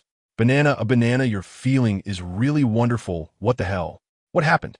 At the critical moment, it got a virus. Bai Jing hugged the LCD screen, crying out in despair. How could this happen? Chapter 60. Increasing Bai Jing's sunk cost. Bai Jing stared at the mesmerizing humanoid banana in the video, and her mental state completely collapsed. Where was the scene of her being pulled into Qin Ge's arms? Where was the video of her being taken advantage of by Qin Ge? Why did she have to be poisoned at the most critical moment when the video was playing? Bai Jing frantically slapped the LCD screen, unplugged the USB drive, and tried again several times. Every time the video reached the part where she entered Qin Ge's office, it was that one banana which made her mental state crumble. Singing a bewitching song and dancing a dance that ruined people's mental states. Jiang Yingxue, with a bitter expression, advised, "Jingjing, I know you mean well, but..." Before she could finish her sentence, Bai Jing unplugged the USB drive and raised her hand to stop her. With a serious expression in her beautiful eyes, she stared at Jiang Yingxue's haggard face and said, "Xiao Xue, you don't need to say anything. This time it's my mistake. I have no reason to explain. Just consider it as me slandering Qin Ge." In the past few days, through Jiang Yingxue's complaints to her, Bai Jing had already realized that Jiang Yingxue had been enchanted by Qin Ge, completely lost her rationality. Now, the most crucial evidence had been destroyed. If she continued to slander Qin Ge, it would only make Jiang Yingxue feel annoyed, even hate her. Ultimately, she would lose such a good friend she had known since childhood. To explain is to cover up, and covering up is the truth. What she needed to do now was to gather evidence that Qin Ge was a scumbag. She had to return to Qin Yunhai and expose Qin Ge's true nature. She needed to awaken Jiang Yingxue and demand an explanation for herself. Otherwise, wouldn't all the advantages she had taken from Qin Ge be in vain? Bai Jing, who had never suffered such a big loss in her life, could not accept it. "I'm not talking to you anymore. I have to go back." Bai Jing thought of her own work and hurriedly left Jiang Shui Group. Since she had to gather evidence, she couldn't just walk away. Her identity as the secretary to the board made it most convenient for her to expose Qin Ge's true nature. Sigh. Jiang Yingxue watched Bai Jing's graceful figure leave and sighed softly. In fact, she did not doubt Bai Jing's words. She even believed that what Bai Jing said was true. After all, she had personally witnessed how attractive her friend was and how much temptation she posed to men. It was only natural for Qin Ge to take advantage of her. With this thought, Jiang Yingxue's eyes, slightly red, became increasingly misty. Once, a sincere relationship was placed before her, but she did not cherish it. Now, Qin Ge had been hurt too deeply by her, and he had lost hope in women, transforming from a lovesick young master into a playboy.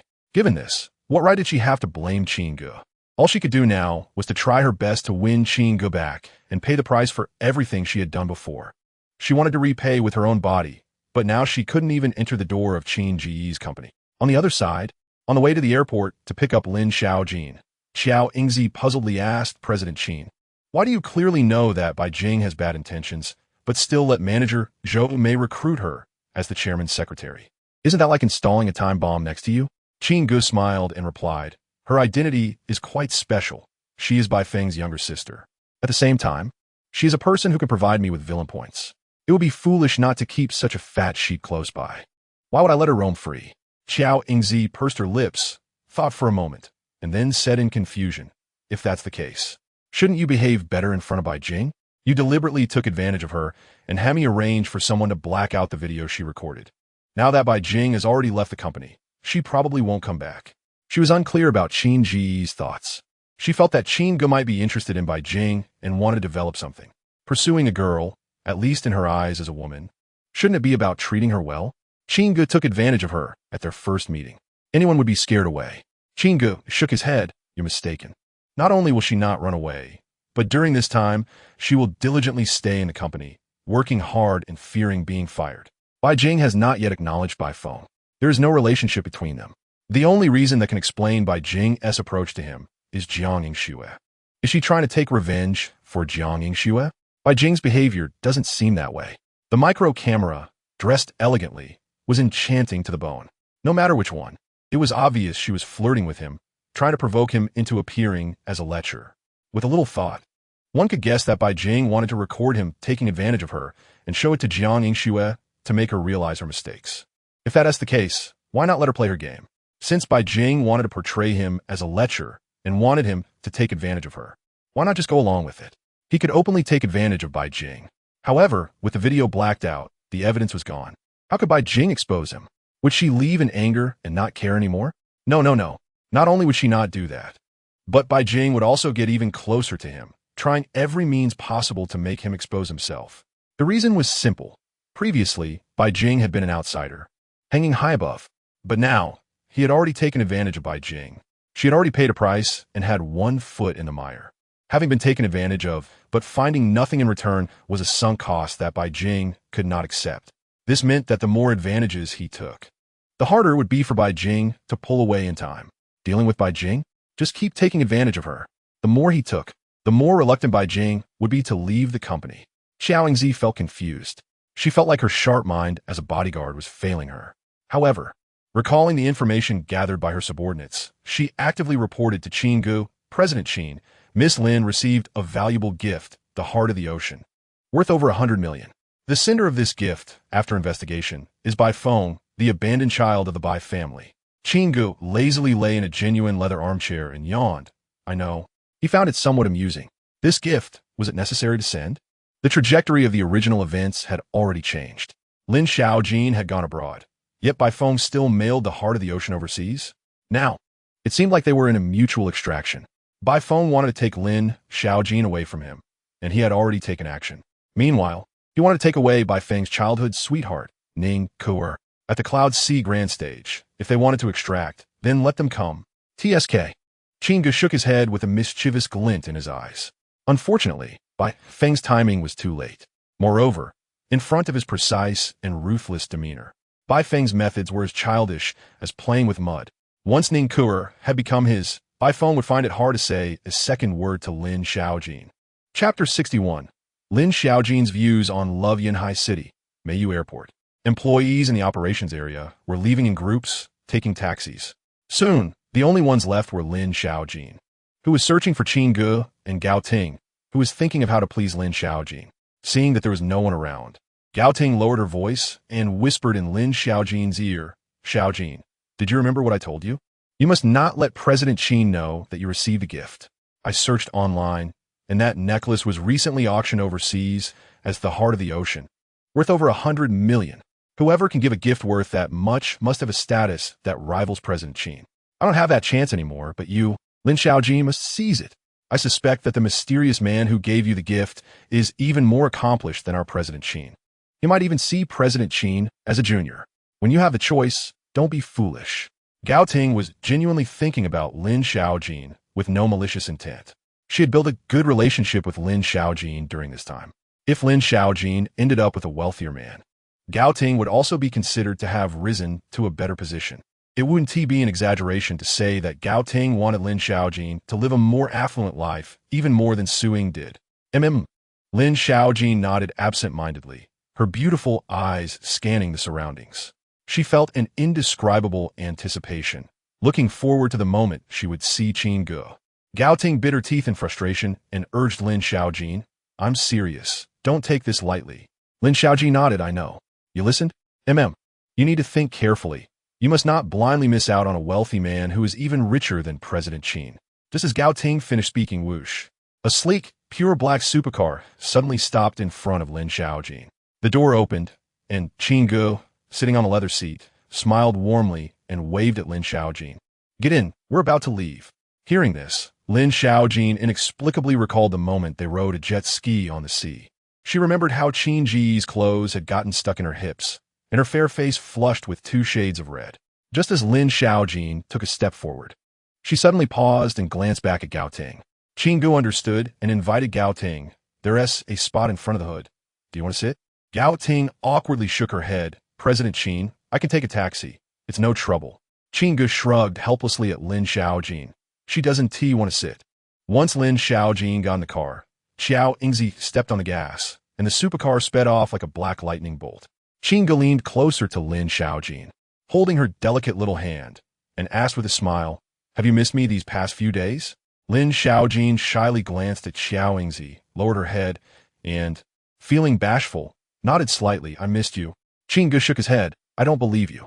He pointed to his face. "Unless you give me a kiss." Lin Xiaojin curled her lips, and, taking the opportunity when Xiao Yingzi's gaze shifted away in the rearview mirror, lightly kissed Qin Ge's cheek like a dragonfly touching the water. Unexpectedly, Qin Ge turned his head at that moment. Their lips touched. "Ugh!" Lin Xiaojin gasped softly, and before she knew it, she was pulled into another deep kiss by Qin Ge. After a full 3 minutes, Lin Xiaojin's big watery eyes were filled with a dreamy look, feeling lightheaded and breathless in Qin Ge's embrace. Coming back to her senses, Lin Xiaojin didn't struggle, allowing Qin Ge to hold her, even as his hand wandered inappropriately. Even if Xiao Yingzi saw it through the rearview mirror, she didn't shy away, just turned her face toward Qin Ge's chest, as if pretending not to see. Suddenly recalling something, Lin Xiaojin sat up from Qin Ge's warm embrace, took out a delicate gift box from her small bag, and handed it to Qin Ge, saying, "Qin Ge, I received a gift, but there's no mailing address. What should I do?" Qin Ge opened the gift box, pretending to be confused, and marveled at the blue heart of the ocean inside, exclaiming, "The heart of the ocean? Recently auctioned for over 100 million? Who sent this?" Lin Xiaojin replied honestly, "It should be from someone named by phone." She remembered by phone quite clearly, although they hadn't had much contact. In fact, she had only seen by phone once and didn't even remember what he looked like.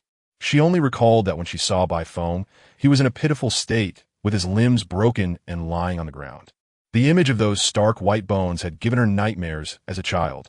At that time, feeling sorry for by phone, she bought him a plate of pig trotter rice. She never expected that years later, she would receive such an expensive thank you gift from him. She wanted to return it, but didn't know where to send it back. Qin Ge asked her questions in detail, and Lin Xiaojin answered everything honestly. After a long time, Qin Ge widened his eyes and pretended to be surprised, saying, "This by phone must be here to repay a debt of gratitude. Sending such an expensive gift clearly means he has become successful and is interested in you." Lin Xiaojin, "So, is he trying to compete with me for a wife?" Hearing the word wife, Lin Xiaojin felt weak all over, a tingling sensation coursing through her, wishing she could immediately give her heart to Qin Ge. She quickly shook her head and explained, "Qin Ge, don't misunderstand. I have no relationship with by phone. I never intended to accept this gift. I just don't know where to send it back." After receiving the gift, Gao Ting had been whispering in her ear, advising her to hide the matter of by phone and to weigh her options when she met him.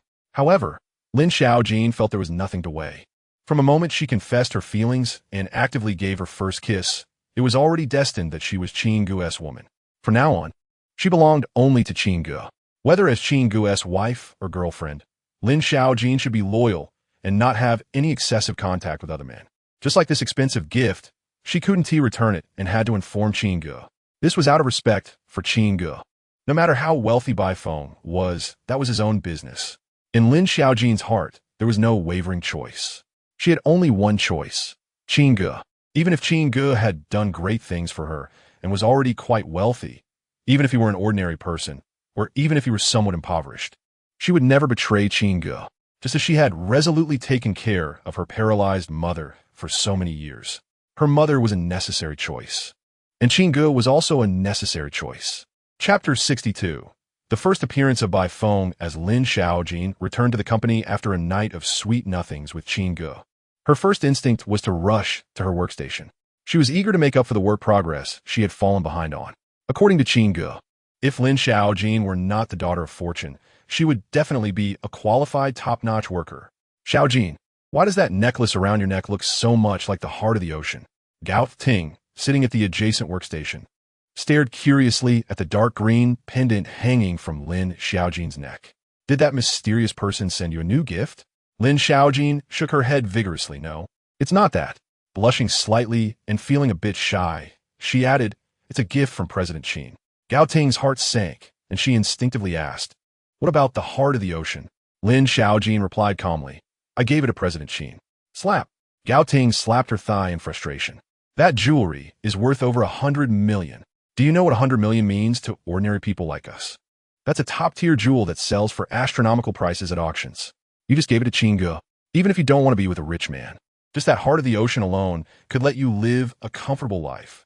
In her eyes, Lin Xiaojin handing the heart of the ocean to Qin Ge was not foolish, but rather stupid. Stupid to the extreme. I like this necklace more, Lin Xiaojin emphasized, shaking her head. Her view was completely different from Gao Ting's. To her, gifts mattered more for their sentiment than their value. The necklace given to her by Qin Ge represented his feelings, regardless of how expensive it was. It was the first gift Qin Ge had ever given her. It held extraordinary significance for her, far surpassing any number of hearts of the ocean. She would treasure this necklace forever. At that moment, a stunning figure walked into Qin Ge's office from the operations area. She soon emerged again, her beautiful eyes filled with disappointment. Lin Xiaojin looked at the voluptuous Bai Jing, feeling a sense of crisis, and curiously asked Gao Ting, who is that beauty? Gao Ting sneered, that's Bai Jing, the new secretary of the board, a graduate from a top foreign university. She shook her head in despair. Lin Xiaojin, you don't understand such a simple truth? You can't put all your eggs in one basket. No matter how devoted you are to President Qin, with these stunning beauties surrounding him, there will come a day when you lose his favor. Lin Xiaojin didn't take Gao Ting's words to heart, but the phrase lose favor made her heart skip a beat. She stared at the graceful Bai Jing, especially her ample bosom, for a good half-minute. Then she looked down at her own, slightly curved silhouette. For some reason, a wave of unspoken bitterness surged within her. After chatting for a while with Gao Ting, Lin Xiaojin noticed that no one was around and opened a new webpage. Her heart filled with urgency as she searched what can promote secondary development. On the other side, in a coffee shop at Yunbian, Ning Kuer sat in a rattan chair by the window. Her light purple dress shimmered softly in the sunlight, streaming through the window. She lowered her head, cradling a warm cup of coffee in her hands. Her bright and gentle eyes were fixed on the coffee, silent and unusually still. After an unknown amount of time, Ning Kuer slowly raised her fair face, gazing curiously at Mu Sini in front of her, her lips slightly parted in hesitation. After a moment's pause, she still didn't take the initiative to speak. Gulyalu, sitting opposite her, Mu Sini awkwardly swallowed her saliva, cursing Qin Ge in her mind 180 times. This guy, doesn't he have any sense of time? She had worked hard to get Kuer to this coffee shop, yet after almost 2 hours, Qin Ge still hadn't arrived? Only Ning Kuer could endure this endless silence. If it were her, she would have left long ago. Amidst Mu Sini's irritation, a resolute-looking man walked over. Seeing him, Mu Sini raised her eyebrows, her heart skipping a beat. Bai Feng, why is this guy here? Instead of waiting for Qin Ge, she ended up with Bai Feng, who had punched Qin Yuan away. Mu Sini instinctively glanced at Ning Kuer, but found that Kuer seemed not to hear him at all, still focused on her coffee. Kuer, it's me, Bai Feng. Don't you remember me? Bai Feng looked at Ning Kuer, anxiously introducing himself. Hearing the name by phone, Ning Kuer's hands trembled involuntarily, just like the ripples stirred in her coffee cup. The calmness of her heart was suddenly disturbed. She didn't look at by phone, but turned to Mu Sini, her voice laced with fear. Can we leave here? Mu Sini raised her gaze and unhappily said to by phone, could you please leave? My friend doesn't like you being around her. By phone frowned, looking at the youthful-faced Mu Sini, suppressing his anger, and said in a deep voice, Kuer and I are childhood friends. Mu Sini shook her head. I don't care who you are or what relationship you had with Kuer when you were kids. Right now, Kuer is very scared. Can't you see that? By phone gazed at the tranquil beauty sitting in the rattan chair, who had not looked at him, clenched his fists, and reluctantly said, Kuer, back then, you were the only one who stood up for me. I will never forget this kindness. I return this time to put everything in the past to rest. While by phone was still speaking, Ning Kuer covered her ears with her hands, unwilling to listen any further. Mu Sini urged, by phone, that's enough. If you really care about Kuer, you shouldn't continue to make things difficult for her at this time. By phone looked at Ning Kuer, who had been so close to him in childhood, unaware of what had happened to her over the years. The only thing he knew was that when the Bai family chose to abandon him, it was only Ning Kuer who stood up for him. It was Ning Kuer who had given him warmth when he was most helpless. But now, it seemed that Ning Kuer was very resistant to him. Bai phone was confused, but didn't say much. Staying any longer would not only make things difficult for Ning Kuer, but even Mu Sini would develop a dislike for him. Bai phone left, looking back 3 times as he walked away. His gaze shifted from Ning Kuer to Mu Sini before finally leaving. Only after Bai phone had walked far away did Ning Kuer raise her eyes, looking at Mu Sini with a pained expression. Can we leave here? Mu Sini felt that encountering Bai phone was unexpected, and just as she was about to nod in agreement, she saw the familiar figure of Qin Ge appear at the coffee shop entrance. She gritted her teeth and made an excuse. I have a stomach ache. I need to go to the restroom. Kuer, wait for me for a moment. She thought to herself. She had created the opportunity. However, with Qin Ge arriving late, the outcome wouldn't be good. If even Bai phone, her childhood friend, was someone Ning Kuer didn't want to look at, how could she possibly want to see someone like Qin Ge who was just trying to flirt? Chapter 63.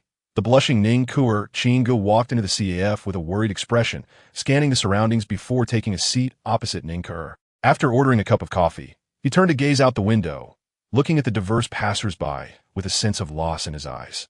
However, while his gaze appeared blank, his heart was anything but. He was acutely aware of the timing, even the fact that he had arrived late after Bai phone had left. It's important to note that Ning Kuer was not always the obedient girl she seemed now. She used to be outspoken and courageous. In the past, she had a heroic spirit, speaking up for justice.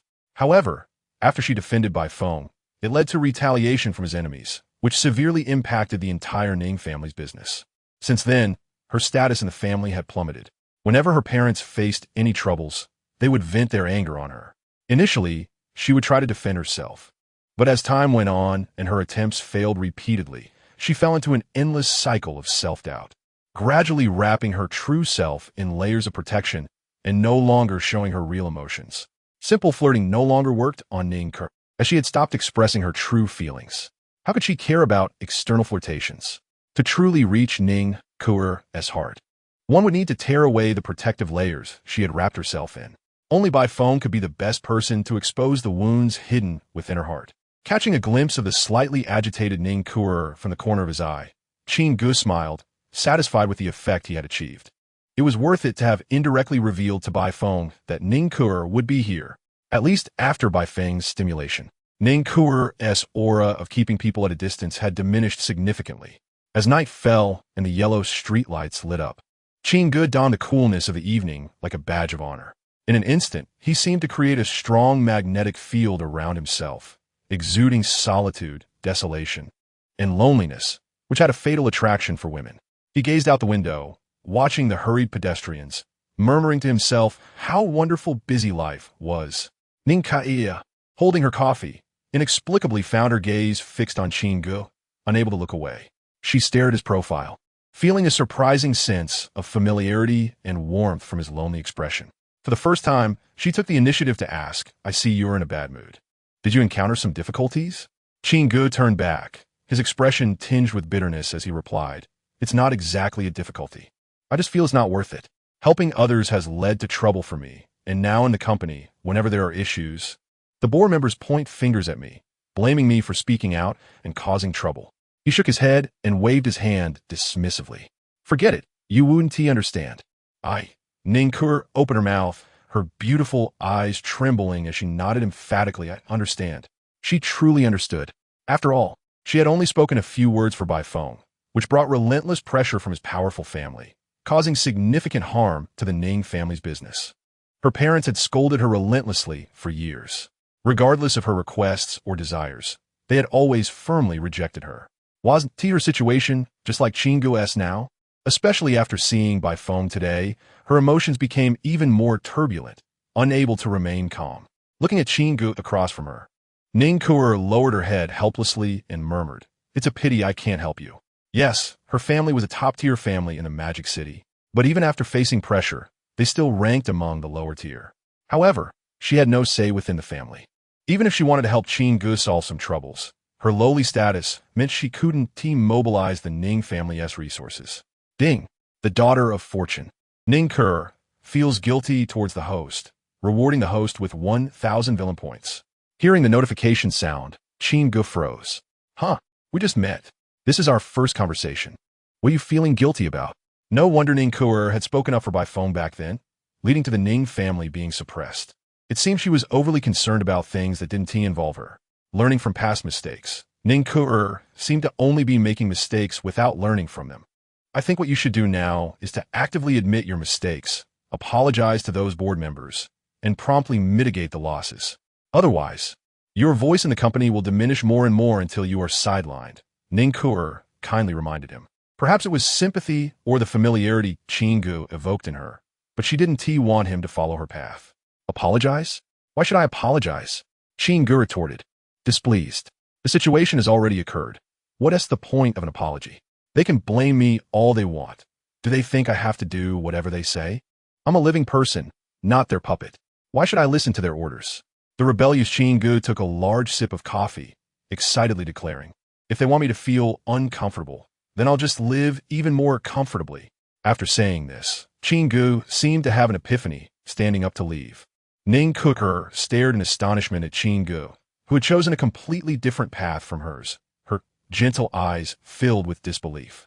She had considered rebuttals, but they only led to stronger suppression from her parents. Ultimately, she chose to lower her head in silence, only to end up as a punching bag, getting scolded for no reason.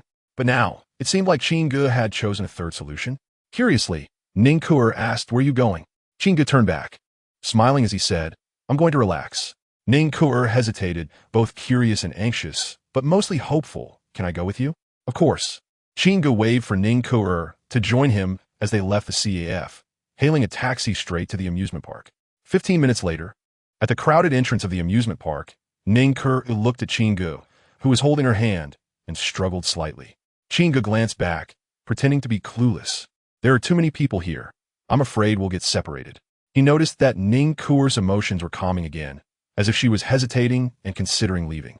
He deliberately used this straightforward method to keep stimulating her brain, maintaining her heightened, impulsive emotions. Impulsiveness is the antonym of rationality.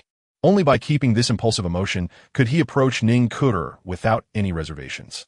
In contrast, once Ningkur regained her rationality, she would don her protective layers again, becoming distant and unapproachable. Chapter 64. The good girl of the Ning family? Holding on tight, you stay in line here, I'll go buy a ticket.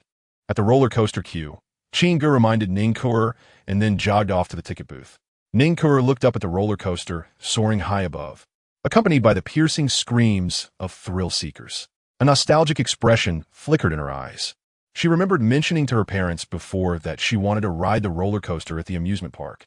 However, her parents firmly refused, citing her status as the young lady of the Ning family, warning her that such reckless games would bring shame to the family. As Qin Ge returned with the tickets, Ningkur opened her mouth, wanting to decline. "We're up." Qin Ge didn't give her a chance to refuse and pulled her onto the roller coaster. After securing the safety bar, Qin Ge placed one hand between Ningkur's legs, making contact with her smooth thigh through her purple dress. "Qin Ge, your hand." Ningkur blushed, feeling both embarrassed and annoyed. As the young lady of the Ning family, she had been taught from a young age to maintain a lady's demeanor and to keep a distance from men. Not only was such intimate behavior inappropriate, but no man had ever touched her hand before. Beep, beep, beep. The roller coaster started moving, slowly climbing up the steep incline. Ning Kuer watched her dress flutter as her heart raced. Thankfully, Qin Ge held down her skirt. Otherwise, she would have been exposed.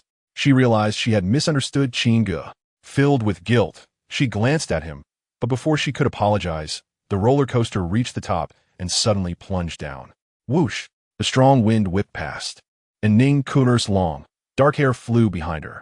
Without her hair to shield her, her delicate, porcelain-like face glistened under the amusement park lights. As she faced the approaching red frame of the roller coaster, her chest heaved violently. She gasped for air, her beautiful eyes trembling in fear. Faster. Too fast.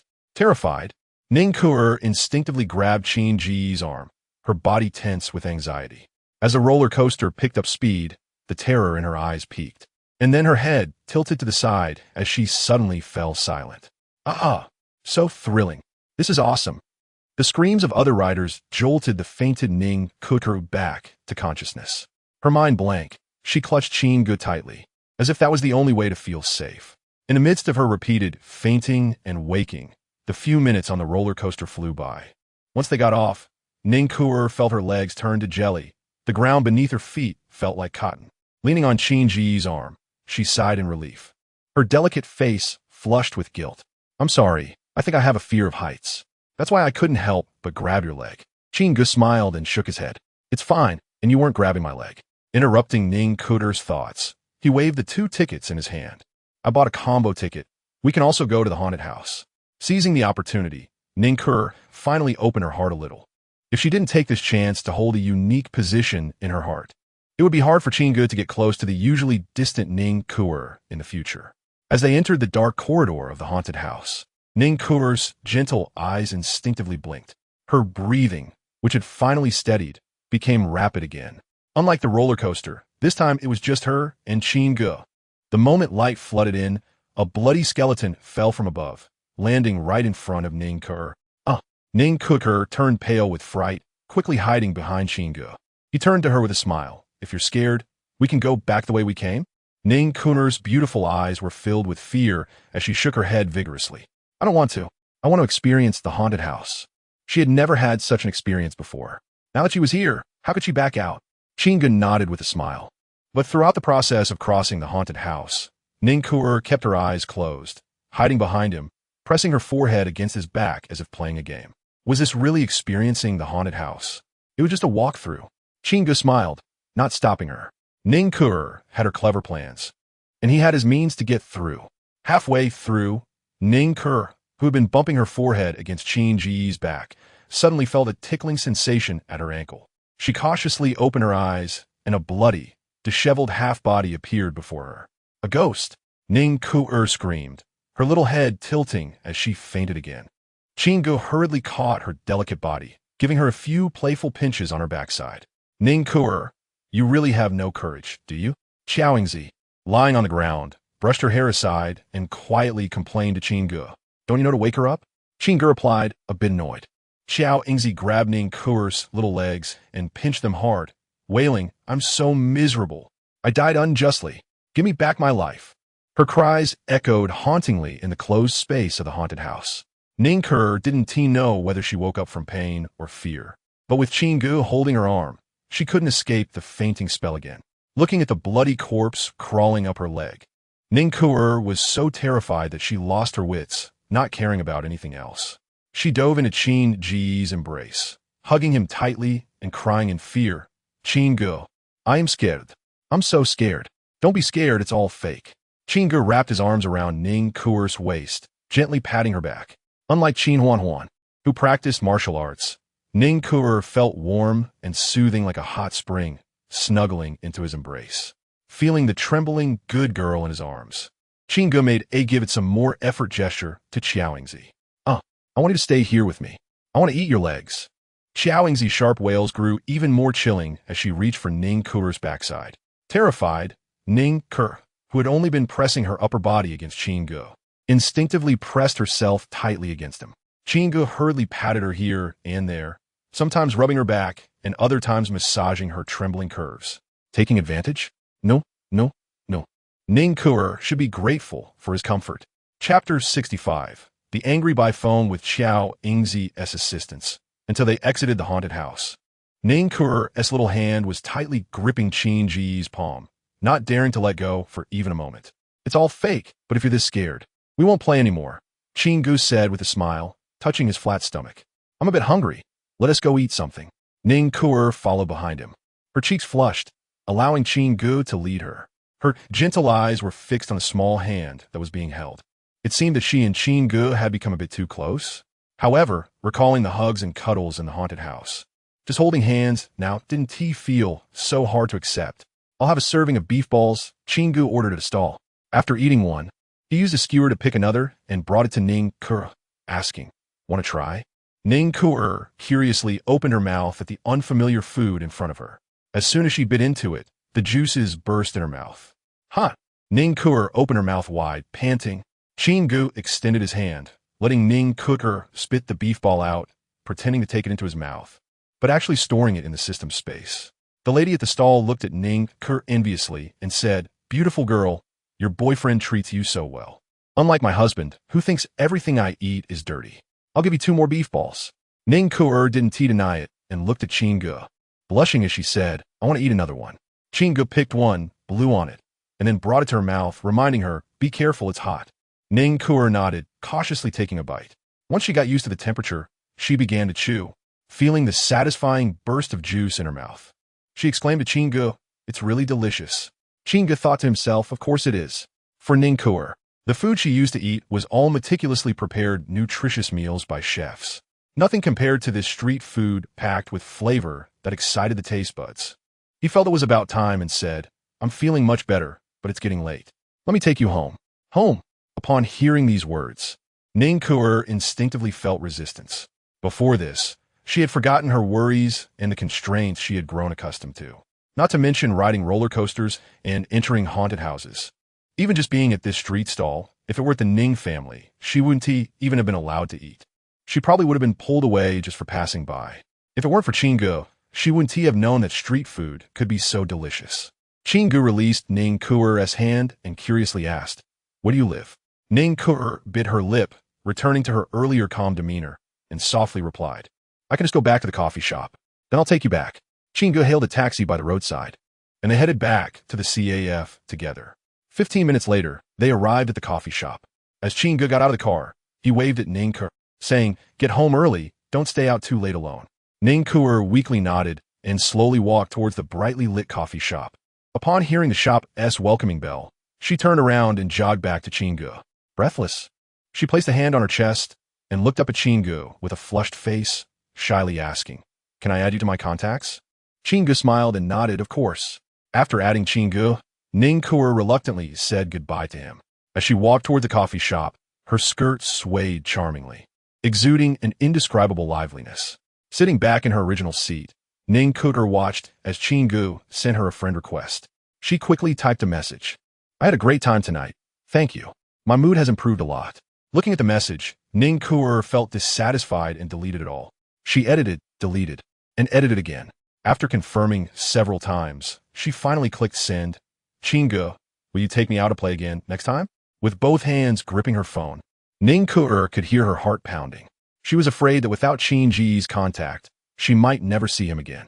But after adding his contact, she was also a bit scared that Qin Ge only took her out because he was in a bad mood tonight.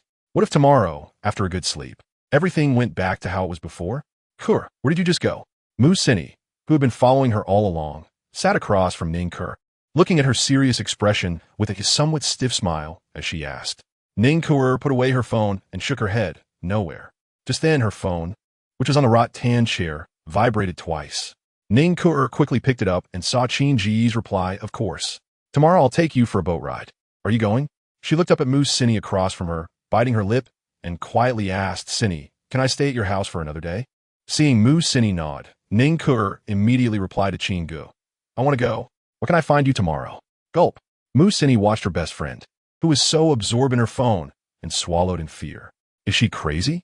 Her best friend, who usually kept her distance from strangers, even from her parents, just met Qin Ge a few hours ago and walked out of the haunted house holding hands.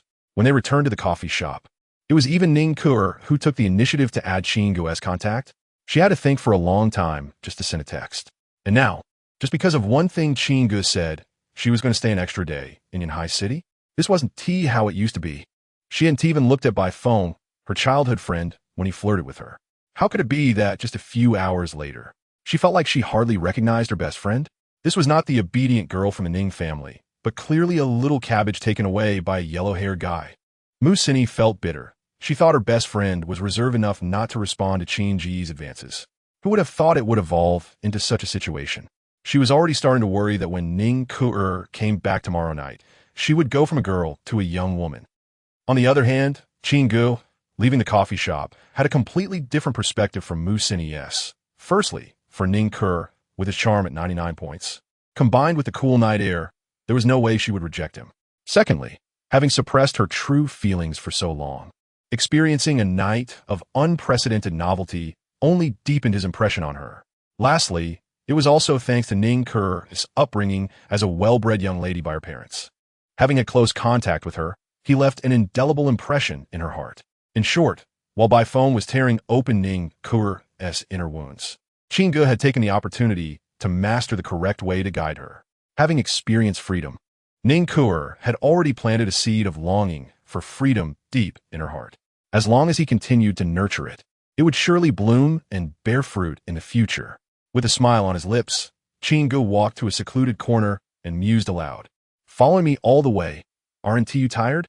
A strange figure silently appeared behind Qin Ge. It was none other than Bai Feng, who had been trailing Musini. He furrowed his brow, his eyes filled with rage as he threatened through gritted teeth. "Qin Ge, Ke is not a woman you can touch. You better stay away from her." Qin Ge turned around, looking at Bai Feng's furious face, and playfully retorted, "What if I don't?" Chapter 66. Qin Ge's True Strength. Crushing those who are ungrateful. Bai Feng was furious.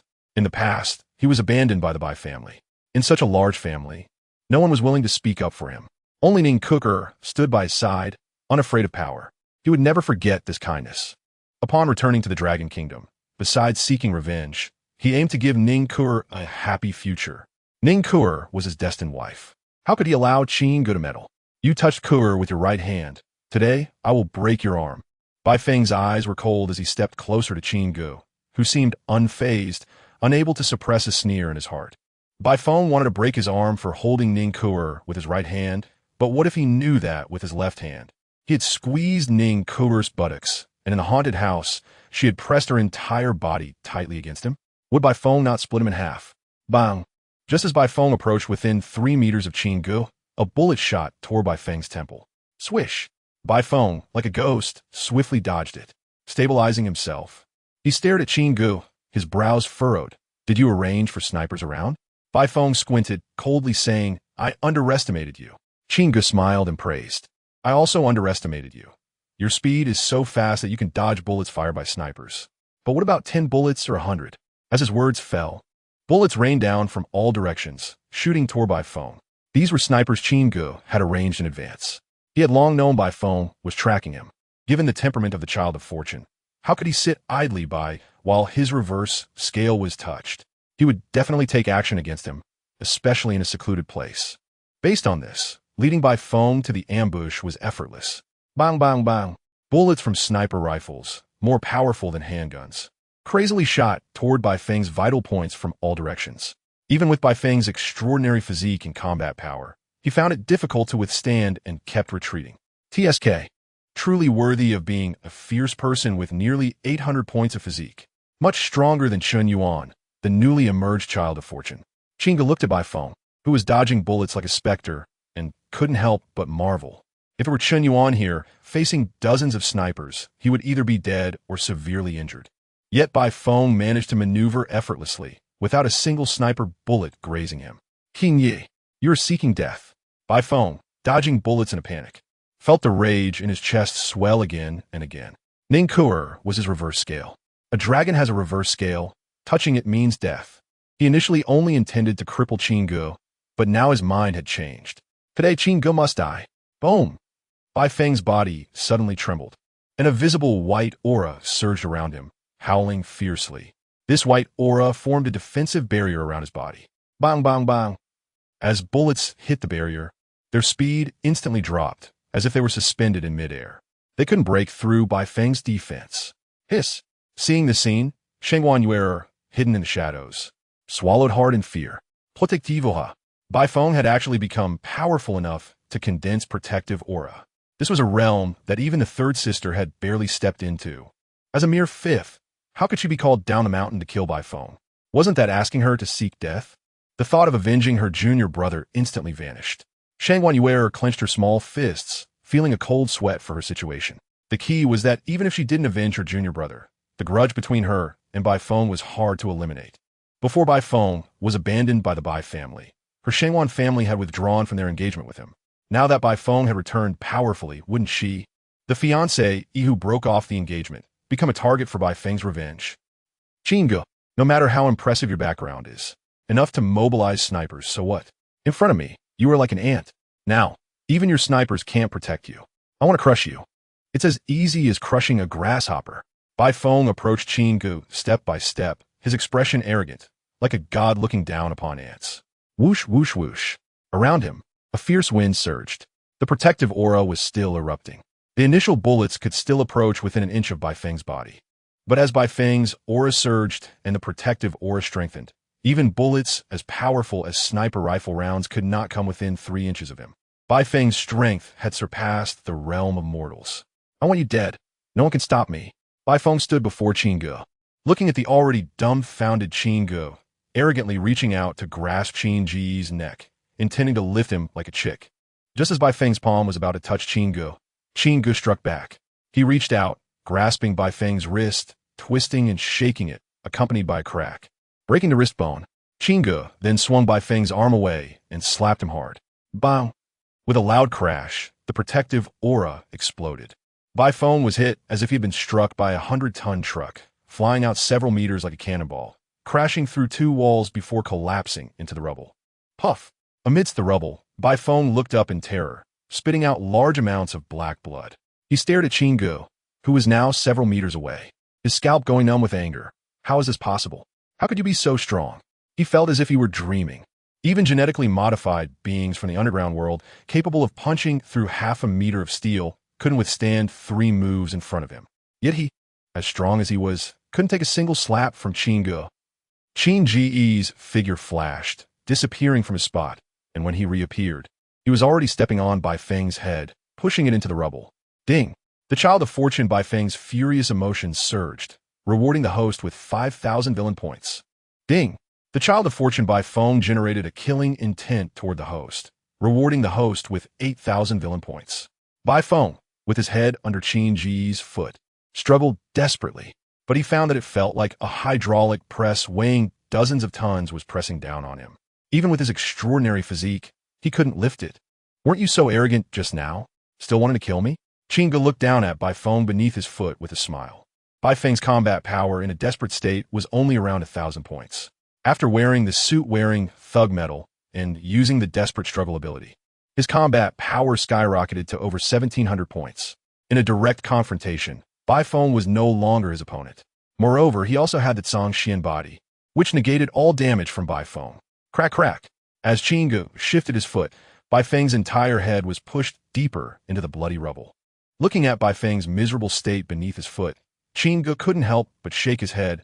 What were you showing off for in front of me? Chapter 67. Cautious Shangguan Yuer, Qin Ge. I will remember this grudge. Just wait for me. Between you and me, it's a fight to the death. In the ruins, Bai Feng, with a fiery face, roared in anger. His whole body trembled uncontrollably. He never imagined that he would end up in such a miserable situation. This grudge, this hatred, is irreconcilable. As soon as he finished speaking, a misty blood light enveloped Bai Feng's entire body rapidly at Qin Ge's feet.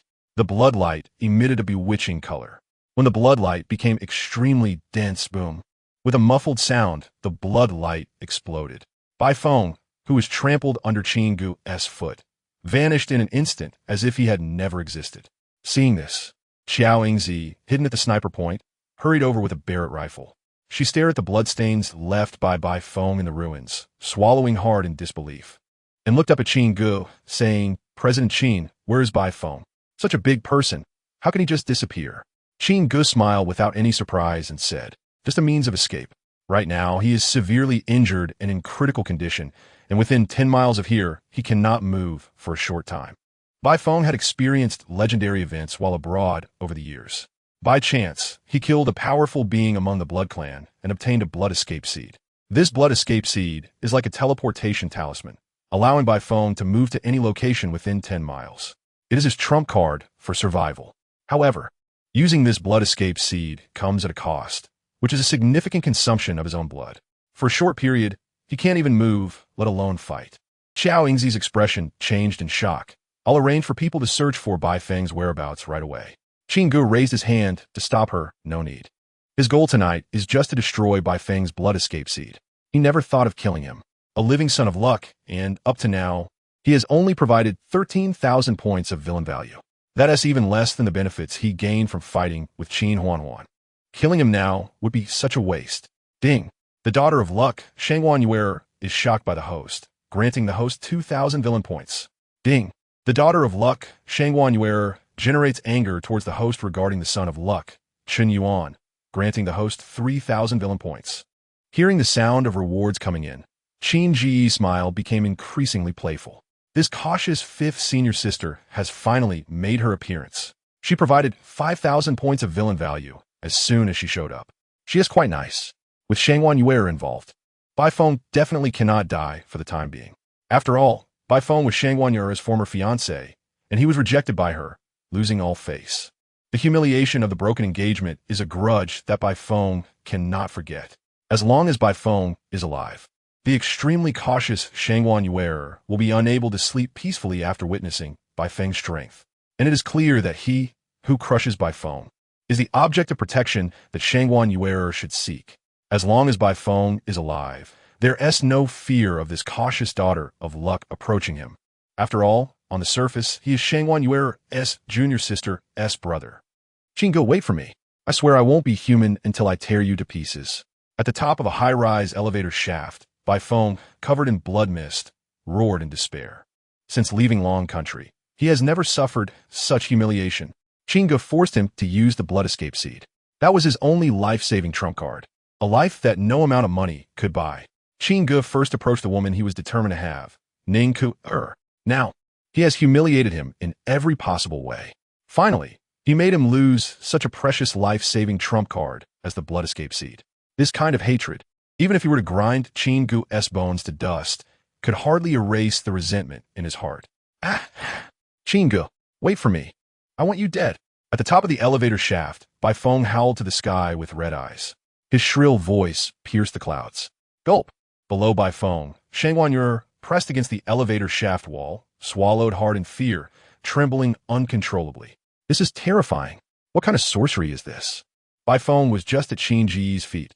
How could he suddenly appear above her? With the binoculars in hand, Shangwan Yuer's heart jumped to her throat, cursing Chen Yuan's ancestors over and over again. Just Bai Feng alone was already a terrifying presence for her. Not to mention the Qin Ge who had sent Bai Feng flying with a single slap.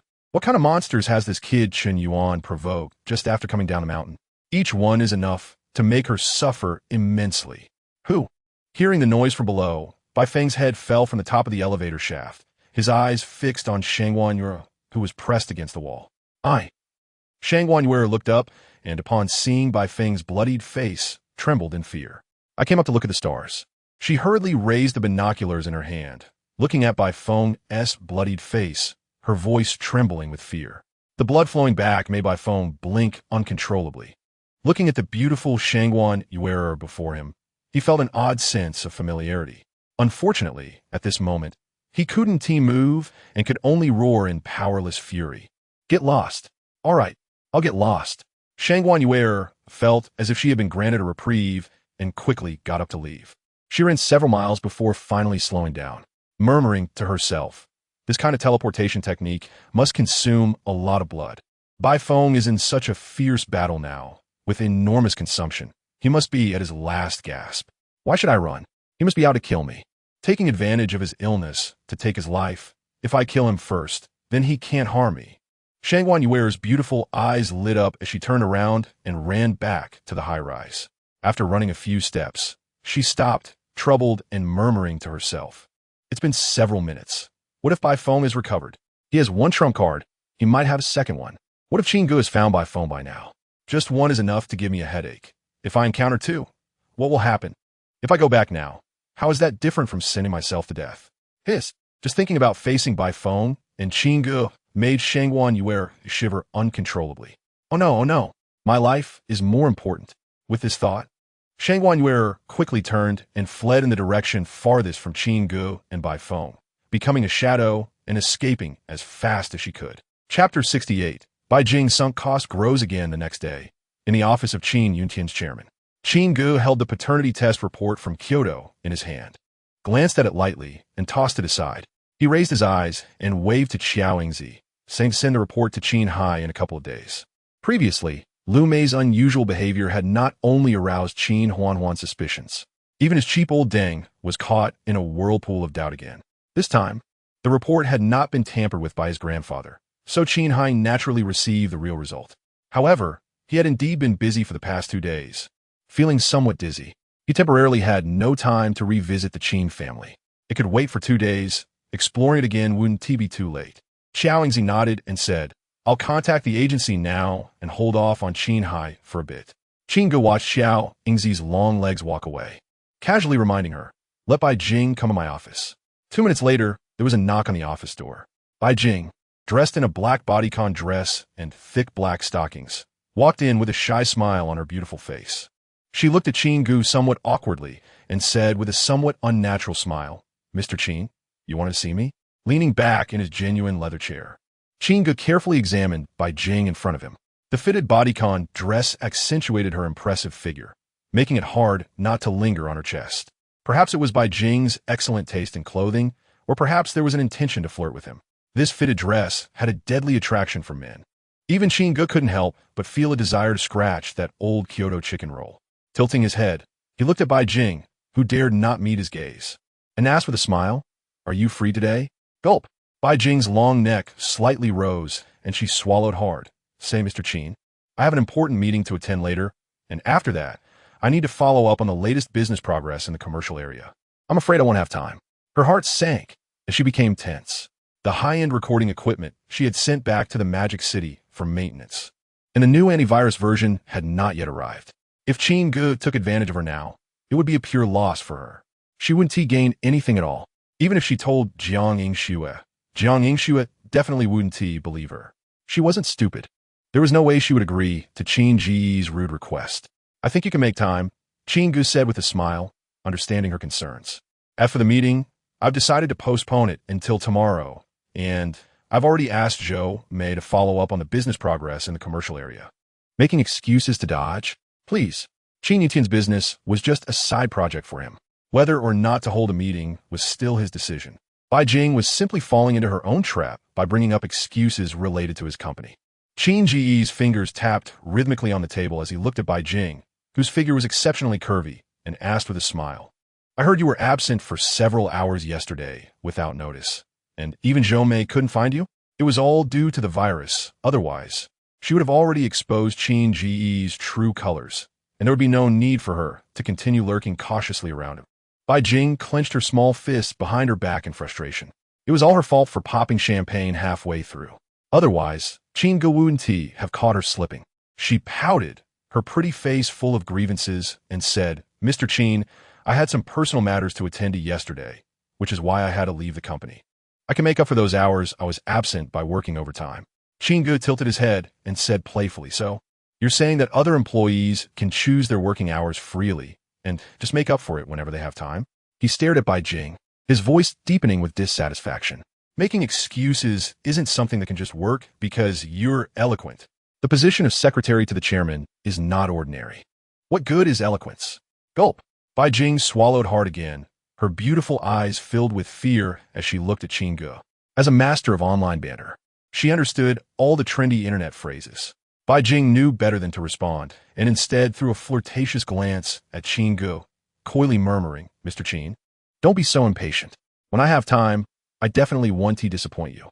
Laughing, Qin Ge reclined in his chair, looking at Bai Jing with amusement. It's common for bosses to paint a bright future for their employees, but it's my first time encountering an employee painting a bright future for their boss. He waved his hand, saying, if you don't want to, then you can leave. Bai Jing felt a surge of joy. Leave? She was more than happy to. Despite Qin Ge seeming disinterested in her today, once the equipment arrived, she would dress even more alluringly. Qin Ge would surely reach out to her again. Go to finance and complete the handover. After a few days of work, you can get a few days' salary and leave. Huh? Bai Jing quickly turned around, her chest heaving in shock. Mr. Qin, you're firing me? Qin Ge shook lid coldly. The position of secretary to the chairman requires talent and the ability to handle various matters comprehensively. If you can't do it, why should I keep you around? Bai Jing was stunned. She hadn't expected Qin Ge's temper to be so volatile. Just because she refused once, he would fire her on the spot? If she left Qin Yintian, how would she get close to Qin Ge again or expose his true colors to help Jiang Yingxue wake up? If she had been fired earlier, she would have just accepted it. At most, she wouldn't have cared about this matter anymore. But now, she had already invested a lot of effort and had been taken advantage of.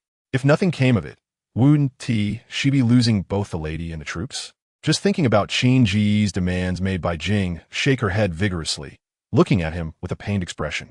Mr. Qin, I really put in a lot of effort to secure this position. Can you give me some psychological preparation? Qin Ge pondered for a moment, sighed, and said, as the saying goes, gentlemen use words, not actions. He looked at Bai Jing's curvaceous figure and shook his head. But you're not a gentleman. You're a girl. Bai Jing lowered her head, biting her lip tightly. After hesitating for a while, she reluctantly stepped forward, grasping her future in that moment. Ding! The destined girl, Bai Jing, felt a surge of shame and anger towards the host, rewarding the host with 2,000 villain points. Chapter 69. Lin Xiao Jin's anxiety, the window opening principle, is still so useful. Qin Ge patted Bai Jing's head, unable to suppress his wandering thoughts. Not letting the window open? Then I'll just rip the roof off. It's just a window, after all. It seems trivial. As time passed, Qin Ge no longer troubled Bai Jing with his thoughts. Regardless of what happened, Bai Jing was currently the only daughter of the Bai family, so a little loss could increase her sunk cost. Let her suffer a big loss? That was something Bai Jing would never agree to. He could go now. Resisting the impulse to shoot Bai Jing, Qin Ge waved his hand, sending her away.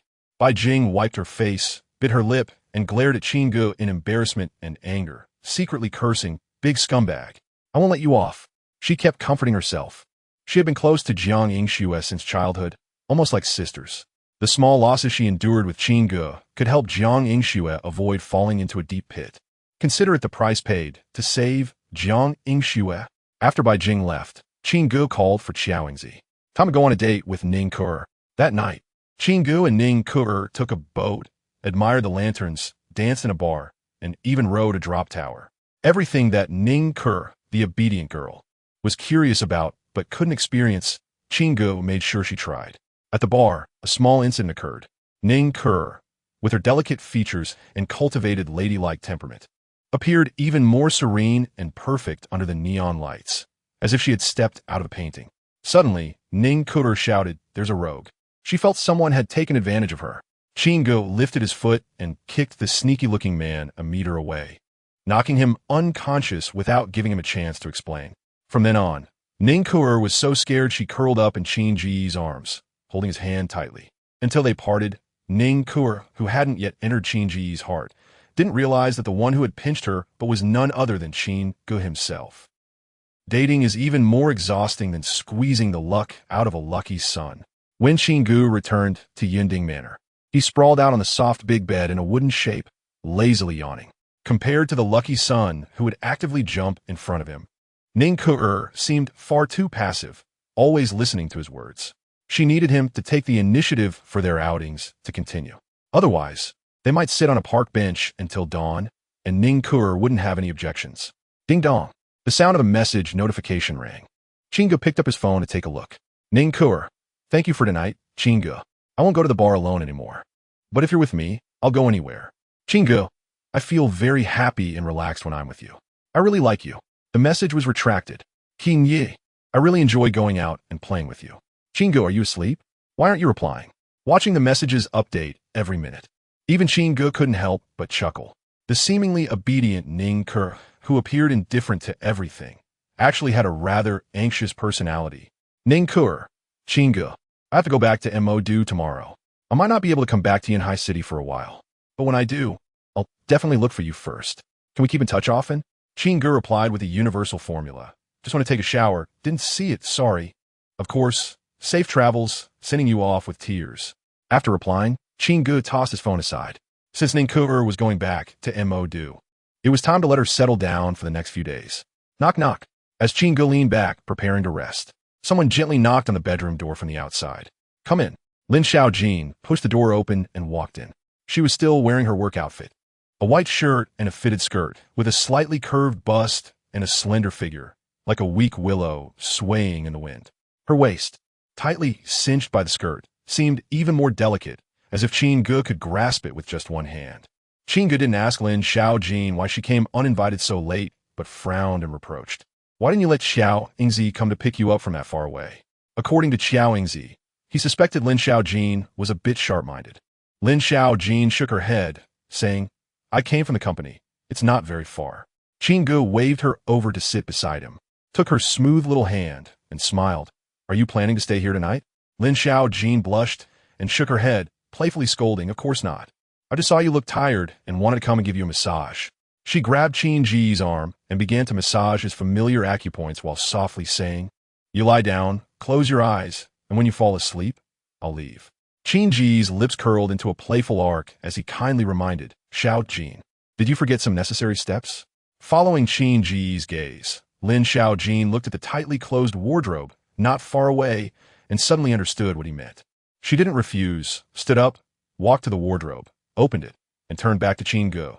Her face flushed as she asked, Which outfit should I wear? Qin Ge's gaze swept back and forth between the outfits and Lin Xiaojin's delicate body, stroking his chin.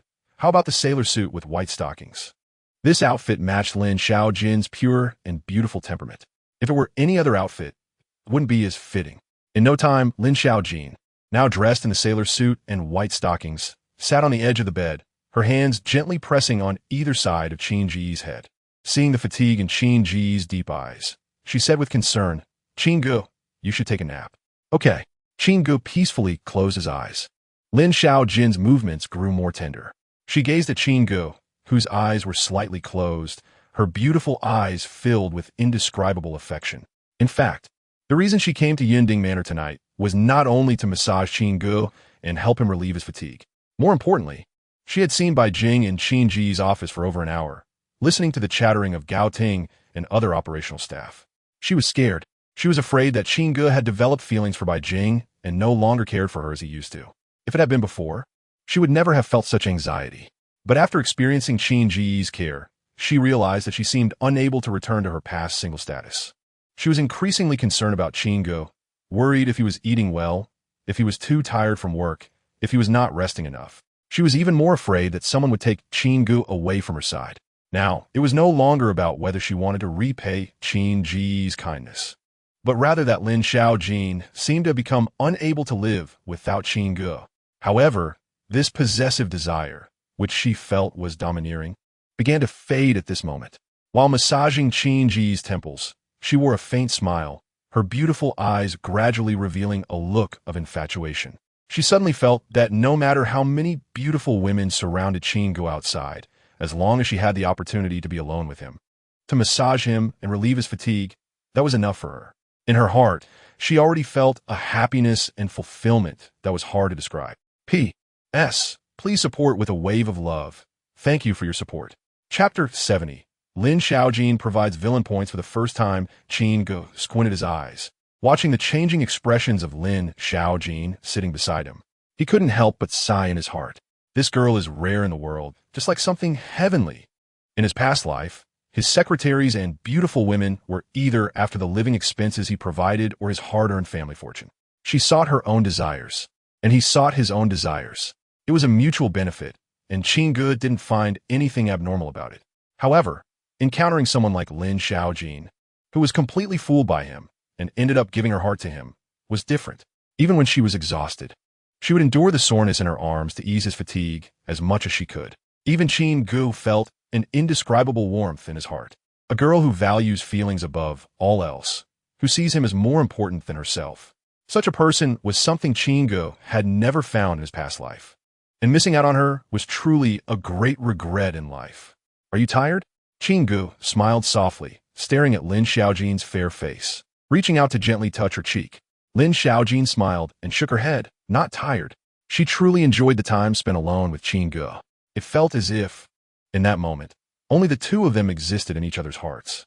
Moreover, her massage techniques had been validated by her mother and were effective. Being able to relieve the hard-working Qin Ge's fatigue was already very satisfying for her. Qin Ge took out a body-strengthening pill from his pocket and nodded towards Lin Xiaojin. Eat this. This kind of pill had no enhancement effect on him anymore. It was either for cultivating his subordinates or for feeding the lucky girl. Lin Xiaojin could be said to be the weakest in terms of physical fitness among all the lucky girls. Yet she was also the one who treated him the best and most sincerely. Not improving Lin Xiaojin's physique would make Qin Ge, the big villain, feel guilty. What is this? Lin Xiaojin chewed the body-strengthening pill and felt a warm energy wandering randomly through her body. In just a short while, her fatigue from working all day disappeared completely. Even the soreness in her arms lessened until it was gone. Qin Ge casually said, "It's a health product developed abroad that can improve personal physique." Lin Xiaojin looked at him with concern. "It works so well. It must be expensive, right?" Qin Ge yoked. "Not expensive, just 10 million for one." Although this body-strengthening pill couldn't be purchased with money, one pill could enhance a person's physique by 10 points, equivalent to that of a very healthy adult male. Not to mention 10 million. Even if it were 10 times that, countless wealthy people would flock to it. Lin Xiaojin's heart tightened. So expensive? That's 10 million. Even if she worked her whole life at Qin Yunhai, she couldn't afford one. Thinking about how Qin Ge was willing to give her such an expensive imported pill, mist began to form in Lin Xiaojin's beautiful eyes, and a warm current flowed in her heart. She felt that she owed Qin Ge too much. "Don't massage for me, just lie down. I'll massage you. You've been busy all day, and you're exhausted. Only someone like you, Lin Xiaojin, would do such a thing." Qin Ge stood up, letting Lin Xiaojin lie in her spot, and began using his medical skills to massage her acupoints. It was to relieve her fatigue and also to accelerate the digestion of the body-strengthening pill's effects. Lin Xiaojin pouted and protested, "I'm not silly." Watching Qin Ge massage her slender arm muscles, she couldn't help but hum to herself. It was because it was Qin Ge that she was willing to disregard her fatigue. If it were someone else, not to mention giving her a massage, she wouldn't even want them to touch her. "Is your back sore? Turn over. I'll massage your spine." Sitting for too long in the company can easily lead to subtle spinal curvature. Qin Ge instructed like an old Chinese medicine doctor. Seeing his serious expression, Lin Xiaojin didn't dare to refuse and obediently turned over to continue lying down. Hiss! As Qin Ge's massage technique pressed down from her neck, Lin Xiaojin couldn't help but raise her head and gasp. She felt as if her meridians were being unblocked. The flow of blood in her body became smoother, and she felt an indescribable sense of relaxation and comfort from the inside out. Lin Xiaojin rested her cheek on the pillow, looking at Qin Ge sitting behind her, and weakly asked, "Qin Ge, why are you so good to me?" Qin Ge didn't answer and instead asked, "Then why are you, Lin Xiaojin, so good to me?" Lin Xiaojin's face turned half red, and she mumbled softly, "Because I like you." "Me too." Lin Xiaojin's delicate face buried itself in the pillow, feeling shy. Accompanied by rapid and heavy breathing, she could feel her warm breath brushing against her face. Once she calmed down, she suddenly felt that she was being a bit too greedy. Qin Ge, the chairman of a big company, treated her, a small employee, so well. He even had great kindness toward her family. Yet, she still wanted to monopolize Qin Ge. Such a perfect person like Qin Ge, could she, Lin Xiaojin, really possess him alone? Was she really worthy of only knowing how to demand? Moreover, the company had numerous business dealings, and in the circles of business elites and the upper class of Yunhai City, socializing was inevitable. For the company's development, Qin Ge also needed to appear in public and mingle with others. If she spent all her time being jealous and mindlessly interfering with Qin Ge, disrupting his normal life, what would be the difference from destroying Qin Yunhai? Feeling increasingly guilty, Lin Xiaojin silently told herself that she must never again harbor such possessive desires. If she ruined what Qin Ge had painstakingly built, no matter how much she regretted later, it would be too late. Suddenly, a dull sound came from behind, and Lin Xiaojin, with her cheeks flushed, asked in a muffled voice, "Qin Ge, what are you doing?" Little Qin Ge was tapping Lin Xiaojin's smooth and delicate back. Looking serious, just tapping your back to unblock the stagnant energy in your meridians. This way, you won't have any spinal wear and tear in the future. Lin Xiaojin's face turned red. Is this how you tap? She buried her head in the pillow, her whole body tense, not arguing back. Like a young ostrich. When faced with danger, she buried her little head in the sand. It seemed that as long as she couldn't see it, she wouldn't realize the danger. Hiss!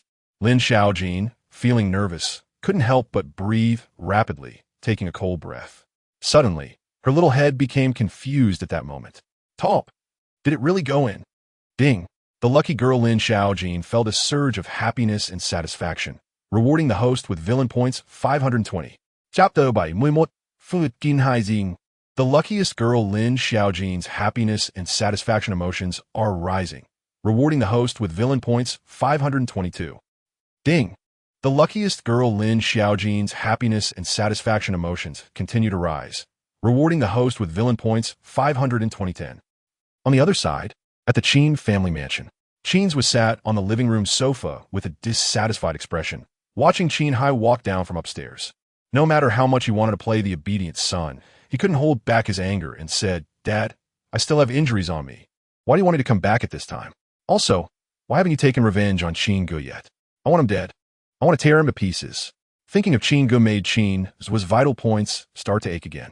He clenched his fists, feeling the nails digging into his flesh without noticing. Qin Ge caused him to be without love. He couldn't pass on the family line anymore. This hatred, this grudge. How can he calm down if Qin Ge doesn't die? Bang! Yunhai kicked the sofa over, raising his foot to stomp towards Qin's groin. His voice filled with rage. "You still want to kill Qin Ge?" Qin's tilted his head back and let out a painful pig-like scream. Liu Mei, who had just rushed to the door, was startled and hurriedly ran in. Seeing her son being beaten, she rushed forward to help Qin's and scolded Yunhai in a soft voice. "Yunhai, are you crazy?" Qin's clung to Liu Mei's voluptuous body, wailing. "Mom, Dad is crazy. He wants to kill me." Crazy. Yunhai's dark eyes were filled with rage, and his eyeballs seemed ready to explode with fire. He slammed a stack of paternity test reports on Liu Mei's enchanting face, gritting his teeth and roaring, "I'm the one who's crazy. I wish I could crush the bones of you three bastards." He took a deep breath to calm himself down. But then, thinking about how Liu Mei had been cheating on him for over 20 years, and that Qin Huan and Qin's were not his biological children, even this billionaire group leader who had navigated the business world for decades couldn't suppress the violent rise and fall in his chest. He stared at Liu Mei with bloodshot eyes and angrily said, "Tell me, who is standing behind you? Is it Mu Tiansong from the Mu family? Or Bai Qian from the Bai family in Modu?" Even in his fury, Yunhai hadn't completely lost his rationality. With Liu Mei's pig brain, it was impossible for her to hide this from him for so many years. It was even less possible for her to alter the paternity test reports multiple times without him knowing. There must be someone behind the scenes messing with him. Was it the Mu family, who had grievances with him, or the Bai family, who had business competition with him? Liu Mei, her eyes filled with fear, swallowed hard. "You already know?"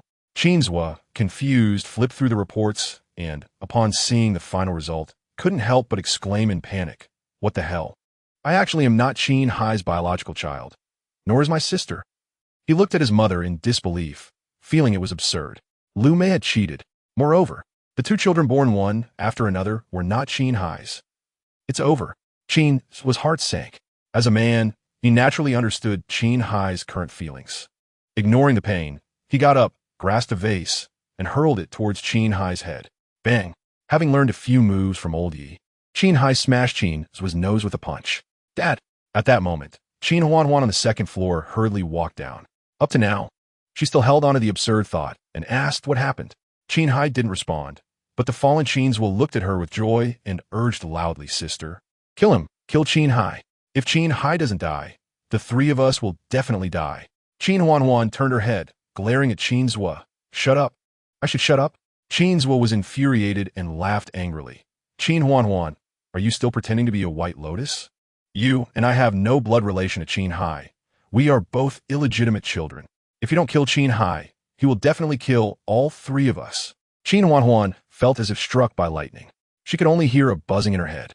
Exposed? Well, yes. How long could such an absurd fact be hidden? The truth was finally revealed. Her father knew everything. Huan, Qin, you should just kill Qin Hai.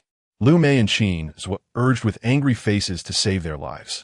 Qin Hai frowned, looking at his once beloved daughter, and said coldly, Qin Huan, you want to kill me too? No, I won't. Qin Huan knelt down in front of Qin Hai with a thud, tears streaming down her face. Dad, you raised me, and you sent me to learn martial arts, teaching me everything. If I wasn't born from you, I wouldn't be able to repay you. Even if you kill me today, I won't resist. Lu Mei and Qin Zhe were dumbfounded and angrily said, Qin Huan, are you crazy? It was me who gave birth to you.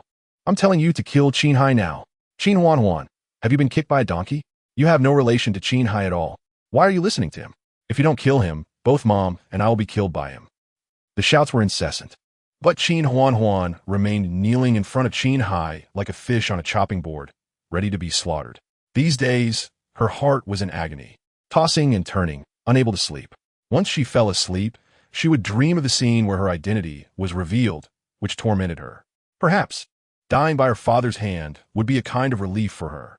After all, her father raised her and nurtured her to this point. If she died, it would eliminate the hatred in his heart. It would be worth it. Good. You still have some backbone. Unlike your promiscuous mother and your brother, who only knows how to throw blame. Qin Hai looked at Qin Huan kneeling in front of him, feeling a wave of bitterness in his heart, becoming somewhat soft. However, this softness was fleeting. Lu Mei had made him wear a green hat for over 20 years. Both children were illegitimate.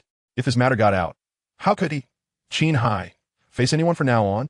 Even if he sealed the news, he couldn't suppress this anger. It would drive him to death. Qin Hai, who had risen to such heights in the turbulent business world, was not without means. Staring at Qin Huan, he gritted his teeth, and his anger surged. Lu Mei and the illegitimate children should be chopped up and fed to the fish. And you, I will give you a quick end. Even if you are the daughter I raised, even if you are the flower I, Qin Hai, have nurtured with all my heart, today you cannot escape the fate of being crushed. Qin Hai's killing intent surged, wishing he could tear apart the three people in front of him. As Qin Huan awaited her impending death, a playful mocking voice came from the entrance of the Qin family. Old Deng, haven't seen you for a few days. Your bragging skills have improved. P.S. Thomas's big spin, asking for a wave of support from everyone. Chapter 72. Filial piety. Qin Hai turned around and looked at Qin Ge, who had been neglected by him all these years, and walked swaggeringly into the living room. He instinctively asked without confidence, what are you doing back? The anger he had felt moments ago dissipated completely at the sight of Qin Ge. In front of this only child he had ignored, how could he still maintain the demeanor of a strict father?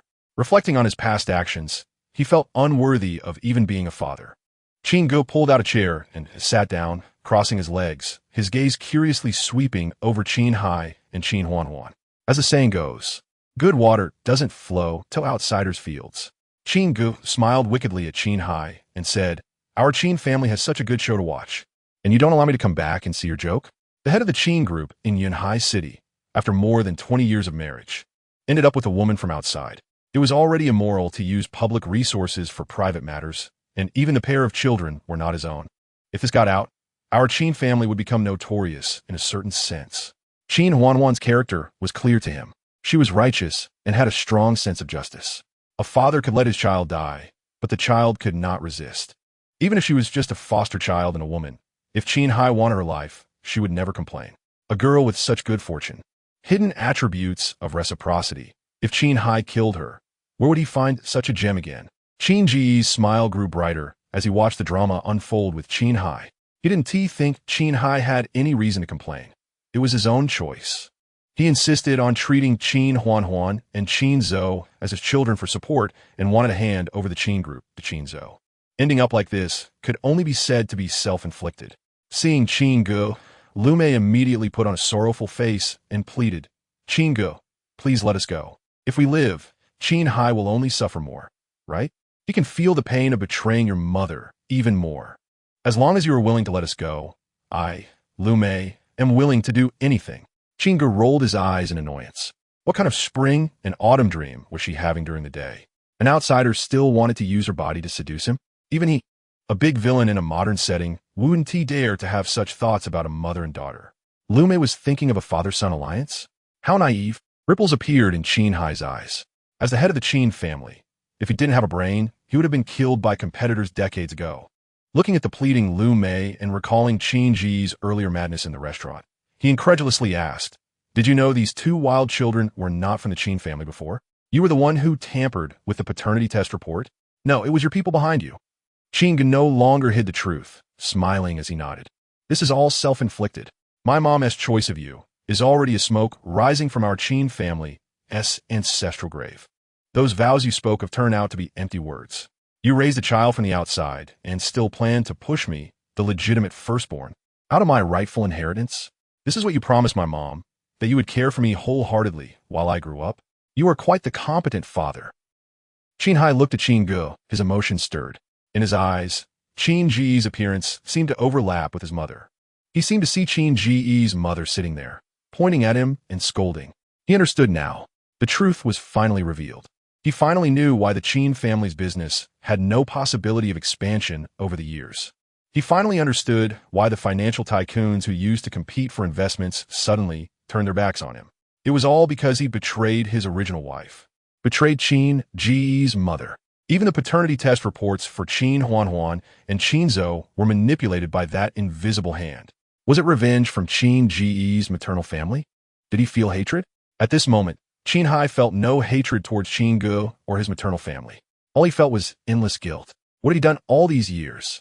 He brought Lu Mei back, raised two wild children. For these two wild children, he had belittled his only son to the ground. He even wanted to kick his only son out of the Qin family, never wanting to see him again. Was this something a father could do? "Child, Dad, I was wrong. I'm sorry. I just couldn't accept reality, so I chose to escape. Every time I saw you, I would think of your mother, and that made me want to avoid and hate you, to drive you away." Hai looked at Qin Ge, his heart churning with guilt to the point of wanting to vomit blood. "Tsk." Qin Ge clicked his tongue. Looking at Hai with red eyes, he smiled, unable to suppress a laugh. Such a despicable excuse, and he had the nerve to say it out loud? However, Hai was not lying. After all, in the original future trajectory, after being killed by Chen Yuan, Hai would realize his mistake, suffer the pain of losing a son, and then seek revenge on Chen Yuan madly. In the end, he would also become a stepping stone on Chen Yuan's path to growth. Ultimately, under Qin Huan's protection, he would become a lonely old man struggling to survive. However, Qin Ge had no intention of reconciling with the old man, no matter the reason. The grievances suffered by the original body could not be disregarded. "Old man, what do you mean by this? Do you intend for me to forgive you? Or for my mom to forgive you? I remember not long ago, you wanted Yi Lao to take action against me." Qin Ge tilted his head and looked at Hai, asking playfully. Hai was left speechless. He trembled uncontrollably, growling, "I'm sorry for you.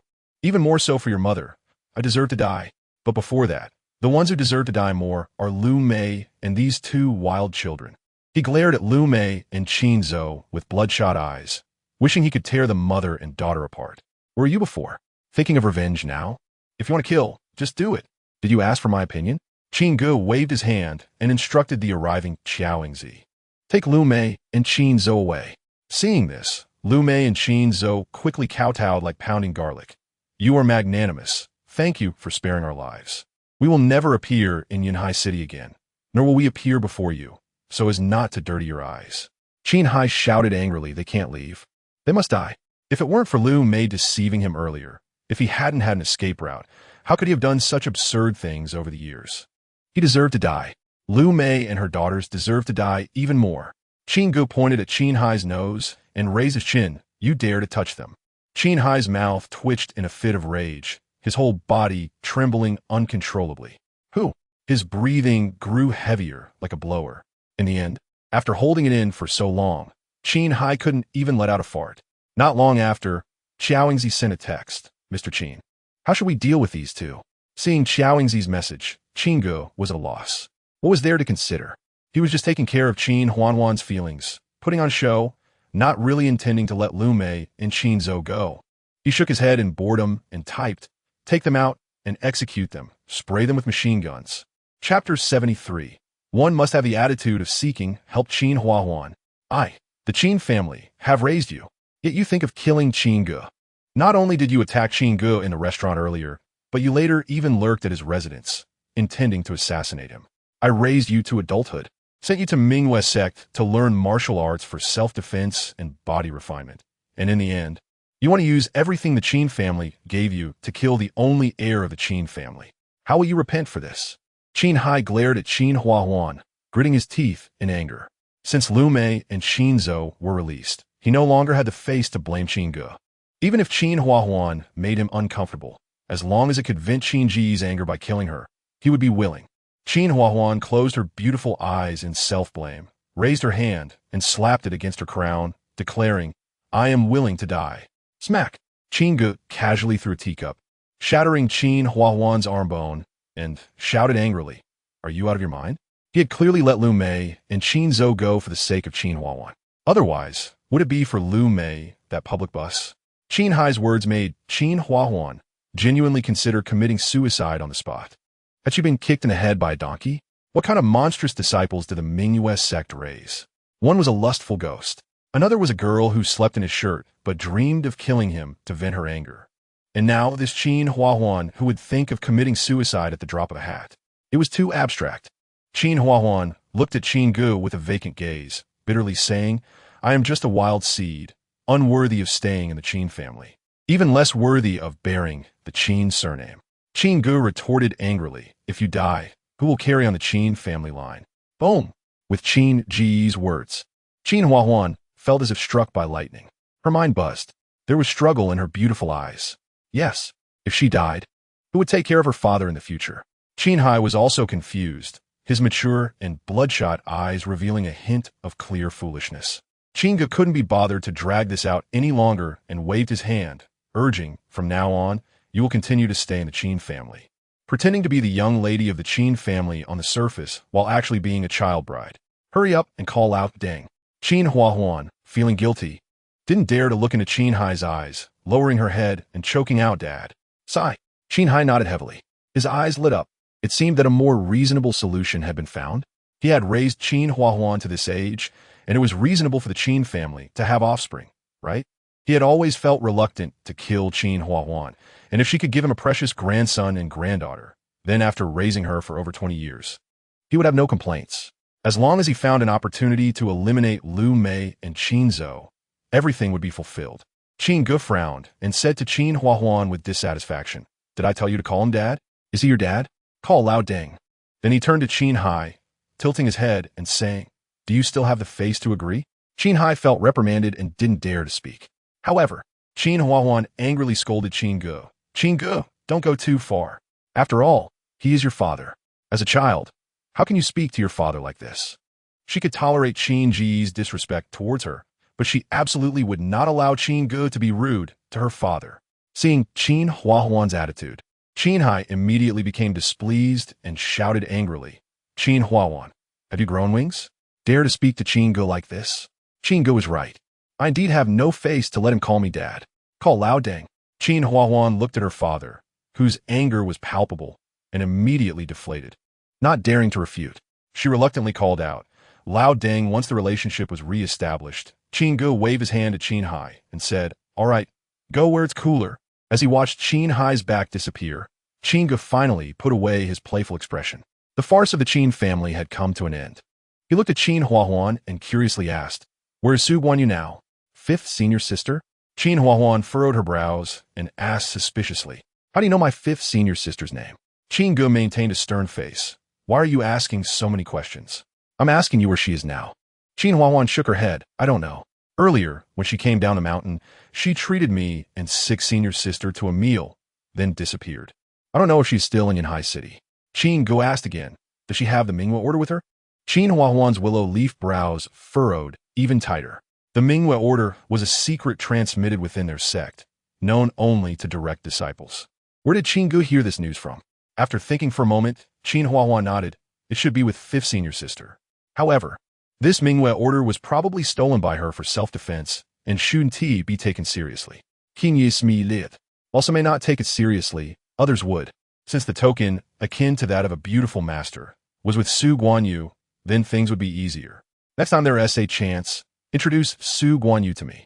Qin Ge instructed. Then his gaze began to roam over the delicate curves under Qin Huahuan's oversized coat, Have you gotten pregnant in the past few days? Qin Huahuan shook her head, blushing. I probably haven't. Qin Ge couldn't help but laugh. What does probably haven't mean? It definitely means she hasn't. The joyful pill had already been taken. How could she possibly be pregnant? He was currently busy harvesting villain points and hadn't thought about having a child. Moreover, if Qin Huahuan, this girl with the hidden attribute of repaying kindness with kindness, really got pregnant, wouldn't that mean he wouldn't be able to touch her for a long time? Your enthusiasm needs to be improved. After discovering the truth, Qin Hai aged several years, feeling as if his worldview had collapsed. Watching an outsider's daughter walk around the Qin family was like having a dull knife gouging at his heart. Qin Ge sighed softly, then changed his tone. But if you have a child from the Qin family, then it's a whole different matter. Qin Huahuan understood Qin Ge's meaning. However, deep down, she already had an inherent fear of Qin Ge. Yet, thinking about her father's lonely expression when he left, she gritted her teeth and reluctantly compromised. Let's go to your room. Qin Ge sat back with his legs crossed, showing no intention of getting up, staring at Qin Huahuan, teasing. Do you think I'm begging you to do something for me now? Qin Huahuan, blushing with anger, bit her lip and retorted, what do you want? First, I hope you wear a pink spaghetti strap dress on your upper body. Second, I want to see you paired with a light purple body-hugging, semi-transparent skirt.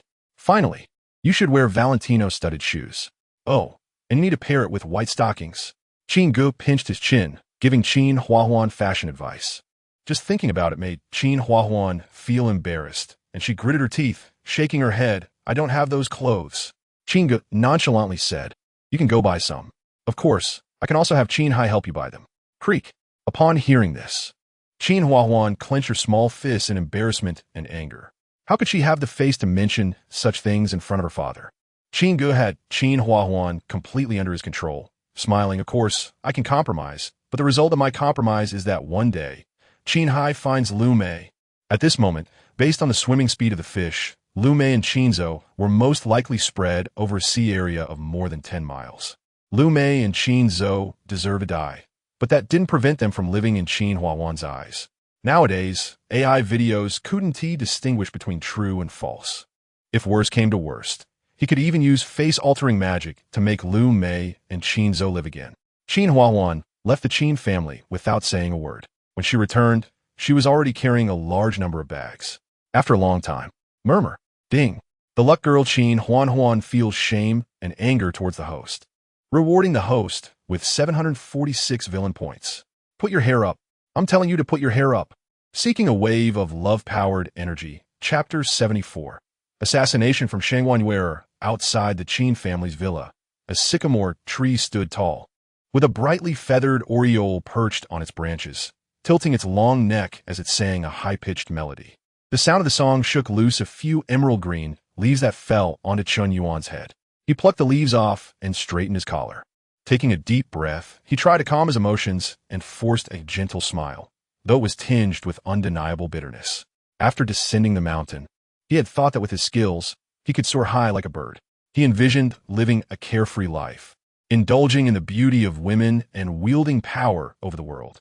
However, to his surprise, both Jiang Yingxue, the most beautiful woman in Yunhai City, and his childhood friend Lin Xiaojin had developed feelings of aversion towards him. He could no longer approach them. Now, he could only turn his attention to his senior sister Qin Huahuan. Qin Huahuan's beauty was not inferior to that of Jiang Yingxue and Lin Xiaojin. More importantly, she was a martial artist, and they shared years of camaraderie as fellow disciples on the mountain. Previously, he had been captivated by the delicate flowers below, but now he realized that Huan was indeed his ideal match. At the very least, Qin Ge would not harm this sister. Without Qin Ge's interference, he only needed to resolve the misunderstandings with Huan. Such a beautiful girl should not be beyond his reach, right? This time, he was filled with confidence.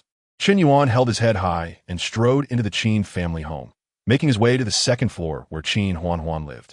He knocked on the door and softly called, Sister Huan, get out. Came Qin Huan's furious reprimand from inside the room. It seemed she had pent-up frustration that she was ready to unleash on Qin Yuan. Standing outside the door, Qin Yuan's mouth twitched uncomfortably, but he had no intention of leaving. He helplessly said, Sister, I'm here to apologize. I was wrong before and spoke a bit abruptly. But regarding Qinzhou, it really wasn't my intention.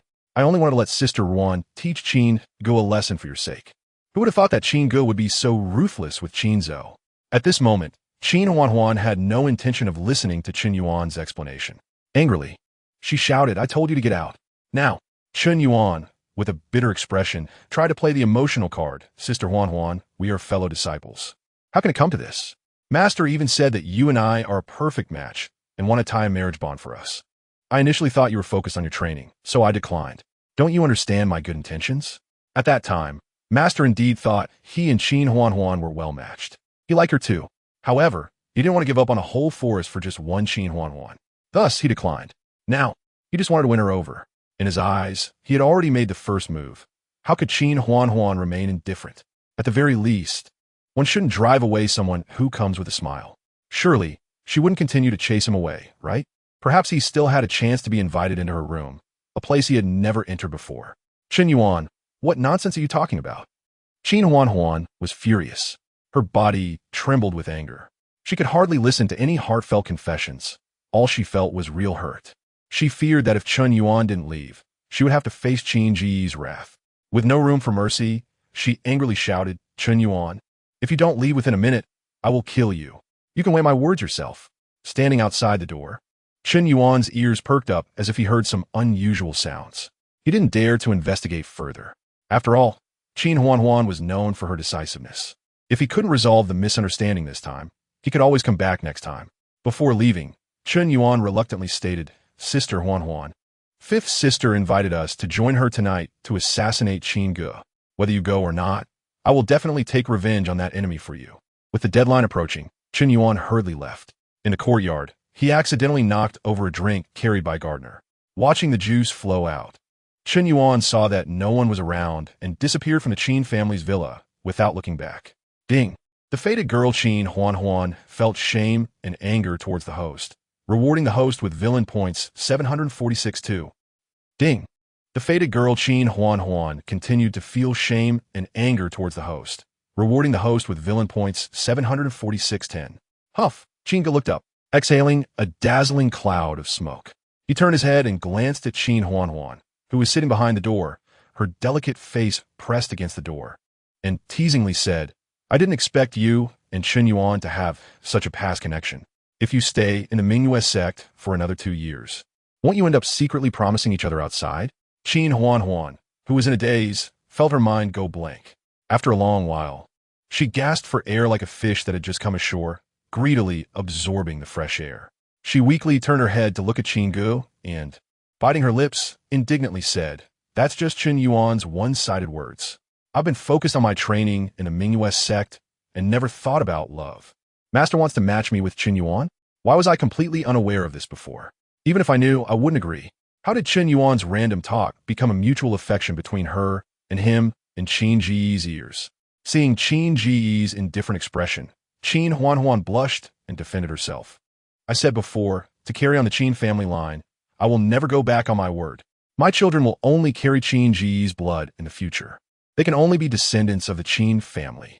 Qin Ge smiled and nodded, casually tossing a small pill, urging, "Since you're so grateful, I will lend you a hand. For your act of kindness, I will help you." Having previously taken a carefree pill, Qin Huan had no doubts about this pill, which seemed to purify the body. She took the carefree pill and put it in her mouth. Furrowing her brows, she looked at Qin Ge, who was calmly leaning against her bed, and said in a deep voice, "What should we do if Shangguan Yuer joins forces with our sisters to kill you?" Qin Ge smiled, looking at the beautiful and flushed Qin Huan, who seemed intoxicated, and asked in return, "Are you worried about me?" "Worried?" Qin Huan gritted her teeth in anger. "I would love to tear you to pieces right now." After her outburst, she revealed a bitter expression. "But that might lead to the Qin family going extinct. Before I have ensured the continuation of the Qin family's lineage, you cannot die." Qin Ge was not angry and casually advised, "Since Shangguan Yuer wants to kill me, let her come." With the system's reminder, "Am I still afraid I can't handle it? If that beautiful master comes, I won't even think about it and will temporarily avoid her, waiting until I have enough strength to deal with her. But if that beautiful master doesn't come, then I can strike tonight." Arrogant. Qin Huan rolled her eyes, her graceful demeanor carrying a unique charm. Qin Ge laughed. "Are you praising me?" Following his gaze, Qin Huan's cheeks reddened even more as she retorted, "Shameless." Chapter 75, bowing down that night. The vast Yinding Manor felt like a no-man's land for the group of strong individuals led by Shangguan Yuer, dressed in nighttime attire. The petite and curvaceous Shangguan Yuer had her smooth, satin-like black hair tied up, making her small, oval face appear even more delicate. She looked at her little junior brother beside her and, slightly surprised, lowered her voice. "Little junior brother, you broke through?" Qin Yuan nodded solemnly. After being defeated by Bai Feng with a single punch, he realized that there were always stronger people out there. That night, feeling something within, he naturally broke through. If it weren't for his sudden surge in strength, he wouldn't have dared to come here tonight to assassinate Qin Ge. Qin Yuan's gaze fell on Qin Huanhuan, who was wearing a black trench coat. He didn't know if it was because he hadn't seen her for a while, but he felt that his senior sister Huanhuan seemed a bit different now. In the past, Qin Huanhuan's figure was quite similar to that of the fifth senior sister, Shangguan Yuer. But now, standing together, Shangguan Yuer in her fitted nighttime attire and Qin Huanhuan in her looser black trench coat created a more stunning visual contrast, with Qin Huanhuan being particularly captivating. At this moment, seeing Qin Huanhuan again, Qin Yuan couldn't help but think that this seventh senior sister was becoming more and more beautiful. Her curves enchanting and full of charm. He regretted not pursuing her earlier, feeling like he wanted to pound his chest in frustration. He had been blind to such a beautiful seventh senior sister right in front of him. Yet he chose to chase after a stranger known as the first beauty of Yunhai City and another childhood friend he hadn't seen for over a decade. Huanhuan's senior sister. Qin Yuan approached with a look of admiration. Qin Huanhuan crossed her arms, her beautiful eyes filled with a cold glare as she coldly said, "Get lost." She remembered Qin Yuan's careless words. If it weren't for this guy whispering about fate to Qin Ge, would she have suffered such endless torment earlier? Even now, she hadn't fully recovered. If she weren't worried about Qin Ge being killed by the coalition, she wouldn't have dragged her aching body here. Shangguan Yuer, hearing Qin Huanhuan's scolding, felt a tightness in her heart and quickly stepped forward to cover her mouth, whispering nervously, "Huanhuan, why are you so loud? If you alert Qin Ge's bodyguards, we could get shot by sniper rifles." She vividly recalled the chaotic scene of Bai Feng being shot at by dozens of sniper rifles. None of the four of them could activate their protective energy. "Hey, 1, 2, 3, we're still missing someone?" Shangguan Yuer counted heads and looked at Qin Huanhuan, puzzled. "Where's Wan Xingro? I remember I notified the sixth junior sister and got a reply. It's already time. Where's Wan Xingro?" Outside the high-end golf course of Yinding Manor, Wan Xingro leaped over the high barbed wire and quickly ran toward Shangguan Yuer. Shangguan Yuer looked at Wan Xingro as noticeably fuller front and asked, "You've developed?" "Huh? No." Wan Xingro shook her head awkwardly. When she came over, she happened to catch a glimpse of Qin Ge's clothes hanging outside. She thought to herself, if Qin Ge didn't die this time, wouldn't she have to continue her special training? Unable to resist, she took a piece. As for how she was sure it was Qin Ge's clothes, just from 3 meters away, she could tell it was Qin Ge's just by the smell. Qin Yuan gritted his teeth, his eyes filled with red rage. "Stop talking nonsense. Everyone is here.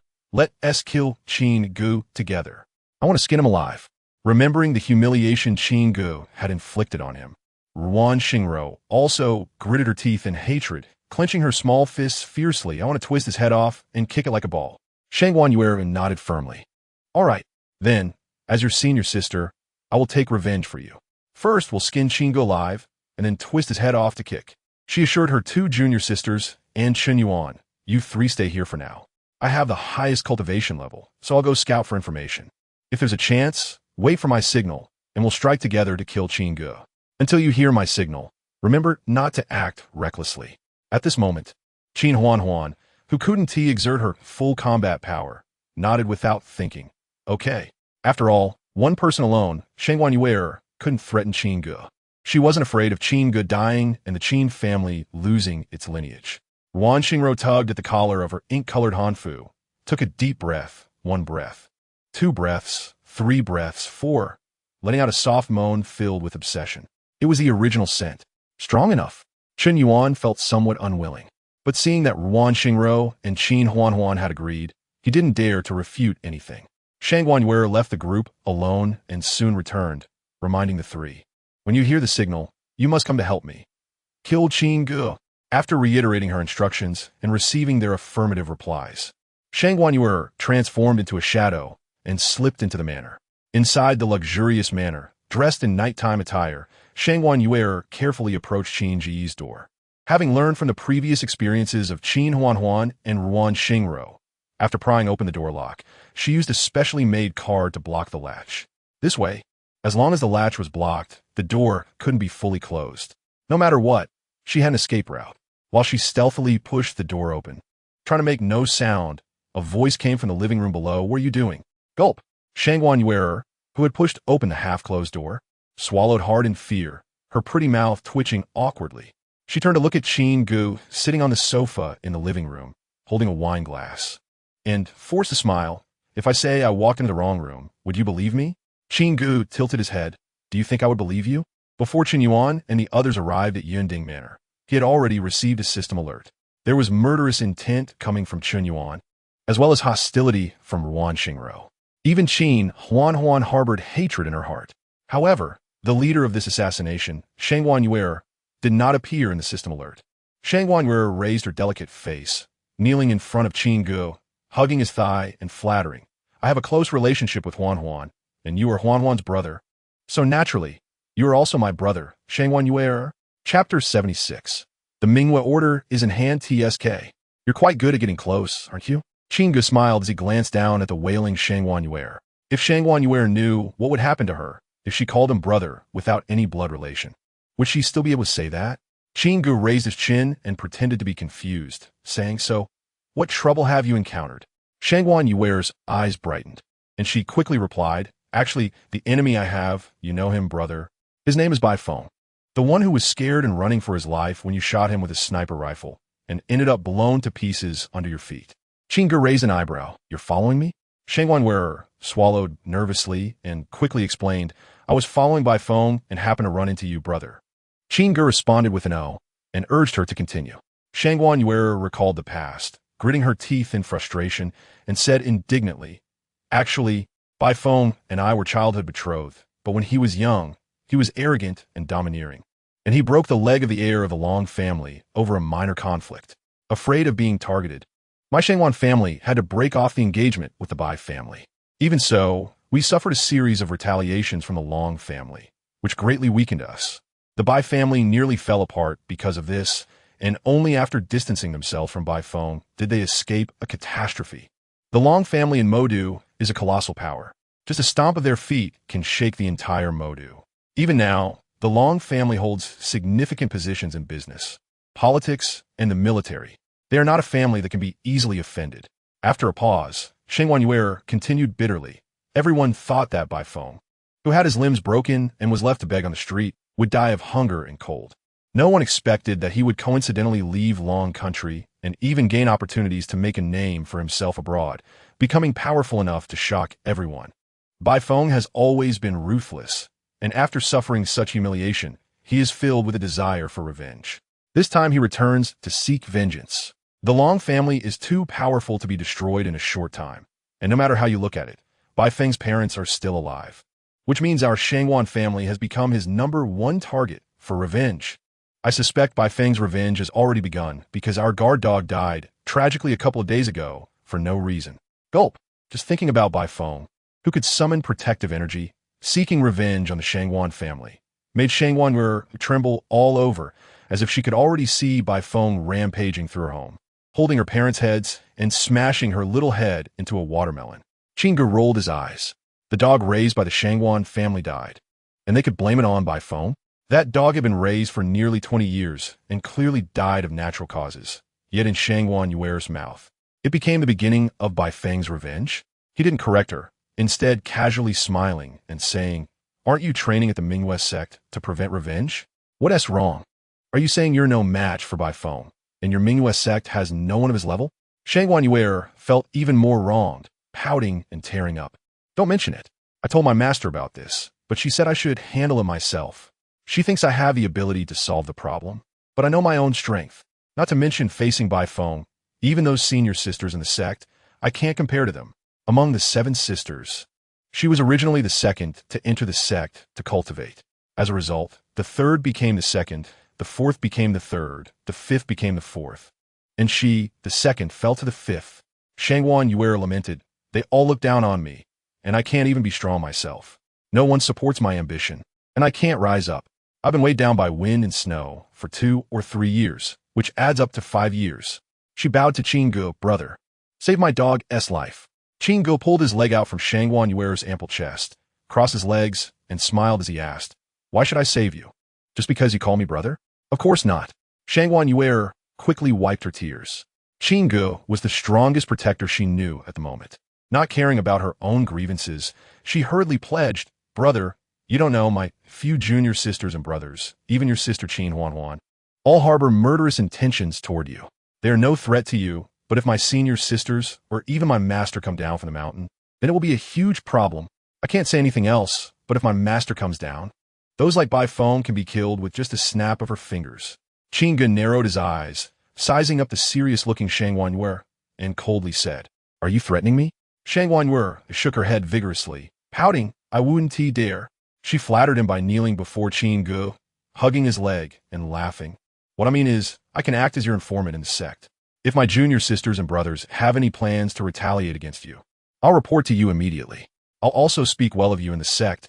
I'll definitely not let your reputation worsen in my Mingyue sect. Before coming here, Shangwan Yuer had already thought about how to show her loyalty. As for assassinating Qin Ge, she wouldn't dare even if she had 120 guts. Furthermore, just Chun Yuan, Qin Huan, and Ruan Xingro together wouldn't be enough to take on Bai Feng. What qualifications did they have to act recklessly in front of Qin Ge? She would act as Qin Ge's spy, gaining his protection while also having the opportunity to plead for her junior sisters' lives when necessary. It was killing 2 birds with 1 stone. Sure, it would be a bit embarrassing, but what was more important than her own life? Qin Ge shook his head. If I'm to protect you, Bai Feng must die. I don't think it's worth it to go to such lengths for you.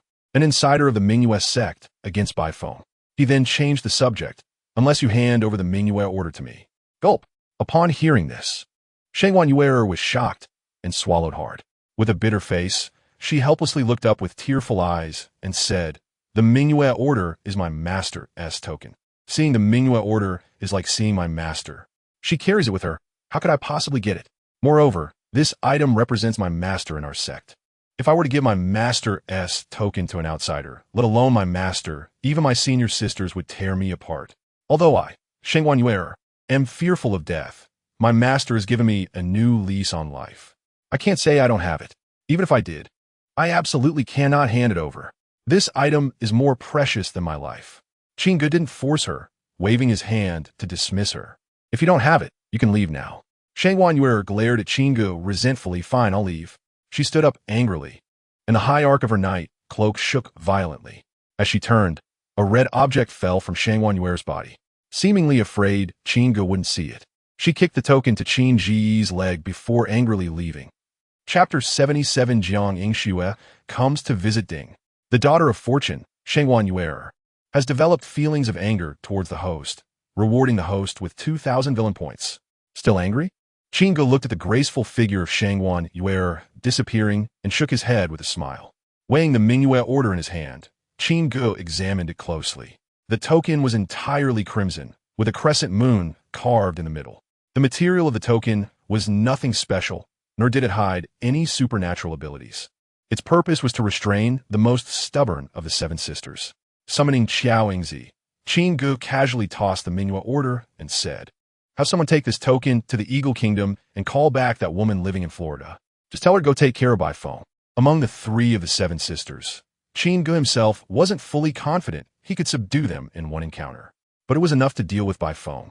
Qiao Yingzi looked at the token in her hand, unable to believe this token can really summon a strong enough person to deal with Bai Feng. She had witnessed how powerful Bai Feng was firsthand, effortlessly maneuvering under dozens of sniper rifles. Even if she faced him, it would be a fight to the death. How powerful must the one who could slay Bai Feng be? Could a single token really mobilize such a force? Qin Ge smiled and nodded. Of course it can. Among the 7 sisters of the Mingyue sect, some obey their master, while others are rebellious. The second sister, who is still abroad, is the most obedient one. Using Shangwan Yuer's Mingyue order to summon her second sister to deal with Bai Feng, using luck to counter luck, using magic to defeat magic, and even gaining an insider in the Mingyue sect. Moreover, this insider also provided 2,000 villain points. It's a win-win situation, and he wouldn't have to exert himself. Why not help with the operation? Xiaoingzi no longer had doubts and just needed to follow the instructions. Before leaving, she remembered something and turned back to say, seriously, President Qin, Miss Jiang has been in the security room for a full 2 hours. She's anxious and restless, likely because of something happening with Bai Jing. If you don't see her tonight, she probably won't leave. Qin Ge thought for a moment and casually said, let her come over. 5 minutes later, but. Jiang Yingxue hurriedly jogged into the manor in her shiny high heels. She wore a fitted blazer on top and a black pencil skirt below. Her long, straight legs were wrapped in sheer black stockings. It was still the usual working OL outfit. The graceful curves were accentuated perfectly. Seeing Qin Ge, whom she had missed for so long, Jiang Yingxue's beautiful eyes turned red in an instant. There was a shimmering light in her sparkling eyes. Qin Ge looked at Jiang Yingxue expressionlessly and calmly asked, Miss Jiang, what brings you here so late? Is there something urgent? He pretended to be clueless and said, it should be that Grandma is no longer having any issues with her health. Remembering the main issue, Jiang Yingxue suppressed the bitterness in her heart and took a few steps forward to stand before Qin Ge, anxiously saying, it's Bai Jing. Something has happened to her. Without waiting for Qin Ge to ask, she poured out everything like beans from a bamboo tube. Bai Jing is my close friend. She approached you not for the position of secretary, but to get back at someone for me. Qin Ge frowned slightly, appearing somewhat angry. In reality, he wanted to laugh. Putting aside Jiang Yingxue's need for revenge, Bai Jing was indeed in a tough spot with him. Jiang Yingxue helplessly said, everything is my fault. If I hadn't brought up these topics with Bai Jing, she wouldn't have left Magic City. She wouldn't have exposed herself in public, letting people know just how beautiful she is. The Bai family had already offended a behemoth like the Long family. And recently, they must have found out that the young master of the Long family specifically wants Bai Jing to be with him. Now Bai Jing has been brought back to Magic City by the Bai family. With red-rimmed eyes, Jiang Yingxue looked at the man she longed for, pleading, Qin Ge, I really don't know how to help Bai Jing. Please help me. As long as you're willing to help, I'll agree to any request. Qin Ge tilted his head and asked with a smile, so, you want me to confront the Long family in Magic City? Jiang Yingxue shook her head vigorously. No, you absolutely cannot get involved. Even though she doesn't fully understand the conflicts between these families, from what Bai Jing said, she knows how terrifying the Long family is. Even the richest man in Yunhai City, the head of the Mu family, has to bow down before the Long family. If you confront them directly, it will be seeking death. No matter how flustered she was, she didn't want Qin Ge to take risks. Qin Ge smiled and asked, if I don't get involved, how can I help? Jiang Yingxue clenched her small fist, revealing hope. Qin Huan is skilled. As long as you can persuade her to help, let her familiar expert take action at the right time to rescue Bai Jing. It could help her escape this disaster, and no one would trace it back to you or the Qin family. Qin Ge chuckled. What about Bai Jing as parents? According to your reasoning, I and the Qin family can indeed stay out of it, but the Bai family would face the Long family's crazy retaliation, right? Jiang Yingxue looked dazed, stammering as she was questioned. I really don't know what to do. Bai Jing came to Yunhai City because of her. If not for her deliberately dressing so attractively, this incident wouldn't have happened. Qin Ge patted Jiang Yingxue's shoulder and urged, forget it. I'll go visit the Bai family. Even if Jiang Yingxue didn't want to get involved, he couldn't just stand by and do nothing about Bai Jing. A big fat sheep couldn't be harmed by the Long family. Jiang Yingxue shook her head in resistance, her beautiful eyes full of worry. No, you can't get involved. The young master of the Long family will hold a grudge against you. Bai Jing's brother was once crippled and cast out as a beggar by the young master of the Long family, and he hasn't been heard from in years. She tightly gripped Qin Ge's arm, shaking her head vigorously. You can't get hurt. I won't allow it. Qin Ge's face turned serious as he scolded. Either obey or get lost. Jiang Yingxue was frightened and released Qin Ge's arm, her small hands hanging in front of her stomach, not knowing where to put them. She anxiously bit her slightly pale lips and stubbornly said, even if you go, I'll go with you. This time, Qin Ge didn't refuse and sat in the passenger seat of Jiang Yingxue's Ferrari. As soon as the Ferrari drove out of the ancient architectural walls of the Yunding Manor, it was blocked by a luxury car. Jiang Yingxue, in her shiny high heels, wanted to get out and reason with them. But she saw a familiar man walking out from the blocking luxury car. Qin Ge, the former fiancé of Mu City, who was torn apart by Qin Ge. He looked greedily at Jiang Yingshue's alluring figure and sneered. The #1 beauty in Yunhai City? I guess you must be here to ask Qin Ge to say Bai Jing, right? Don't dream. I leaked Bai Jing's information to young Master Long. He has already ordered that Bai Jing be captured, and even the head of the Bai family wouldn't dare to go against him. What is Qin Ge worth? If you agree to spend a night with me, maybe I'll still go to young Master Long. Bang! A gunshot rang out, and the next second, the boastful Chun Kai had his head blown apart, collapsing to the ground. Qin Ge, leaning out from the passenger seat, put away the Browning and urged Jiang Yingxue, "Come back and drive. Someone will handle things here." Jiang Yingxue covered her mouth and nose, nearly retching from the bloody scene. She held back the nausea churning in her stomach and quickly drove away. Qin Ge, on the other hand, looked at the body of Chun Kai being dragged away by Qiao Yingzi through the rearview mirror, his expression emotionless.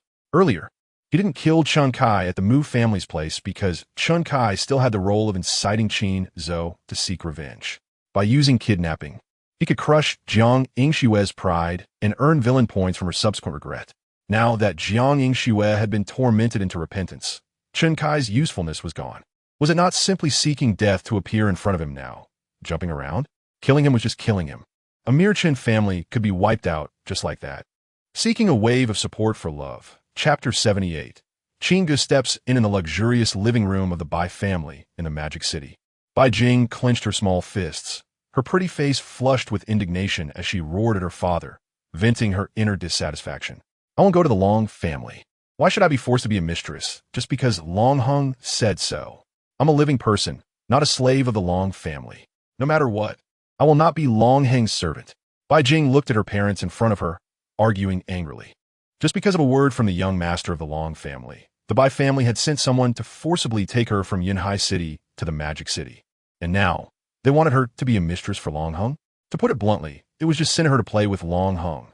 How could there be such ridiculous things in this world? Bai Dongshan clenched his fists but helplessly let go. He couldn't help but sigh upwards, and finally, with a deep sigh, he looked at his daughter in front of him and said helplessly, "Jing, this matter isn't something you could decide as you wish. That ungrateful child broke Long Heng's leg, and our Bai family was at fault from the beginning. We have always been apprehensive, worried about the Long family's retaliation. Now that Long Hung demands this, though it's unreasonable, we must consider the bigger picture." Before he could finish his sentence, Bai Dongshan abruptly stopped. He felt shameless and powerless. He actually needed to use his daughter's innocence to protect the family. Upon hearing this, Bai Jing immediately became unhappy. She clenched her fists at her waist, leaning forward with her upper body, her voice sharp like a dragon's roar. "I won't go." "Why should I, Bai Jing? Bear the consequences for Bai Feng's mistakes? If you want to protect the family, let Bai Feng be Long Heng's mistress." "I, Bai Jing, do not agree." Bai Jing's mother, Zhang Xueli, stepped forward with a bitter expression, supporting her daughter, and sorrowfully said, Jing, you don't know the means of the Long family's young master. He was ruthless even as a child. If you agree to his demands, you might save your life, but if you refuse, I don't want to see anything happen to you again." Back then, the disaster almost used up all the connections and resources the Bai family could reach. And what was the result? Not only did they not help the Bai family, but not a single one dared to mediate. Even countless friends who usually laughed and joked turned against us, just waiting for the Bai family to collapse and then divide the spoils. The Long family's power is terrifying. It's something our Bai family cannot contend with. I don't want to see my only daughter walk down the path of that ungrateful child. Bai Jing shook her head frantically. "I'd rather die than be Long Heng's servant." "Then you can leave." Bai Dongshan looked at his resistant daughter, holding out a plane ticket. "I've already bought the ticket for you. Leave the Magic City tonight and never come back to Long Country. Perhaps there will still be a glimmer of hope." Before Bai Jing returned, he had been battling internally. On one hand was the family business, and on the other was the daughter he had watched grow up. The little girl who once tugged at his beard, the adorable daughter who called him dad when she was learning to speak. The mistake was made by Bai Feng, and as a father, he should bear the consequences. He couldn't bring himself to push his precious daughter out as a shield. Bai Dongshan realized he simply couldn't do it. He couldn't bear to. Bai Jing held the ticket for a flight that was set to take off in 2 hours, opening her mouth but falling silent. She was just filled with grief and anger, feeling like a sacrifice. But when she saw her father's actions, she couldn't stand by anymore. Damn Bai Feng. He ruined the Bai family. And ruined me, Bai Jing. Bai Jing's chest heaved with anger as she tore the ticket to shreds. Bai Dongshan frowned and shouted at Bai Jing, "Are you crazy? Why tear up the ticket? Even if you don't leave?" The Long family's young master might continue to threaten our Bai family with other unreasonable demands in the future. He isn't just acting on a whim. He felt that stepping back would only make him angrier, and in the end, the result might still be the same: retaliation from the Long family leading to destruction. Even worse, it could cost him his precious daughter. Bai Jing's nose wrinkled in anger, and she huffed. "Then let's all die together. I can't stand by and do nothing." If blame were to be placed, it could only be on that disaster by phone. He ruined the Bai family. Just then, at the entrance of the Bai family villa, Qin Ge and Jiang Yingxue walked in slowly. Looking at the chaotic scene of the family of three, Qin Ge smiled and reassured them. "I already know about the Long family situation. I'll handle it for you." On one hand, he didn't intend to let Bai Jing, the girl of fortune, slip away. He wouldn't allow the Long family to lay a finger on her. On the other hand, the Long family's premature attack was just the opportunity he needed. Since things had developed to this point, Qin Ge might as well go with the flow and bring a wave of enemies to Bai phone, taking the chance to reap the rewards. Upon seeing Qin Ge, Bai Jing immediately recalled his shamelessness. Just thinking of the difficulties he had put her through in the chairman's office made her blush with shame and anger. However, at this moment, she couldn't afford to be concerned about that. In her high heels, she walked up to Qin Ge, looking up at him, who was a head taller than her, rolling her eyes and saying, "Qin Ge, this isn't something you can just play around with. In front of the Long family, your Qin family is like an ant. Although I dislike you and want to take revenge, I wouldn't want you to go to your death." Glancing at Jiang Yingxue, Bai Jing became even more serious. "Moreover, this matter involves Xiao Xue. You should take Xiao Xue and leave now, or else if you get caught up in it, you won't be able to escape." Qin Ge smiled lightly, looking at the unusually serious Bai Jing, playfully teasing, "I didn't expect you to be so loyal." The girl who had flirted with him in his company, trying to make him look foolish, unexpectedly had this kind of chivalrous spirit. Bai Jing raised her white neck, her chest involuntarily trembling, proudly huffing, "Of course. No, wait. Now is not the time to say these things." She pushed Qin Ge, urging, "Hurry up and take Xiao Xue away, or else if you get involved, you won't be able to get out." Qin Ge dodged her push, calmly pressing the old-fashioned landline phone in the Bai family's living room, looking at Bai Dongshan and smiling. "What's the direct line to the Long family? I need to make a call." Bai Dongshan exchanged glances with his wife, Zhang Xueli, and they looked at each other. Taking a gamble, Bai Dongshan provided the Long family's direct line. Qin Ge dialed the number, and as soon as the Long family picked up, he straightforwardly said, "This is Qin Ge. Tell Long Zhan and Long Heng to come to the Bai family right now." Chapter 79, The Power Behind Qin Ge in the precious and valuable dragon family's old residence in the bustling city of Shanghai. The family head, Long Zhan, slowly descended the spiral staircase made of golden silk nanmu, his fierce tiger-like eyes radiating authority without anger. He leaned on the railing, looking at his son who was answering the phone, and asked suspiciously, "Who was calling at this late hour?" Long Heng turned around and rolled his eyes, saying, "Some idiot named Qin Ge." He said something and then hung up. Where did this piece of trash come from? How dare you order us to go to the Bai family? He felt that this person was simply asking for death. Qin Ge? Long Zhan furrowed his brows. He had never heard this name before. However, someone who knew the dragon family's dedicated phone number and dared to call at such a late hour could not be just an arrogant fool. What did he say? Long Zhan shouted at his son. He had never paid much attention to Long Heng, especially since his son suffered a severe injury in childhood that left him with a broken leg and what seemed to be lasting cognitive effects. However, a late-night call on the dedicated line forced him to be cautious.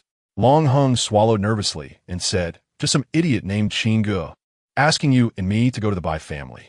The Bai family? How dare they call my dragon family? Long Zhan squinted his eyes. He was aware of the Bai family's matters and had never considered stopping them. Long Zhan only had this one son, and since his injury in childhood, no matter how much he educated him, Long Heng could not become wise or improve further. He could only be a spoiled rich kid. Allowing Long Heng to bully the Bai family step by step was intentional, as a form of revenge. However, this late-night call was unexpected. Before long, the dedicated phone rang again. Long Zhan quickly approached, pushed his son aside, and answered the phone. An urgent voice came through. "Brother, who have you offended recently? I got pulled out tonight." Soon, a serious voice followed. "Commander Long, you have only one sentence's worth of time. Please hang up." As the person spoke, the call was abruptly disconnected. With a confused look on his face, Long Zhan still held the phone receiver, and before he could hang up, another dedicated line connected. A frantic roar came through.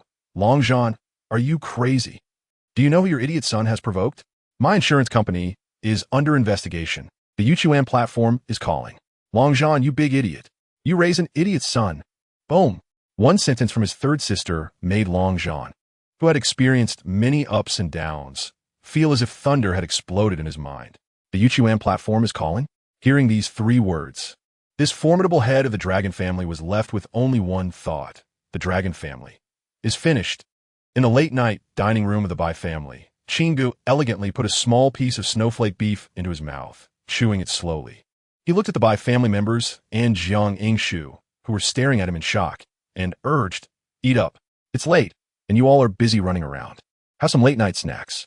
You don't need to worry about the dragon family. My connections are bigger than theirs, and people will be coming soon. Just relax and eat. Bai Dongshan shook his head with a bitter smile. Young Master Qin, we are not hungry. At this moment, this influential head of the Bai family sat before Qin Ge like a schoolboy who had made a mistake, sitting up straight. Looking at Qin Ge's nonchalance, Bai Dongshan had only one thought. Qin Ge either has a background so powerful it's frightening, or he's a fool so stupid it's terrifying. Regardless of either situation, he did not dare to offend at this moment. Beside Jiang Yingshu, Bai Jing, however, did not hold back and scolded. Qin Ge, are you crazy? I haven't settled scores with you yet. At this time, what are you pretending for?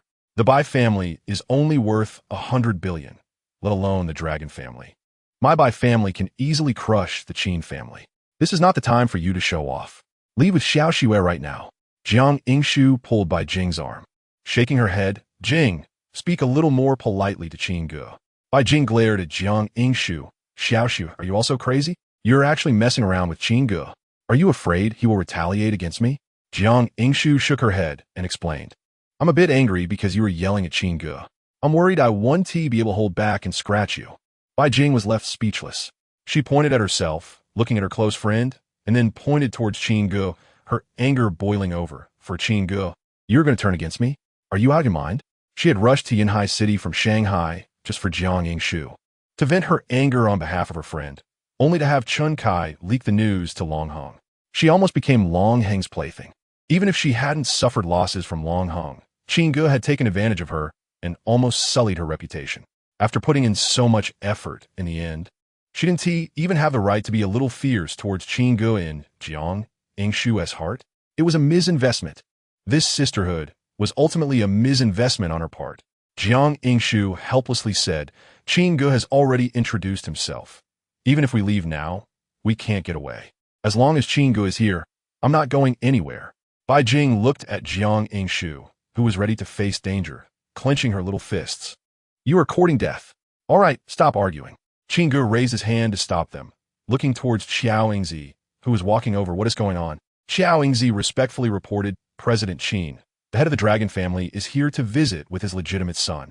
Bai Dongshan was visibly shocked. Did Qin Ge's one phone call really bring Long Zhan and Long Hung over? Let them in. Qin Ge casually instructed, placing down his knife and fork. Xiao Yingzi returned and was followed by a middle-aged man with fierce eyes emanating authority, along with a young man with dyed white hair, whose first impression made the dragon family's image plummet. Gulp! Bai Jing swallowed hard. In the original dining room, she had dared to chatter away, but upon seeing Long Zhan, upon seeing Long Hung, she was so frightened that she immediately shut her mouth, barely able to breathe.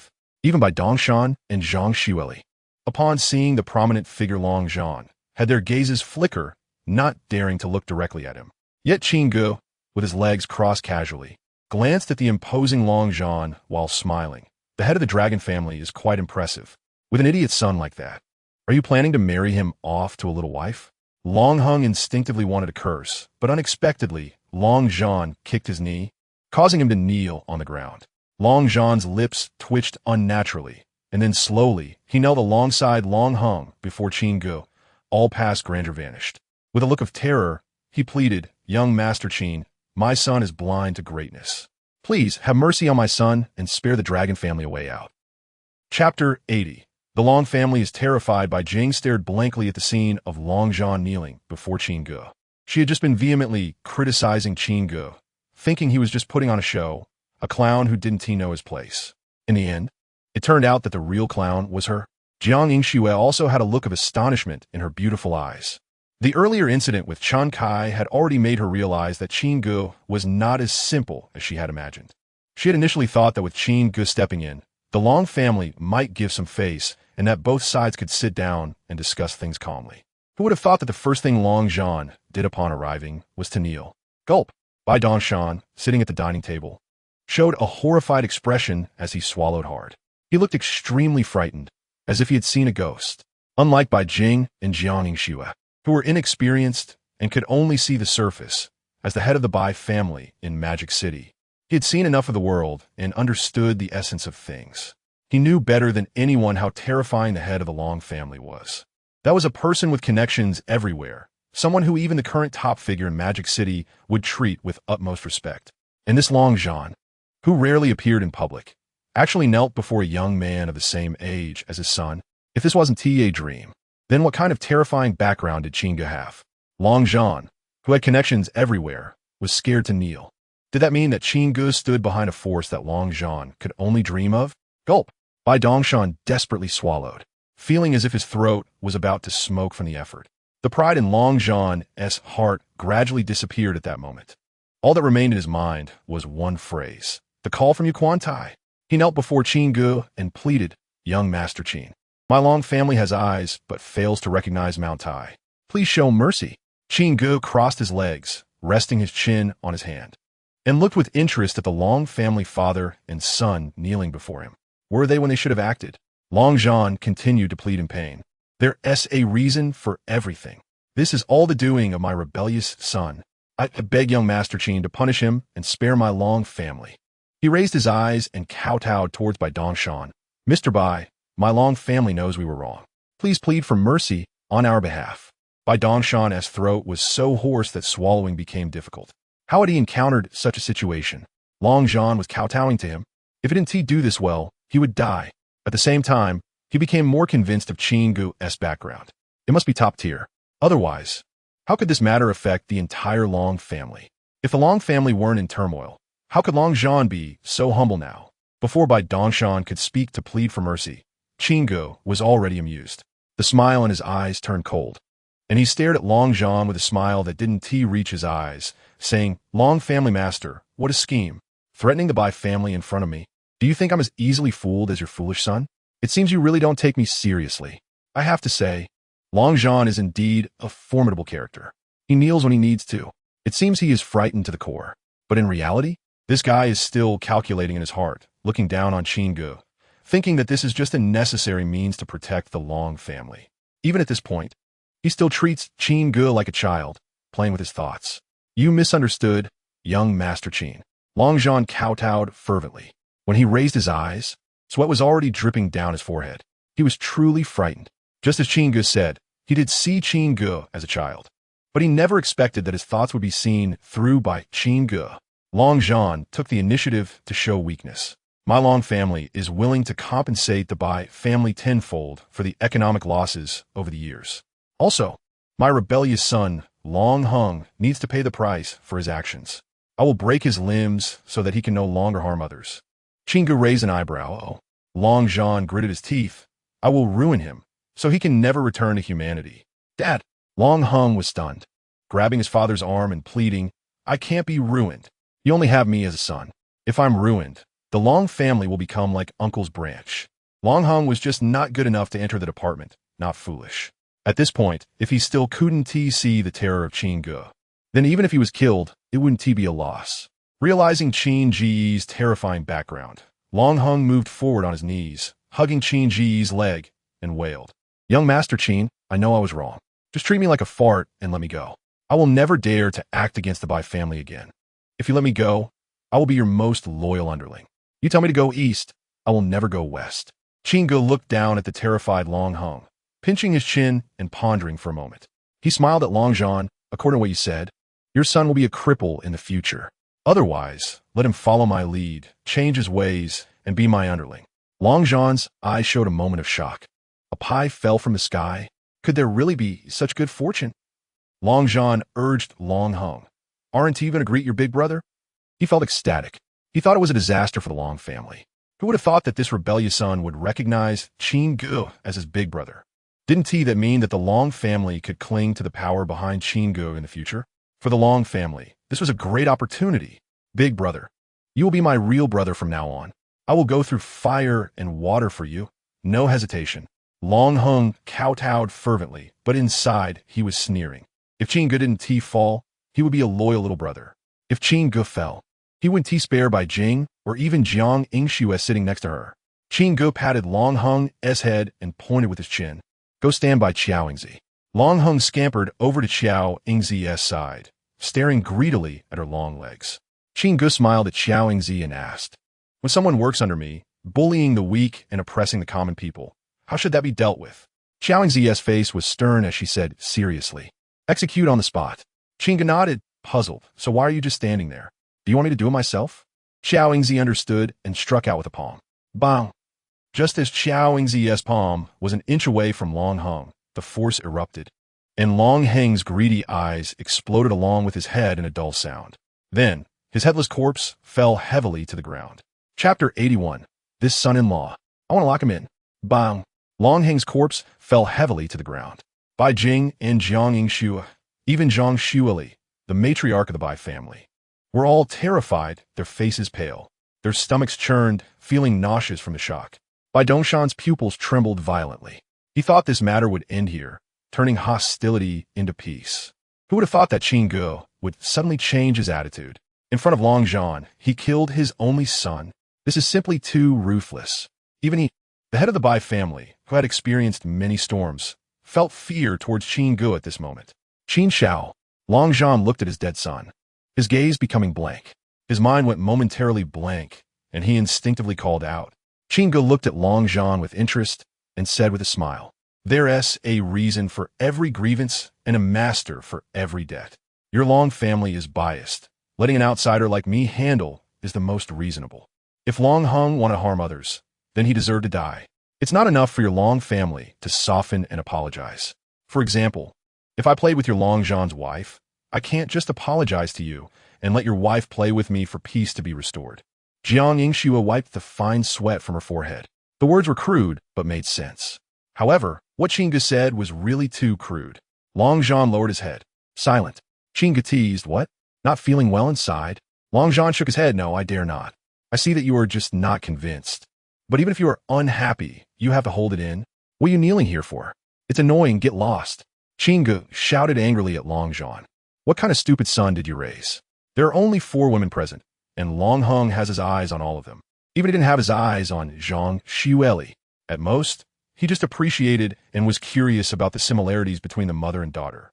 And that old man Long Zhan even came to kneel and beg for mercy. Did he really think of him as a child? Long Zhan lifted his head and walked to Long Heng's corpse. Qin Ge unhappily said, what do you want to do? You don't need your Long family to wash the ground. That's a trouble for Qin Shao. Long Zhan bent slightly to Qin Ge and then quickly walked out of the Bai family. With Long Zhan's departure, the Bai family's dining hall fell silent. Even the sound of a pin dropping could be heard. Bai Dongshan wiped the fine sweat from his forehead and broke the silence awkwardly, saying to Qin Ge with a smile, Qin Shao, you killed his only son in front of Long Zhan. I'm afraid this matter won't end so simply. Qin Ge smiled and asked, according to Uncle Bai? Bai Dongshan gritted his teeth. Since it has come to this, we might as well kill Long Zhan along with him. It wasn't that he wanted to use Qin Ge's power to strike at the Long family. But now, this was indeed the most secure solution. Otherwise, killing a son in front of father, how would Long Zhan let it go? If Long Zhan died, too, the Long family would fall into infighting without a leader, unable to retaliate against Qin Ge and the Bai family. Bai Jing nodded heavily, seriously saying, Qin Ge, if you were a bit harsher, it would be better. Just kill Long Zhan, too. This way, this father and son pair who commit crimes won't harm others anymore. Qin Ge tilted his head, looking at Bai Jing's proud demeanor. You as secretary are teaching me, a chairman, how to do things. That's hilarious. Even if he killed Long Hung in front of Long Zhan, what would it matter? Just as he said, no matter how unhappy Long Zhan was, he had to hold in that anger. Revenge? Even if Long Zhan had 10 times the courage, would he dare? Moreover, if he killed Long Zhan now, how would he use the Long family's hands to remove Bai Feng, this child of fortune? The situation had developed to this point. Why not go with the flow and let the child of fortune take the blame for Long Zhan's death? The Long family and Bai Feng would mutually destroy each other. He would reap the benefits as a fisherman, killing two birds with one stone. Why not? All right, Long Zhan won't trouble the Bai family anymore, so I won't disturb you further. After Qin Ge stood up and reassured, he stepped out. Long Zhan wouldn't live for many days. He wouldn't be able to retaliate anymore. Bai Dongshan hurriedly said, "It's late at night. Why not let Qin Shao stay at my Bai family for the night?" Qin Ge shook his head and refused. He still needed a plan to trap Bai Feng. How could he waste time here? "Qin Ge, I'm going with you." Jiang Yingxue stood up and quickly ran to Qin Ge's side. Qin Ge glanced at Bai Jing and smiled. "You two best friends should have a good chat." After Qin Ge left with Xiao Yingzi, Jiang Yingxue, in a daze, looked at Bai Jing with a forced smile. "Jing, I'm going out to find a hotel for the night." Bai Jing smiled and nodded. Long Heng was dead. With Qin Ge's deterrence, the Long family probably wouldn't dare to retaliate anymore. She cheerfully said, "I'll go out with you." Zhang Shuili looked at Jiang Yingxue and said with a smile, "Then Xiao Xue, you go book a hotel first, and we'll send Jing to accompany you later." After Jiang Yingxue left in a daze, Bai Jing angrily said to her mother, "Mom, why did you let Xiao Xue go find a hotel alone? Didn't you see she's feeling very down? Qin Ge is her boyfriend, and she wanted to follow Qin Ge, but was rejected. She needs someone to comfort her." Zhang Shuili said sternly, "Are you still planning to matchmake Jiang Yingxue and Qin Ge?" Bai Jing's mind spun. She used to plan to expose Qin Ge's ugly side, to make Jiang Yingxue see clearly and then stay away from him. Now, she felt that even if she exposed him, Jiang Yingxue would probably be too deep in the mire to extricate herself. Moreover, this time Qin Ge had treated her Bai Jing and the Bai family with grace. No matter how close she was to Jiang Yingxue, she couldn't make things difficult for her savior. Perhaps matchmaking might be better than breaking them apart. Qin Ge actually wasn't as shameless as she thought. No, Qin Ge was still shameless enough. It's just that when it comes to major issues, he was very clear. Zhang Shuili's chest heaved with anger, saying Bai Jing, "Has your brain been kicked by a donkey? Is all the nutrition growing on the fat in your chest? You think Qin Ge will show up just for Jiang Yingxue? If it weren't for you, even if Jiang Yingxue pleaded, how could he possibly rush over to Magic City at this late hour?" Bai Jing pouted angrily. Her chest was inherited from her mother, right? Others can criticize, but why can her mother criticize her? Before she could retort, she heard the last sentence from behind. Her beautiful eyes filled with astonishment. "Mom, do you mean Qin Ge is interested in me? This is impossible, right?" Zhang Shuili said sternly. "Qin Shao has great kindness to our Bai family. Saying he is your savior is not an exaggeration. Now that Long Heng is dead, Long Zhan is still alive. If you want to keep your life and protect our Bai family, relying on Qin Shao is the only way." Bai Dongshan sighed. "Even I can't see through Qin Shao's thoughts. Perhaps not killing Long Zhan is intentional to make our Bai family rely on him." Looking at Bai Jing, he smiled bitterly. "More precisely, it's to make you actively approach him and seek protection." This, Bai Jing's mind was in a daze. Qin Ge actually did so much for her? Isn't that a bit too infatuated? But Qin Ge is her best friend's ex-boyfriend. Bai Jing, with a glimmer of water in the corners of her mouth, said in embarrassment and anger, "Qin Ge is too shameless." Zhang Shuili said sternly, "Whether it's from family background, appearance, or character, you Bai Jing are not worthy of Qin Ge. Now that Qin Ge has taken a liking to you, it's a blessing for our Bai family. I don't care what Bai Jing thinks, this son-in-law Qin Ge is going to be decided by me." Chapter 82. Clingy Lin Xiao Jin in a hotel. Inside, the presidential suite. After leaving the Bai family, Qin Ge temporarily put Jiang Yingxue out of his mind. In this situation, the more he neglected Jiang Yingxue, the more depressed she became, constantly lowering her own standards in self-sabotage. Naturally, Qin Ge would not refuse anything beneficial to himself. He took out his phone and sent a text message to Lin Xiaojin. "Are you asleep?" Ding dong. Lin Xiaojin, who had set a special notification tone, was startled awake and quickly clutched her phone, hiding under the covers, feeling secretly delighted as she replied, "Not yet." "Qin Ge, it's past 1 o'clock. Why aren't you resting? It's so late. Did you message me for something important? Are you feeling unwell? I can come find you now." Qin Ge looked at the new messages popping up on his screen and couldn't help but chuckle. One sentence could lead to so many associations. Lin Xiaojin had quite the imagination. He smiled and explained, "No, I'm on a business trip in Modu, and I'm not quite used to it, can't sleep." "All right, I admit it, I just miss you, Lin Xiaojin. If you're free tomorrow, come to Modu. I want to see you. Hiding under the covers. Lin Xiaojin read Qin Ge's message, her whole body tense with an indescribable tingling sensation, as if electricity was coursing through her. What could be happier than knowing that Qin Ge missed her? Hearing the creaking of the nearby bed, Suing whispered, Xiaojin, why aren't you sleeping so late? You still have to go to work tomorrow. Lin Xiaojin crawled out from under the covers, got dressed, and called out to Suing through the door, Mom. I'm going on a business trip to Modu. You don't need to make breakfast for me. For the past few days, her recovering mother had been trying hard to help her with household chores. Breakfast was prepared by her mother.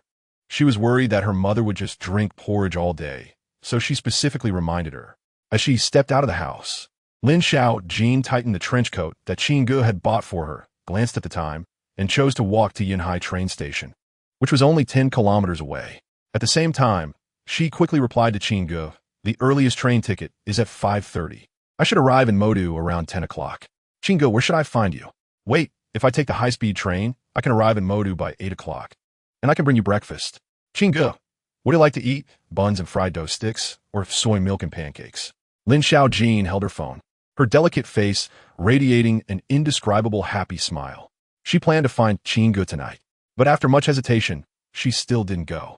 She was afraid that Qin Ge would find her too clingy and grow tired of her. Yet, having just had a relationship with Qin Ge, she felt an indescribable longing inside.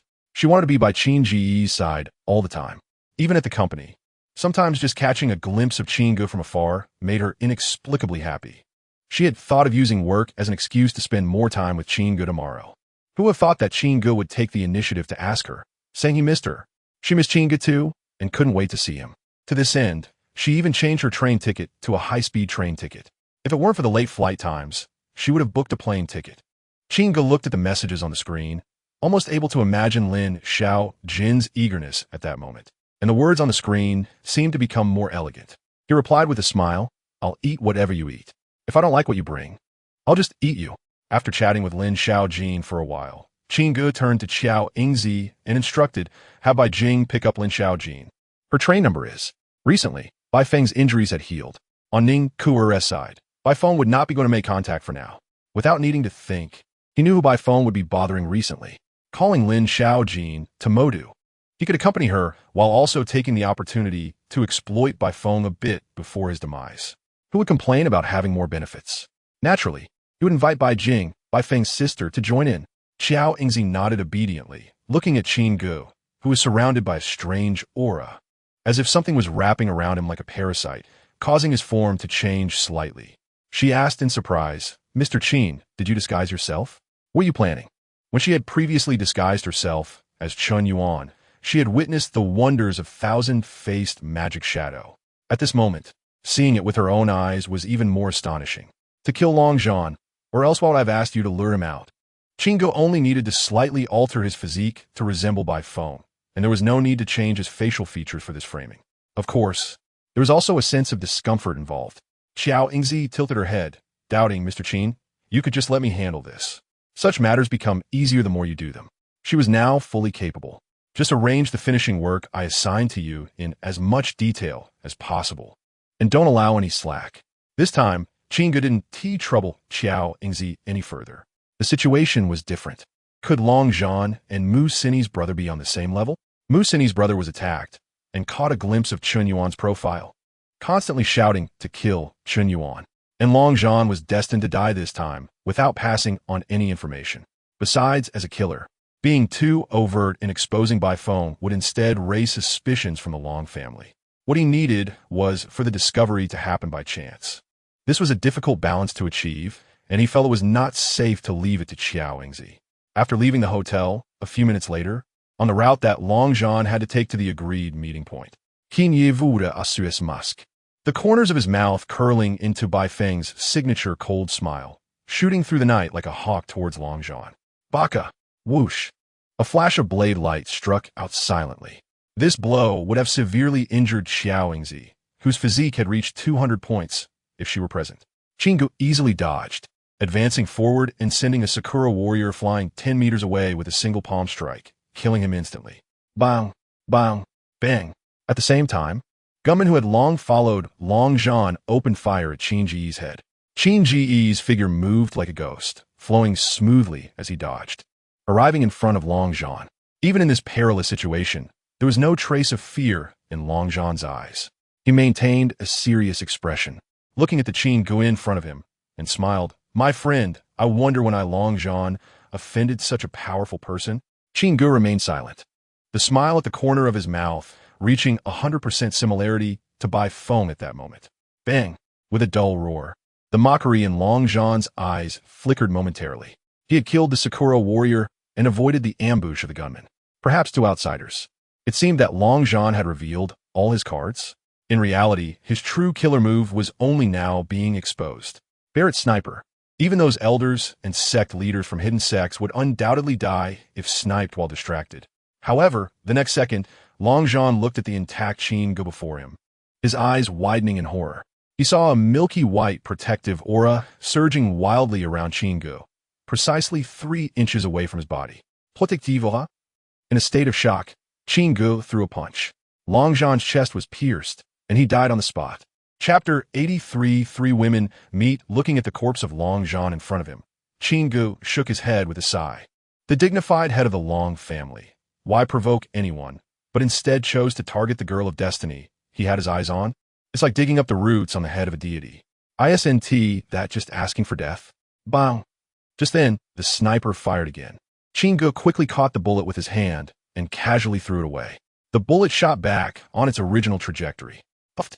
The bullet pierced through the gun barrel, shattering the head and neck of the sniper who was lying in ambush hundreds of meters away.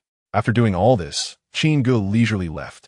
By dawn, he and Xiao Yingzi arrived at the Long family's old residence in a magical city in a grand manner. In front of all the prominent figures of the Long family, he arrogantly walked into the living room and took a seat as if no one else was around. "You Long family have quite the reputation. You don't even take my invitation to heart? What is the matter? Are you resentful because I killed Long Hung?" Qin Ge casually sat on a Millennium Pearwood chair draped in an imported blanket in the Long family's living room, crossing his legs and scanning the people in the room with a dissatisfied look. Long Chun wiped the sweat from his forehead. He knew that this person in front of him was the mastermind behind his overnight summons for investigation. However, at this moment, he couldn't muster any thoughts of revenge. If it weren't for his elder brother's tragic death, he would still be under house arrest. Qin Ge's background was something Long Chun and the Long family could not shake. With a bitter face, he squeezed out a forced smile and said, "Long Hung was stubborn and deserved to die. Qin Shao's actions are justified. What Qin Shao doesn't know is that it wasn't our Long family that broke the agreement, but last night our family head was assassinated by a mysterious person." Qin Ge raised an eyebrow and looked at Long Chun. "Long Zhan is dead?" He smiled, sneering. "Is Long Zhan really dead, or is it just a facade?" Long Chun shook his head vigorously.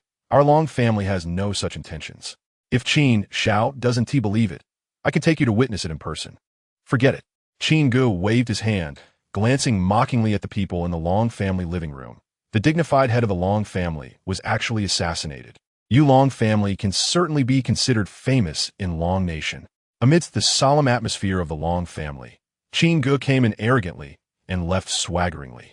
The moment he stepped out of the Long family, Long Zhan's sister, Long Na, a well-maintained, beautiful woman, frowned and said, "Brother, could it be that the Qin family did this?" Long Chun shook his head. "Impossible. If Qin Ge wanted to kill my brother, he wouldn't need to go through so much trouble. Even if he did kill my brother, who among us would dare to talk about revenge?" Gulp. Long Na swallowed hard. She recalled the 3 words spoken by the current #1 in the magical city last night. She felt a chill run down her spine. The call from the Yuchuan platform. Not to mention that Qin Ge had no reason to go through such trouble, even if Qin Ge really killed Long Zhan. If he exterminated her and Long Chun as well, who in the Long family would dare to talk about revenge? Long Chun didn't feel much sadness over his brother's death. He looked at Long Na and said straightforwardly, "Neither of us is willing to let the other become the family head. In this case, let the capable take charge. Whoever finds the murderer of the family head and avenges him will take over as the next family head." Long Na's eyes brightened. "That's the best." In the living room of the Long family old residence, the other outstanding members of the direct and collateral lines all brightened at this statement. Meanwhile, at the high-speed railway station in the magical city, Lin Xiaojin held a steaming food bag in both hands. Having not slept all night, There was not a trace of fatigue in her eyes. All she felt was the anticipation of wanting to see Qin Ge. Just then, a handsome and resolute-looking man slowly approached Lin Xiaojin and initiated a conversation. Waiting for someone, Lin Xiaojin glanced at him and quickly averted her gaze, not responding. She didn't recognize this person. Having been taught since childhood not to talk to strangers, she had no intention of acknowledging him. Lin Xiaojin, you don't recognize me anymore? Bai Feng looked at Lin Xiaojin's delicate profile with a smile and asked. Lin Xiaojin turned back, frowning. You know me?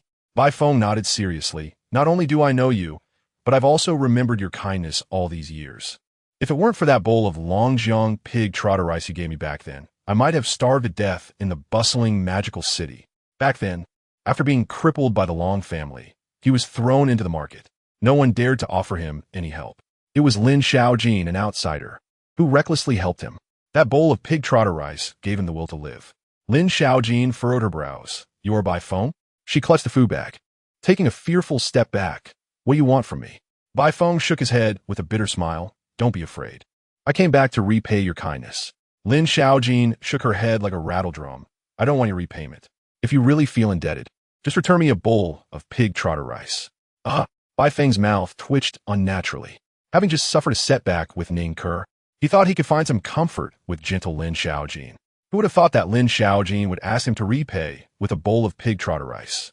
Suppressing his dissatisfaction, Bai Feng forced a smile and said, Lin Xiaojin, actually all these years, I've remembered your kindness. I would unconsciously dream of you.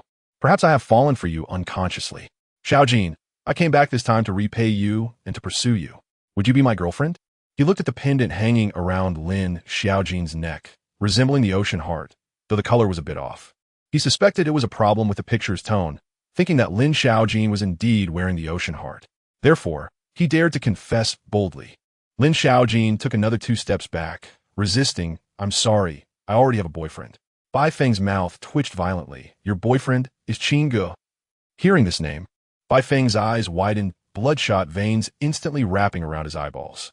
His emotions spiraled out of control. Furious, he pointed at the pendant around Lin Xiaojin's neck, glaring. Lin Xiaojin, you have a boyfriend, yet you were the token of affection I gave you around your neck.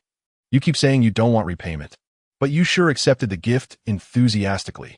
A bowl of pig trotter rice. Did he think he could exchange it for a necklace worth over 100 million? Lin Xiaojin opened her mouth, wanting to explain. Just then, an angry shout came from not far away. Blinder dog eyes, dressed in a beige trench coat, Bai Jing, with a bulging chest, was stomping in high heels, accompanied by the stunning Jiang Yingxue, marching towards him aggressively. Upon seeing Bai Feng, she immediately began to scold him. What are you barking about? Is that the ocean heart? You can't even tell the color apart. And you still have the face to bark here? That's the kiss of the Star Sea. Chapter 84 United against the enemy. Bai Jing pointed at the pendant hanging on Lin Xiaojin's neck, then looked at Bai Feng with a mocking expression full of disdain, saying, you can donate your eyes if you don't need them. The heart of the ocean is blue, while this Star Sea kiss is a deep sea color as dark as ink. Moreover, I must inform you that the heart of the ocean was auctioned at the Aristotle auction house for a staggering 120 million, but it was actually a scam. The Star Sea kiss mined alongside the heart of the ocean is the true top-grade jade. Furthermore, this Star Sea kiss was mined at the kissing point of 2 albatross fossil beaks, symbolizing unwavering loyalty and love akin to that of an albatross. The Star Sea kiss has long been predetermined in the inner circle, reportedly priced over 500 million, and the flawed jade that has been packaged as the heart of the ocean, which is illuminated by the Star Sea kiss, was something I didn't know the identity of the fool who bought it. After all this time, it turns out to be you idiot. As the only daughter of the Bai family, Bai Jing is spoiled and has a superior outlook. She noticed the Star Sea kiss that Lin Xiaojin wore as soon as she entered Qin Tiancheng. However, she never expected that there would be an idiot who would use the heart of the ocean, which had the light of the Star Sea kiss, to provoke the rightful owner. It's simply ridiculous to the point of being foolish. Star Sea kiss? Lin Xiaojin tightly held the pendant on her neck. Initially, she regarded it as the first gift Qin Ge had given her and cherished it immensely. Never did she think that this pendant would have such profound meaning. It represented Qin Ge's unwavering love for her. Lin Xiaojin bit her lip, her small hand tightly gripping the Star Sea kiss. A warm current flowing through her heart. Valued at over 500 million? Such an expensive piece of jewelry. She was actually wearing it around her neck all day. Thankfully, those she encountered did not recognize its value. If she had run into a robber, wouldn't that have brought trouble to Qin Ge again? As Lin Xiaojin nervously wanted to put the pendant away, Jiang Yingshui, standing next to Bai Jing, had red-rimmed eyes filled with bitterness. She didn't care about the value of the Star Sea Kiss, but the meaning behind this piece of jewelry was akin to Qin Ge openly revealing his love for Lin Xiaojin. If it weren't for her past misdeeds, if she had cherished Qin Ge, not hurting him so much, how could this Star Sea Kiss now be a gift from Qin Ge to Lin Xiaojin? It should have been a gift for her. Jiang Yingshui clenched her small fist tighter, feeling increasingly upset. At the same time, her determination grew stronger. In the past, she had tarnished Qin Ge's pure love. From now on, she would use everything to make amends, to compensate Qin Ge. What are you still standing here for? Can't you harass her, or do you want to be forceful? Bai Jing pinched her slender waist with one hand, her chest heaving, pointing at Bai Feng's nose and scolding in a delicate voice. The flawed jade you bought is equivalent to an outsider intruding on the Star Sea Kiss. Unexpectedly, you, the employer, are just as shameless as the jade you bought, being a third party. And yet, you have the audacity to stand there as a third party and accuse Lin Xiaojin. Where do you get the face? Bai Feng was initially furious, but upon seeing Bai Jing's familiar face, he suppressed his anger deep inside. Bai Jing did not recognize him, but he recognized this sister, his biological sister. So, you both know that Lin Xiaojin is Qin Ge's girlfriend? Bai Feng said with a cold smile in his eyes. From a moment, Jiang Yingshui appeared. He was amazed by the beauty of the #1 beauty in Yunhai City, even in Bai Feng's extensive travels around different countries. Jiang Yingshui's beauty ranked among the top 3. He knew Jiang Yingshui was Qin Ge's ex-girlfriend. Since Qin Ge had taken away his Lin Xiaojin, why couldn't he take away Jiang Yingshui, who Qin Ge loved but couldn't have? With a cold smile in his heart, Bai Feng looked at Lin Xiaojin and said playfully, Lin Xiaojin, you are unwaveringly devoted to Qin Ge, but do you know that in the corners you are unaware of, Qin Ge has other lovers? Even Lin Xiaojin, with her usually good temper, could not help but get angry upon hearing Bai Feng's words. She clenched her small fists, her delicate face turning red, and angrily said, Bai Feng, what kind of man talks bad about others behind their backs? Just then, a sleek black sports car came to a steady stop by the roadside. Qin Ge stepped out of the scissor door with his long and powerful legs, looking composed in a perfectly tailored suit that showcased his flawless body shape. With a charisma rating of 99 points, even just his profile made countless passersby stop and stare. Many women even took out their phones to sneak a shot. Qin Ge walked to Lin Xiaojin's side and naturally wrapped his arm around her delicate waist, curiously observing Bai Feng across from him, asking, you managed to escape last time by luck, and you still dare to appear before me, even trying to take away my woman? Qin Ge. Bai Feng's anger flared the moment he saw Qin Ge. A surge of hostility boiled in his chest, uncontrollably stirring. It was this person who had taken away his Ning Heir. It was also this guy who had bewitched Lin Xiaojin's heart. Even the precious bloodline that could save his life was lost because of Qin Ge. This hatred and grudge could not coexist. He wanted to repay Qin Ge with his life. The moment Bai Feng saw Qin Ge, a murderous intent surged within him. He didn't say a word. His feet pushed off the ground, and he shot out like a cannonball, throwing a punch at Qin Ge's forehead. Last time, he narrowly escaped death, and his strength had improved again. This time, he wanted to kill Qin Ge face to face. Qin Ge calmly released Lin Xiaojin, advancing instead of retreating, and threw a punch to meet Bai Feng's attack.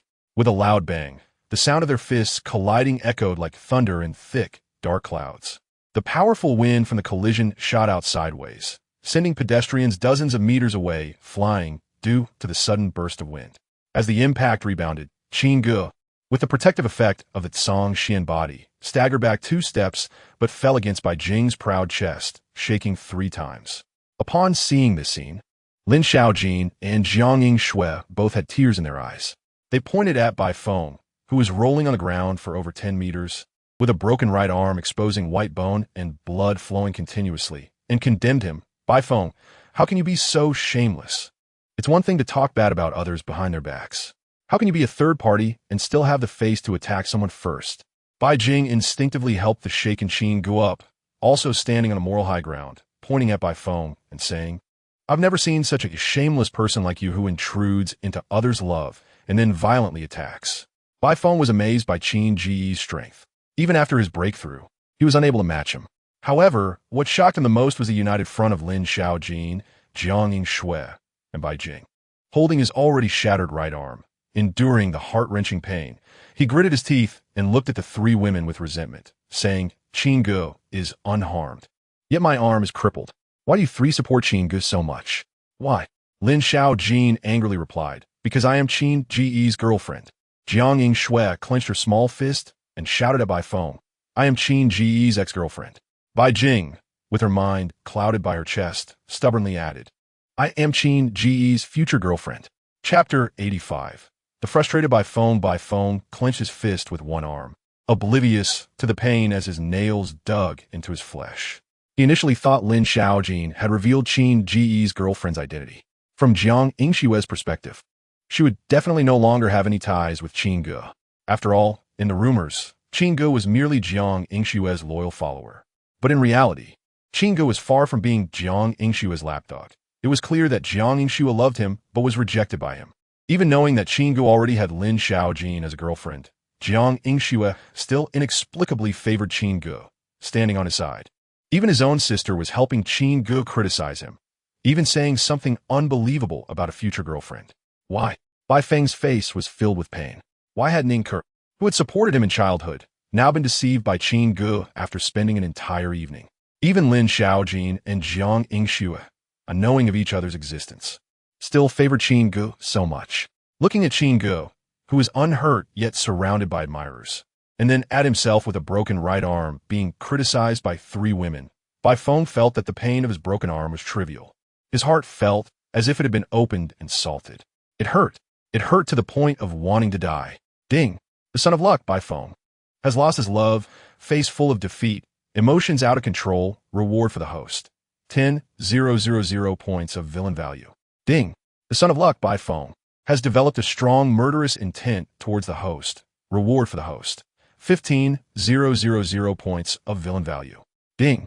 The son of luck, Bai Feng, is consumed by jealousy towards the host, reward for the host. 25,000 points of villain value.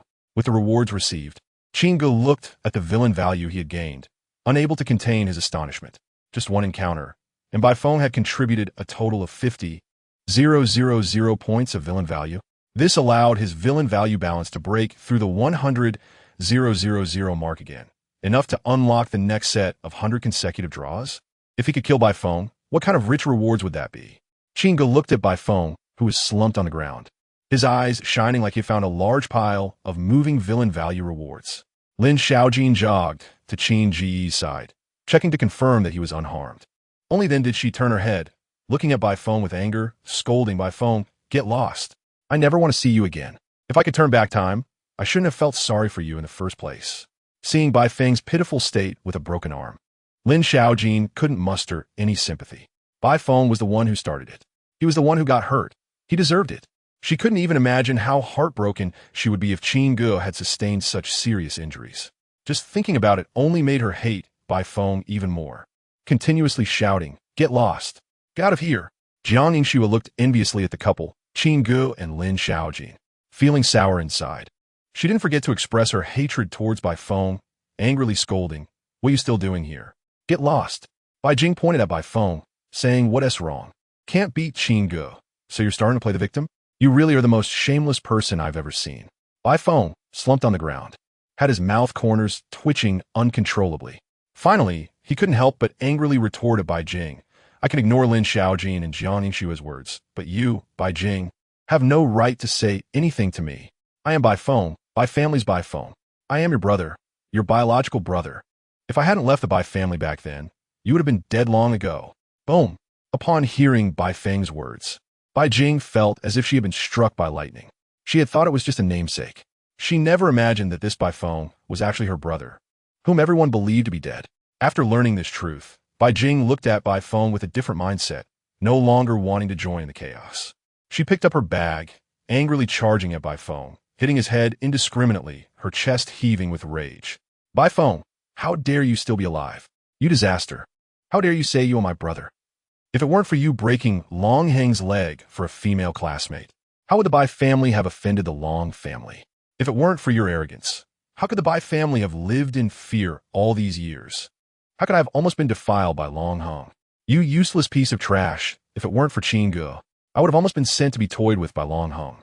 Qin Ge is my benefactor and the Bai family's benefactor, and you, the disaster, are still alive.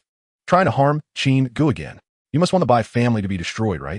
Earlier, she had helped Lin Xiaojin out of regard for Qin Ge. Now, it was purely personal hatred. Bai Jing had despised Bai Feng since childhood. Now that she witnessed Bai Feng trying to kill Qin Ge, her anger made her want to shoot him to pieces with a machine gun. This disaster had already caused the Bai family to be resented by the Long family. After finally escaping the Long family's revenge, Bai Feng still dared to provoke another, even more terrifying enemy. It should be noted that Qin Ge was someone so terrifying that Long Zhan, the head of the Long family, personally came to kneel and apologize. He was someone even the Long family feared, and Bai Feng actually wanted to kill Qin Ge. This was not a brother, but a deadly enemy wanting to destroy her. Bai Jing and the Bai family. Bai Jing, still feeling unsatisfied after hitting Bai Feng, raised her bag and repeatedly smashed it down on his broken arm. Even so, it couldn't quell the rage surging in her chest. Angry, she directly stepped forcefully on Bai Feng's broken arm. Bai Feng looked at the furious Bai Jing, dodging back a distance of 10 feet, covering his broken arm. He transferred all his grievances onto Qin Ge, baring his teeth in hatred and shouting, "Qin Ge, wait for me. Between us, it will be life and death." Just a few miles away from the airport, Bai Feng was stopped by a group of muscular men with bulging waistbands and remarkable skills. "Sir, you're involved in a murder case. Please come with us for questioning." Bai Feng's broken arm hung down, and he glared at the group of men with bulging temples, roaring with rage. "Get lost." He was filled with pent-up anger, wishing he could tear Qin Ge to pieces. However, even after breaking through, he was still no match for Qin Ge. He could only forcefully suppress his anger, with murderous intent boiling inside him. There was no time to waste with these useless people. The group of skilled fighters frowned, forcibly attempting to subdue Bai Feng, warning, "If you don't cooperate, don't blame us for taking advantage of the situation." Bang! Bai Feng threw a punch, instantly shattering the head of one of the muscular men. He kicked out a leg sweep, sending another man flying dozens of meters away, along with several others who all died on the spot. Bang, bang, bang. With the sound of gunfire ringing out, Bai Feng's body shook, and his protective energy burst forth. His eyes turned red, roaring like a demon returning from hell. "You're looking for death." At the back, Long Chun, witnessing Bai Feng's protective energy erupt, his eyes lit up, and he angrily ordered everyone at all costs. "Kill Bai Feng. Kill him. Make sure to eliminate him on the spot." They found him. This Bai Feng was the murderer who killed his elder brother, a discarded son of the Bai family. He was a lowly ant that the Long family had not eliminated back then, and now he had grown to such a terrifying extent with a motive to kill. Moreover, the protective aura around Bai Feng is exactly the same as that of the person who killed his older brother. The protective aura is not unique to Bai Feng. However, it is precisely 3 inches away from his body. In the entire Demon City, there is no one else besides Bai Feng who possesses this. Chapter 86. This girl Lin Xiaojin is hopeless. At the Magic City airport, unaware that Bai Feng was being besieged, Bai Jing clenched her small fists in anger, gritting her teeth in hatred. This bastard is still not dead. He even returned to the Magic City and wants to continue persecuting our Bai family. She looked at Qin Ge and helplessly said, "Bai Feng has already been disowned by our Bai family. This guy has nothing to do with us anymore. So don't misunderstand that our Bai family is ungrateful and turns against those who helped us." Previously, she only thought of Qin Ge as the eldest son of the Qin family. Now, after learning about Qin Ge's terrifying background, she was afraid that Qin Ge would take out his anger on the Bai family. It was hard enough to escape with her life. If they became the target of Qin Ge's resentment because of the disaster that is Bai Feng, that would be more unjust than Do-E. Qin Ge wrapped his arm around Lin Xiaojin's slender waist and smiled, saying, "Stop overthinking. Now that I've finished my business, Xiaojin has me to take care of her, so you can go back." He called Bai Jing over just to make Bai Feng turn against his family and fall into madness. Now that he had already obtained 50,000 villain points, keeping Bai Jing and Jiang Yingshu around would only be a hindrance. After greeting them, he took Lin Xiaojin's delicate little hand and got into a sleek black sports car. With a press of the accelerator, the car roared and sped away. Jiang Yingxue gazed at Qin Ge's departing figure with infatuated eyes, biting her tender lips and clenching her small fists, thinking, one day, I will sit in the passenger seat next to Qin Ge. Bai Jing rolled her eyes and said, Xiaoxue, don't be daydreaming. There is no possibility between you and Qin Ge. Jiang Yingxue turned around and stared at her good friend, furrowing her brows and asking Bai Jing, what do you mean? Bai Jing hesitated for a moment, then shook her head and said, you've hurt him too deeply. In fact, she wanted to tell Jiang Yingxue the truth. Even though Qin Ge rushed to the Magic City overnight, it wasn't because of Jiang Yingxue. It was because Bai Jing, with her own charm, attracted Qin Ge, who didn't want her to be mistreated by Long Hong. But the words that were on the tip of her tongue stopped abruptly. She didn't dare to say it, fearing that Jiang Yingxue would get angry. That way, she would lose a good friend she could confide in. She didn't want to be like Bai Feng, who was driven out of the family, and she also didn't want to lose Jiang Yingxue as a good sister. Jiang Yingxue clenched her small fists, looking at Bai Jing in anger, and said, you really don't understand anything. It's precisely because she hurt Qin Ge too deeply that she wants to make up for it. She wants to use her gentle body to heal the inner wounds inflicted on Qin Ge. Bai Jing also became angry and shouted, I don't understand? I understand more than you do. Do you know how much Qin Ge weighs? Jiang Yingxue frowned and muttered instinctively, how much does he weigh? Bai Jing confidently replied, at least 108. Jiang Yingxue's frown deepened. 108? She looked at Bai Jing with scrutinizing eyes, completely confused. Gulp. Bai Jing instinctively swallowed her saliva, awkwardly changing the subject. Ha ha ha. I was confused by Bai Feng, even got that wrong. Xiaoxue, let us go back. I need to tell my parents about Bai Feng's return. In the hotel, in the presidential suite, on the long table in the restaurant, a variety of exquisite dishes were laid out.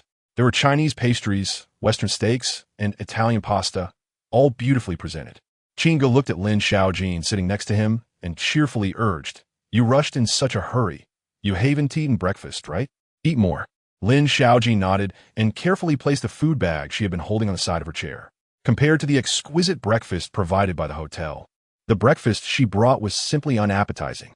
Of course, Lin Xiaojin felt bitter inside. Qin Ge was used to a life of luxury. How could he possibly like the ordinary-looking buns and fried dough sticks like her? What was in that bag? Qin Ge pretended to be clueless and pointed to the food bag next to Lin Xiaojin's chair. Lin Xiaojin shook her head, slightly embarrassed, and said, it's nothing. But Qin Ge bent down, picked up the bag next to Lin Xiaojin, and placed it on the dining table. Upon opening it, there were simple packaged buns, fried dough sticks, and soy milk inside. It formed a stark contrast to the exquisite breakfast on the table. You brought me breakfast? Qin Ge looked at Lin Xiaojin with delight, then took out a bun, took a big bite, and exclaimed, it's still tofu vermicelli bun? It tastes really good. He ate the breakfast Lin Xiaojin brought while drinking soy milk, simultaneously urging Lin Xiaojin, you eat too. With such a large table, isn't there anything to your taste? Lin Xiaojin reached out to grab the food bag, but was stopped by Qin Ge, puzzled, and asked, isn't it for me to eat? Lin Xiaojin shook her head, saying the buns were cold and the soy milk was no longer hot. The breakfast here is fresher and tastes better. Qin Ge smiled and replied, that's different. I thought you forgot to bring it. The hotel chef's breakfast can't compare to the deliciousness of the food you've been holding. Nearby, Xiaoyingzi timely explained to Lin Xiaojin, last night, President Qin knew you would bring him breakfast. So he didn't inform the hotel kitchen to prepare breakfast for the presidential suite in advance.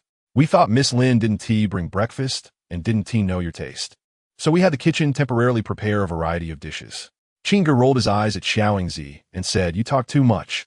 If all this breakfast can't fill your mouth, then you can go eat outside. Xiaoyingzi obediently responded and took a few pieces of pastries, leaving the restaurant. She was increasingly convinced that President Qin was indeed sharp-tongued. She said what she was instructed to say, and ended up getting scolded. Was it easy for her? Qin Ge. Lin Xiaojin clenched her small fist, her beautiful eyes shimmering with light. Xiaoyingzi's words made her understand Qin Ge's feelings. Just like how she treasured the pendant Qin Ge gave her. It had nothing to do with its value. It was simply because it was a gift from Qin Ge that she regarded it as a treasure. And Qin Ge's love for her was no less than her love for Qin Ge. Only she herself knew how much she needed and yearned to be by Qin Ge's side. Only she herself understood the importance of Qin Ge in her heart. Feeling Qin Ge's favoritism, Lin Xiaojin, overwhelmed with emotion, couldn't help but grasp Qin Ge's palm and whisper, "Qin Ge, I love you." Qin Ge quickly devoured the breakfast Lin Xiaojin brought, then stood up and gently picked up Lin Xiaojin, who was warm in his arms, in a princess carry. He strode towards the bedroom, looking at Lin Xiaojin, who was clinging to his neck, with a playful smile, and said, "Love is not just something said casually." He gently placed Lin Xiaojin on the soft mattress and whispered in her ear, "Remember our agreement? If the breakfast you brought doesn't suit my taste, I'll eat you. But now, the breakfast you brought is quite to my liking. Are you still willing to fulfill the agreement?"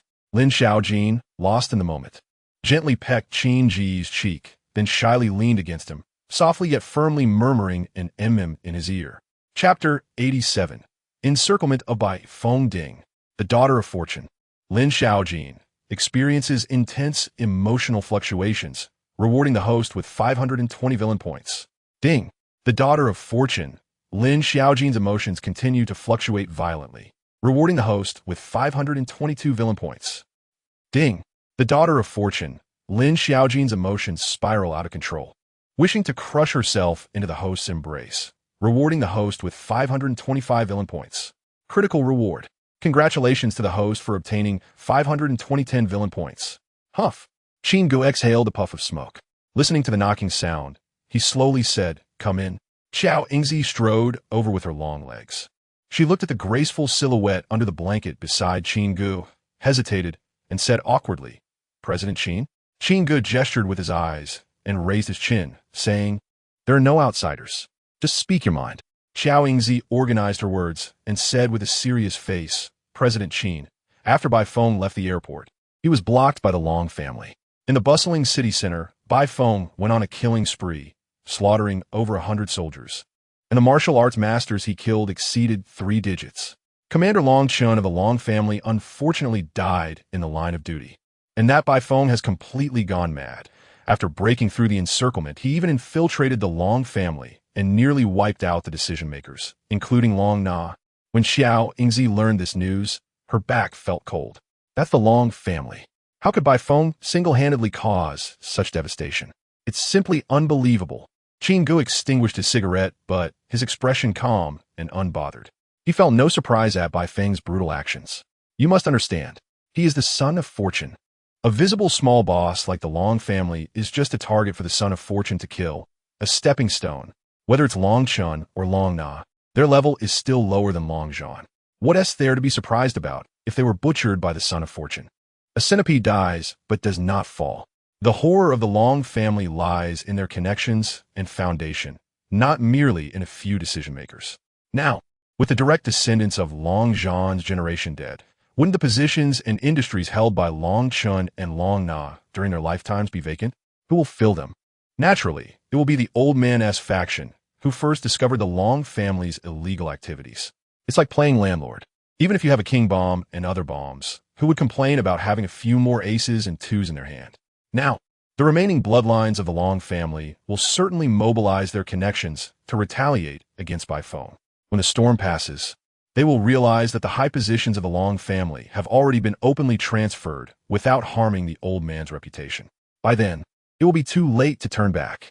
Has the Long family's revenge begun? Qin Ge tilted his head, looking at Xiao Yingzi with interest. Xiao Yingzi nodded seriously, saying that after Bai Feng's mad slaughter, he was also severely injured and fled near the Bund. The Long family has sealed off all his escape routes and notified many martial arts masters and soldiers to suppress and kill him. Everything is unfolding just as Qin Ge had anticipated. Qin Ge nodded in satisfaction and said to Xiao Yingzi, "Continue to monitor the situation. You can go out now." After all, he is a genuine son of fortune. The Long family wants to kill Bai Feng. They will have to pay a tremendous price. Qin Ge is not worried. After all, it's the Long family's people who will die. The more fiercely Bai Feng and the Long family fight, the more he will gain in the end. He will reap the rewards from the system's villain points and share the Long family's resources. He eats from both ends. Once the door closed, Lin Xiaojin poked her flushed face out from under the blanket, her beautiful eyes filled with fear as she said, "Bai Feng killed people, and many of them?" Qin Ge smiled and nodded. Lin Xiaojin, frightened, clutched Qin Ge's arm, her warm face pressed against his chest, and anxiously said, "What if he comes to take revenge on you?" She had thought Bai Feng was just a thug, a kind of ruffian. She never expected this guy would go mad enough to kill people. You won't have that chance. Qin Ge affectionately ruffled Lin Xiaojin's hair. Now, those who want Bai Feng dead are not just the Long family. The moment he entered this world, the identities of the Son of Fortune and the villain had already swapped. Now, he is the hunter hunting the Son of Fortune. Outside the Bund in Modu, the shimmering sea surface reflected the colorful lights, and not even the shadow of a cruise ship could be seen. It was eerily quiet. In a flower bed, two snipers in camouflage outfits were lying in ambush, searching for Bai Feng's figure like headless flies. Suddenly, a chilling voice came from behind the two. "Found you."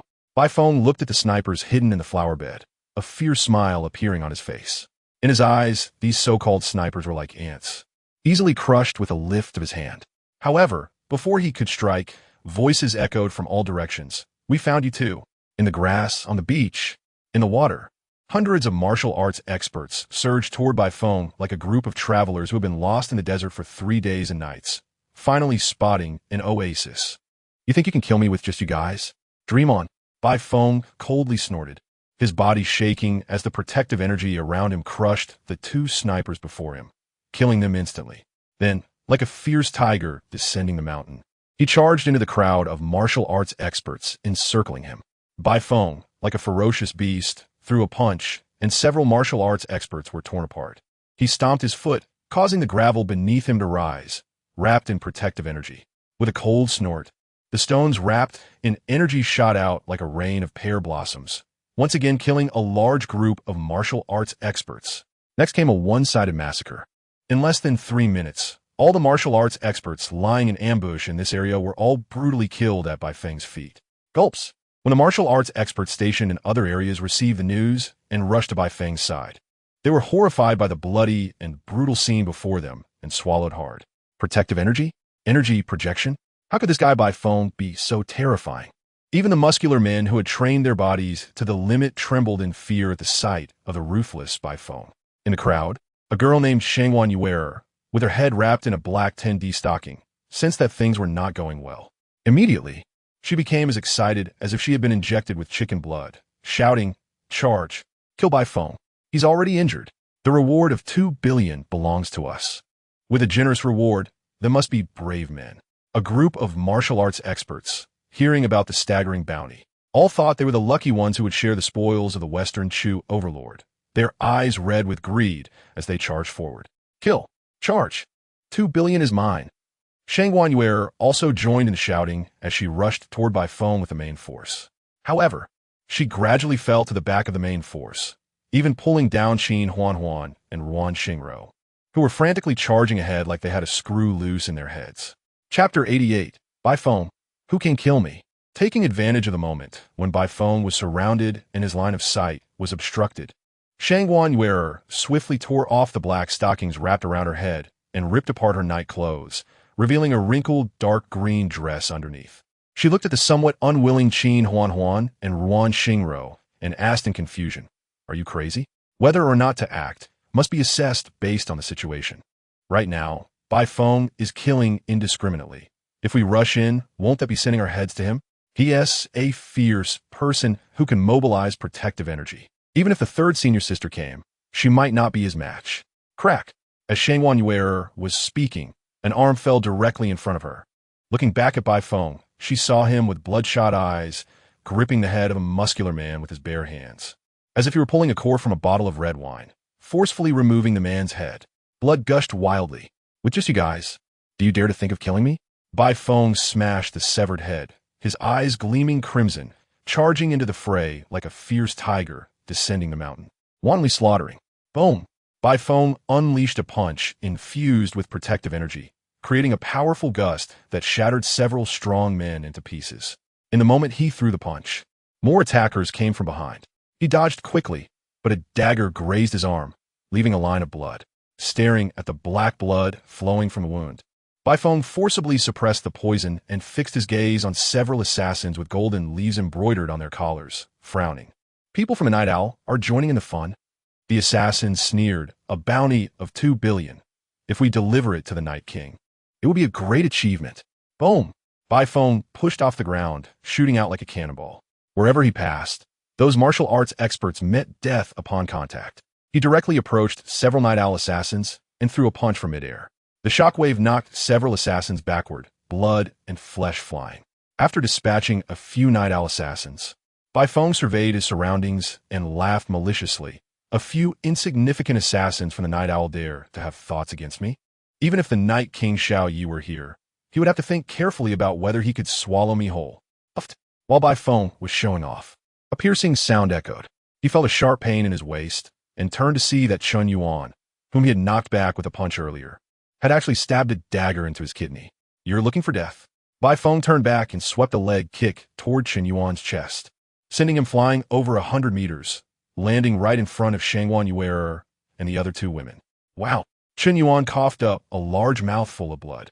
Unsure how many ribs were broken, he was secretly amazed. Bai Feng was indeed powerful. Even after his breakthrough, he was still hard to contend with. I asked the three senior sisters to join forces with me to kill Bai Feng. Chen Yuan looked back at Shangwan Yuer and the other two women. Just as he opened his mouth, he saw Shangwan Yuer pulling Qin Huan and Ruan Xingro to run away. Bai Feng, I curse you! Chen Yuan shouted at the approaching Bai Feng, knowing he was no match and choosing to flee with Shangwan Yuer, gripping Qin Huan and Ruan Xingro. Shangwan Yuer looked back and saw Bai Feng, with bloodshot eyes, chasing after them. Shocked, she hurriedly yelled, Bai Feng, are you crazy? It was Chen Yuan who attacked your kidney. Why are you chasing us three? Bai Feng, with bloodshot eyes fixed on Shangwan Yuer's familiar face, gritted his teeth and growled. Shangwan Yuer, while you were in the Mingyue sect, I couldn't kill you. Now that you are out of the Mingyue sect, the humiliation of our broken engagement from years ago, I want you to repay it 100-fold. Shangwan Yuer swallowed hard in fear and said without looking back, I'm not Shangwan Yuer, I'm Qin Huan. Bai Feng snorted coldly. Even if you turn to ashes, I wouldn't forget your face. Last time, after Shangwan Yuer left, he remembered why she looked particularly familiar. Having learned from past experiences, how could he mistake her for someone else now? He moved at high speed, quickly closing the distance to less than 10 meters from Shangwan Yuer and the other two. Chen Yuan, I curse your grandmother. Shangwan Yuer wailed. If it weren't for Chen Yuan attracting Bai Feng's attention, how could she have been targeted by him? She pushed Qin Huan and Ruan Xingro away and then turned, drawing a sword to stab at Bai Feng's heart. Trivial skills. Bai Feng flicked his finger, deflecting the sword blade, and then punched toward Shangwan Yuer's face. Bang! Accompanied by the explosion of blood mist, Shangwan Yuer's headless corpse fell straight to the ground. Senior sister. Fifth senior sister. Ruan Xingro and Qin Huan saw Shangwan Yuer die tragically before their eyes immediately filled with blood. No longer avoiding it, they turned and charged toward Bai Feng, wanting to avenge Shangwan Yuer. At the same time, those martial arts experts who were eyeing the bounty once again surrounded Bai Feng. Bang, bang, bang.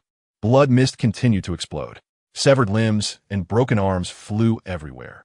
In the encirclement of the crowd, Bai Feng resembled a demon returning from hell, crazily counter-killing.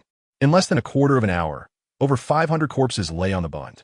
Qin Huan was drenched in blood, and Ruan Xingro's sword had shattered. The two exchanged glances, filled with fury, preparing to charge again toward Bai Feng to avenge their fifth senior sister. Stop fighting. Are you crazy? Just run away. On the beach, Shangwan Yuer's headless corpse had somehow moved to the feet of Qin Huan and Ruan Xingro. She gripped their ankles with both hands, and from the neck where her head had been, another head emerged. Ruan Xingro disdainfully shook off Shangwan Yuer's dirty hands, staring in shock at the resurrected Shangwan Yuer, exclaiming, Fifth senior sister, are you not human? Qin Huan's eyes brightened. Is it the substitute puppet made by the master? Fifth senior sister, did you protect your head with the substitute puppet at the last moment? You're not dead. Shangwan Yuer glanced at Bai Feng's direction, feeling a wave of dread, and urged, Stop talking nonsense. Let's hurry and run. She had returned to the sect earlier to ask her master to deal with Bai Feng, but her master told her to handle it herself. She thought, since she was already here and had stolen the Mingyue order, what was one more substitute puppet? So she stuffed it into her bag. If it weren't for the reminder of her near-death experience with Bai Feng, she would have truly died at his hands this time. Boom, boom, boom. At the bund, Bai Feng's protective energy suddenly surged. From 3 inches, it swelled to 5 inches and kept rising. His combat power skyrocketed, beginning a one-sided massacre. In just a moment, over 100 corpses fell beneath his feet. Shangwan Yuer, I didn't expect you to be alive. Bai Feng, covered in filthy blood, stared with crimson eyes at the resurrected Shangwan Yue, sneering, earlier, on that high building. You tricked me. This time, you were also deceived by your own technique. Now, what other trump cards do you have left? Shangwan Yue's heart ached with bitterness. If it weren't for Qin Huan and Ruan Xingro insisting on avenging her, she would have slipped away. Damn it. First, it was the disgusting Chun Yuan, then the well-meaning but troublesome Qin Huan and Ruan Xingro. The guilt of being an informant for Qin Ge vanished entirely. Gritting her teeth, she scolded Bai Feng. Stop resisting stubbornly and run. Otherwise, countless assassins will come to kill you. That's 2 billion. Who's able to resist such temptation? Bai Feng's lips curled into a wicked smile. Kill me? Just a moment ago, I was unbeatable, rampaging through the bund. Now, I have broken through death itself. Don't even mention these pathetic weaklings. Even if Qin Ge stood before me, I would dare to fight him. Scare me? In this magic city, who can kill me? Bai Feng loudly questioned with a proud look in his eyes. Whoosh! As soon as he finished speaking, a deep blue feathered arrow pierced through Bai Feng's arm with precision. At the same time, a woman dressed in a blue palace gown stood atop a boulder, her silky black hair flowing in the wind. With her beautiful eyes lowered, she stared at Bai Feng and coldly said, I can kill you. Chapter 89. The Death of Bai Feng, second senior sister. Upon seeing the woman in the blue palace dress, Shangwan Yue's eyes filled with tears. Finally, someone of a higher rank has arrived. Finally, she doesn't have to be the fifth one standing in front of these two reckless youths anymore. Shangwan Yue, feeling wronged, ran wildly, climbed up the rock, and hugged the woman in the blue palace dress's thigh, crying and wailing, Second senior sister, I'm wronged. I'm suffering inside. It's one thing for Bai Feng to want to kill me, but he also wants to kill Huan and Xingro. He's simply trying to wipe out our Mingyue sect. Bai Feng's expression turned serious, and even the red, killing intent in his eyes gradually faded under an invisible chill. He looked at the woman in the blue palace dress not far away and said warily, Mingyue sect's Luo Li? Luo Li's beautiful eyes lowered, moving from Shangwan Yue to see that Ruan Xingro and Qin Huan were unharmed. She then turned her gaze to Bai Feng, her stunning face filled with an icy chill. You have injured my 3 junior sisters. You deserve to die. As her words fell, Bai Feng was horrified to discover that his pierced right arm was visibly freezing at a rapid pace. Even his protective aura was being frozen. Moreover, the frozen area was spreading towards his neck along his arm. Bai Feng made a decisive move and severed his completely frozen right arm with a knife hand. He looked at his hard-won healed arm as it crumbled into powder upon hitting the ground, trembling uncontrollably. You're looking for death. Bai Feng gritted his teeth in fury, pushed off the ground, and shot towards Luo Li. Shangwan Yue couldn't help but swallow nervously upon seeing this. But Luo Li's expression grew colder as she drew a deep blue longbow. She bent the bow and pulled the string, and the deep blue protective aura gradually transformed into an arrow. Whoosh! As Luo Li released her index finger, the aura arrow shot forth with a sound that pierced the air. Whoosh, whoosh, whoosh. Following that, a flurry of arrows was fired in rapid succession. 8 arrows broke through the air, sealing off all of Bai Feng's escape routes. Even as Bai Feng twisted his body in mid-air using his aura, an arrow grazed past his left leg. His left leg froze again. In extreme rage, Bai Feng severed his own leg. Then, without looking back, he rushed into the group of assassins coming to kill him. Ruan Xingro watched as Bai Feng used the crowd to conceal himself. Gritting her teeth in hatred and cursing loudly, Bai Feng, weren't you quite arrogant just now?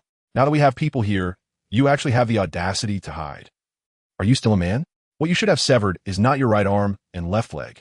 In the group of assassins, Bai Feng, who had lost his right arm and part of his left leg, had his combat power greatly reduced and could only barely cope. He was continuously injured and was knocked dozens of meters away by a master Bajiquan, landing awkwardly in the nearby seawater, losing an arm and a leg. He looked up at the overcast night sky and roared in anger, Luo Li, this grudge, this hatred, we cannot coexist. One day, I Bai Feng will return to Mingyue sect and slaughter your entire family. The next second, Bai Feng's figure disappeared into the sea. Shangwan Yue widened her beautiful eyes and said urgently, Bai Feng has run away. Luo Li frowned tightly and shot a dozen arrows towards the spot where Bai Feng had disappeared. The sea water within 100 meters instantly froze into ice as the arrows struck. Hiss! All the assassins witnessing this scene couldn't help but gasp in shock. This is the high disciple of Mingyue sect. Her aura is enough to freeze the sea water. It sounds like she is just the second senior sister, but above her, there are the first senior sister and the master.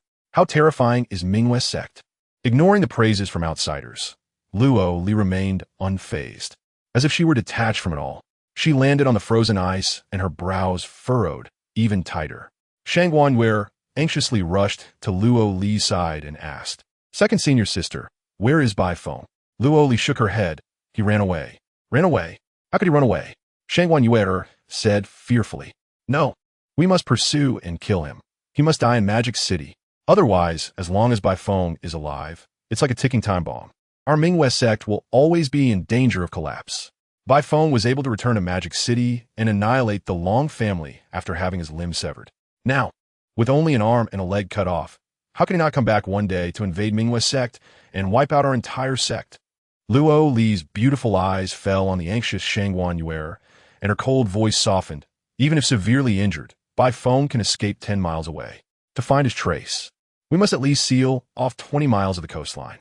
Even if our Mingyue sect goes all out, we cannot achieve such a wide-ranging blockade. By the time we arrive, he will have already escaped. She looked toward Shang Guanyue and said gently, "I will not leave you until the Master's assassination order is completed." Shang Guanyue's eyes lit up. "Is Master sending you to kill Bai Feng?" Luo Li shook her head lightly. "It wasn't directly said by Master, but it was conveyed through the Mingyue order, asking me to temporarily disregard the Blood Clan matter and come to Magic City to kill Bai Feng." The Mingyue order? Shang Guanyue let out a sigh of relief. Seeing the Mingyue order is like seeing the Master. It's almost the same as being instructed by the Master in person. Wait, Shang Guanyue held her breath. The Mingyue order was stolen by her. It is now in Qin Ge's hands. In the icy seawater, Bai Feng used all his aura to protect his battered body. Like a fish with severed fins, he swam awkwardly and comically through the water. After swimming 10 miles, Bai Feng was already at the end of his strength, his entire body icy cold, with blood oozing from his severed limbs. But he forcibly pushed his body to the limits. Against the current, he swam 15 miles before finally awkwardly coming ashore next to a bamboo grove where no one would bother him. Collapsing next to a thick bamboo, Bai Feng held his breath and began to regulate his injuries. In less than a quarter of an hour, his rapid breathing gradually stabilized. The bleeding from his severed limbs also stopped. With the threat to his life gone, Bai Feng clenched his fist with one arm, the nails digging into his flesh without him even noticing. He hated. He was filled with a rage that made his whole body tremble like chaff. However, soon after, the feeling of helpless anger was replaced by a profound killing intent. He escaped. He did not die. When he was young, he returned to Magic City and annihilated the Long family, even after having his limbs severed. Why can't he endure another 10 years of hard training and slaughter Mingyue sect to wipe out their entire family? Recalling the humiliation earlier, Bai Feng gritted his teeth and growled, "Shang Guanyue Luo Li Mingyue sect," and "Qin Ge, Menfuning Qin Ge." Bai Feng's rage surged even more violently. "When I, Bai Feng, return to the Dragon Kingdom, it will be the day you all die without a complete corpse." As soon as he finished speaking, a voice came from the bamboo grove, cursing, "What the hell? Are you out of your mind? I just showed up, and you already hate me?" Bai Feng looked towards the source of the voice in shock. He saw a man in a suit, seemingly surrounded by a layer of melancholy, sadness, and solitude under the night sky, stepping on the dry yellow bamboo leaves, accompanied by dozens of soldiers armed with real guns. With a smile on his lips and a mischievous look in his eyes, walking closer, Bai Feng trembled in fear. Qin Ge, Chapter 90, First Kill. Generous rewards. Ding. The Child of Destiny, Bai Feng, generates fear towards the host, rewarding the host with 10,000 villain points. At the moment the system notification sounded by Qin Ge's ear, Bai Feng, who was by the beach, almost without thinking, pushed off with one leg and leaped into the sea. Su Guanyue, who rushed over, saw Bai Feng escape from her sight once again and hurriedly stepped forward to block him. As soon as her leather boots got wet from the seawater, she saw Bai Feng standing up from the water, with only one leg visible, 3 zhang away. He was trembling all over, as if he was doing some sort of dance. It looked like he was performing an elderly disco or casting some special secret technique. In her panic, Su Guanyuer felt her legs go weak, and she began to tremble like Bai Feng, joining him in the chaotic scene. She looked down at the deep, ink-like sea water, trembling as she directed her voice towards Qin Ge, waving her hands frantically. Don't come over. There's electricity in the water.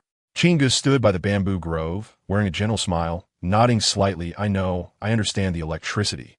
It should be known that Bai Feng is indeed the child of destiny. Surviving against all odds is his motto.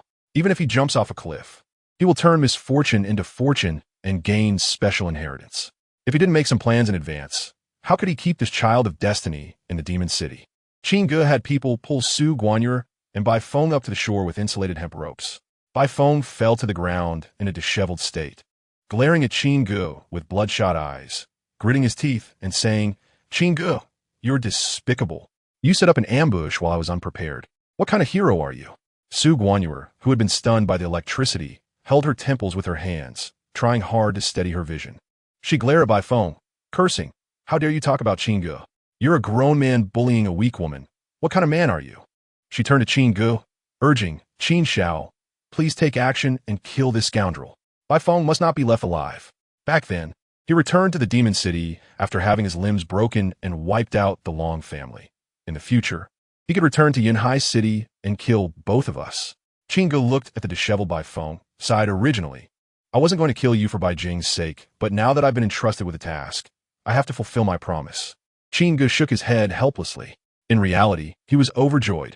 His meticulous plan to deal with Bai Feng was layered and intricate, all for the purpose of obtaining system rewards.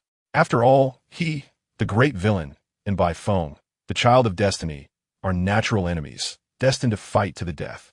Who would have thought that Su Guanyuer would contact him and chase Bai Feng as soon as she saw him escape? Why not change the wording and let Su Guanyuer owe him a huge favor? Bang! Qin Ge aimed the gun at Bai Feng's heart and pulled the trigger. With a muffled sound, crimson blood splattered from Bai Feng's chest. Under the gaze of everyone, Bai Feng, with eyes wide open in death, pointed a finger at Qin Ge's face, and then his head slammed heavily against the ground, his pupils dilating, his gaze gradually fading. Qin Ge, wait for me. Bai Feng, collapsed in a pool of blood, with his eyes losing focus, was roaring in despair deep inside. He wasn't dead. His heart was positioned slightly differently than a normal person's. Qin Ge's shot only heavily injured him, but did not kill him completely. He struggled to maintain his breath. The rage in his heart was uncontrollable. Qin Ge first took away his Ning Kur, then occupied his Lin Shaojin. Later, even his own sister Bai Jing stood by Qin Ge's side, beating and kicking him. This grudge was already irreconcilable. Not to mention, now Qin Ge took advantage of his vulnerability, electrifying the seawater within hundreds of meters, cutting off his escape route. How could he let such humiliation go unpunished? When he returned to the Dragon Country, he would definitely tear Qin Ge apart and scatter his ashes. Exhausting everything from the sky to the underworld, Bai Feng vowed to torture Qin Ge. Finally dead, Su Guanyuer looked at Bai Feng's corpse, shivering with lingering fear. She turned to Qin Ge, gratefully saying, Qin Ge, thank you. If it weren't for you killing Bai Feng, I probably wouldn't be able to sleep at night. Qin Ge tilted his head, looking at the relieved Su Guanyuer, playfully saying, Who told you Bai Feng is dead? He can't have other means of survival. His heart can't be on the right side. Ding! The child of destiny, Bai Feng, continuously generates fear towards the host, rewarding the host with 1,000 villain points. Bang, bang, bang. As Qin Ge raised his hand, a team of armed soldiers stepped forward, starting a torrential gunfire towards Bai Feng's corpse. The pretending Bai Feng was shot to pieces, blood mist exploding everywhere. He could no longer pretend, and with his upper body riddled with bullets, he stood up, screaming in rage at Qin Ge, I F you. Boom! Bai Feng's curse had not even fully escaped his mouth when Xiao Yingzi, carrying a flamethrower, instantly turned the flesh of Bai Feng's upper body into charred remains. Su Guanyuer stared in shock at the gruesome sight of Bai Feng's death, horrified. This guy was just pretending to be dead. Qin Ye knew did. Please, that's the child of destiny. Don't say it was just a random shot. It wouldn't necessarily have shattered Bai Feng's heart. Even if his heart exploded, I suspect he might have two hearts. He deliberately gave Bai Feng hope, only to let him face despair in the end. It was just to squeeze out the last bit of value from Bai Feng. But given the current situation, Bai Feng had probably been completely stripped of any value. Gulp! Su Guanyuer looked at Bai Feng's body, fearfully swallowing a mouthful of saliva. He had been burned to ashes. He should be dead, right? She began to feel fortunate that she had found Qin Ge to chase by phone. If it had been someone else, even she, after being electrocuted, would have lost the ability to think. She nearly let Bai Feng escape from death. At the same time, the system's notification sounded in Qin Ge's mind. Ding! The host kills the child of destiny, Bai Feng, completing the first kill, rewards being distributed. Ding! Congratulations to the host for killing the child of destiny. Bai Feng, rewarding the host with 200 physique points. Ding! Congratulations to the host for completing the first kill, rewarding the host with the divine ability rebirth of severed limbs. With this divine ability, the host's self-healing ability is greatly enhanced. Even if severely injured, they can quickly heal themselves, and severed limbs can also regenerate. Ding! Congratulations to the host for obtaining the special physique mysterious sky body. Rewards combined. Congratulations to the host for upgrading the special physique azure sky overlord body. With this physique, the host is immune to all damage below 3,000 physique points. And for physique above 3,000 points, damage reduction can exceed 90. At the same time, the host's energy significantly increases. Ding! Chapter 91 One-Stop Service Ding. Detected the special explosive ability of the Child of Fortune, Bai Feng, and has plundered it for the host. Congratulations to the host for obtaining the title Knight Butcher. Reward Fusion. Congratulations to the host for upgrading the title Suit Thug to Suit Butcher. Wearing this title increases the host's combat power from 5 times to 2 times. Ding! Detected that the Child of Fortune Bai Feng has come into contact with the new Child of Fortune Xiao Yi, and has plundered all information regarding Xiao Ye's past for the host. Reward Critical Hit. Congratulations to the host for obtaining the information post, which contains all past and future trajectory information of the new Child of Fortune Xiao Yi. System Character Panel. Host. Qin Ge Villain Value Balance. 118,860 points. Physique. Song Tian Ba Ti. Title. Suit Butcher. Body. 771 Charm. 99. Appearance 25. Temperament 25. Physique 25. Wealth and Character 24. Divine Powers. Rebirth of Severed Limbs. Desperate Struggle. Survival. Gunfighting. Immune to all poisons. Thousand-Faced Demon Shadow. Eye of Exploration. Flesh and Bone System Space. Strengthening Pill 39. Turtle Shell Lock. Night Cool Metal Carefree Pill 10. Information Post. Xiao Yi. System All. Open Hiss. Even Qin Ge, looking at the luxurious upgrade of the character panel in front of him, couldn't help but take a deep breath. He knew that defeating the Child of Fortune would yield rich rewards, but he didn't expect it to be this generous. An immediate increase of 200 physique points. This raised his base physique to 771 points. Not to mention the title Suit Thug being upgraded to Suit Butcher, increasing his combat power from 5 times to 2 times. This means that with the Suit Butcher title and the divine power Desperate Struggle, his combat power could surge to 4 times, exceeding 3,000 points. Moreover, his special physique Tsang Xian Ba Ti has also upgraded to Tsang Tian Ba Ti, which negates all damage below 3,000 points of physique and even significantly reduces damage beyond that threshold. Even facing Luo Li, the second senior sister of Shang Wanyue, who should not appear in Bai Feng's plot, he likely wouldn't be her opponent anymore. After all, he has the self-healing ability of the divine power rebirth of severed limbs by his side. Of course, he couldn't be careless and should remain cautious. Qin Ge put aside any dismissive thoughts and immediately looked at the information post in the system space, feeling ecstatic. Wow, defeating the Child of Fortune yields such rich rewards. He actually received all the information rewards about the new Child of Fortune. It should be noted that if it weren't for the information post dropping during the process of defeating Bai Feng, based on the dog system's nature, peeking into Xiao Ye's future information would at least cost tens of thousands of villain points. Saving that expenditure is equivalent to earning a huge profit. Without any hesitation, Qin Ge took out the information post and crushed it. As the post transformed into cool information, it flowed into Qin Ge's mind. In less than 10 breaths, all information about Xiao Ye's past and future began to flow smoothly in his mind, which he fully comprehended. The son of the Xiao family in Magic City, years ago feared the Long family, broke off his engagement with Ning Ke, and later due to business competition, suffered a heavy blow from the Mu family in Yunhai City, fleeing abroad to establish the assassin organization Night Owl, becoming the underground world's uncrowned king. Night King? Even a blood clan with nearly 1,000 physique points could be killed with slight injuries. So it can be inferred that Xiao Ye's physique must reach at least 1,000 points, or even up to 1,500 points. Based on the information, Qin Ge assessed Xiao Ye's strength and decisively considered him to have a physique of 2,000 points. Of course, in reality, Xiao Ye's strength could not possibly reach 2,000 points. After all, physique isn't just a simple addition. If Xiao Ye's physique reached 2,000 points, there would be no way he could kill the Blood Clan without sustaining injuries and could leave calmly. Just after taking down by Feng, a new child of fortune, Xiao Yi came knocking. Who says being a villain is not viable? This villain is too awesome. Knowing that Xiao Yi has returned to Magic City, Qin Ge planned to pay a visit to the Ning family to take advantage of the opportunity. He turned to look at Shangwan Yue, who was standing in front of a pile of black ash, hands clasped together, muttering to herself, and asked curiously, "What are you doing?" Shangwan Yue turned her head, her pretty face full of trepidation, and said, "I'm resolving grievances with Bai Feng. This guy is too hard to kill, and his resentment is sky high. I'm afraid I'll have nightmares in the future." Qin Ge shook his head with a smile. "You don't need to worry about that. I've already made arrangements." He looked at Xiao Yingzi, who had taken off the flamethrower, and asked, "Is everyone here?" Xiao Yingzi nodded. "They've all arrived and are waiting outside. Let them come in."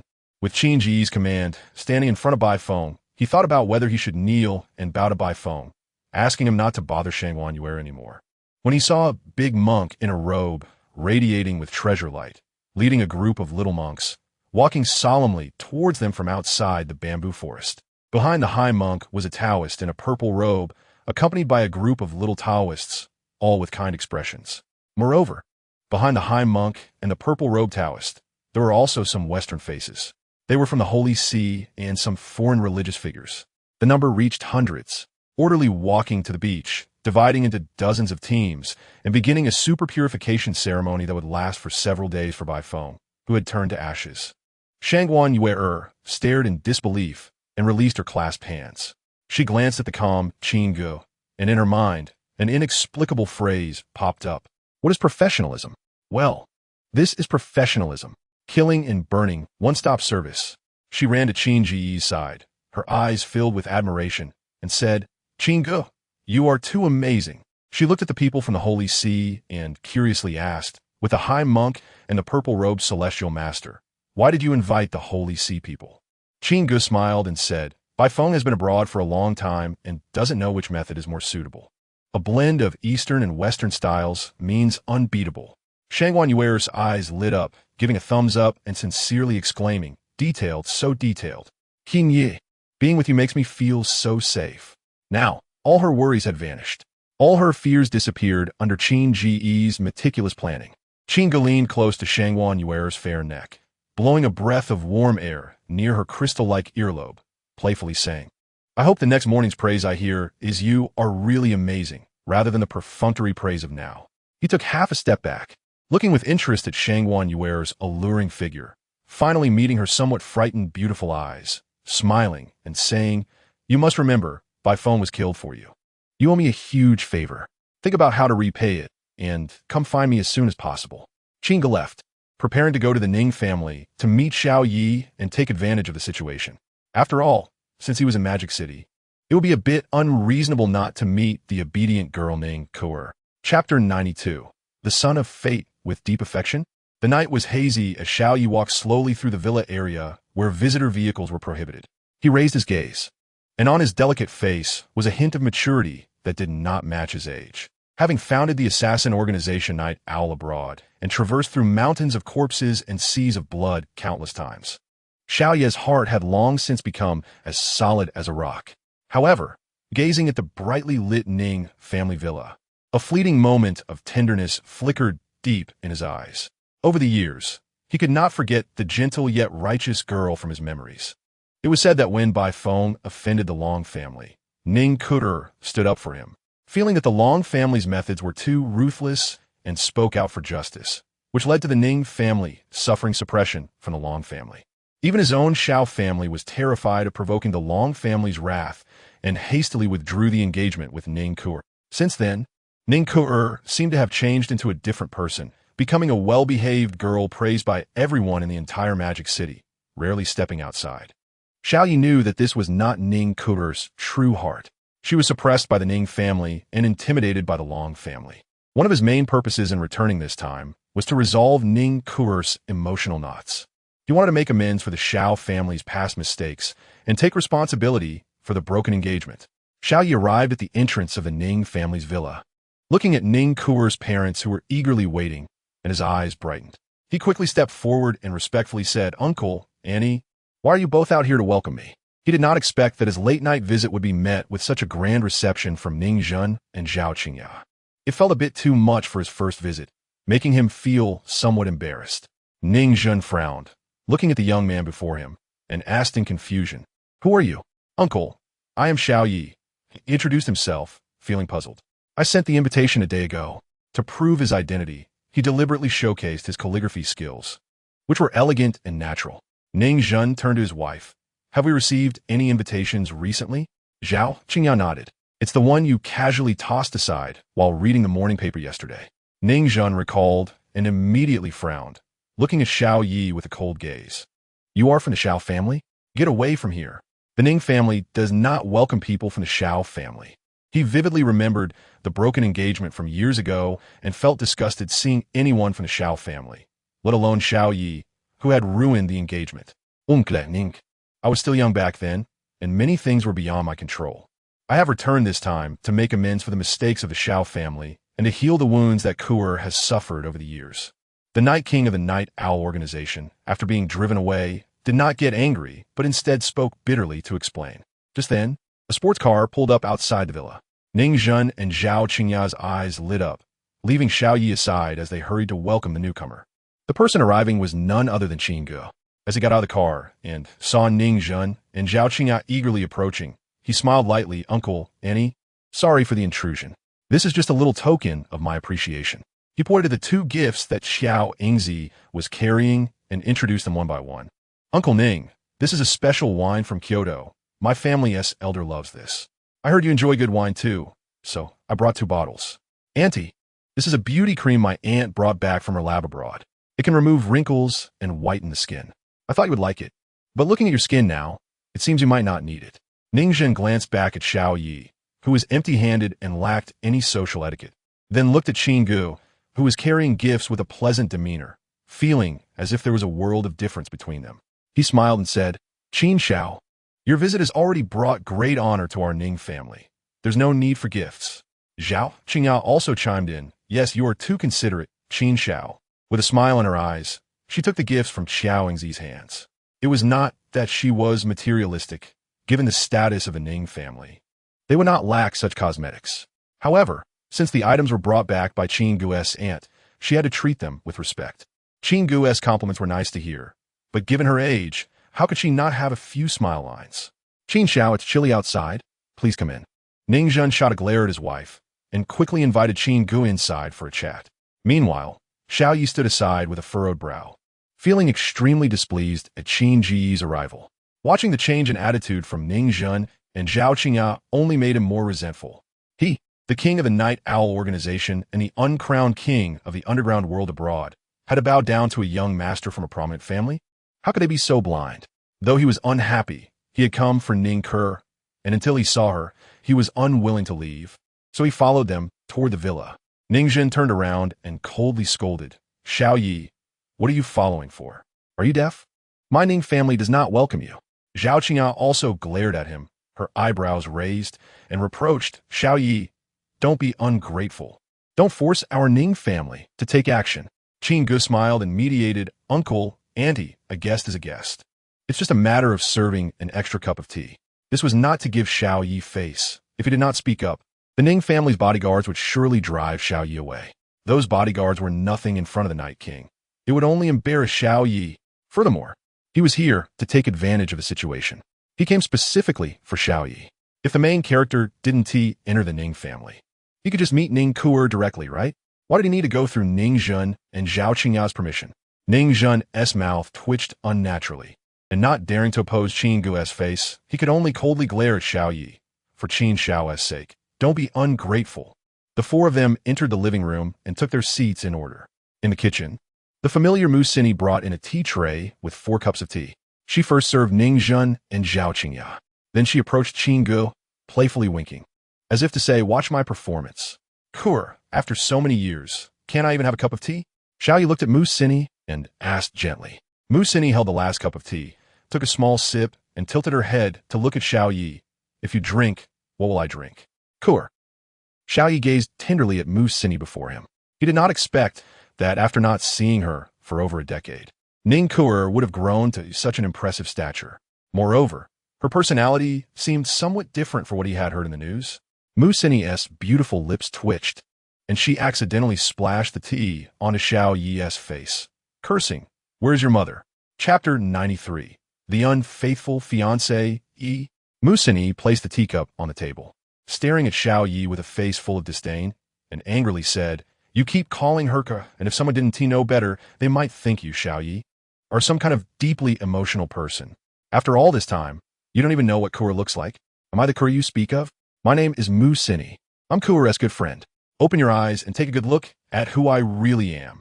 To be honest, under normal circumstances, Mu Sini would never dare to offend anyone so boldly. She knew well that one should not judge by appearances, as there could be hidden dangers.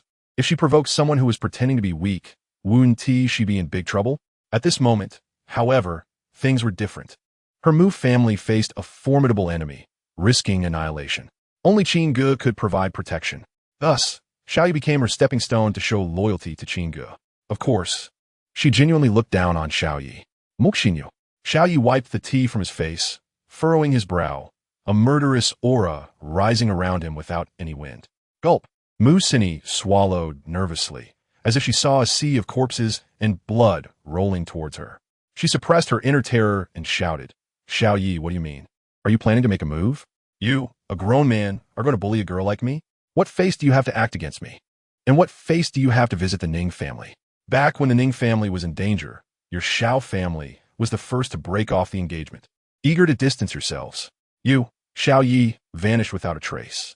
After more than 10 years, you still have the face to come knocking?" As Mu Sini revealed the past, Ning Zhen's face also hardened as he glared at Xiao Yi. If it weren't for Qin Xiao's face, would you even think about stepping over the threshold of the Ning family? Drink tea? What a joke. Zhao Qingya shot Xiao Yi a glance and coldly snorted. Shameless and unashamed. Xiao Yi se bro tiktenit. He had been enduring this. Out of respect for Ning Zhen and Zhao Qingya's elders, he hadn't retaliated. But with the conversation reaching this point, he could no longer hold back. Indeed, as you say, my Xiao family has made mistakes. But I was young back then and had no voice. Can you blame me for this fault? He looked at Ning Zhen and Zhao Qingya, his anger flaring. And you, Uncle Ning and Andy, do you really think you have no faults at all? Kur was quiet as a child, but she wasn't completely sheltered. After the Bai family incident, you two became so strict with her that you almost locked her up in the Ning family, not allowing her to go out. You even wished to sew her mouth shut, so she wouldn't say a word. Outsiders praised the Ning family for having a good girl, but in reality, it was you two who stifled Kur's nature, forcing her to become a puppet. She no longer dares to speak for herself or express any of her true feelings. Seeing the conflicted expressions on Ning Zhen and Zhao Qingya's faces, Mu Sini secretly felt that things were not looking good. She had come to the Magic City, looking for Qin Ge to save her, and was temporarily staying at the Ning family. In recent days, Ning Zhen and Zhao Qingya had specifically asked her about her views on Kur's extreme obedience. Wasn't this a sign that they realized their mistakes and wanted to change? Feeling sorry for their daughter? Just as Mu Sini was preparing to argue her case, Qin Ge, who had been sipping tea on the side, leisurely put down his cup and with great interest looked at Xiao Yi, asking with a smile, "So according to you, Uncle and Annie shouldn't be involved in Kur's matters? If they don't intervene, and Kur, being young and with a sense of justice, provokes the wrath of the Long family, how will that be handled? Are you planning to let the Ning family and the Long family fight it out to the death? Or do you want your Xiao family, which retreats at the first sign of trouble, to step in and help?" Qin Ge glanced at Xiao Yi, secretly thinking, truly a child of fortune. He really is a double-standard freak. His ability to distort facts is impressive. With a smile on his lips, he continued, "Uncle and Auntie's approach may be strict, but they're doing it for Kur's sake. Isn't that better than your Xiao family retreating at the first sign of trouble? According to you, Kur has been assassinated by the Long family more than a decade ago." Ning Zhen and Zhao Qingya were taken aback. Suddenly, they understood, their minds clearing up. The couple looked at Xiao Yi, angrily saying, confusing the truth. You, Xiao Yi, have the nerve to blame us? Xiao Yi turned to Qin Ge, his brow tightly knitted, the anger in his eyes unmasked. Ding! The child of fortune, Xiao Yi, felt anger towards the host, rewarding the host with 5,000 villain points. Ding! The child of fortune, Xiao Yi, felt killing intent towards the host, rewarding the host with 10,000 villain points. As the rewards came in, Qin Ge couldn't help but admire. This child of fortune was quite valuable. The smile on his face grew more playful as he asked, "What, does young Master Xiao think what I said makes no sense?" Xiao Yi's expression hardened. "I came here to find Ke. This has nothing to do with you." He was too lazy to argue. Looking towards Ke's bedroom and loudly calling, "Ke, I'm Xiao Yi, I'm back. Don't you even want to see me once?" What he wanted to make up for was Ke, and not Ning Zhen and Zhao Qingya, and certainly not Qin Ge, as long as Ke accepted him. He didn't care about anyone else's opinions. However, after Xiao Yi's call, there was no response from Ke in the bedroom. This made Xiao Yi's expression grow even darker. "Forget it," Qin Ge waved his hand. "Young Master Xiao should leave. Ke doesn't want to see you, and I'd just be making a fool of myself by letting you into the Ning family." Xiao Yi turned his head, glaring at Qin Ge, angrily saying, "Don't pretend to be a good person here. Ke is currently being suppressed by the Ning family, and she's just scared, not unwilling to see me. Even if you call her, she won't respond." He thought to himself. The news was indeed correct. Ke had been oppressed in the Ning family over the years, her true feelings deeply buried, and she had become a true obedient girl. His shouting was too abrupt, so it was natural she wouldn't respond. If Qin Ge were to call, Ke wouldn't respond either. "Is that so?" Qin Ge was amused, shaking his head. "I don't believe it." Gulp. Ning Zhen and Zhao Qingya, standing aside, swallowed nervously in unison. The couple felt a tightness in their hearts.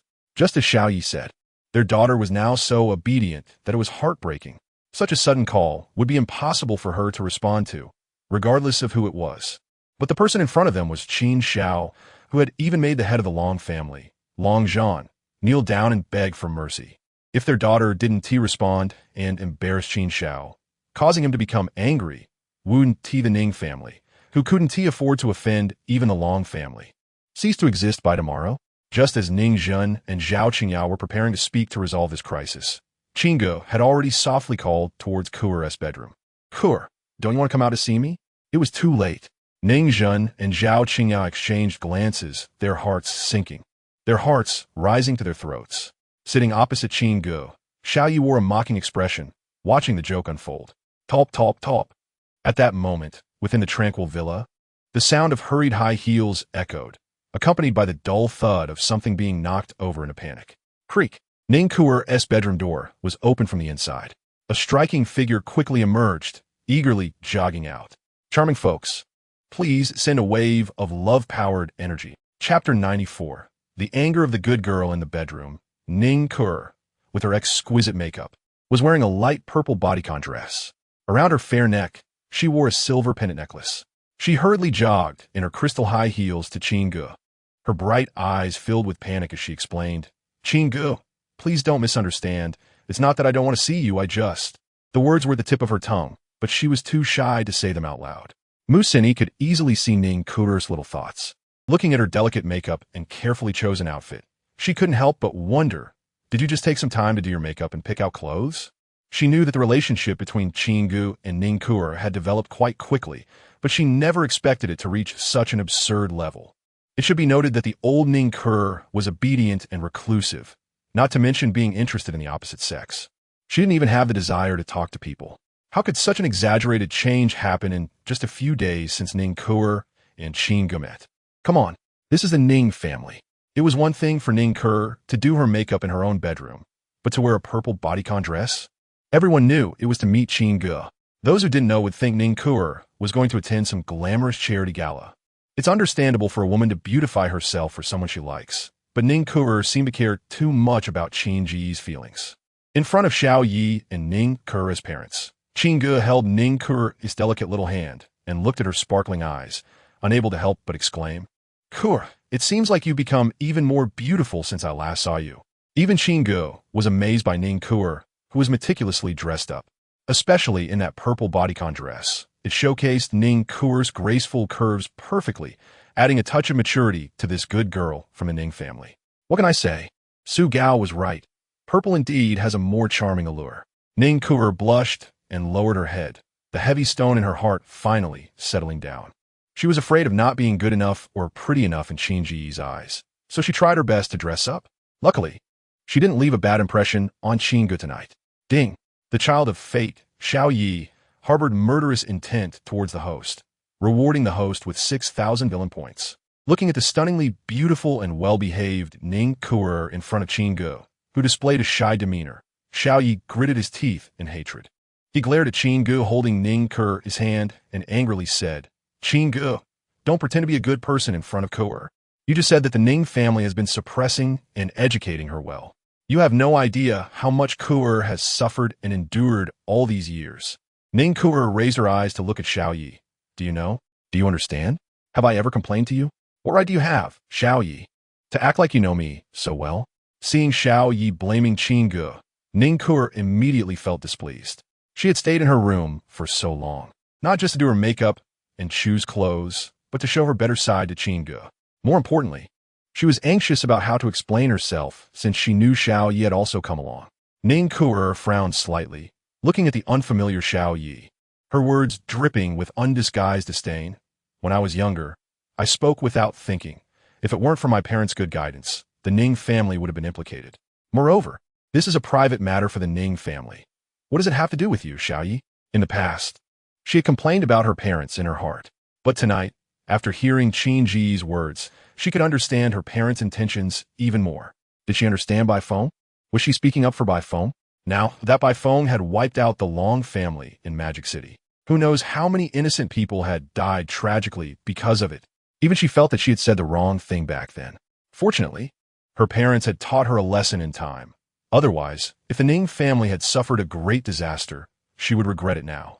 But what difference would her regrets make? Xiao Yi clenched his fists in dissatisfaction and gritted his teeth. How is it unrelated to me? I am your future husband. We have already privately agreed to spend our lives together. How could it not be related? Nonsense. Ning Ku'er was frightened and turned pale, quickly explaining to Qin Ge. I have nothing to do with him. We were never close back then. It was just that my Ning family and the Xiao family had many business collaborations that led to a hasty engagement. She nervously held Qin Ge's hand, her eyes reddening as she hurriedly rebutted, fearing that Qin Ge would misunderstand. Qin Ge, you should die.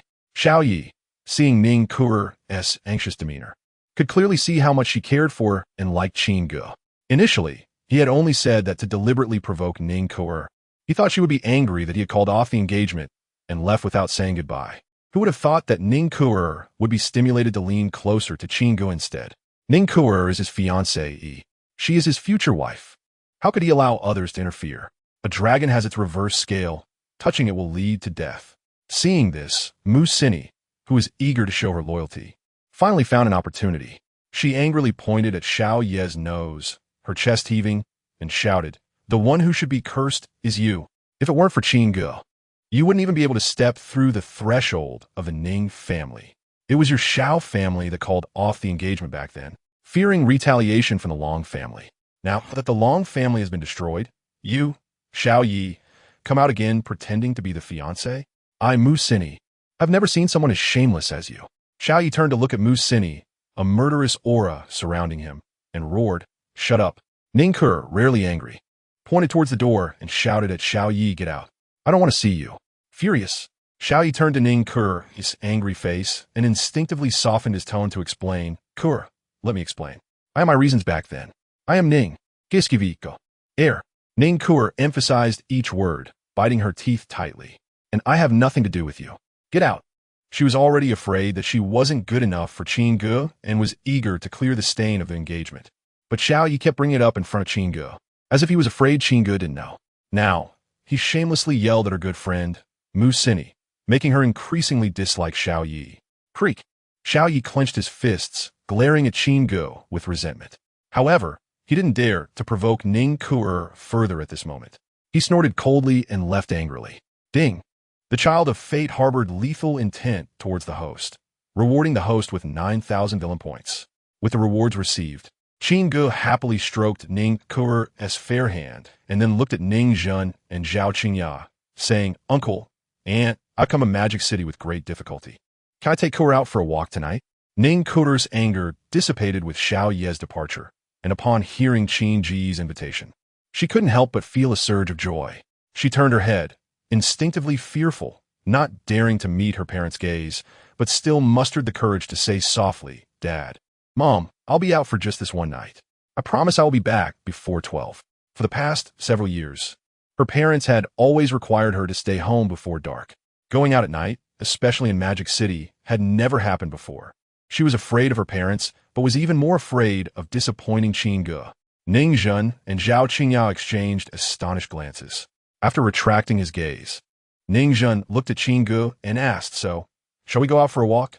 Zhao Qingyao poked her man with her arm, not in a good mood, and said with a smile, "The Magic City is also known as the city that never sleeps. Ku'er, you should take Qin Xiao out for a stroll. You don't need to come back before midnight. Spend more time with Qin Xiao, and you don't have to go home tonight." Chapter 95. Mu Sini is dumbfounded as Qin Ge left with Ning Ku'er and the two girls. Ning Zhen turned to Zhao Qingya, frowning and dissatisfied. "Are you crazy? Ku'er is our only daughter. Do you plan to use your own daughter to fish for a wealthy son-in-law? Even if Qin Xiao has a powerful background, even Long Zhan, the head of the Long family, treats him with caution. Even if our Ning family allies with Qin Xiao, we could rise to great heights. But we only have Ku'er. No matter how wealthy the Ning family is, if Ku'er is not happy, what does it matter how powerful we are?" The oppressive education he had previously enforced was meant to teach his daughter to be cautious and to protect herself. He didn't want to raise a daughter who would blindly obey others and use her connections to gain power. She was his only daughter. After he and his wife passed away, everything in the family would belong to her, right? What he wanted was for his daughter to be safe, not for power. Zhao Qingya poked Ning Zhen's forehead with her finger and playfully rolled her eyes. "Are you blind? Can't you see Ku'er's elbow is already sticking out? As her mother, am I not allowed to go with the flow? What do you mean I'm using my own daughter as bait? It's mutual consent. Ku'er is already this big. Let her experience the joys of being a girl. What's wrong with that?" Ning Zhen was puzzled. The joys of being a girl? She watched as Ku'er picked up the beauty cream brought by Qin Ge, twisting her curvy waist as she walked toward the stairs, unable to help but tease. "Don't think everyone is like you, Ning Zhen. All show and no substance. Just a paper tiger." In the bustling night market, Ning Ku'er, who already had a delicate appearance, wore a charming stepmother dress and exquisite makeup, walking down the street like the eye of a storm. She constantly attracted the attention of passers-by. This made Ning Ku'er, who had attended an all-girls school and seldom interacted with strangers, feel particularly uncomfortable. She unconsciously moved closer to Qin Ge, as if being by his side gave her a greater sense of security. "Hey Ku'er, here's the milk tea I bought for you." Mu Sini, who had volunteered to buy milk tea, returned and casually stuffed a cup of milk tea into Ning Ku'er's arms, then walked in front of Qin Ge with several large bags of various kinds of milk tea.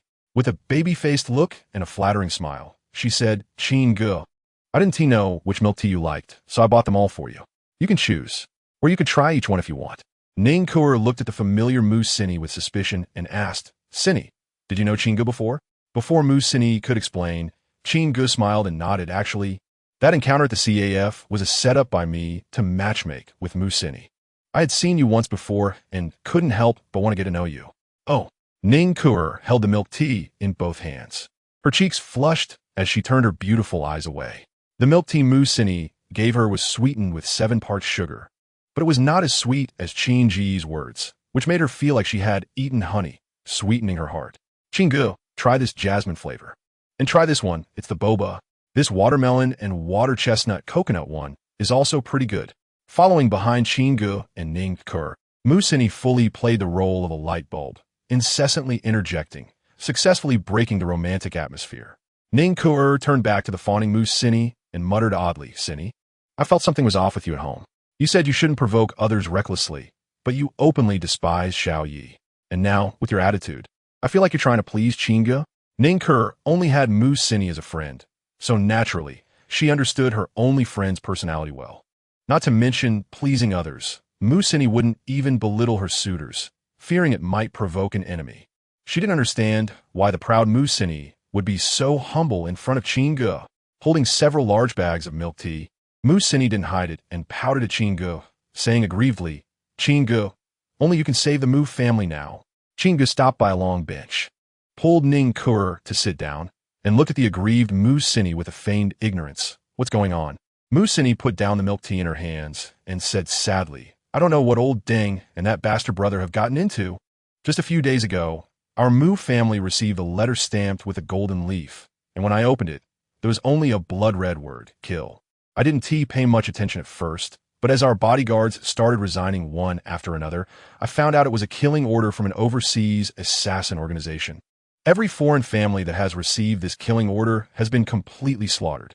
To this day, we haven't even found out who the murderer is. Qin Ge raised an eyebrow and smiled. You mean the overseas assassin organization, Night Owl, sent a killing order to your Mu family? Mu Sini nodded vigorously, yes. It's that Night Owl. It is said that their leader is called Night King, elusive and mysterious, having killed countless people abroad. I suspect the Night King has gone mad. Their activities are in the Eagle Falcon country, and our Mu family's business has nothing to do with Eagle Falcon. I don't even know where we offended him. If it were before, she wouldn't have cared. After all, in old Deng's eyes, the family business was all her brother's. If it was ruined, so be it. She would rather her mother's hard work be destroyed than fall into the hands of outsiders. But now her brother was incapacitated and had become a vegetable. The Mu family's business wasn't just her mother's share. Even old Deng's share belonged to her. How could she bear to let her Mu family's business, and even her own life, be taken away for no reason? Qin Ge looked at the angry Mu Sini and asked with a smile, Do you know what the Night King's name is? Mu Sini shook her head like a rattle drum. I don't know. Vinge chocolate, Xiaoye. The same Xiao you just pointed at and scolded. Ning Ke turned in shock to Qin Ge, incredulously saying, It's him? Mu Sini's beautiful eyes widened even more, like a thunderclap ringing in her mind. Boom! Her head buzzed, completely blank. As she regained her senses, the clever Mu Sini began to unravel the past grievances in her mind. It's the Xiao family? When the Xiao family broke off the engagement, I was furious. So I encouraged old Deng to take the opportunity to attack the Xiao family's business, forcing them to tighten their grip on their business in Modu and eventually move abroad. I also heard that the head of the Xiao family died unexpectedly abroad. So Xiao Yi blamed all this hatred on my Mu family. And this time, he returned to Long Country to take revenge on us? It's over. Knowing the reason, Mu Sini was scared stiff, collapsing to the ground with a thud. She had been cautious before, unwilling to make enemies. But in the end, at the most critical moment, she had trampled on the dignity of the Night King, Xiao Yi, in front of everyone. Wasn't this pure self-destruction? Forcing Xiao Yi to want to destroy her Mu family? Ning Ke tightened her grip on Qin Ge's warm hand. Her beautiful eyes filled with worry. Qin Ge, can you save Sini? Qin Ge looked at Mu Sini with interest, subtly scanning her, and shook his head with a sigh. I can't be completely sure. Hearing this, Mu Sini felt even more bitter in her heart, with tears welling up in her eyes. At this point, Qin Ge's straightforward gaze might deceive Ning Ke, but how could it possibly fool her? Qin Ge dares to go against Xiao Yi and snatch Ning Ke right in front of him, which shows that he doesn't care about Xiao Yi at all. However, if he wants Qin Ge to lend a hand, how could there be no cost involved? Being too clever can backfire. It's like lifting a stone only to drop it on your own foot, losing both the lady and the soldiers. Mu Sini feels a deep sense of grievance, yet she has no choice but to accept this harsh reality. Initially, she only intended to comfort Qin Ge with some words. But this time, it seems that mere words won't be enough. Chapter 96. Luo Li versus Qin Ge. Why don't you hide for a while, Sini? Ning Ke said with a worried expression on her delicate face. My dad knows people from the Dragon Group. When we get back, I'll have him contact someone he knows. It would be best if they could capture Xiao Yi. The enmity between the Mu family and the Xiao family is largely attributed to the Ning family. It's important to note that the Xiao family was initially afraid of the Long family, but it was only relative. The commercial competition between the Mu family and the Ning family is largely because Mu Sini wanted to avenge her and speak up for her. The Xiao family's industries in Magic City were retreating, and the Mu family wasn't doing much better either. It was a situation where they harmed each other. This incident caused Mu Sini to become increasingly unfavored by her father. Furthermore, after Mu Sini's mother passed away, the head of the Mu family publicly acknowledged his illegitimate son that he had raised outside. One could say that Mu Sini offended Xiao Yi, and her previous lack of favor in the Mu family was all because of Ning Ke. Now that Mu Sini was in a dangerous situation, how could she not worry? Forget it. Mu Sini waved her hand, not taking it to heart. If the Ning family really knew some high-ranking members of the dragon group, why would they fear the Long family like a tiger? She cast a resentful glance at the indifferent Qin Ge and changed the subject. It's getting late. Let's go to the high-rise in Magic City to overlook the night view. She took Ning Ku'er's small hand and smiled. After we watch the night view, I'll take you home. I won't stay at the Ning family tonight. She knew very well that if she didn't actively contribute something practical, it would be impossible for the big bad guy, Qin Ge, to help her. The extent to which Qin Ge would exert effort on Xiao Yi depended on how much effort he would put in for her. Qin Ge nodded, pretending to be confused. Overlooking the city that never sleeps has a unique atmosphere. Just then, a system prompt sounded in Qin Ge's ear. Ding. The daughter of fortune, Luo Li, is approaching the host with hostility. Luo Li? Chun Yuan's second senior sister? A smile appeared at the corner of Qin Ge's mouth. Is she here to seek revenge for her junior brother? He looked at Mu Sini and Ning Ku'er, urging with a smile, you guys go ahead. I'll be there in a bit. As Mu Sini and Ning Ku'er were about to leave, whoosh, a deep blue feather arrow brushed past Qin Ge's temple, flying swiftly and precisely hitting a park bench. Crack, crack. The blue ice crystal, like maggots attached to bone, instantly covered the bench and a radius of several meters around it with a layer of ice. A woman in a blue palace dress emerged from behind a large tree, her beautiful eyes coldly staring at Qin Ge. Qin Ge, do you know your mistakes? Qin Ge crushed the ice crystal at his temple, tilting his head to look at Luo Li. This was the first time he had seen her, with hair like satin tied up in a high bun, exquisite features gathering the spirit of heaven and earth. Her fair skin was whiter than snow, reflecting her clear eyes, as cold as 3 feet of ice. Below her jade neck was a fitted, deep blue palace dress, accentuating her long figure and graceful posture. Her slender hand gripped a blue longbow. The whole person exuded an aura that made people feel distant, like a huge block of ice. Her beauty was fresh and extraordinary, so cold that it involuntarily evoked a desire for conquest. Looking at Luo Li, whose appearance was on par with Jiang Yingxue, and even superior in temperament, Qin Ge said playfully, what did I do wrong? Luo Li's face was stern as she spoke without a smile. First, you insulted my junior sister, Qin Huanhuan, and broke her leg. Second, you insulted my sect, the Mingyue sect, which is a great disrespect. Qin Ge couldn't help but laugh. He didn't deny breaking Qin Huanhuan's leg. But when did he insult the Mingyue sect? He thought about spitting on his 7 senior sisters, or even spitting a few times at his beautiful master. Why would he waste energy on a sect like Mingyue? It was just that Chun Yuan, that son of fortune, knew that Luo Li was loyal to the sect, so he deliberately stirred up trouble in front of her.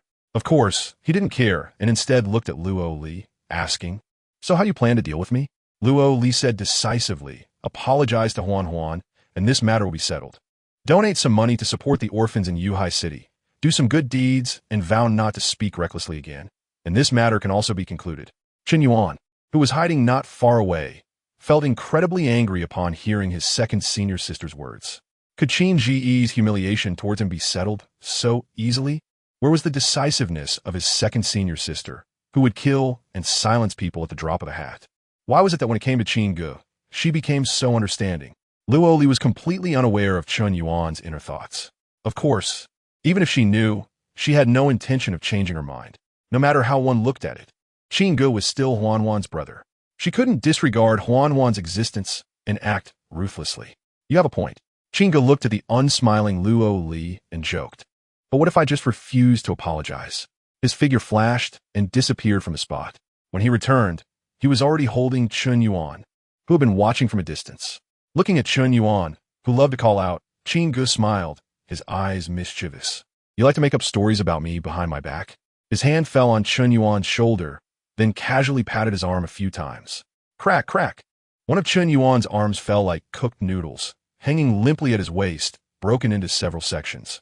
Second senior sister, save me. Chun Yuan turned back and cried out for help to Luo Li. After having his arm broken by Qin Ge, he was not only not angry, but felt a sense of delight. In front of the second senior sister, he dared to act against a disciple of the Mingyue sect. He was simply asking for death. Qin Ge, you have gone too far. Luo Li frowned, looking at Qin Ge, who had acted so ruthlessly, clearly enraged. Around her, deep blue energy surged uncontrollably, causing the temperature in the surroundings to drop several degrees. Ding! The daughter of fortune, Luo Li, has developed anger towards the host, rewarding the host with villain points 5,000. Qin Ge, having broken Qin Yuan's leg, looked at Luo Li's slightly rising chest with interest and asked, "I gone too far? What do you do to me?" Like tossing away a dead dog, he threw Qin Yuan aside. Then he pushed off the ground like a cannonball, actively shooting towards Luo Li. "You idiot!" Sitting on the ground, Qin Yuan, completely ignoring the intense pain in his body, looked at Qin Ge rushing towards his second senior sister and couldn't help but sneer. Does Qin Ge think that in his eyes, his second senior sister can only shoot arrows? Foolish. In the Mingyue sect, there are no more than 3 people who can defeat the second senior sister in close combat. To dare to actively attack the second senior sister is seeking death. Stubborn. Luo Li's broche furuba. She had originally considered Huan and didn't make things too difficult for Qin Ge. But this guy not only refused to admit his mistakes, but also acted violently in front of her. How could she tolerate that? Deep blue energy visibly transformed into an ice sword in her palm. Holding the ice sword, she lunged towards Qin Ge's shoulder.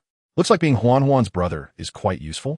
Seeing Luo Li purposely avoiding vital points, Qin Ge self-mockingly said, sidestepping, and raised his hand to grip the ice sword she had thrust out. Sizzle, sizzle, sizzle. At the moment Qin Ge grasped the ice sword, it burst into a large amount of white steam as if being boiled at high temperature. The ice sword condensed by Luo Li's energy melted away rapidly in just an instant. Luo Li showed a surprised expression. So hot. Qin Ge leaned forward, slapping his palm against Luo Li's chest. At the moment of contact, his voice carried a teasing tone as he said, "It's not just my palm that's hot." Chapter 97. Defeat and Compromise Scoundrel. Luo Li furrowed her brows, a chilling blue aura of ice surrounding her, rushing towards Qin Ge like a cold tide. She clenched her fist, the azure energy enveloping it, and struck towards Qin Ge's chest with a flurry of punches. Qin Ge did not dodge, meeting her head-on with his own fist. Bang, bang, bang. The 2 fists collided, and Luo Li's protective energy was shattered, scattering like rain. Nearby trees, stone bricks, and flower beds. Anything that came into contact with Luo Li's energy quickly froze solid. The severity of the icy aura was evident. Yet Qin Ge, who was continuously clashing with Luo Li, remained completely unaffected. In fact, Luo Li could feel a wave of scorching heat surging from Qin Ge's punches, hitting her with a force that was hard to adapt to. Gulp. Qin Yuan, who had collapsed on the ground, watched in shock as Qin Ge and Luo Li rapidly clashed. The muscles at the corner of his mouth twitched unnaturally. Is he crazy? That's her second senior sister. To defeat him, it should have been enough to intimidate him with her icy aura. Yet, her formidable second senior sister was unable to take down Qin Ge for the time being. It even seemed that she was being suppressed by Qin Ge. Just how terrifying is Qin Ge's strength? Qin Yuan's eyes were filled with fear. He remembered when he first met Qin Ge. He had planned to kill him in a secluded area. Looking back now, it felt like a moth flying into a flame. Compared to Qin Ge, he felt like a novice boxer facing Tyson, with Tyson merely acting as the referee, while his true opponent was the super Tyson who had absorbed the energy of 5 older brothers. The second senior sister is going to lose. Seeing Luo Li being knocked back by a punch from Qin Ge, Qin Yuan felt his scalp tingle. Without thinking, he stumbled to his feet on one leg and hopped away like a zombie. He didn't know if Qin Ge would kill the second senior sister. But if he fell into Qin Ge's hands, it would definitely be a dead end. TSK, TSK, TSK, your little junior brother who egged you on has run away. Qin Ge withdrew his gaze from the fleeing Qin Yuan and turned back, teasingly saying, while forming a fist to strike at Luo Li's chest. As he approached, he changed his fist into a palm, wanted to test Luo Li's rebound strength. Despicable. Luo Li exerted all her strength to grasp Qin Ge's 2 hands, her chest rising and falling with anger as she coldly said, "Qin Ge, don't push your luck." Qin Ge did not struggle and kicked towards beneath Luo Li's skirt. Luo Li's face showed surprise. Her long, slender legs instinctively came together into a bow shape, tightly clamping Qin Ge's leg to prevent him from advancing further. Qin Ge maintained a stance, looking at the icy Luo Li in a playful pose, unable to resist teasing. "You're quite good at clamping, huh? But I hope you're not clamping this leg." Vulgar. Luo Li released Qin Ge's hands and quickly retreated 3 meters away. her willow-like brows furrowed, her teeth nearly biting through in anger. Glaring at Qin Ge with a mixture of shame and fury, she gritted her teeth and said, "Scoundrel, I will never let this slide. You insult the Mingyue sect, and me." She had never been this furious before. She never expected that the brother of her junior sister would be so terrifyingly powerful. Realizing she was no match for him, Luoli did not continue to humiliate herself. She turned and transformed into a streak of blue light, disappearing into the shadows of the trees. Ding! The daughter of fate, Luoli, experienced extreme shame and anger towards the host, rewarding the host with 10,000 villain points. After the reward was credited, Qin Ge pinched his fingers and sniffed them at his nose, whispering with a slight smile, "Second senior sister, the cold fairy? I'm not afraid of your true anger, nor your killing intent, but I'm afraid you won't come again next time." With a smile on his lips, Qin Ge observed the situation. Luoli would not be making a move anytime soon. Moreover, based on her character, she definitely wouldn't go to the Mingyue sect for help. The self-reliant Luoli would find a way to regain her face on her own. It is not an exaggeration to say that for the time being, he would be a bait for Luoli. Wherever he appeared, she would be in hot pursuit.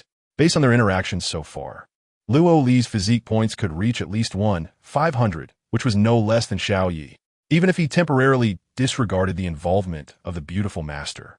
Luoli could completely utilize the secret technique passed down from her 7 senior sisters.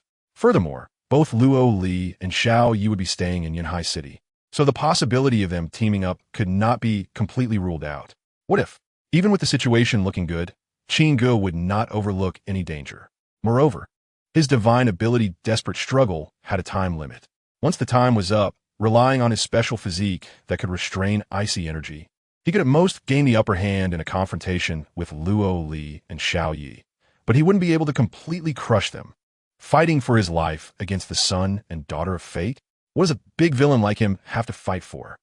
After leaving the park, Qin Ge followed the location given by Mu Sini and arrived at the top floor of the tallest hotel in Modu, accompanying Ning Kuer to enjoy the dazzling night view of the city. As night deepened, Mu Sini excused herself to take Ning Kuer back to the Ning family. Qin Ge then booked a presidential suite in the hotel. Lying on the soft bed, Qin Ge stretched and then instructed the system. Open the system panel. Host, Qin Ge villain points balance, 173,860 points physique. Celestial Overlord body title, suit-wearing massacre, physique power, 771 charm, 99, appearance 25, temperament 25, physique 25, wealth, and character 24, divine abilities, rebirth of severed limbs. Desperate struggle, survival, gunnery, immune to all poisons, thousand-face phantom, eye of investigation, flesh to bone system space, strengthening pill 39, turtle shell lock, night is slightly cool metal. Carefree pill 9, system all. Open unknowingly. The villain points balance was enough for 2 rounds of 100 consecutive draws. Qin Ge felt eager to try. Just as he was about to draw, there was a knock at the door. Knock, knock. Qin Ge opened the door to find Mu Sini, who was wearing an oversized trench coat and was half a head shorter than him, standing anxiously at the entrance. He asked suspiciously, "Aren't you taking Kuer back to the Ning family?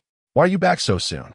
Mu Sini, with a glistening smile, softly replied, "I notified Aunt Zhao's driver in advance to take Kuer back. I didn't go with her to the Ning family." Qin Ge chuckled, "So, you've been downstairs in the hotel for this little half an hour, and only now did you make your decision?" Mu Sini entered the room and closed the door. She took off her linen trench coat, wearing a carefully chosen silk nightgown, a transparent camisole, and a purple lace skirt that clung to her figure. She lifted her big watery eyes to look at Qin Ge and murmured, "You misunderstood me. I just want to pick out a nightgown. Although I dislike clothes that make my figure look exaggerated, you like them, don't you?" Chapter 98. Ning Kuer's Delusion TSK. Even Qin Ge couldn't help but click his tongue when he saw the outfit that Mu Sini had meticulously prepared. He initially thought that Mu Sini was hesitant and unwilling to make an effort, wanting to just talk his way out of the situation. He never expected that Mu Sini was already mentally prepared. In fact, to please him, she had even paired it with a seductive semi-transparent stepmother skirt. It should be noted that Mu Sini was a true lowly with a youthful face and a scheming nature, naturally possessing a broad-minded attribute.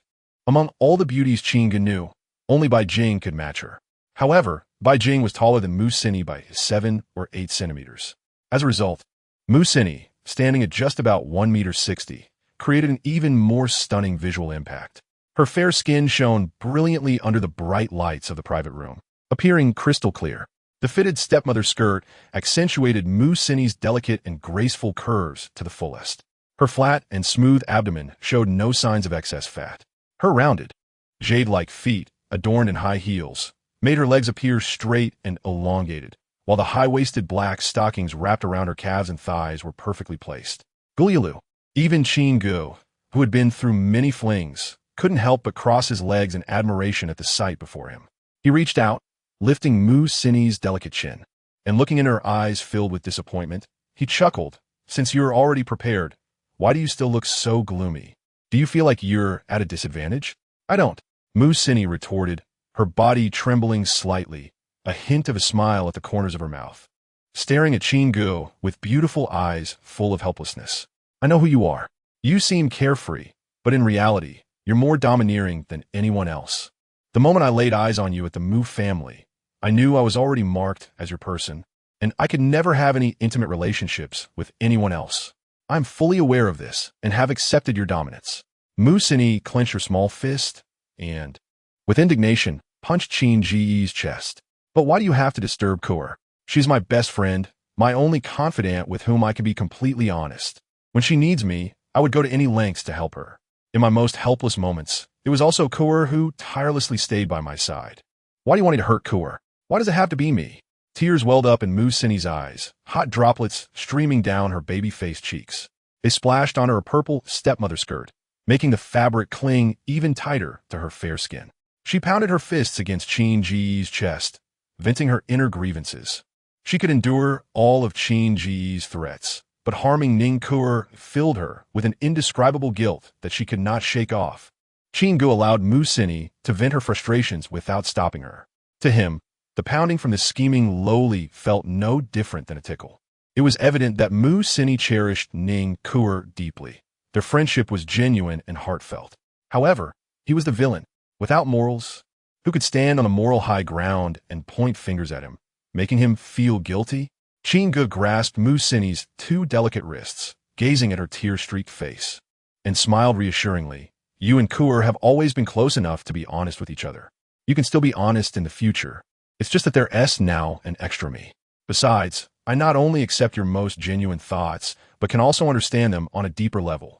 Releasing Mu Sini's fair wrists, Qin Ge leisurely walked over to the soft bed and lay down. He glanced at Mu Sini, but didn't rush her. Instead, he placed his hands behind his head and commanded the system in his mind. Lottery. Ding. Congratulations, host. You have received a relaxation pill 1. Ding. Congratulations, host. You have received a body refining pill 1. Ding. Congratulations, host. You have received a strengthening pill 1. Ding. Congratulations, host. You have participated in the lottery. Ding. The luck goddess Mu Sini is experiencing shame and anger, rewarding the host with minus 2,000 villain points. Ding.